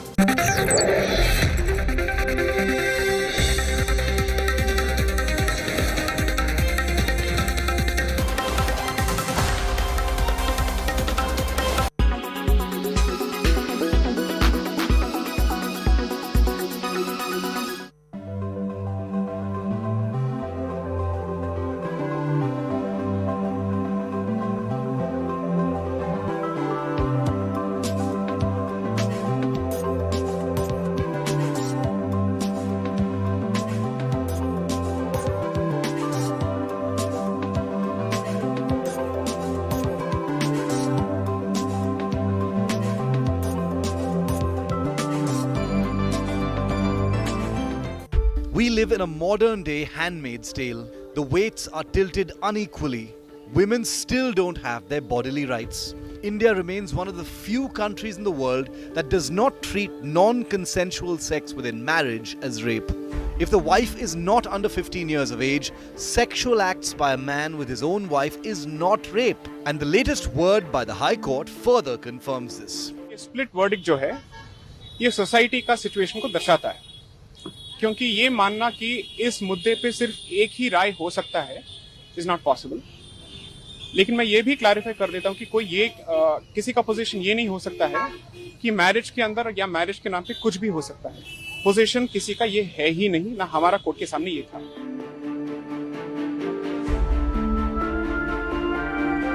Section 375 of the Indian Penal Code 1860 says that sexual acts by a man on a woman against her free will or consent would constitute rape. But there are two exceptions to this. The first exception says that a medical procedure or intervention shall not constitute rape. And the second exception states that sexual intercourse or sexual acts by a man with his own wife, if the wife is not under 15 years of age, would not constitute rape. This provision is being constitutionally tested. Also, let us not forget that rape in this country also includes anal sex. It also enforced anal sex, right? It also includes forced facilitation of gang rape. And husbands are exempt from all of this.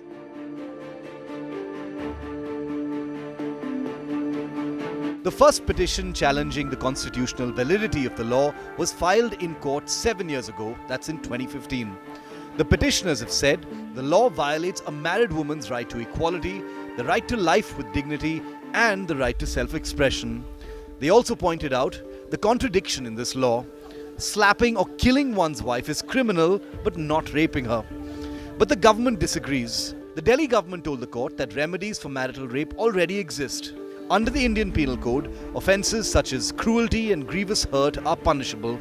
It justified the provision by stating that striking it down would lead to the creation of a new offence. But the petitioners retorted, the offence of rape already exists in Section 375. Removing the exception would just remove the protection married men receive from being prosecuted for rape.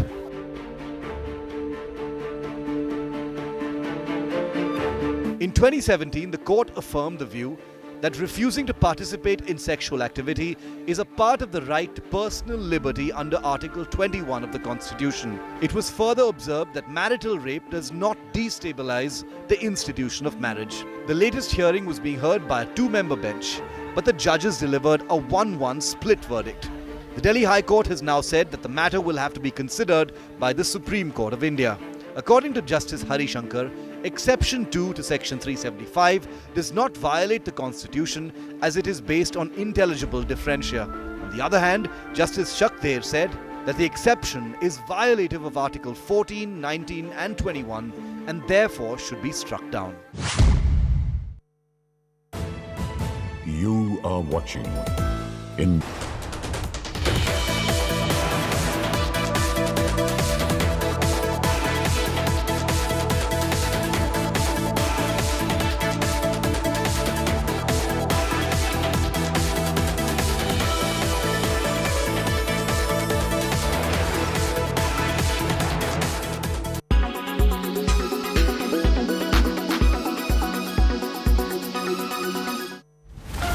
You can order a pizza on phone, study on your phone, and soon you will be able to enroll in the country's census on your phone too.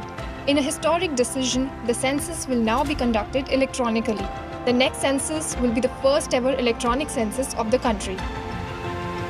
इस बार हमने तय किया है कि आने वाली जनगणना जो अभी रुकी पड़ी है कोविड के कारण, वो जनगणना जब भी शुरू होगी वो ई जनगणना होगी, इलेक्ट्रॉनिक जनगणना होगी और 100% परफेक्ट जनगणना होगी, जिसके आधार पर देश के आगामी 25 साल के विकास का खाका खींचा जाएगा. But in a country like India, where 266 million adults can't read or write and around 90% of the population is digitally illiterate, is e-census the best way to go? The government is preparing a software for the census where about 50% of the country's population will be able to feed their data on a mobile application. A person's name will be added to the census at birth. When they turn 18, the name will be included in the electoral roll, and after death, the name will be deleted. The census will reflect demographic changes, economic mapping, areas left behind in the development parameters, and cultural, linguistic, and societal changes. So far, conducting census was a tedious exercise. The paper census involved government officials going door to door, visiting every house and filling up forms, which were then transported to data processing centers for digitization and analysis. However, the next census will involve self-enumeration. For this, National Population Register, a list of the usual residents of the country will be made. Usual residents are those who have been residing in a local area for at least last 6 months or intend to stay in a particular location for the next 6 months. However, only 500 million Indians, less than half of the country's population, have access to smartphones. And women are 50% less likely to have access to internet than men. To solve this, apart from online self-enumeration, home visits by enumerators for collecting census data will continue.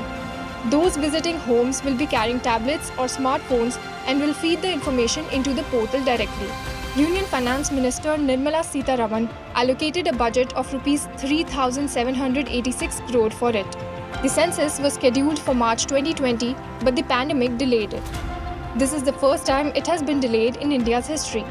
While there is no clarity about the date of the next census, the Union government has directed the states not to alter the boundaries of the districts until June 2022. It is a mandatory requirement 3 months before the enumeration exercise. This signals that the e-census may happen soon. The air we breathe inside an airplane is continuously renewed during a flight. It's captured from outside. 30 to 50% of the fresh air, depending on the plane, is mixed with air already inside the cabin. Air from outside is collected near the engines. It then passes into an air conditioning pack where it is heated to about 20 degrees and pressurized to a level close to atmospheric pressure at sea level. The air is then filtered by HEPA, high-efficiency particulate air filters, which eliminate 99.9% of 0.3 micron particles, including viruses and bacteria. Once it's mixed with ambient air, the flow is then distributed inside the aircraft, moving up the fuselage towards the cabin ceiling before passing through vents situated above passenger seats. Meanwhile, a pressurization valve at the rear of the aircraft continuously sucks in air from the cabin at the floor level near passengers' feet and blows it out of the aircraft, thereby creating a continuous airflow. This makes it possible to maintain a constant pressure inside the aircraft and to renew air inside the cabin every 3 minutes. You are what? After 2 years of paralyzing pandemic, the world is ready to bounce back. Will shifting power centers make this India's big moment? Risk, resilience and revival on the agenda. What's India's role in the global rebalance? India's top world watcher takes you to the front lines of the global high table with top minds from politics and business for the biggest global brainstorm. Live and exclusive coverage only on India Today TV. Presented by Aditya Birla Group, Big in Your Life. Co-presented by Star Health Insurance, the health insurance specialist. Powered by NECC, Sunday ho ya Monday, Roz Khao Ande. Co-powered by Dish HD, Cricket Castly partner.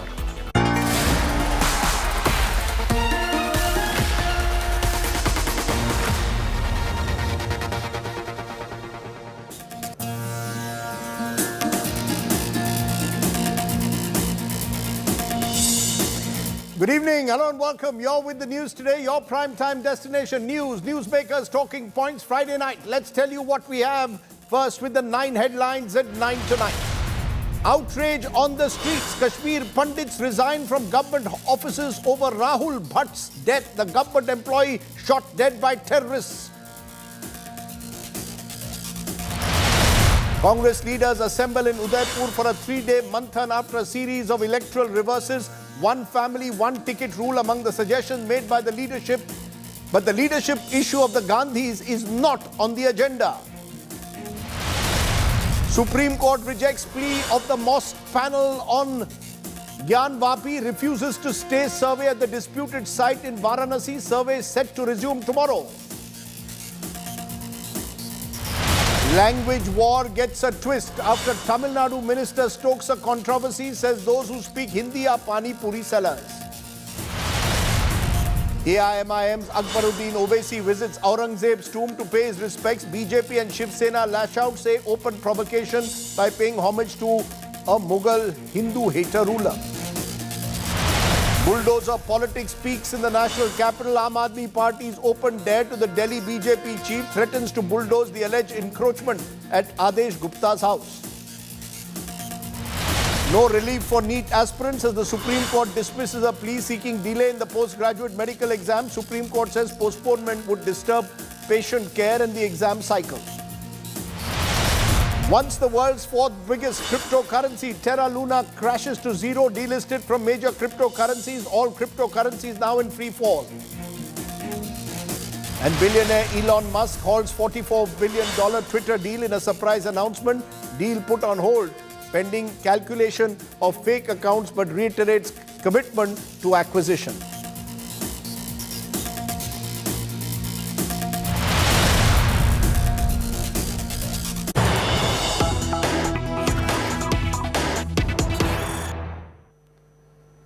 But let's turn to the breaking news that's coming in at the moment. Kashmiri Pandit government employees serving in the Kashmir Valley have submitted a mass resignation application to the J&K LG Manoj Sinha. The mass resignation by more than 350 Kashmiri Pandits comes a day after a Kashmiri Pandit employee, Rahul Bhat, was shot dead by terrorists. Employees have questioned their safety. Pandits say they don't feel safe after the killing of Rahul Bhat by terrorists yesterday in Budgam. Joining me now is our correspondent on the ground, Sunil Ji Bhatt, with more. Sunil Ji, how do we interpret this threat that has been given? Is it a threat or are they intent to act upon it, saying they need greater security after the brutal murder of Rahul Bhat? Well, Rajdeep, as far as this mass resignation application is concerned, the Kashmiri Pandit government employees who are serving in the valley are under lot of tension right now, and they are feeling insecure. They are saying that they are not safe in the Kashmir Valley, and this is something which they have been saying for a long time. They want that they should be moved out of the valley. They should be adjusted in Jammu region. They should be given jobs in Jammu region, because in Kashmir Valley they are not safe. And particularly last 2-3 years, we have seen a number of killings of the minority Kashmiri Pandit community in the Kashmir Valley. Now these employees are on a mass agitation. Today also we saw this was one of the rarest of the rare movement that handful of Kashmiri Pandits who are staying in the valley took to the streets. They protested against the government, against Pakistan, against their local administration. They are saying that despite their repeated pleas, the local administration is not paying heed to their demands. They want that government must seriously look into the problems and the sufferings of the Kashmiri Pandit community and try to mitigate it as soon as possible. The J&K administration so far has now taken a step. It has promised that a job will be given to Rahul Bhat's wife, but the employees who are serving in the valley, they want that government must immediately move them out of the valley because they are not safe in Kashmir Valley. And Rajdeep, the patience of the Kashmiri Pandit community is running out. They feel that in the last 8 years, even Modi government hasn't done enough to mitigate their sufferings. They feel betrayed, not only by the government, but also by the civil society of the nation. They feel that they are not just the victims of terrorism, they are also victims of the so-called liberal class who have been providing ideological cover to terrorism and separatism in the Kashmir Valley. Rajdeep. The fact is, Sunil, every government over the last 30 years has been promising security to the Kashmiri Pandits, and we've had governments of the National Conference, we've had PDP governments, we've had Congress-supported governments, we've had BJP-supported governments, and now you've got the central rule through the LG. The fact is, in the face of terror, Kashmiri Pandits have remained soft targets. After the brutal murder, in fact, of Kashmiri Pandit Rahul Bhat, the valley is in a state of unrest. While politicians are speaking out and supporting the Kashmiri Pandits, whether it is Mehbooba Mufti, Omar Abdullah, even Priyanka Gandhi has now spoken out, the fact is, on the streets, there is no protection for the Kashmiri Pandit community. Today, many of them took to the streets to protest against the brutal killing. A brutal murder,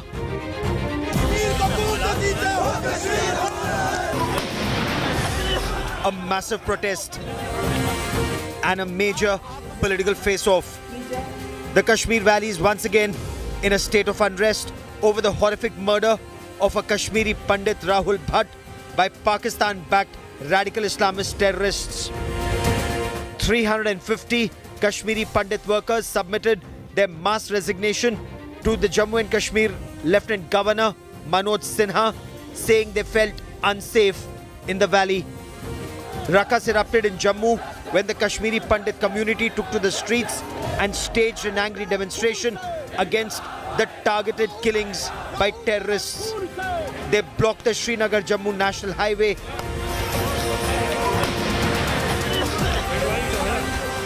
The police fired tear gas shells at protesters to prevent them from moving towards the airport road in Budgam. Rahul Bhat, a J&K administration officer, was shot dead at point-blank range inside the Tehsil office in Budgam on Thursday. Though he was taken to hospital, he died of the gunshot injuries. His mortal remains arrived in Jammu for the last rites. Narrating the horrific incident, Bhat's wife Meenakshi said her husband never felt safe in Budgam and that he had repeatedly requested for a transfer to the district headquarters to a safer location. मैं उसको बोलती थी मत जाओ उधर, DC office transfer करा ले, छोड़ दे नौकरी, हमको नौकरी भी नहीं चाहिए, मुझे पता है तू वहाँ पे सारी जगह तेरे को जानते हैं, सारे जानते, बोलते मैं सेफ रहूँगा, मुझे सारे जानते हैं, उसको नहीं पता था उनमें कोई निकलेगा उनमें, गरीबों की भी बहुत मदद करता था. Politics over the daylight murder by terrorists has escalated. J&K BJP chief blamed Pakistan-backed terrorists for the killings. ये पाकिस्तान के जो कायर आतंकवादियों ने घटना की है, इसके विरुद्ध पूरे जम्मू कश्मीर में, पूरे हिंदुस्तान में गुस्सा है। इन सभी कायर पाकिस्तानी आतंकवादियों को जमीन के पाताल से निकाल कर इनको मौत के घाट उतारेंगे। हमें भी इस चीज़ का दुख हो रहा है और इस प्रकार की घटनाएं होने से कहीं ना कहीं जो शांति प्रक्रिया का प्रोसेस चल रहा है उसमें कई अड़चन आती है। लेकिन मुझे लगता है कि जल्द ही इन लोगों का जो गुस्सा है, कश्मीरी पंडित मुलाजिमों को सुरक्षा के साथ किस प्रकार से हम करें, इसके लिए केंद्र में भी बात की जाएगी और ललित जी एडमिनिस्ट्रेशन में भी बात की जाएगी। Stressing that Pakistan should not be blamed for the killings in Kashmir, Shiv Sena MP Sanjay Raut demanded a thorough investigation into the killing. मुझे लगता है गृह मंत्री को इस बारे में बहुत ही गंभीरता से सोचना होगा। ये जो चल रहा है कश्मीर में फिर एक बार, ये क्या साजिश है। बार बार कश्मीर की तरफ उंगली मत उठाइए, पाकिस्तान की तरफ उंगली मत उठाइए। हम क्या करने जा रहे हैं कश्मीरी पंडितों के लिए, ये बहुत ही अहम सवाल है। PDP Chief Mehbooba Mufti appealed to the people of Kashmir to stand with Kashmiri Pandits and Sikhs. She also asked people to pray for Hindu-Muslim unity. मैं अपने तमाम लोगों से इल्तिजा करती हूं कि आज जुम्मे के दिन तमाम मस्जिदों में हिंदू मुस्लिम भाईचारे की हिफाजत की पुरजोर वकालत की जाए, और साथ ही में जो जम्मू कश्मीर का जो भाईचारा है, जो जम्मू कश्मीर का जो इतिहास रहा है, जो हिस्ट्री रही है कि हम इकट्ठे रहने वाले लोग, एक सेक्युलर स्टेट है, पूरे मुल्क को मैसेज दे ताकि मुल्क में जो इस वक्त सरकार है उनको मुसलमानों को बदनाम करने का मौका ना मिले। 32 years have passed, but nothing has changed for Kashmiri Pandits. The handful of Kashmiri Pandits who are left in the valley are being targeted now, and we are witnessing a fresh spate of killings of the members of the minority community in the Kashmir Valley. The Kashmiri Pandit community is saying enough is enough. How long do they have to suffer the punishment of being Hindus in Kashmir? With video journalist Neeraj Kumar, this is Rahul Bhat reporting from Jammu for India Today.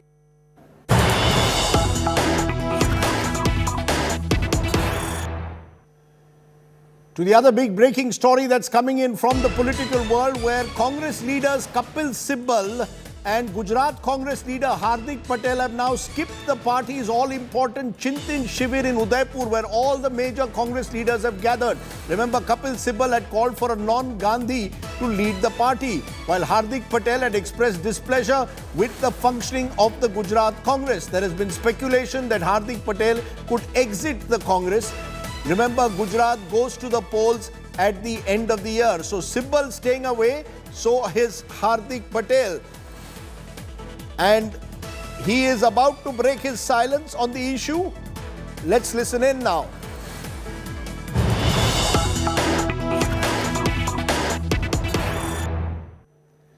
And joining me now is the Gujarat Congress working president Hardik Patel, whose absence from the Congress Chintan Shivir has sparked off a controversy. Hardik bhai, आप चिंतन शिविर में नहीं गए, उसके बजाय आप अहमदाबाद में बैठे। लोग कह रहे हैं कि आप रूठे हुए हैं, आप तैयारी कर रहे हैं अब बीजेपी में ज्वाइन करने, अब कांग्रेस से उब गए, बहुत हो गया, इसलिए आप चिंतन शिविर में नहीं गए। क्यों नहीं गए उदयपुर में? बाकी सब नेता हैं वहां। देखिए, पहली बात कि उब गए हैं नहीं गए, उसके पीछे का रीजन यही है कि मेरे कार्यक्रम पहले से सामाजिक समाज के लगे हुए हैं, और एक महीने पहले से जो प्राण प्रतिष्ठा महोत्सव होते हैं मंदिरों के, और उसमें नहीं जाते तो मैसेज गलत जाता है। तो स्वाभाविक है पहले उस कार्यक्रमों में जाना जरूरी था। कल चिंतन शिविर में जाएंगे जरूर, और रूठना बुठना ऐसी कोई बात नहीं है, लेकिन स्वाभाविक है कि पार्टी के भीतर जब बड़ी पार्टी होती, बड़ा परिवार होता है, तो छोटा मोटा मनमुटाव रहता है, और ऐसे छोटे मोटे मनमुटाव समय आने पर ठीक हो जाते हैं। नहीं, छोटे मोटे मनमुटाव अपने आप है। पहले दिन चिंतन शिविर है, वहां जाने के बजाय आप अपने कार्यक्रम में लगते हैं। मैसेज तो जाता है ना कि कहीं ना कहीं हार्दिक रूठे हुए। ये आप इनकार मत कीजिए कि आप पूरी तरह से खुश हैं। नहीं, ऐसे देखिए, वो तो सबको मालूम है कि क्यों नाराजगी है। वो तो पार्टी के हाईकमान तक भी हमारी बात रखी हुई है। कोई पद पाने के लिए नाराजगी नहीं है कि हमको वो बना दो, फलाना बना दो। हमारी बात तो जो पार्टी के भीतर हमने रखी है वो वर्क के लिए रखी है कि मैं क्यों नाराज है? हमें बताइए क्यों नाराज है हार्दिक पटेल? नाराज क्यों है? देखिए 2 साल से आपने हमको वर्किंग प्रेसिडेंट बना रखा है, तो 2 साल से आपने अभी तक हमारी ज़िम्मेवारी तय क्यों नहीं की? सिर्फ़ पद देना बड़ी बात नहीं होती। पद के बाद उसके लिए उसका उपयोग करना, काम देना, उस काम में मैं सफल रहूँ, ना रहूँ, वो देखना, वो आपकी ज़िम्मेवारी होती है। जो आज तक नहीं हुआ, बस उसी का दुःख है कि हमने 2015-17 में इतने बड़े आंदोलन के बाद जब पार्टी को फायदा दिलवाया, पार्टी को मजबूती दिलवाई और फिर आज हमारे साथ ये होता है, तो कभी-कभी दुःख होता है। और हमने आज तक पार्टी को 100% दिया है, पार्टी से कुछ लिया नहीं है कि पार्टी से ले लिया और फिर हम कुछ काम ना किया हो। हमने पूरा काम पार्टी को दिया है, पूरा काम करना चाहते हैं, तो वही बात होती है और उसी कारण थोड़ा दुःख लगता है। इसमें कोई नाराजगी नहीं है, दुःख लगता है। आपकी राहुल गांधी से बात हुई? अभी राहुल गांधी गुजरात में थे, आपकी डायरेक्ट बात हुई? ये नाराजगी जो आप आज शो पे कह रहे हैं, उनके सामने रखी आपने? देखिए, उनको मैंने 15-17 दिन पहले बात की थी। उनको मैंने मेरी जो परेशानी थी, मेरा जो दुःख था, उन तक मैंने पहुँचाया है। अभी जो दाहोद आए थे कार्यक्रम में, तब तो कोई बातचीत नहीं हो पाई क्योंकि वो व्यस्त थे। 5-1 घंटे का कार्यक्रम था जिसमें 3-4 प्रोग्राम को खत्म करना था, तो उस हिसाब से बात नहीं हुई। लेकिन 15 तारीख को जब ये चिंतन शिविर खत्म हो जाएगी, तो मुझे लगता है कि ज़रूर वो इस मुद्दे पर, इस विषय पर सकारात्मक बातचीत करेंगे और उसका हल निकालेंगे। मैं आपको डायरेक्ट सवाल पूछता हूं, क्या हार्दिक पटेल बीजेपी में जाने की, गुजरात के चुनाव पे पहले बीजेपी या आम आदमी पार्टी दोनों में जाने की कोई संभावना है? जिस तरह से आपने कुछ ट्वीट्स किए हैं, उससे लगता है कि अब आप बीजेपी के साथ भी उतनी दुश्मनी नहीं रही और आम आदमी पार्टी के लोग भी हमें कहते हैं कि हार्दिक पटेल तैयार है बिल्कुल हमारे साथ आने के लिए। कौन सा ट्वीट? मैंने तो ऐसा कोई ट्वीट किया ही नहीं है राजदीप जी। ये तो सिर्फ बातें होती रही थी। देखिए, जब कोई मैंने कहा कि भाई मेरी ये नाराजगी है, ये मेरी परेशानी, ये मेरा दुख है, तो फिर हर कोई अटकलें लगाना शुरू कर देता है, फलाना भाजपा, आम आदमी पार्टी। तो वो तो अलग चीज है कि हर किसी को अपनी अपनी सूत्र के हवाले से अफवाह फैलाने का अधिकार है, उसमें मैं खुल के कोई बात करना नहीं चाहता आपसे। लेकिन आप मुझे आश्वासन दे सकते हैं या आप हमें बताइए, न्यूज़ पॉइंट की चुनाव हो रहे हैं नवंबर दिसंबर में गुजरात में, उस चुनाव में हार्दिक पटेल कांग्रेस में ही रहेंगे या कहीं और भी जा सकते हैं? नहीं, ऐसी कोई जाने की बात ही नहीं है। अगर पार्टी के नेताओं से बातचीत होगी, पार्टी के जो विभिन्न मुद्दे हैं, जो परेशानी है, उस पर हल निकल जाएगा, तो ऐसी तो कोई बात ही नहीं होती ना। हम तो चाहते हैं कि हम पार्टी के भीतर रहकर प्रदेश की जनता की उम्मीदों पर राजदीप जी खरे उतरे, और हमने अपने 7 साल के सामाजिक और राजनीतिक जीवन में कभी कुछ पाया नहीं है। सिर्फ और सिर्फ पाया है तो जनता का प्यार पाया, और इसीलिए आज बिना कोई पॉलिटिकली बैकग्राउंड, बिना कोई पॉलिटिकल फैमिली, हम अपनी जमीन यहाँ मजबूत करके रखे हैं। क्यों? क्योंकि जनता का प्यार है। हम ईमानदारी से लगातार लोगों के बीच जाते हैं। राजनीति का मतलब क्या है? एसी रूम में बैठकर ड्राफ्ट तैयार करना नहीं, लोगों के बीच जाना, लोगों की तकलीफें सुनना, उनकी समस्याओं को सुनना, उनकी समस्याओं का समाधान करना, और वो काम कर रहे हैं। तो आप जो कहा कि हम कहाँ देखेंगे, अभी तो हम यही हैं और यही रहना चाहते हैं। अभी तो हम यही है। मैं इसलिए पूछ रहा हूं क्योंकि 22 अप्रैल को ये अटकलें लगाई गई। When you praise the BJP leadership, आपने बीजेपी लीडरशिप की प्रशंसा की और कहा I am a proud Hindu. तब ये जब कहा गया, लोगों ने कहा यार अब हार्दिक तैयार हो रहा है बीजेपी में जाने के लिए। अच्छा, अरे हिंदू होने पर गर्व होना तो क्या उसका मतलब ये होगा कि बीजेपी में चले गए? राजदीप जी, आप भी खरे आदमी हो यार। अगर मैं ये कहता हूँ, हम तो रघुवंशी कुल के लोग हैं, हम तो हिंदू होने पर हमें बिल्कुल गर्व है। हम तो भगवान राम की, आप मेरे घर पे आइएगा तो 3 फुट के भगवान राम की प्रतिमा हम अपने हमारे घर में रखते हैं। रामनवमी पर हमारे घर में पूजा होती रहती है। तो ये कोई लिंक करने वाली बात नहीं है। और बात रही कि हमने किसी की तारीफ की थी कि राजनीति में राजदीप भाई, दुश्मन की भी कुछ चीजों पर हमें समझ रखनी पड़ेगी, उसकी बातों को समझना पड़ेगा, और तभी तो राजनीति हो सकती है ना। अगर मैंने कुछ बात कही, अगर मैंने कहा कि फलाने लोग पूरी एक्टिविटी या पूरी तैयारी के साथ काम करते हैं, तो हमें उसमें ध्यान रखना चाहिए। Nothing. So you are saying कि tomorrow you will go to the Chintan Shivir, आप वहां लोगों से मिलेंगे और राहुल गांधी को अगले हफ्ते मिलेंगे, यानी ये कहा जाए कि हार्दिक पटेल तैयारी कर रहे हैं कांग्रेस को छोड़ने के लिए, ये गलत खबर है, राइट? देखिए, हमने राहुल जी को अपनी जो बात थी वो अपनी बात हमने रख दी है। हमने प्रियंका जी को भी बात रखी है, महासचिव वेणुगोपाल जी को भी बात रखी है, और अब उनका जवाब सुनना है। हमें तो हमारी बात रख दी। और देखिए राजदीप भाई, हम वो पॉलिटिकल आदमी नहीं कि चुनाव है तो पार्टी पर दबाव करें। हमने तो ये कहा कि वर्किंग प्रेसिडेंट का पद ले लीजिए आप, हमें काम दीजिए, बिना पद पर रहे बिना भी हम काम कर सकते हैं, कार्यकर्ता के रूप में काम करेंगे। देखिए काम तो देना पड़ेगा ना, 6 महीने चुनाव के बचे हैं, आप सिर्फ निगलेक्ट करते रहोगे, आपको इंपॉर्टेंट मीटिंग में नहीं बुलाओगे, आप एक वर्किंग प्रेसिडेंट रूम में सिर्फ एक गुजरात में, उसकी फोटो भी आप नहीं लगा सकते, तो दुख तो जरूर होगा ना कि या फिर तो फिर पद क्यों दिया है, समझिए आप पद की तो बड़ी मार की है। आपका गुस्सा आपके स्टेट यूनिट के साथ है, आपका गुस्सा है कि वहां के नेता जो है वो एक तरह से आपको कोई तवज्जो नहीं दे रहे, they are not giving you importance, right? मैंने पहले भी कहा कि मेरी जो नाराजगी है वो स्टेट यूनिट के साथ है, सेंट्रल लीडरशिप से नहीं है। लेकिन जब सेंट्रल लीडरशिप को ये सब पता हो और उसके बाद जब उस पर वो डिसीजन ले ले, तब मुझे उनसे कोई नाराजगी नहीं है। लेकिन मैं ये चाहता हूँ कि सेंट्रल लीडरशिप इस मामले में अपना क्या बोलते कि बीच में आए, अपनी बात रखे और कहीं ना कहीं स्टेट लीडरशिप से कहे कि भाई आप ऐसा मत कीजिए। राइट, सो आपने एक तरह से बातों बातों में मुझे इशारा दे दिया है कि ball is in the central leadership of the Congress court. Hardik Patel चाहे नाराज है स्टेट यूनिट से, but he will take a final decision only after he meets Rahul Gandhi. Am I correct? Yes, final decision after meeting Rahul Gandhi. Okay Hardik Patel, देखते हैं आप क्या decision लेते हैं। चुनाव में केवल 6 महीने रह गए हैं गुजरात में, सबकी नजर एक तरह से आप पर भी रहेगी। Thank you very much Hardik Patel, हमसे बात करने के लिए बहुत बहुत शुक्रिया, thank you. Hardik Patel joining us there from Ahmedabad. Remember, all the action for the Congress is in Udaipur, where Sonia Gandhi launched a scathing attack on the BJP on the first day of the party's Chintan Shivir. Listen in. By now, it has become abundantly and most painfully clear what Prime Minister Modi and his colleagues really mean by their frequently repeated slogan, maximum governance, minimum government. It means keeping the country in a state of permanent polarization, compelling people to live in a constant state of fear and insecurity.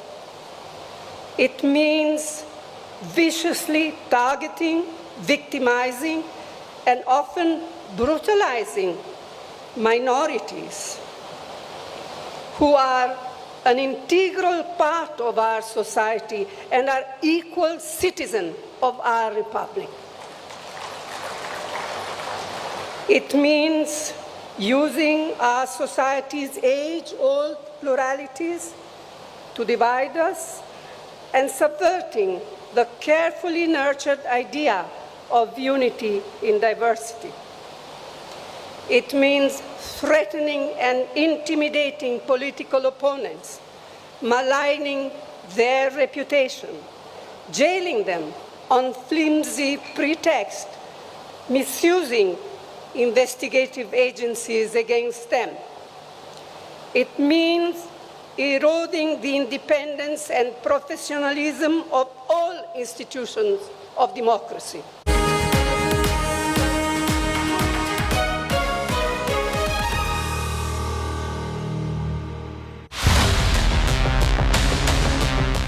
Ukraine war puts economy in hot zone. Inflation surges across the globe. Retail inflation at 8-year high in India. More rate hikes on the cards. Rupee slides against dollar.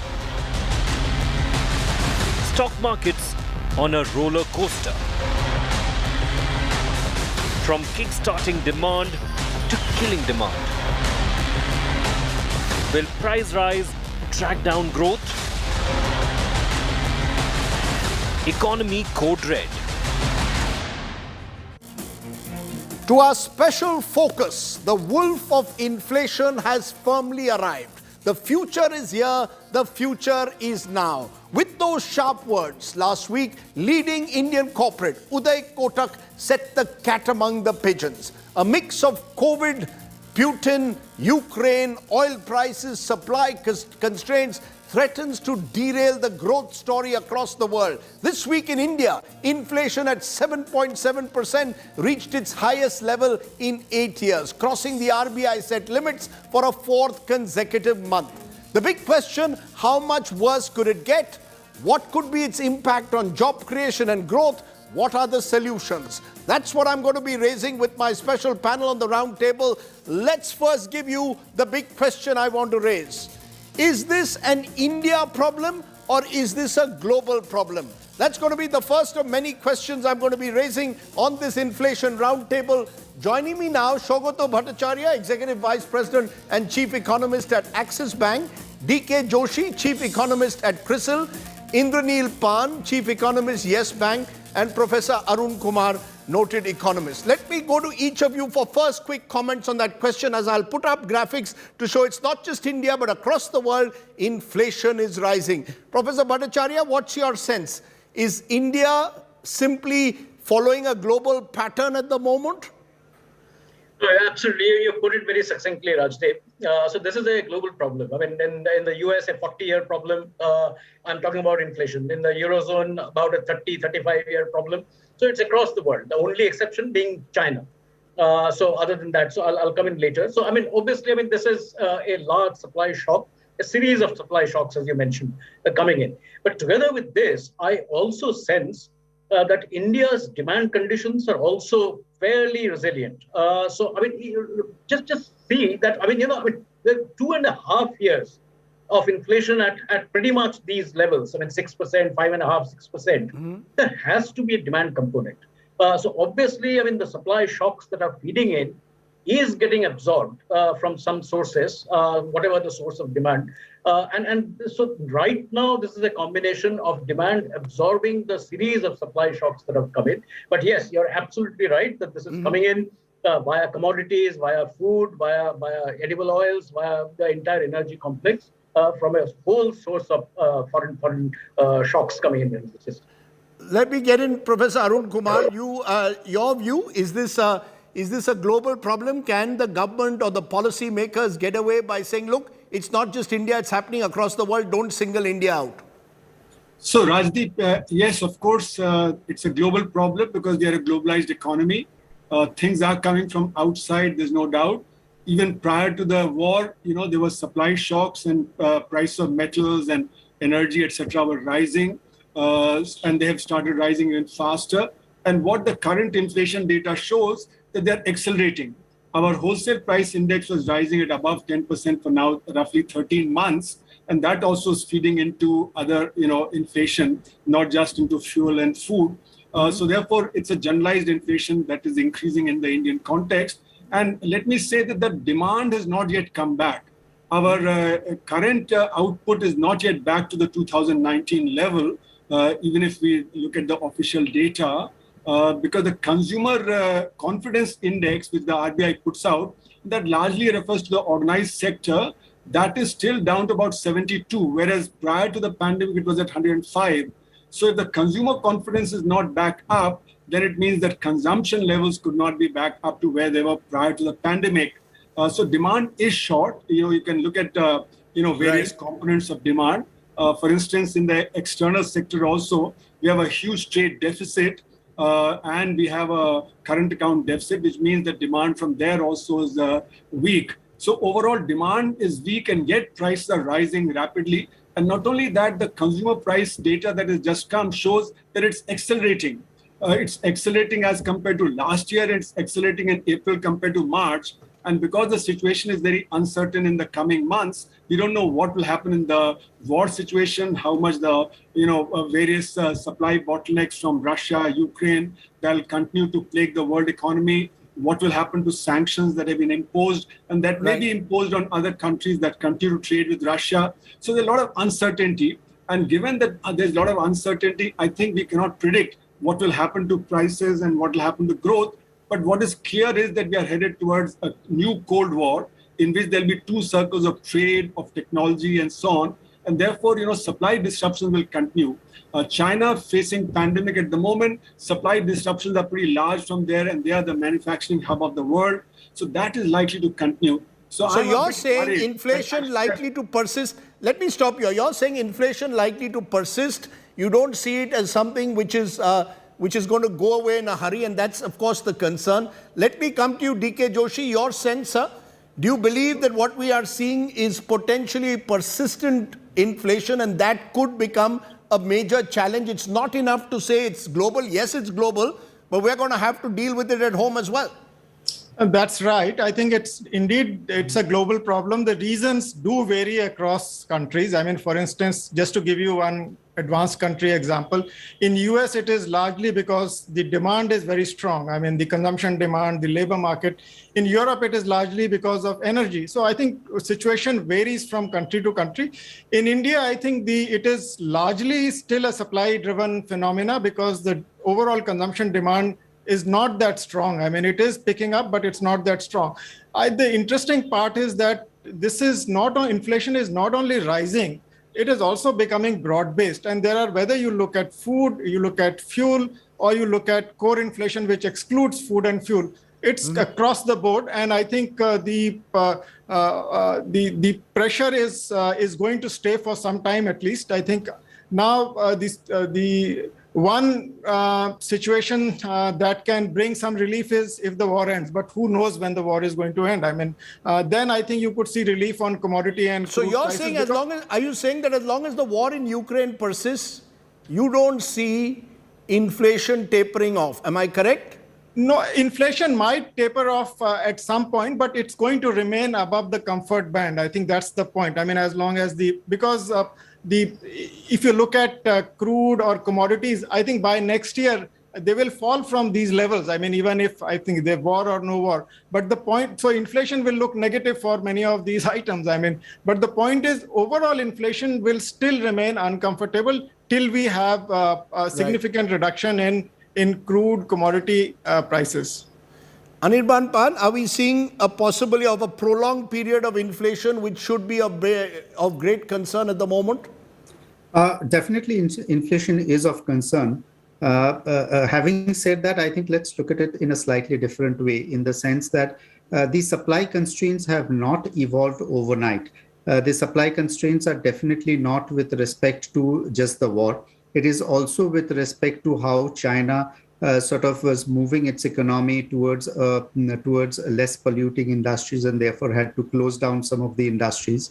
It is also to a certain extent with respect to how the global, especially in terms of the shale gas capital investments, that had paused, and some of the shale gas units had to be closed down because oil prices had crashed at that point in time.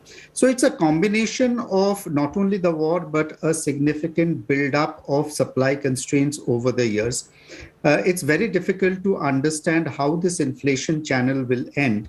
In my opinion, possibly at certain point in time, there will be a crack in terms of the demand. The high inflation obviously is unlikely to support private consumption expenditure for long. Today, it is getting supported because COVID had provided this opportunity of additional and excess savings being held by the population as they were sitting indoors. Now, when that exhausts itself out, and when central banks also raise interest rates maybe to unsustainable levels, that is the point in time I think you can get some hope in terms of inflation coming down. But as I think most of your panelists did point out, they will probably be remaining higher than what you had experienced in the global scenario, even post the global financial crisis, when central banks had pumped in so much of liquidity and driven rates down to even sub-zero levels in certain conditions.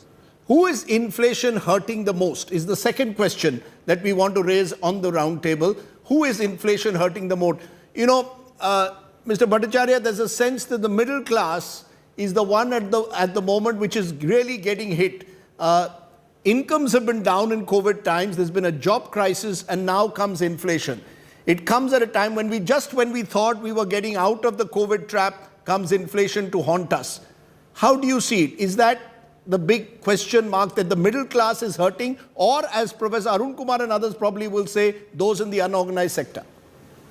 No, so the first point of hurt of inflation, and we know this, Governor Subbarao used to say this again and again, that the inflation hurts the poorest the most. There's no doubt about that. So some of the government interventions via food, via some of the other subsidies is a little bit of a palliative to these. But I mean, their income levels are so low anyway that their savings get wiped out or whatever. But a large part of the mass market demand that we see in India that is so attractive to global investors, etc., does come in from the middle class. On the upper, I mean, if you see some of the private sector data points, say CMI, if you see some of the data from CMI, income, expenditure, savings are concentrated in the top 1, 2, 3 deciles. I mean, if you split it in 10 parts. So it's there. So that part, those segments are probably not impacted all that much. But it is the middle segment, as you said, the middle class, the average, the median size of the households, which is the base of the mass demand that we see in the system. And there, exactly as you mentioned, incomes are getting squeezed, interest rates have gone up, are beginning to go up, prices across the board, as Mr. Joshi mentioned, across the board have gone up. So it is the consuming part of this part, and not just from the consumption demand angle, because this class is probably eating into the savings that they had, and that is likely to affect the supply of funds. I mean, the capex cycle is just about beginning to rise. I mean, need the funds, and it is this segment, the middle income, not just from a squeeze in demand, but will also squeeze the amount of savings that they will put in by banks or other institutions to fund domestic capex. You know, fuel was on fire, particularly after March. The elections were over. Global oil prices were on the rise after the Ukraine war. Food prices also have been rising, including atta prices at a highest ever level. And yet, Professor Arun Kumar, we don't see any massive protests of the kind that we saw even in 2013 when the Manmohan Singh government was facing the problem of inflation and was battling, in a sense, low growth and inflation. Do you believe that there is a sense of where is the unrest? We don't see unrest at the moment despite the high prices. You know, poor people seldom protest on their own. They're organized. So it's a political issue. When the opposition parties are able to mobilize, then actually you see protest. If the opposition is not able to mobilize, then you don't see protest. But if you look at it, 94% in the unorganized sector have lost incomes and have lost employment, and they are the ones who are hurting. 5 kilogram of food or some gas, etc., does help, but their basic income has gone down. If you look at the price, you don't accept that the government's targeted schemes, in particular providing food and food grain in this period, has helped. Of course, that's what I said. That this 5 kilogram of food and gas supply, etc., does help a little, but overall incomes are down. And that's why the rest of the consumption is down. And that's why their situation is not what it was earlier. And that's why I was quoting the price survey, which came at the time of the budget, which showed that the bottom 60% in the income categories, they have lost incomes as compared to the demonetization period. It's the top 20% that gained 30% income. I'll also quote you the socioeconomic survey of Delhi, which came out in 2018, which showed that 90% of Delhiites spend less than 25,000 rupees per month as a family of 5, and 98% spend less than 50,000 rupees. Now, given that Delhi's per capita income is roughly 3 times the All India per capita income, that translates to an all India level of roughly 90% families spending less than 10,000 rupees per month. Now, at that level, fuel price increase and other price increases are going to hurt, because now we see a generalized inflation in the consumer price index. It's not just food, it's also textiles, it's also leather goods, it's also other consumption items, it's also in health and so on. So Professor Kumar, I just want to stop you. I want to stop you for a moment because I want to move very quickly on to solutions. As you're saying, you believe that the bulk of the population is hurting. The government schemes in terms of free food grains may provide a palliative, but not enough. So what are the solutions? Let's turn to you, Mr. Joshi, first. What are the solutions, Mr. Joshi, that you believe are right to meet the inflation challenge? Is it enough just for the RBI to raise rates, and that in itself will ensure that inflation will sooner rather than later taper off? Or do you believe that much more needs to be done? Well, I think RBI needs to act because it is the goalkeeper for inflation. So I think the interest rates will go up, but that's not going to be enough to tame inflation. Fiscal policy also needs to be deployed, and I think we've seen some action on that front. So what I would say that there are two responsibilities of fiscal policy here. One is to tame inflation by cutting duties. I think they have cut duties on imported edible oils, petroleum products, and more needs to be done for petroleum products, I would believe, because it has a cascading effect. And second is to address the ill effects of inflation on the poorest part of the population. And we do estimate population by income classes. And I think it's very clear that the lowest 20% of the population are facing higher inflation than